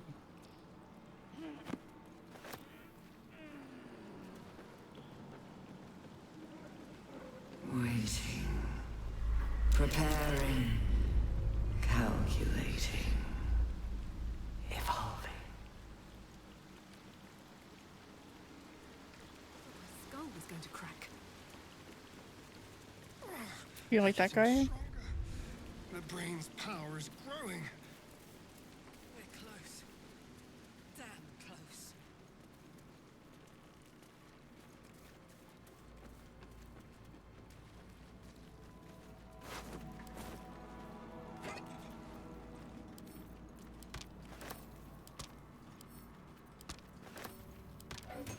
What's hiding here?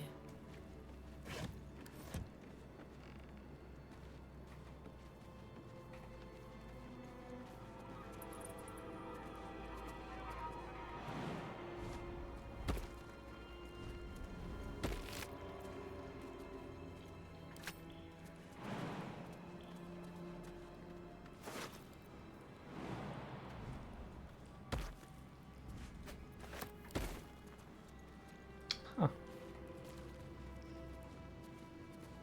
Okay.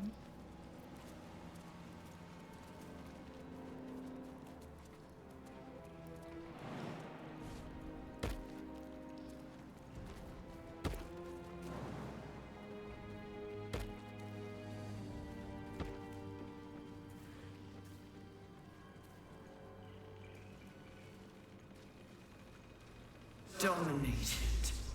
Controlled.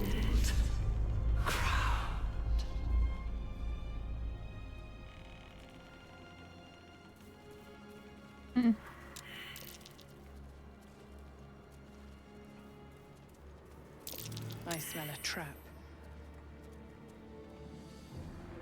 Wow. That's what I'm trying to figure out.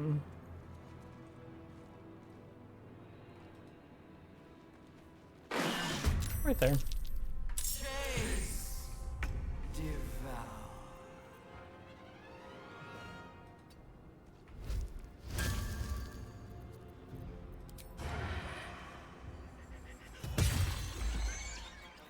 Can't even catch my breath.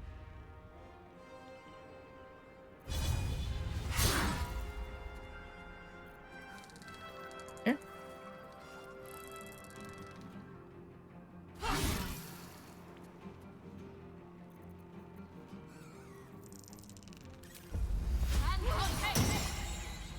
Shouldn't have made me your enemy.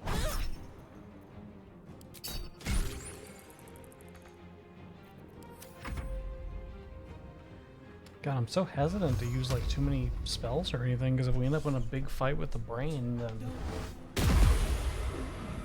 I don't want to like be out of fucking spells and shit.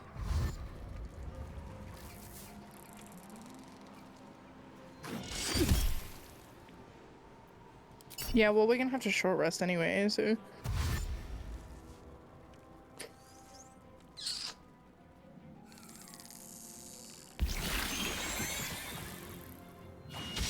Did that thing just kill all of the other ones?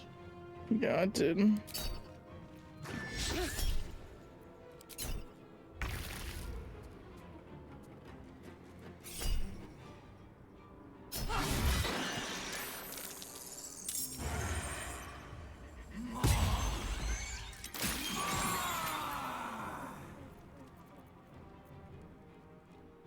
Survival is all that matters.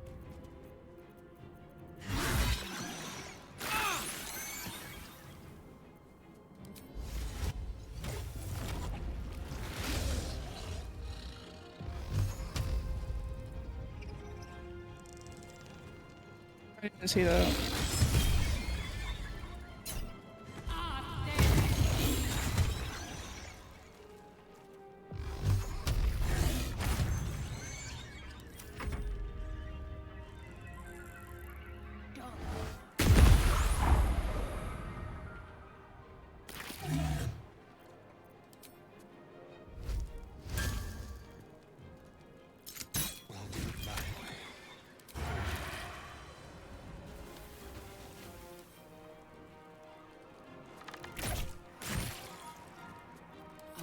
this is worth the cost.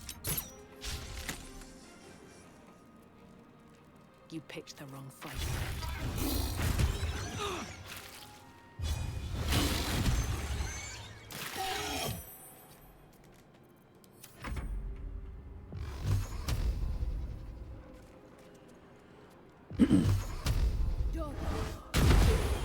Traits were not themselves. Corruption is in the air. It infects everything it touches.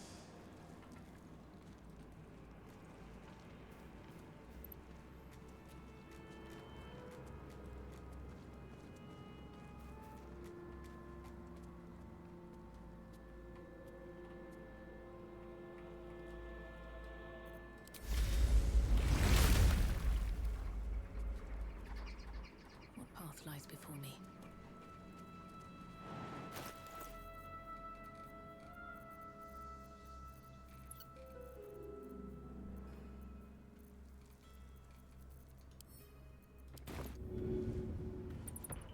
First step is the hardest.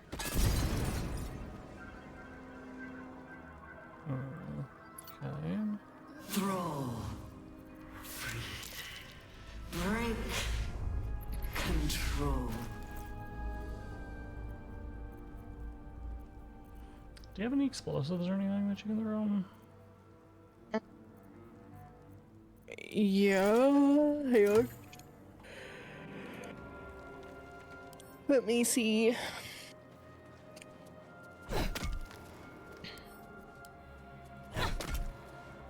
That, or you could try to have Karlak attack it, maybe.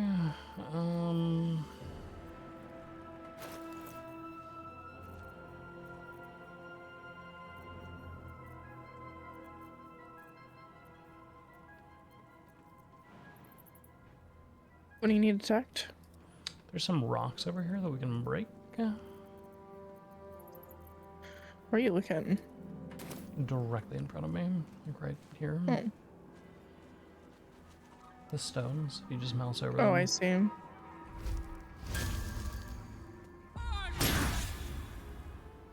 Nope.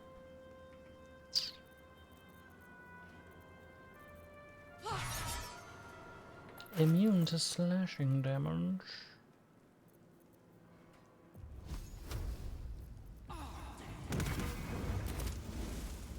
Does she have like a hammer or something she can equip real quick?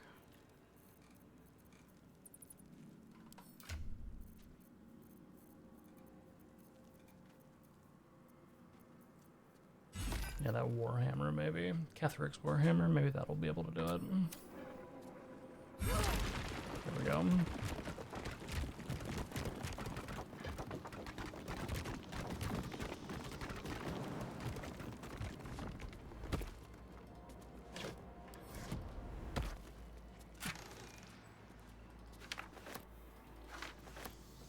Ooh, we give this to her. What? We give this scroll to Karlak. Thank you.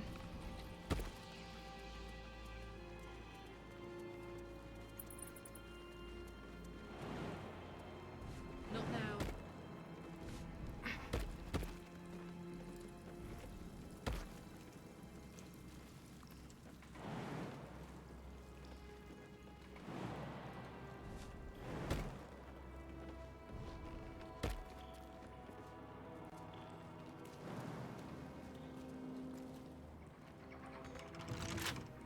Someone there?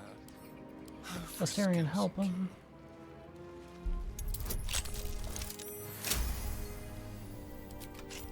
Shouldn't have wished to live in more interesting times.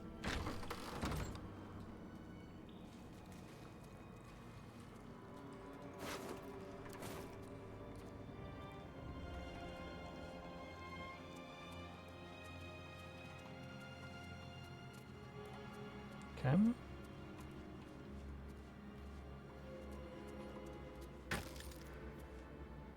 Ooh. Thoughts on that potion? Yeah, we take that and we might end up using them later. Depending on how things go, we can distribute them to people who end up needing rests. Ooh, this looks like an area we go to fight a boss.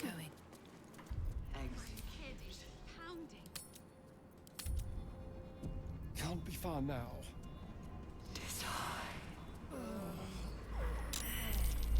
Execute.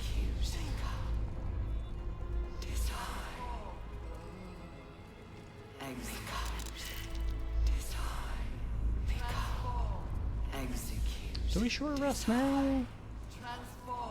Execute. Oop.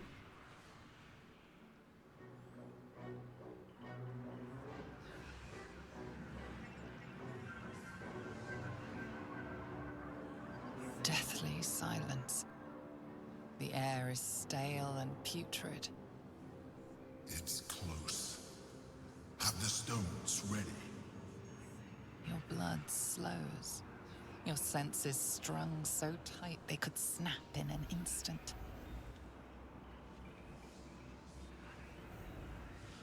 The Infinity Stones.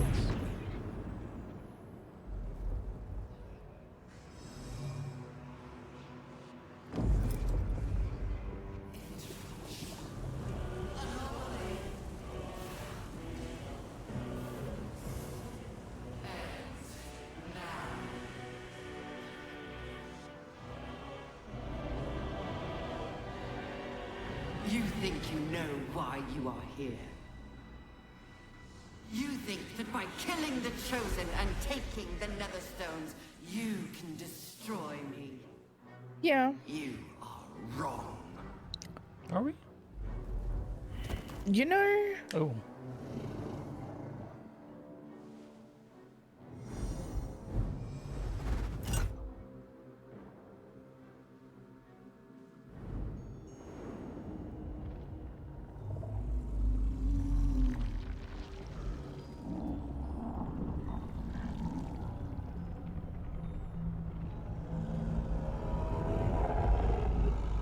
What the hell?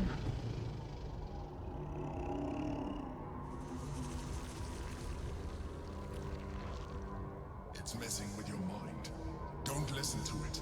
Use the stones.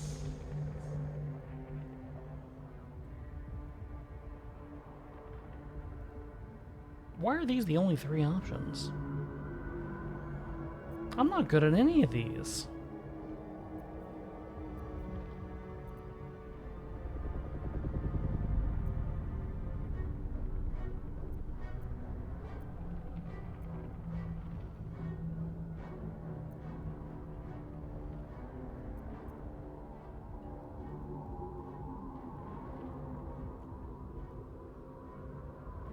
Which one do you think?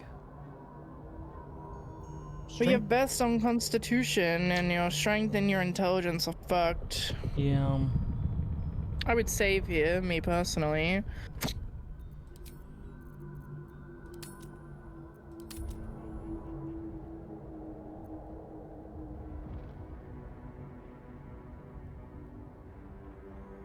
I'm not gonna lie, 1 sounds really cool. It does sound really cool. I can't see the roll.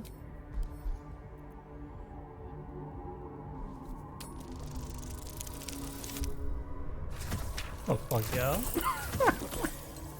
Did you do it?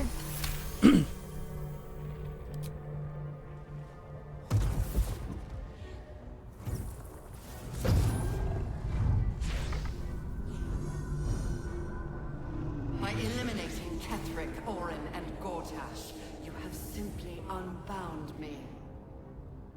Exactly as I intended. The crown is now mine to command. Mine alone. Don't listen to it. Focus on the crown.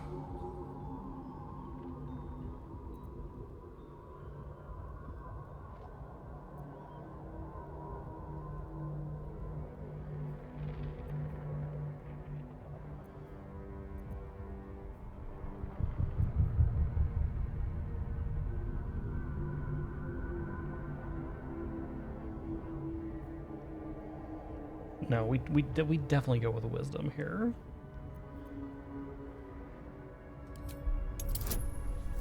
$25? I'm so mad I can't like see these rolls.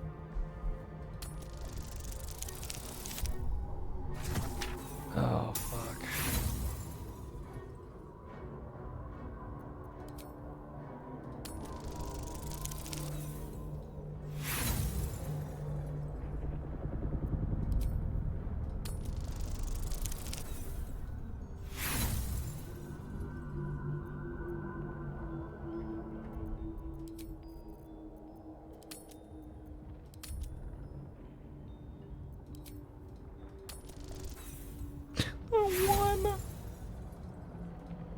This is the last roll. You're rolling option. that one. Yeah.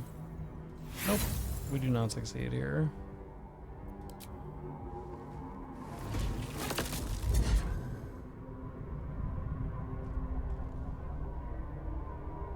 The crown is not my weakness. It is what made me what I am. I needed the crown to build an army. I needed the chosen to bring it to me. They would not have surrendered it freely, so I gave them what they wanted. Power. Just enough that they would play their part in my design.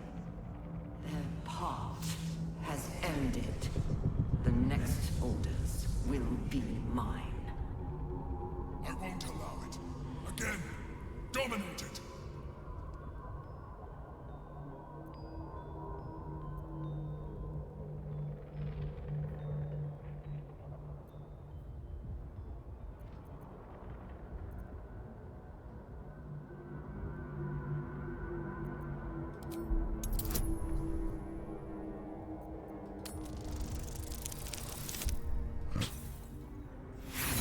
Just so you know, the difficulty score on that one was a 30.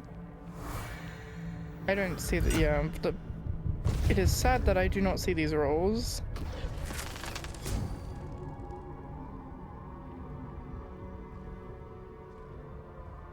And you had your role to play too. Who do you think told the Chosen about the Astral Prism? Who do you think planted the knowledge of Orpheus's power and the fear of what it could do? When the Chosen sent my thralls to retrieve the prism, who do you think let the Emperor slip its leash, knowing it would be the one to bring you to me? Were you a part of its plan? I only needed one Netherstone loosened from the Chosen's grasp to guarantee my freedom. You brought all three back to me. In doing so, you have liberated me. This was your role, and it is complete. Now you will witness the grand design. We have to stop it. It's now or never.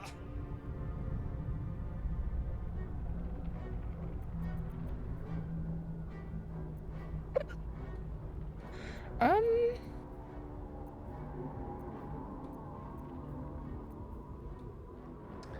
mean, strength is the only one that, yeah.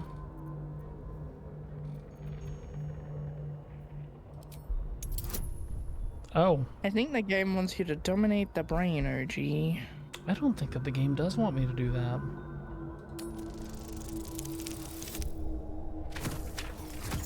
Oh? I don't think that the game wants me to do that. Why? Because the difficulty class was 99. Damn. You need to get like a nat 20 on that.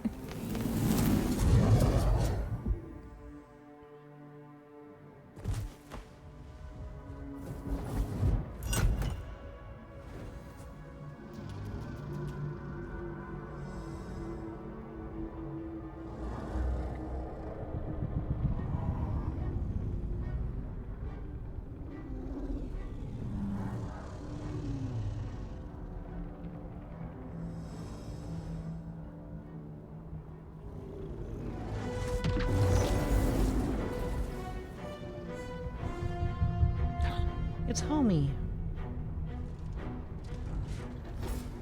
This is not over.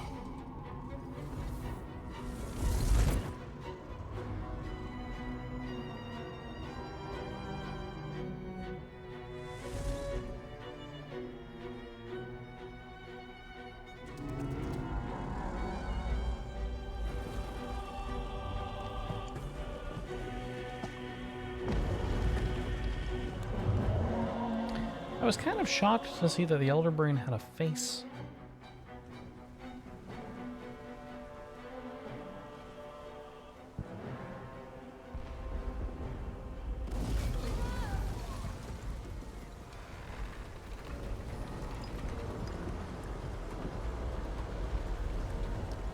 Ooh.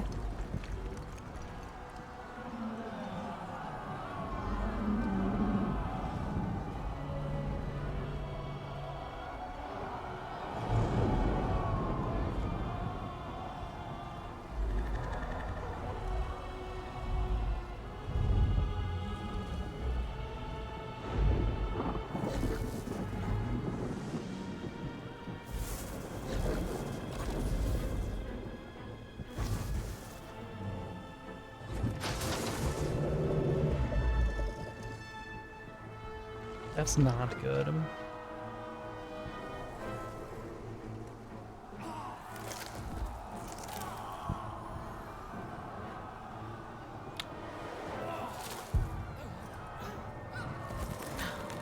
Is that one gonna become a tiny mind player?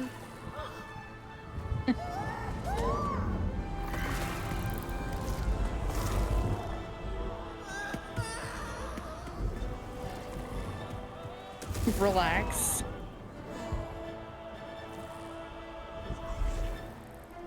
Do you guys think that this is where Onyx got the idea of infecting people? You think they were like... You think somebody was playing Baldur's Gate 3 and they were like, hold up. What if we had a city of infected people you couldn't trust that could turn into enemies at any moment?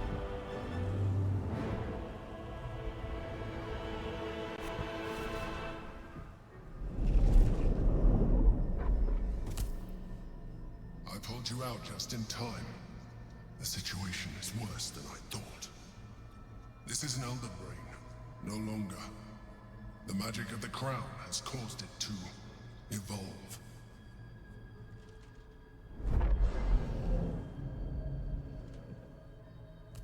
It has become something more. A nether brain. That's not a real term. You just made that up. Is that not what it is?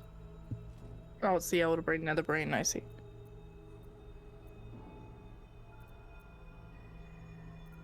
I almost had it. Exaggerate. You nearly died. I saved you, yet again. It has been anticipating our every move. God, this guy is so manipulative, I hate him. I underestimated it. We will need to rethink our plan. Okay. What do you suggest, OG?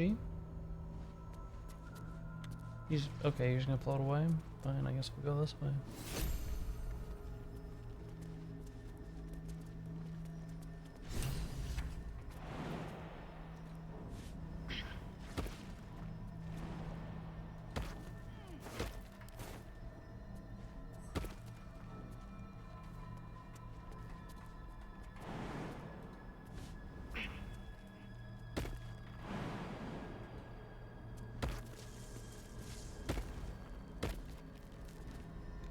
Okay, hear me out. What if we release Orpheus now? I was thinking the same thing.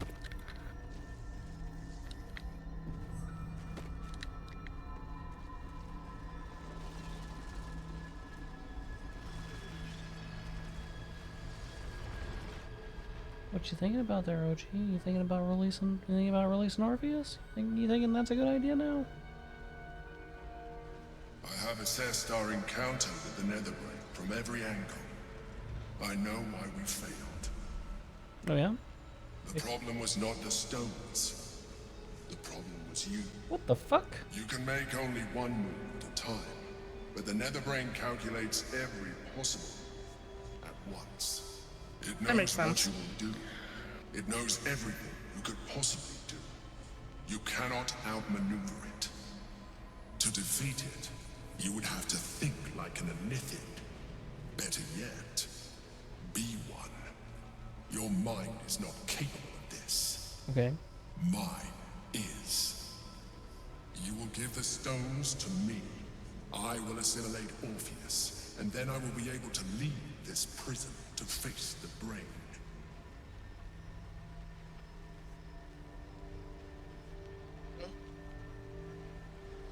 Oh yes, number one. I will consume his thoughts, his knowledge, his brain.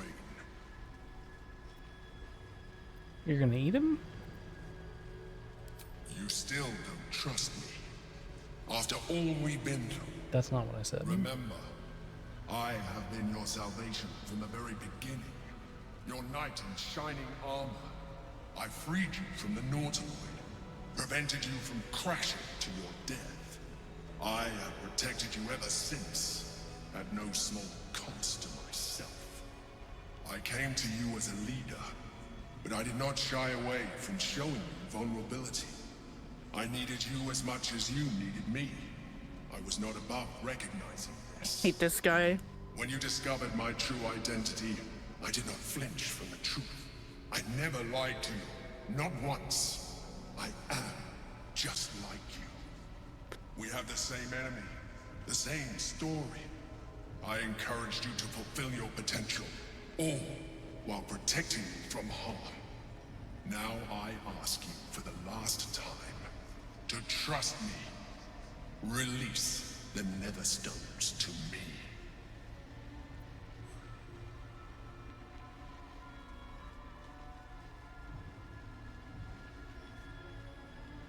Ooh, interesting. I want to be a mind flayer. It is true that I withheld reality. I showed Orpheus and his guards as evil beings. And I appeared to you in the form of someone you would trust. Someone who wasn't a mind flayer. But I am a mind flayer. Illusion is my language, just as words and actions are yours. Do not judge me for being true to myself. I have never judged you.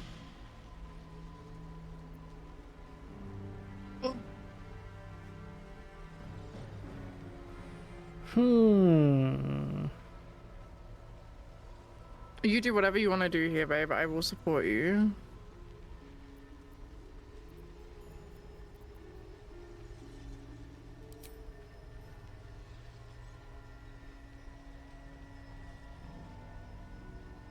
Okay, but like, what do you think, though? What do I think? Why do you want to know what I think? Because we're doing this playthrough together, that's why. I mean, the right, in quote, options is to do number one. However, comma, number 2 and number 3 are really spicy. So I would also be conflicted on what to do.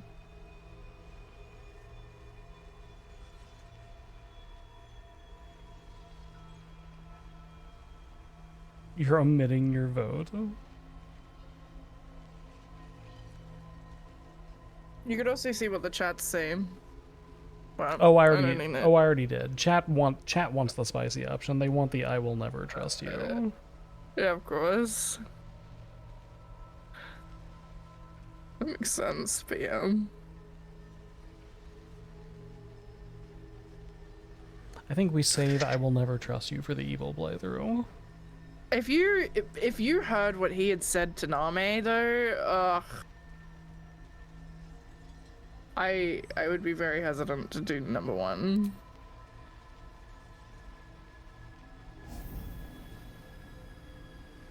I think we save the I will never trust you and we kill the Emperor in the next playthrough. Now stand aside. I will assimilate the Githyanki's power in your stead.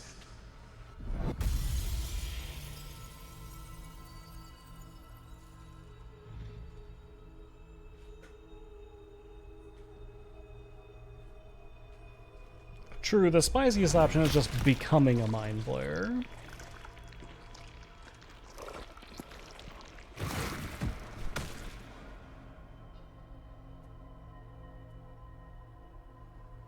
Lae'zel would not be happy about that.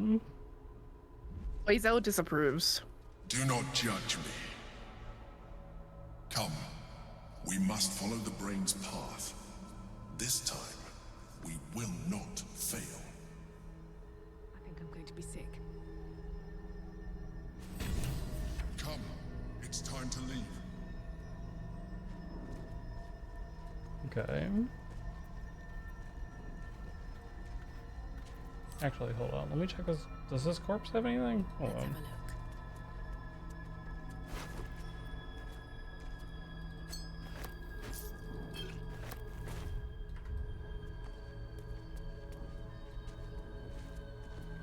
Is there anything?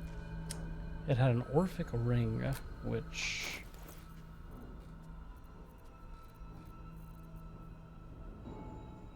allows you to cast Confusion. Ooh. I don't need that.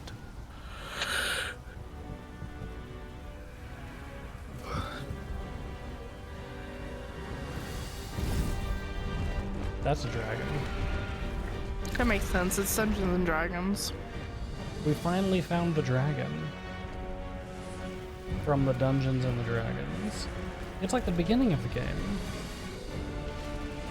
but scarier.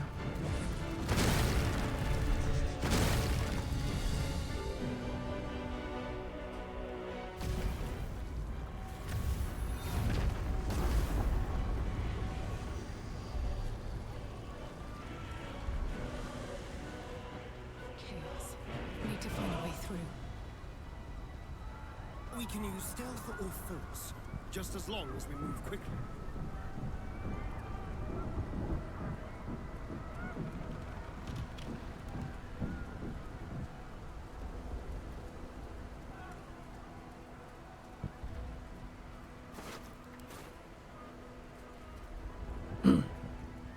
We have lost much already, and we will lose more before the day is out. But even when the last soul falls, Baldur's Gate will stand. For Baldur's Gate is more than just a city. It is more than a place of opportunity for those of mercantile spirit. More than a place of refuge for those who are lost. More than a home for friends, loved ones, and adventuring souls. Baldur's Gate is a place where anyone can find what they need, if they're just willing to fight for it. Today, Baldur's Gate needs us. Today, we fight for...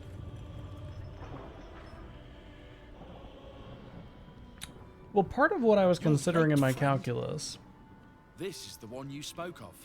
is that the Emperor Indeed, probably one largely who comes purged my off home of a terrible evil. as a bad My person father. because he's not actually a person. There's He's no an one eldritch I trust abomination more that's trying to be a good person. The fist examines your I don't think he elected is. ally with suspicion. He was not expecting the I think he's savior very of much Baldur's like, Gate to be accompanied by a man however of it flame. benefits him. Appearances may change, but they do not mask the one within. This one, I know. Observe with whom it traveleth. Friends. This mind flare will fight with thee. It will save thy city and thy lives. The fist eyes your illithid ally with suspicion, softening to curiosity. His hostility melting at the recognition that there's more behind those eyes than malice. My steel is yours, and I'm not alone. I'm better at crafting steel than wielding it. Your friend here is armored and potion-fueled and ready for battle. Oh, God bless. I need to trade. Who is that? The Moon Maiden's Is that silver our light owlbear? is a shield in dark times. Today, Did our owlbear grow up? Does our owlbear And I have? hold Does her our sword. owlbear have a little armor? Whatever strength I have to lend, I will lend. That's the cutest thing I've I will ever make my heard. city proud again. Not sure what I have to offer a mind flare, if I'm honest. But I hope my words of encouragement and reassurance will strengthen your resolve. My dark forces are at your command today. We have a common goal. Nature's servant awaits. Glad to have you with us. And not a moment too soon. The air is thick with anticipation. All eyes are on you. They're expecting a speech, something to stir their hearts and put fire in their bellies for the fight ahead.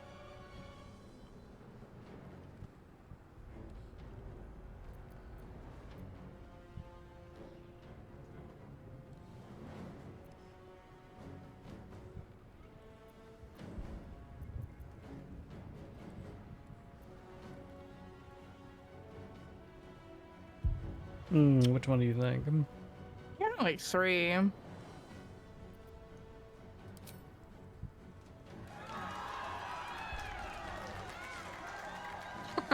Yeah. We'll prepare ourselves. We'll be ready when you call upon us. Balduran's grace be with you.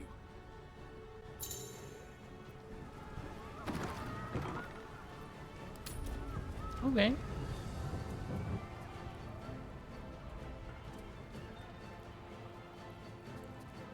Bodies, bloods, this is the dream. New Smartster sneaks in. The Skelly boy said I could stay if I sold your stuff. So hurry up.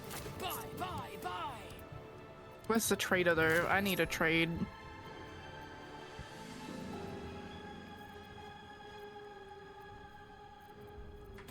There's like 3 of them in here. Real mad.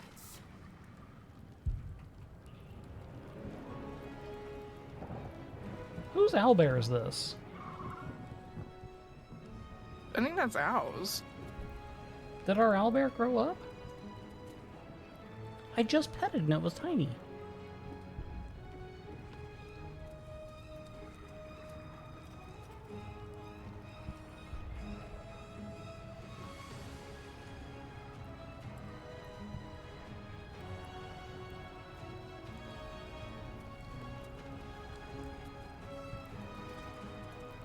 One moment.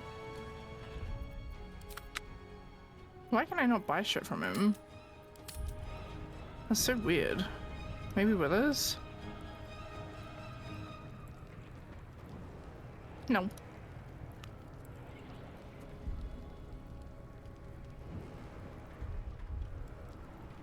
Interesting. Okay, well I have 3 4 potions and a dream.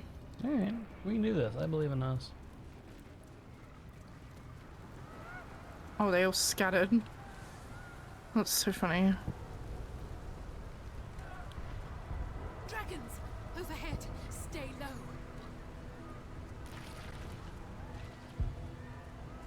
Dragons? In Dungeons and Dragons? Fall back! Fall back!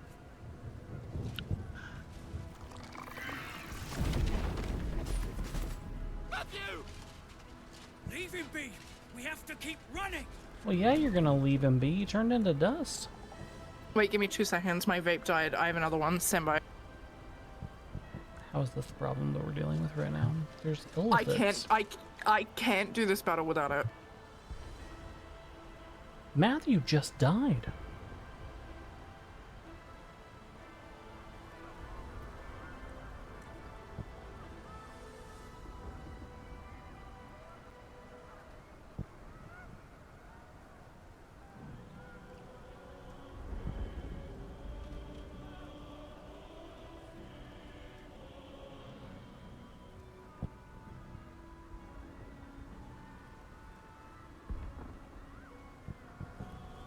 Okay, I'm good. Mind flare! Mind flare! It's over. There's a glimmer of something beyond his words, but in a moment it's gone, consumed with fear. One last run, then we're clear.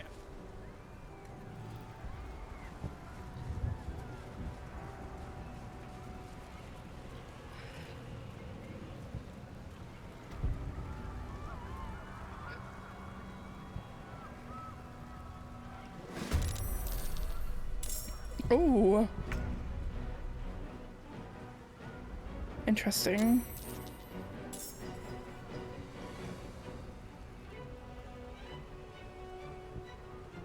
Yes, here. The sun. What can we rescue? I won't give in.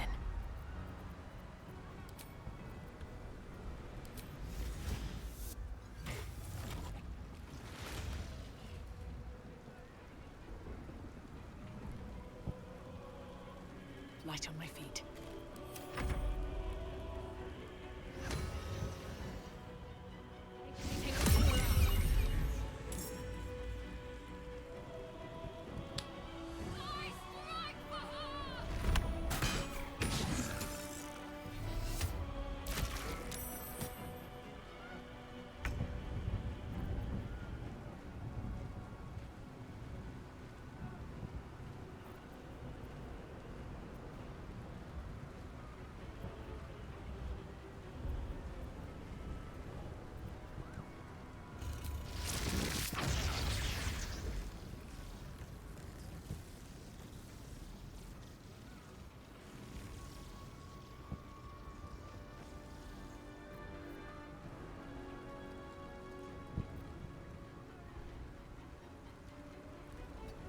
Yamplamp, he's 12, he's level 12.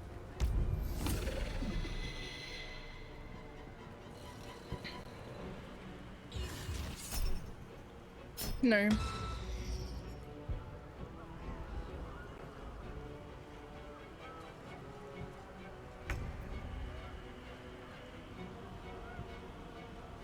What's this little bird? It is my little guy. Did you spend a turn summoning a bird? Well, I didn't have any, like, thing else to do, so yeah.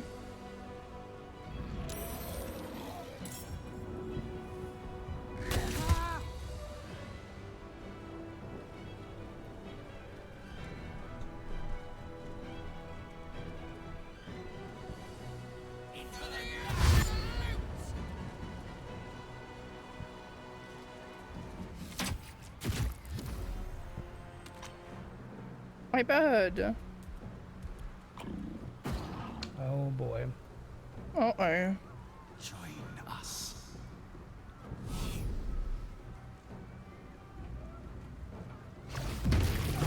Okay.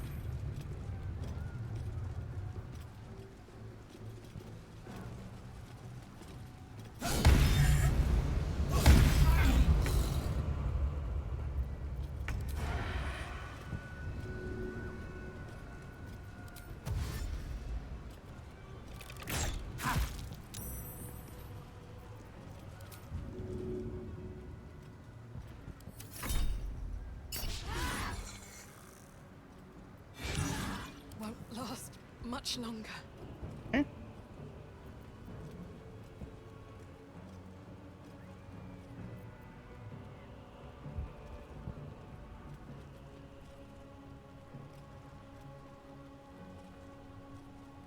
The bird's gonna turn into an MVP. Winters, you have too much fucking faith. It's a bird with 1 HP. I don't even know what the point of summoning that thing is.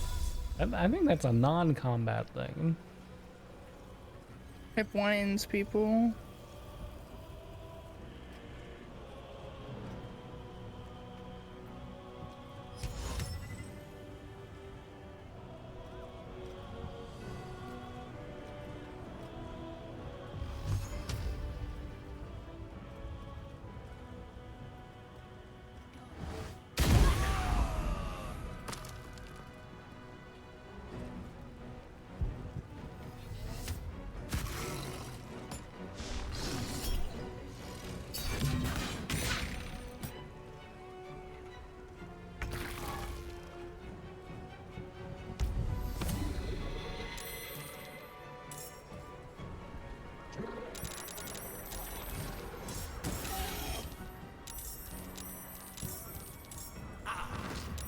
Did we, call forth the allies? I think we should call some allies. Thoughts on that? I can call for some allies. Whenever it's whenever I can actually move.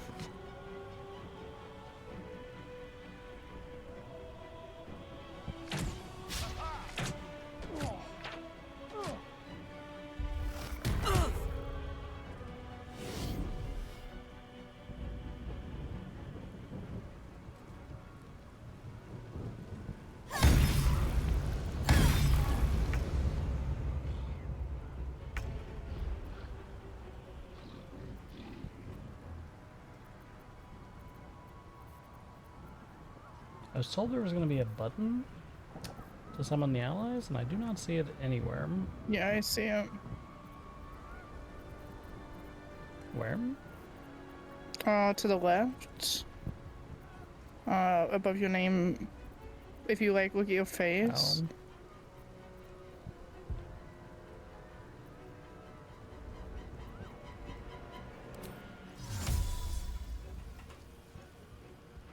What are you doing?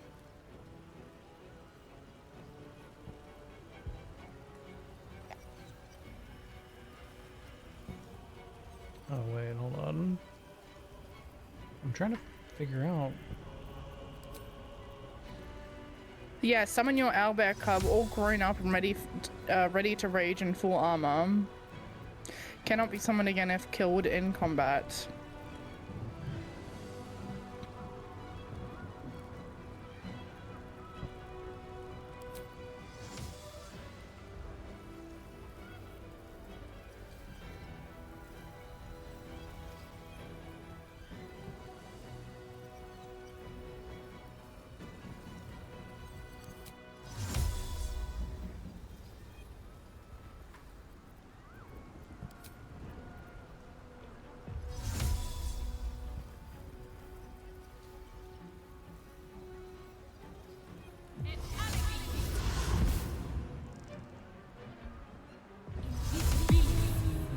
Interesting.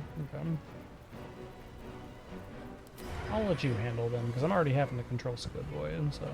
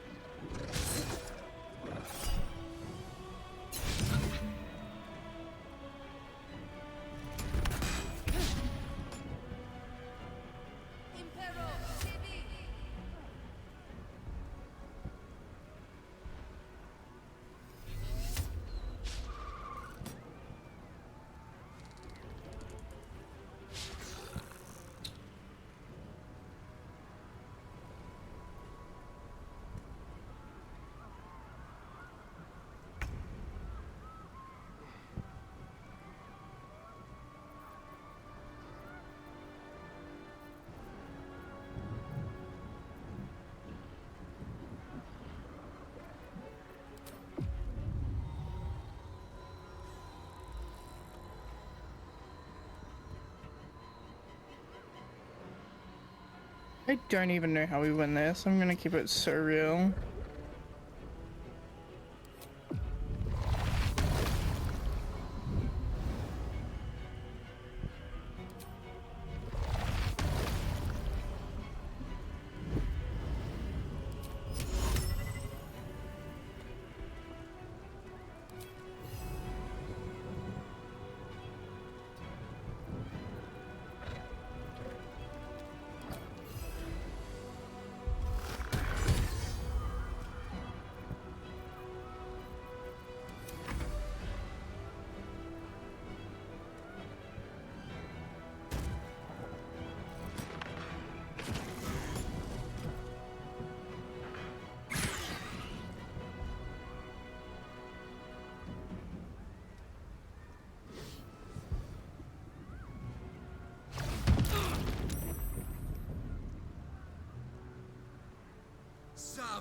permission in her name.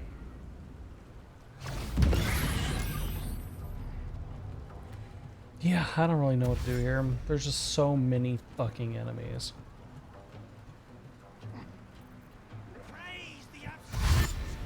Like, it's literally plus 11 on one side and plus 9 on the other side. It's actually fucking stupid how many enemies there are.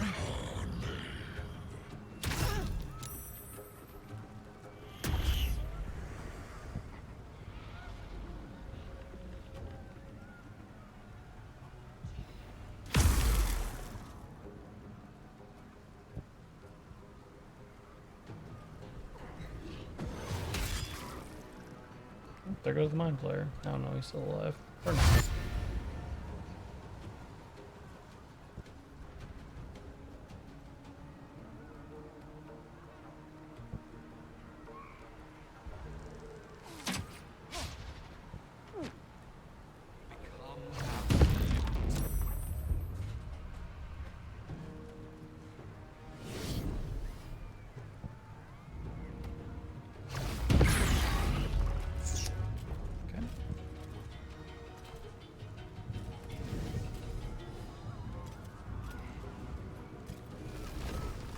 And we're just constantly stunned. Like, we... Not only are there 30 enemies, but we just don't get to take moves. I also don't have my fucking, like... You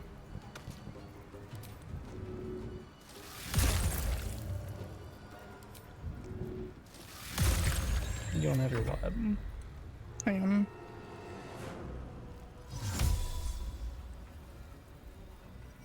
Ex textura.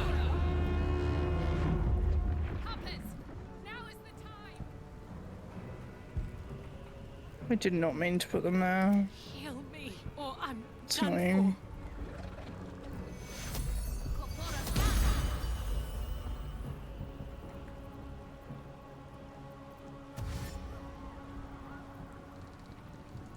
Who is deceased? Is it you? It's the mind player. He's been just fucking ganged up on the entire fucking time.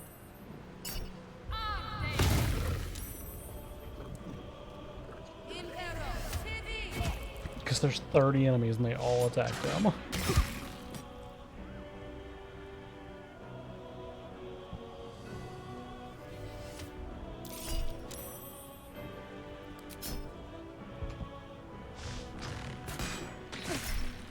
The only thing that I can think is that we try to redo this and we try to like take the high ground.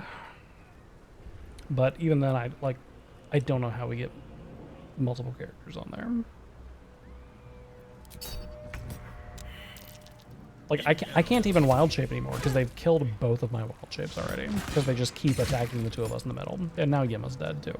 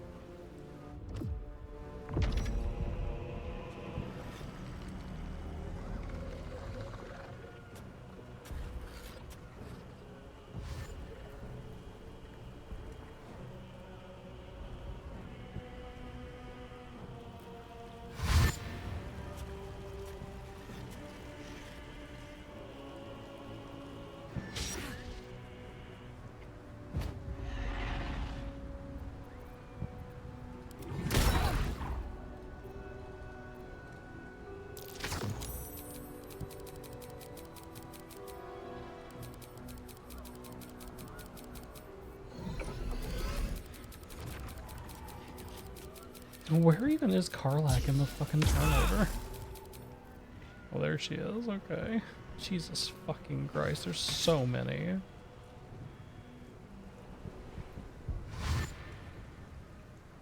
I think we reload. What do you think? I think so too. Yeah, I agree. I'm gonna be honest, I think we give this like one more shot and then I'm probably done for the night because it's way too late to try to comprehend whatever the fuck this fight is. Mm-hmm.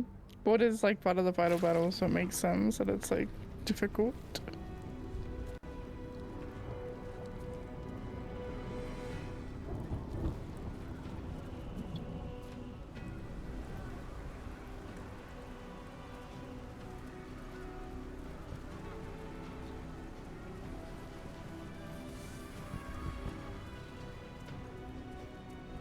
Dragons! Overhead! Stay low! Fall back, Matthew! Leave him be! We have to keep running! Mindful. It's... Okay, come here really quickly.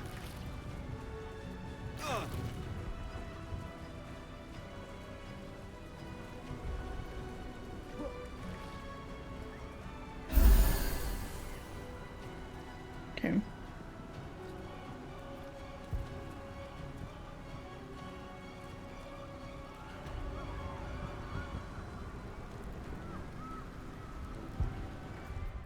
There are letters to the right.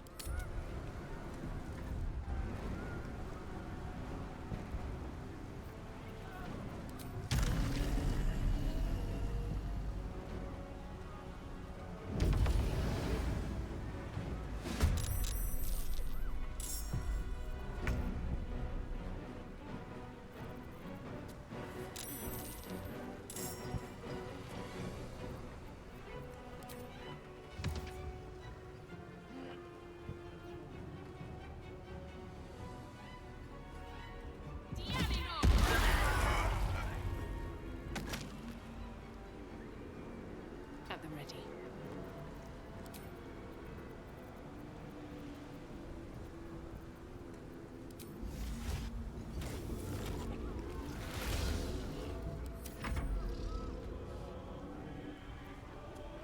Where's our mind flayer?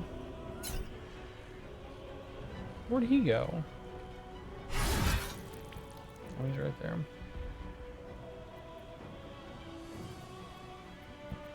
Yeah, but where's he at on the turn order?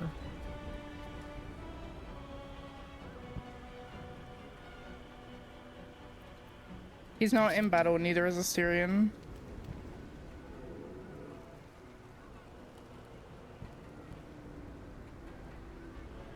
Where's the ladder that you went up?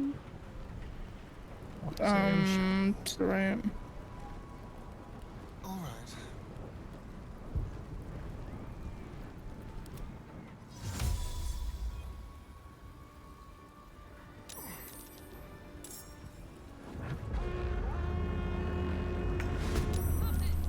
Now is the time!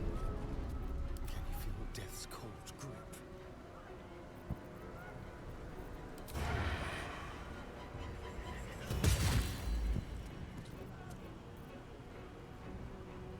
Be quick. Let's find some prey.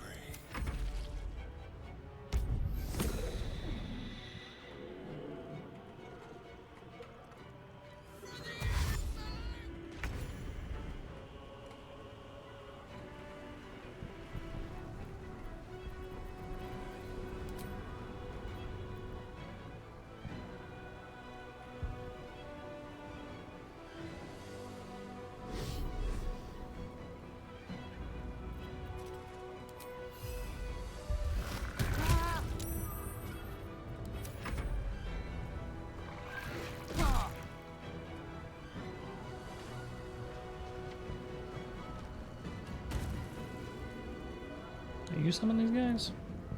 Yeah. Ow! Ow!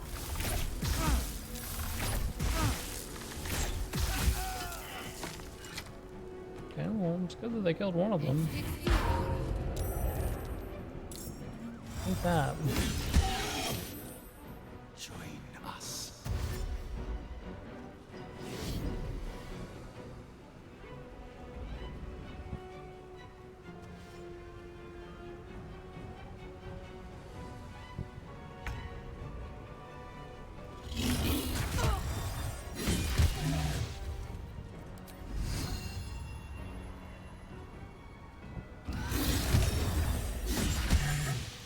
The person who casted you.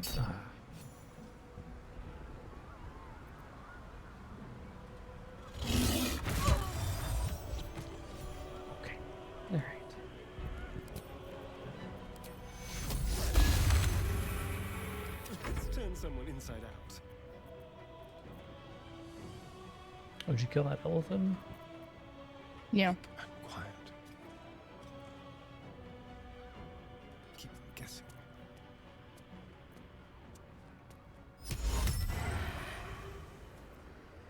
You're mine. On the hunt.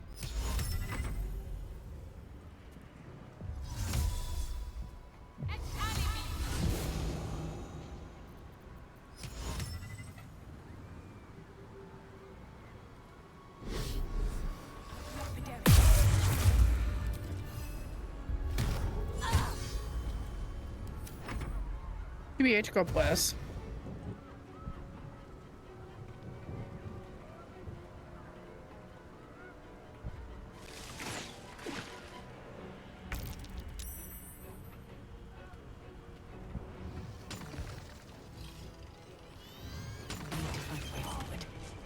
Shall we cut and run?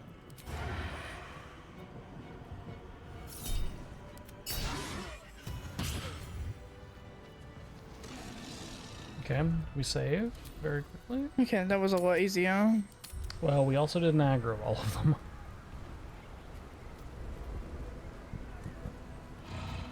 Yeah. Okay, so everybody group up top so that we can go along this bridge and aggro the other ones that are over here.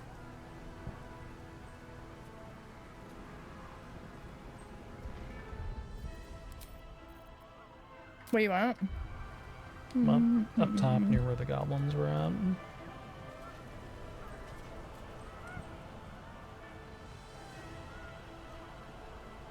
Other side, I think. Oh, actually, no. Yeah, no, you're going the right way. Those are enemies that I see in the distance.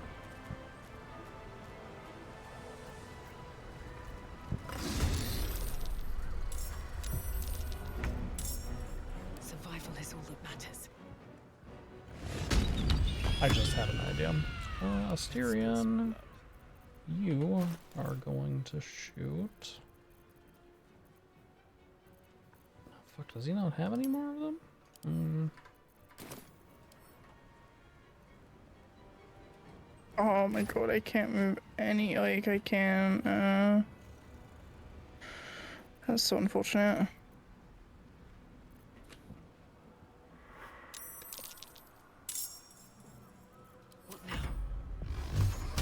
Do you have a fire spell that you can shoot near that ogre? I do. It's standing on a bunch of oil right now.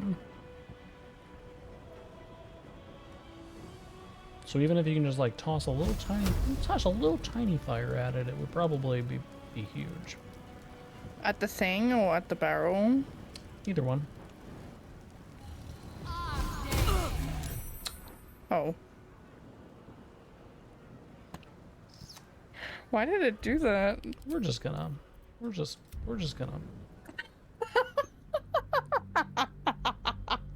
That's my bad. I'm sorry, babe. That's so funny.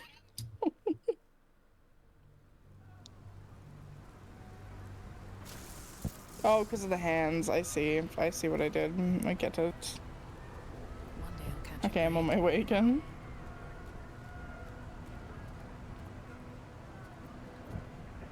What now?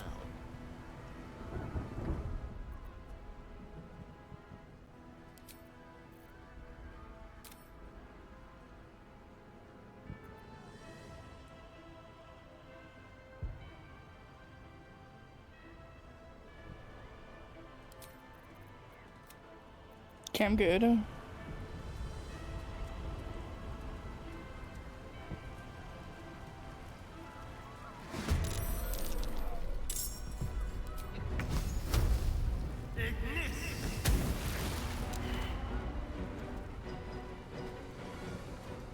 My goblin is fucking dead.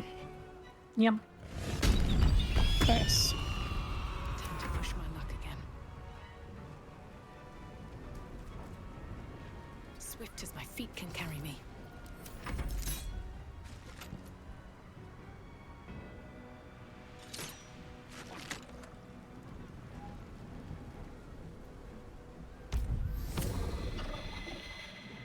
No. Make it stop. That's not good.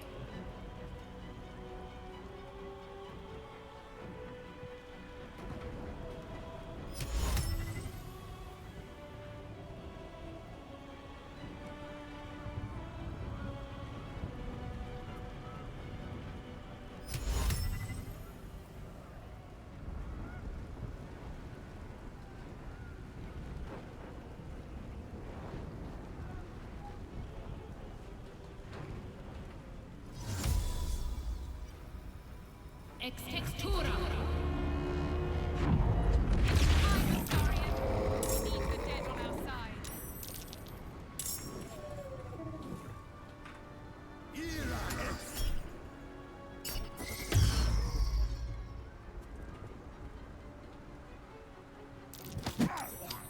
Okay, we are back in the range of just having a billion things on our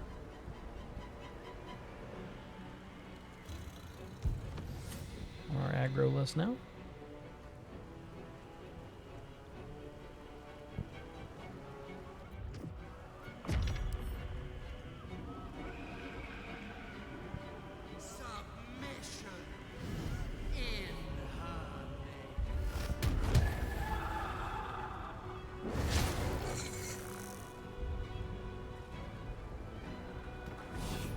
I'm gonna be real. Yeah, I think the trick is to like not overextend so that we only aggro small numbers of them. Because like whenever we summon those right there, it aggroed everything that was beyond that. So it's like we just scooch forward just a little bit and we just like aggro just a few of them at a time.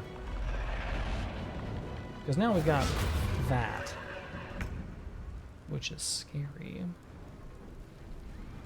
What's homie doing down here? Where the fuck even is this? Why he down here?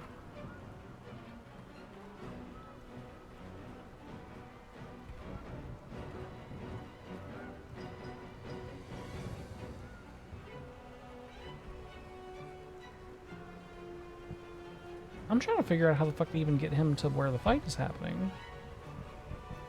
I don't... Okay.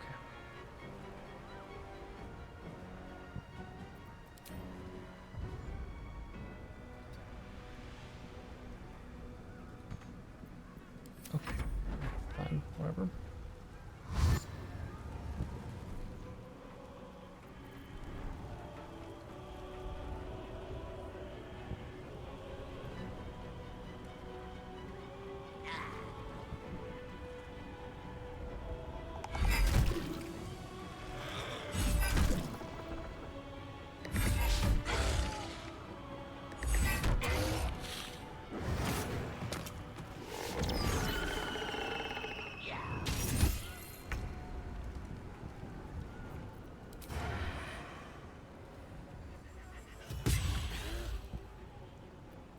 No choice but to keep going. No time for mercy.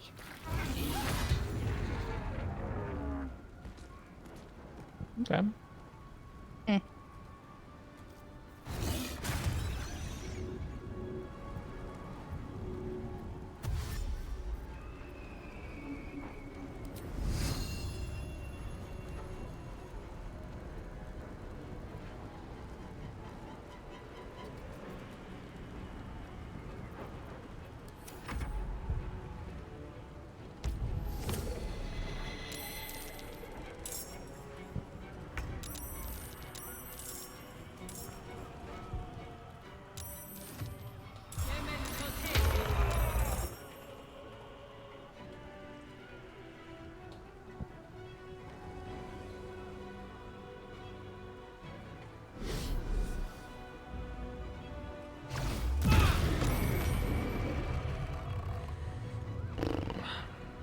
That's a lot of stun.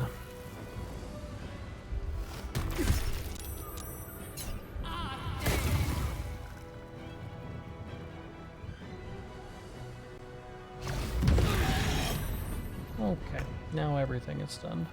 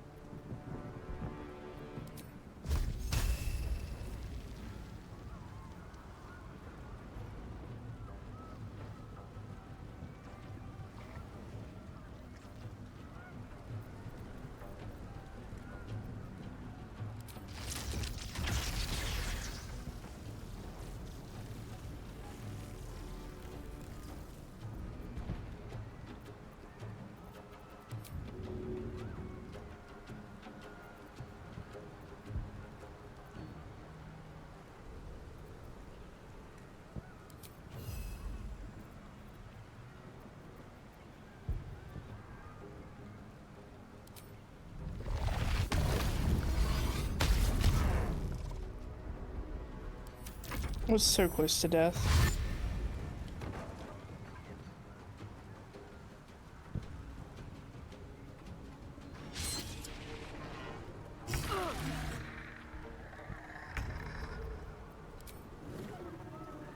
With pleasure.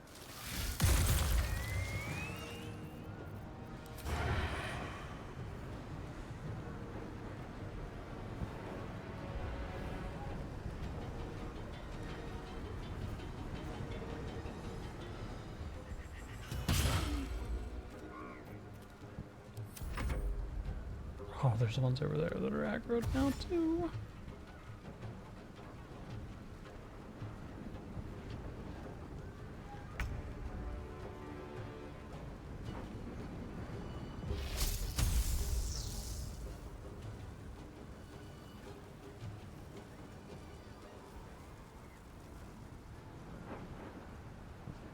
Damn, you were like right where I want to hit them.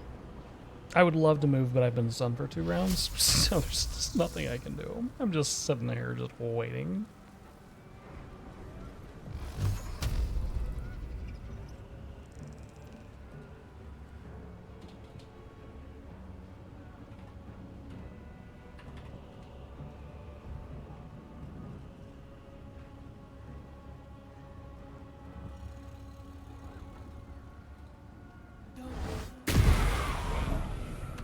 Damn, okay. I dropped a few.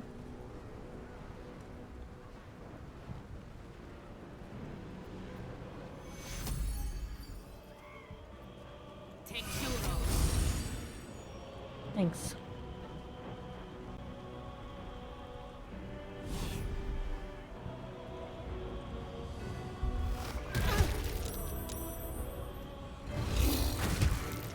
Huge.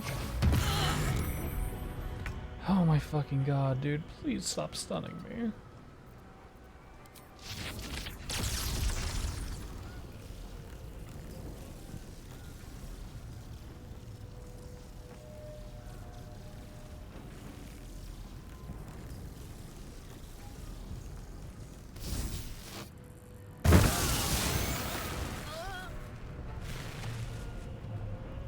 Hopefully that only hit bad guys.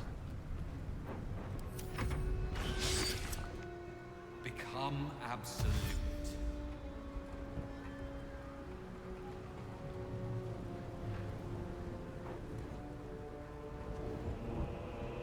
I can't really tell what... There's just so much happening in this pile of dead bodies.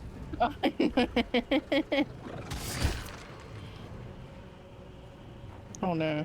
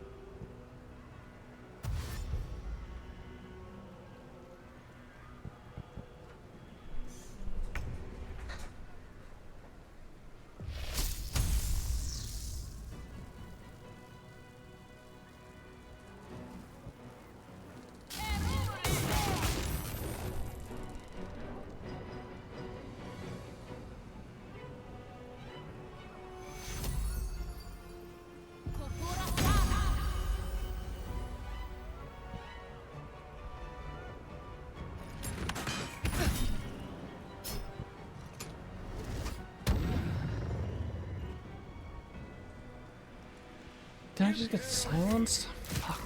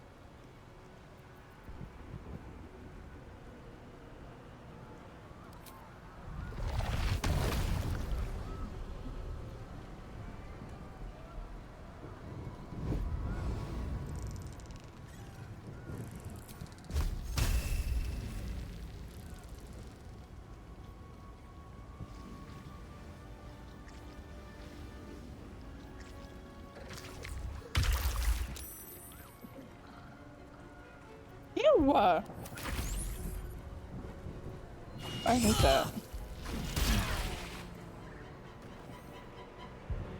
We made the ground all tentacly.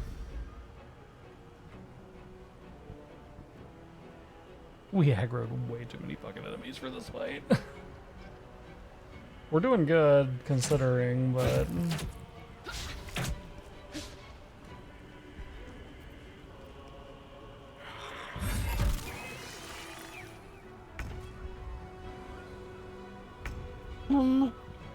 Hey. Let's move. Soldier, I need your help.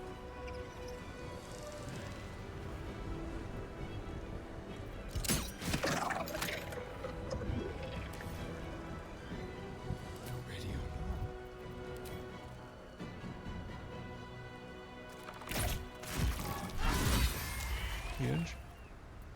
Another fight. Let's go. Okay.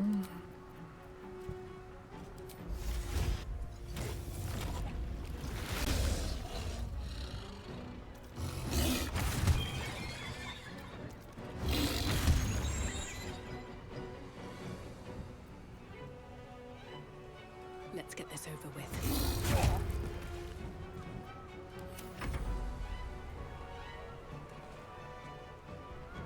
Where the fuck are the goblins that are mad at us?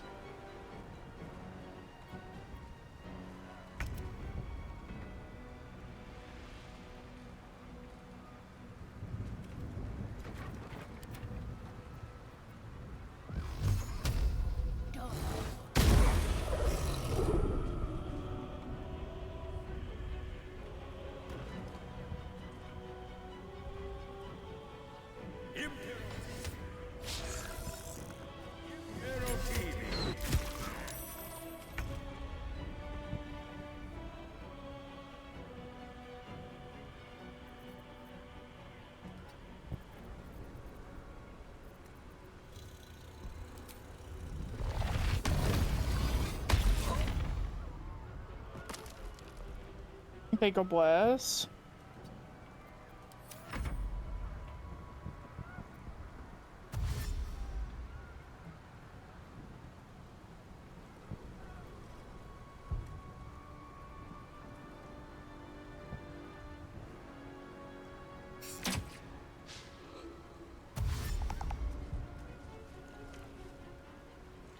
Oh, he's about to piss off a whole other map of people.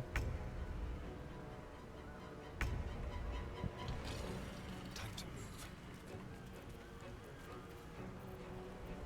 Time for a new approach.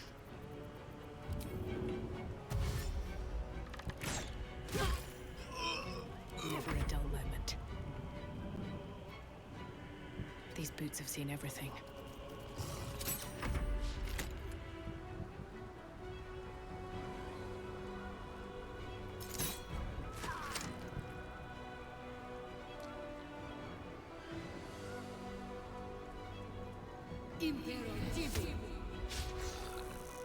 Thankfully, there is like no one over there.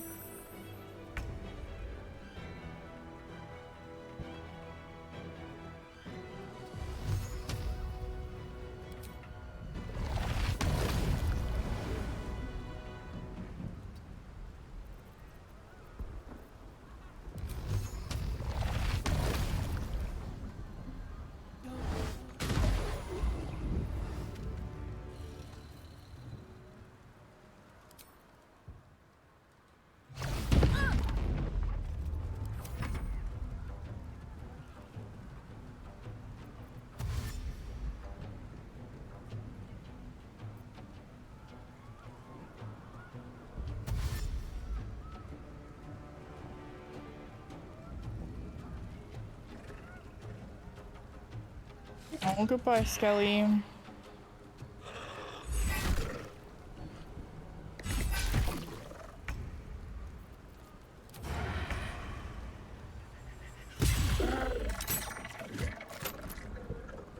Come on, can't stay idle. Try me.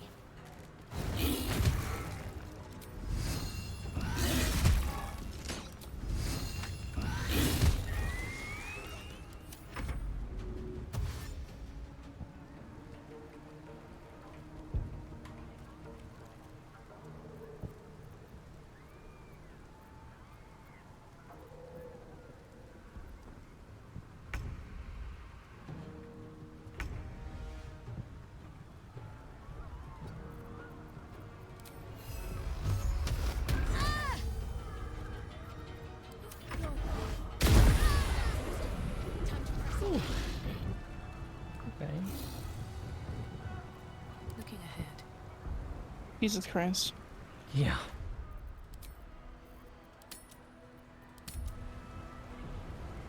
Something good here, I hope. Okay, wow.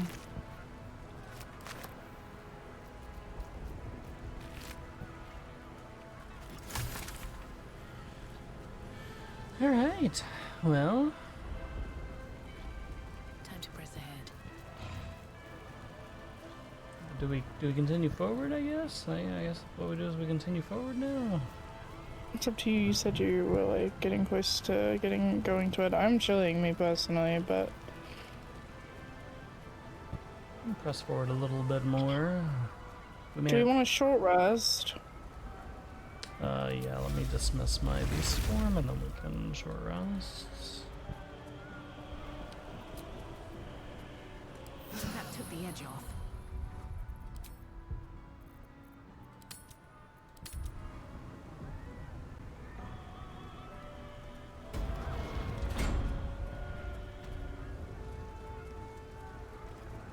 Looks like part of the nether brain, but we'll need to be higher up to climb it.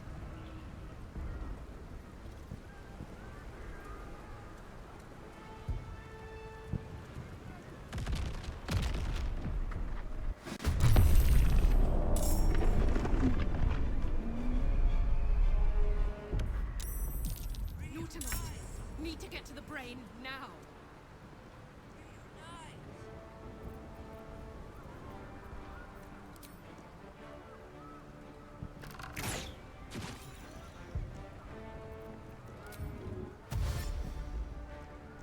Step quick.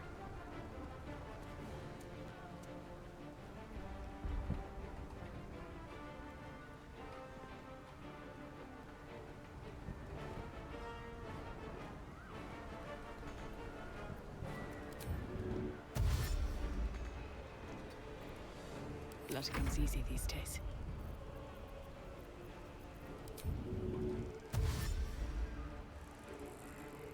With haste.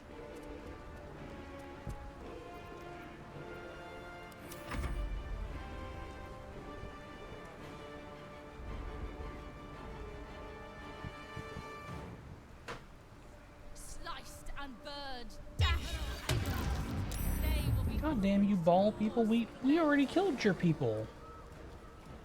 We were told that we would be left alone since we had already committed homicide on all of your people.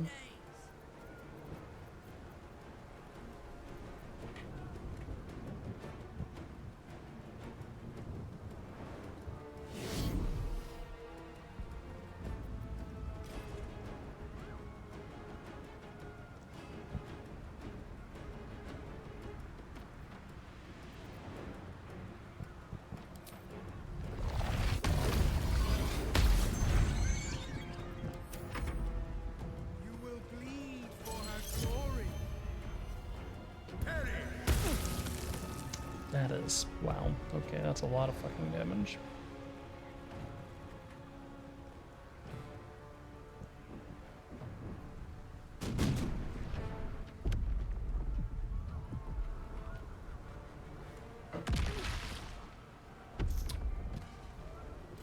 You just died. Yep. Just full on died.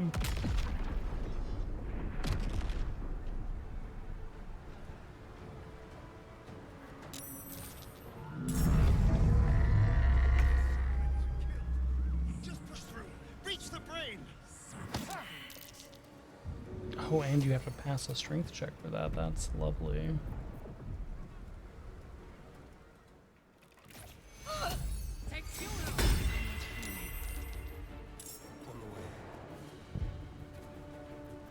Nothing important is ever easy. She can't even move this round. Pardon? She can't move this round, which means she's just gonna die again. Because she's gonna get hit by that explosion again.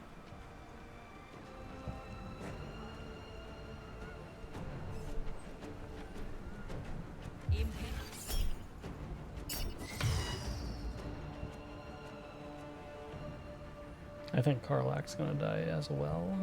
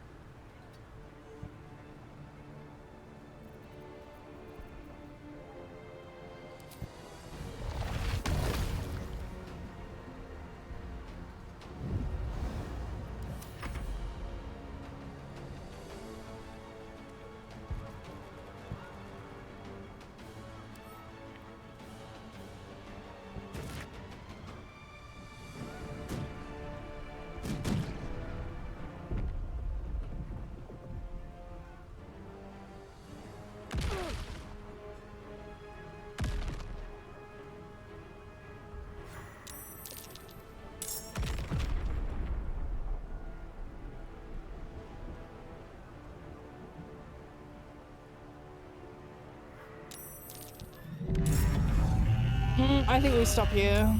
We're just gonna lose. Yeah, I agree. I agree. I think that we call it here and we pick up here next time. Because Yes. I am wiped. Yes, I was gonna make bread, but now it is late. You were gonna make bread? Yeah. Yeah. Maybe tomorrow. We'll see. Probably not. We shall see. Okay. Well, let's take a look to see who we should raid. Are you excited about the fact that we have a long-term DND session? Yes. Yes. I'm excited. Should be a Are you? Yes, I'm excited. You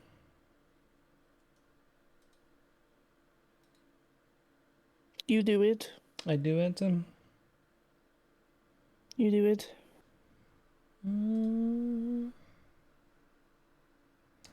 I think we go say hi to Heidi. Hi, Heidi. Yeah. Alright, well, you have a good night. Be hyper. Yeah. Yum. Yeah. Yeah. Goodbye, Jazz. See you later, Arkhams. See you soon. Yeah. Bye.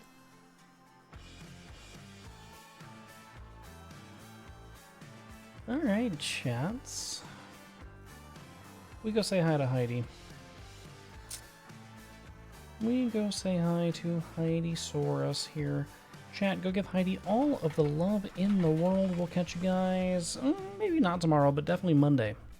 Good night, chat room.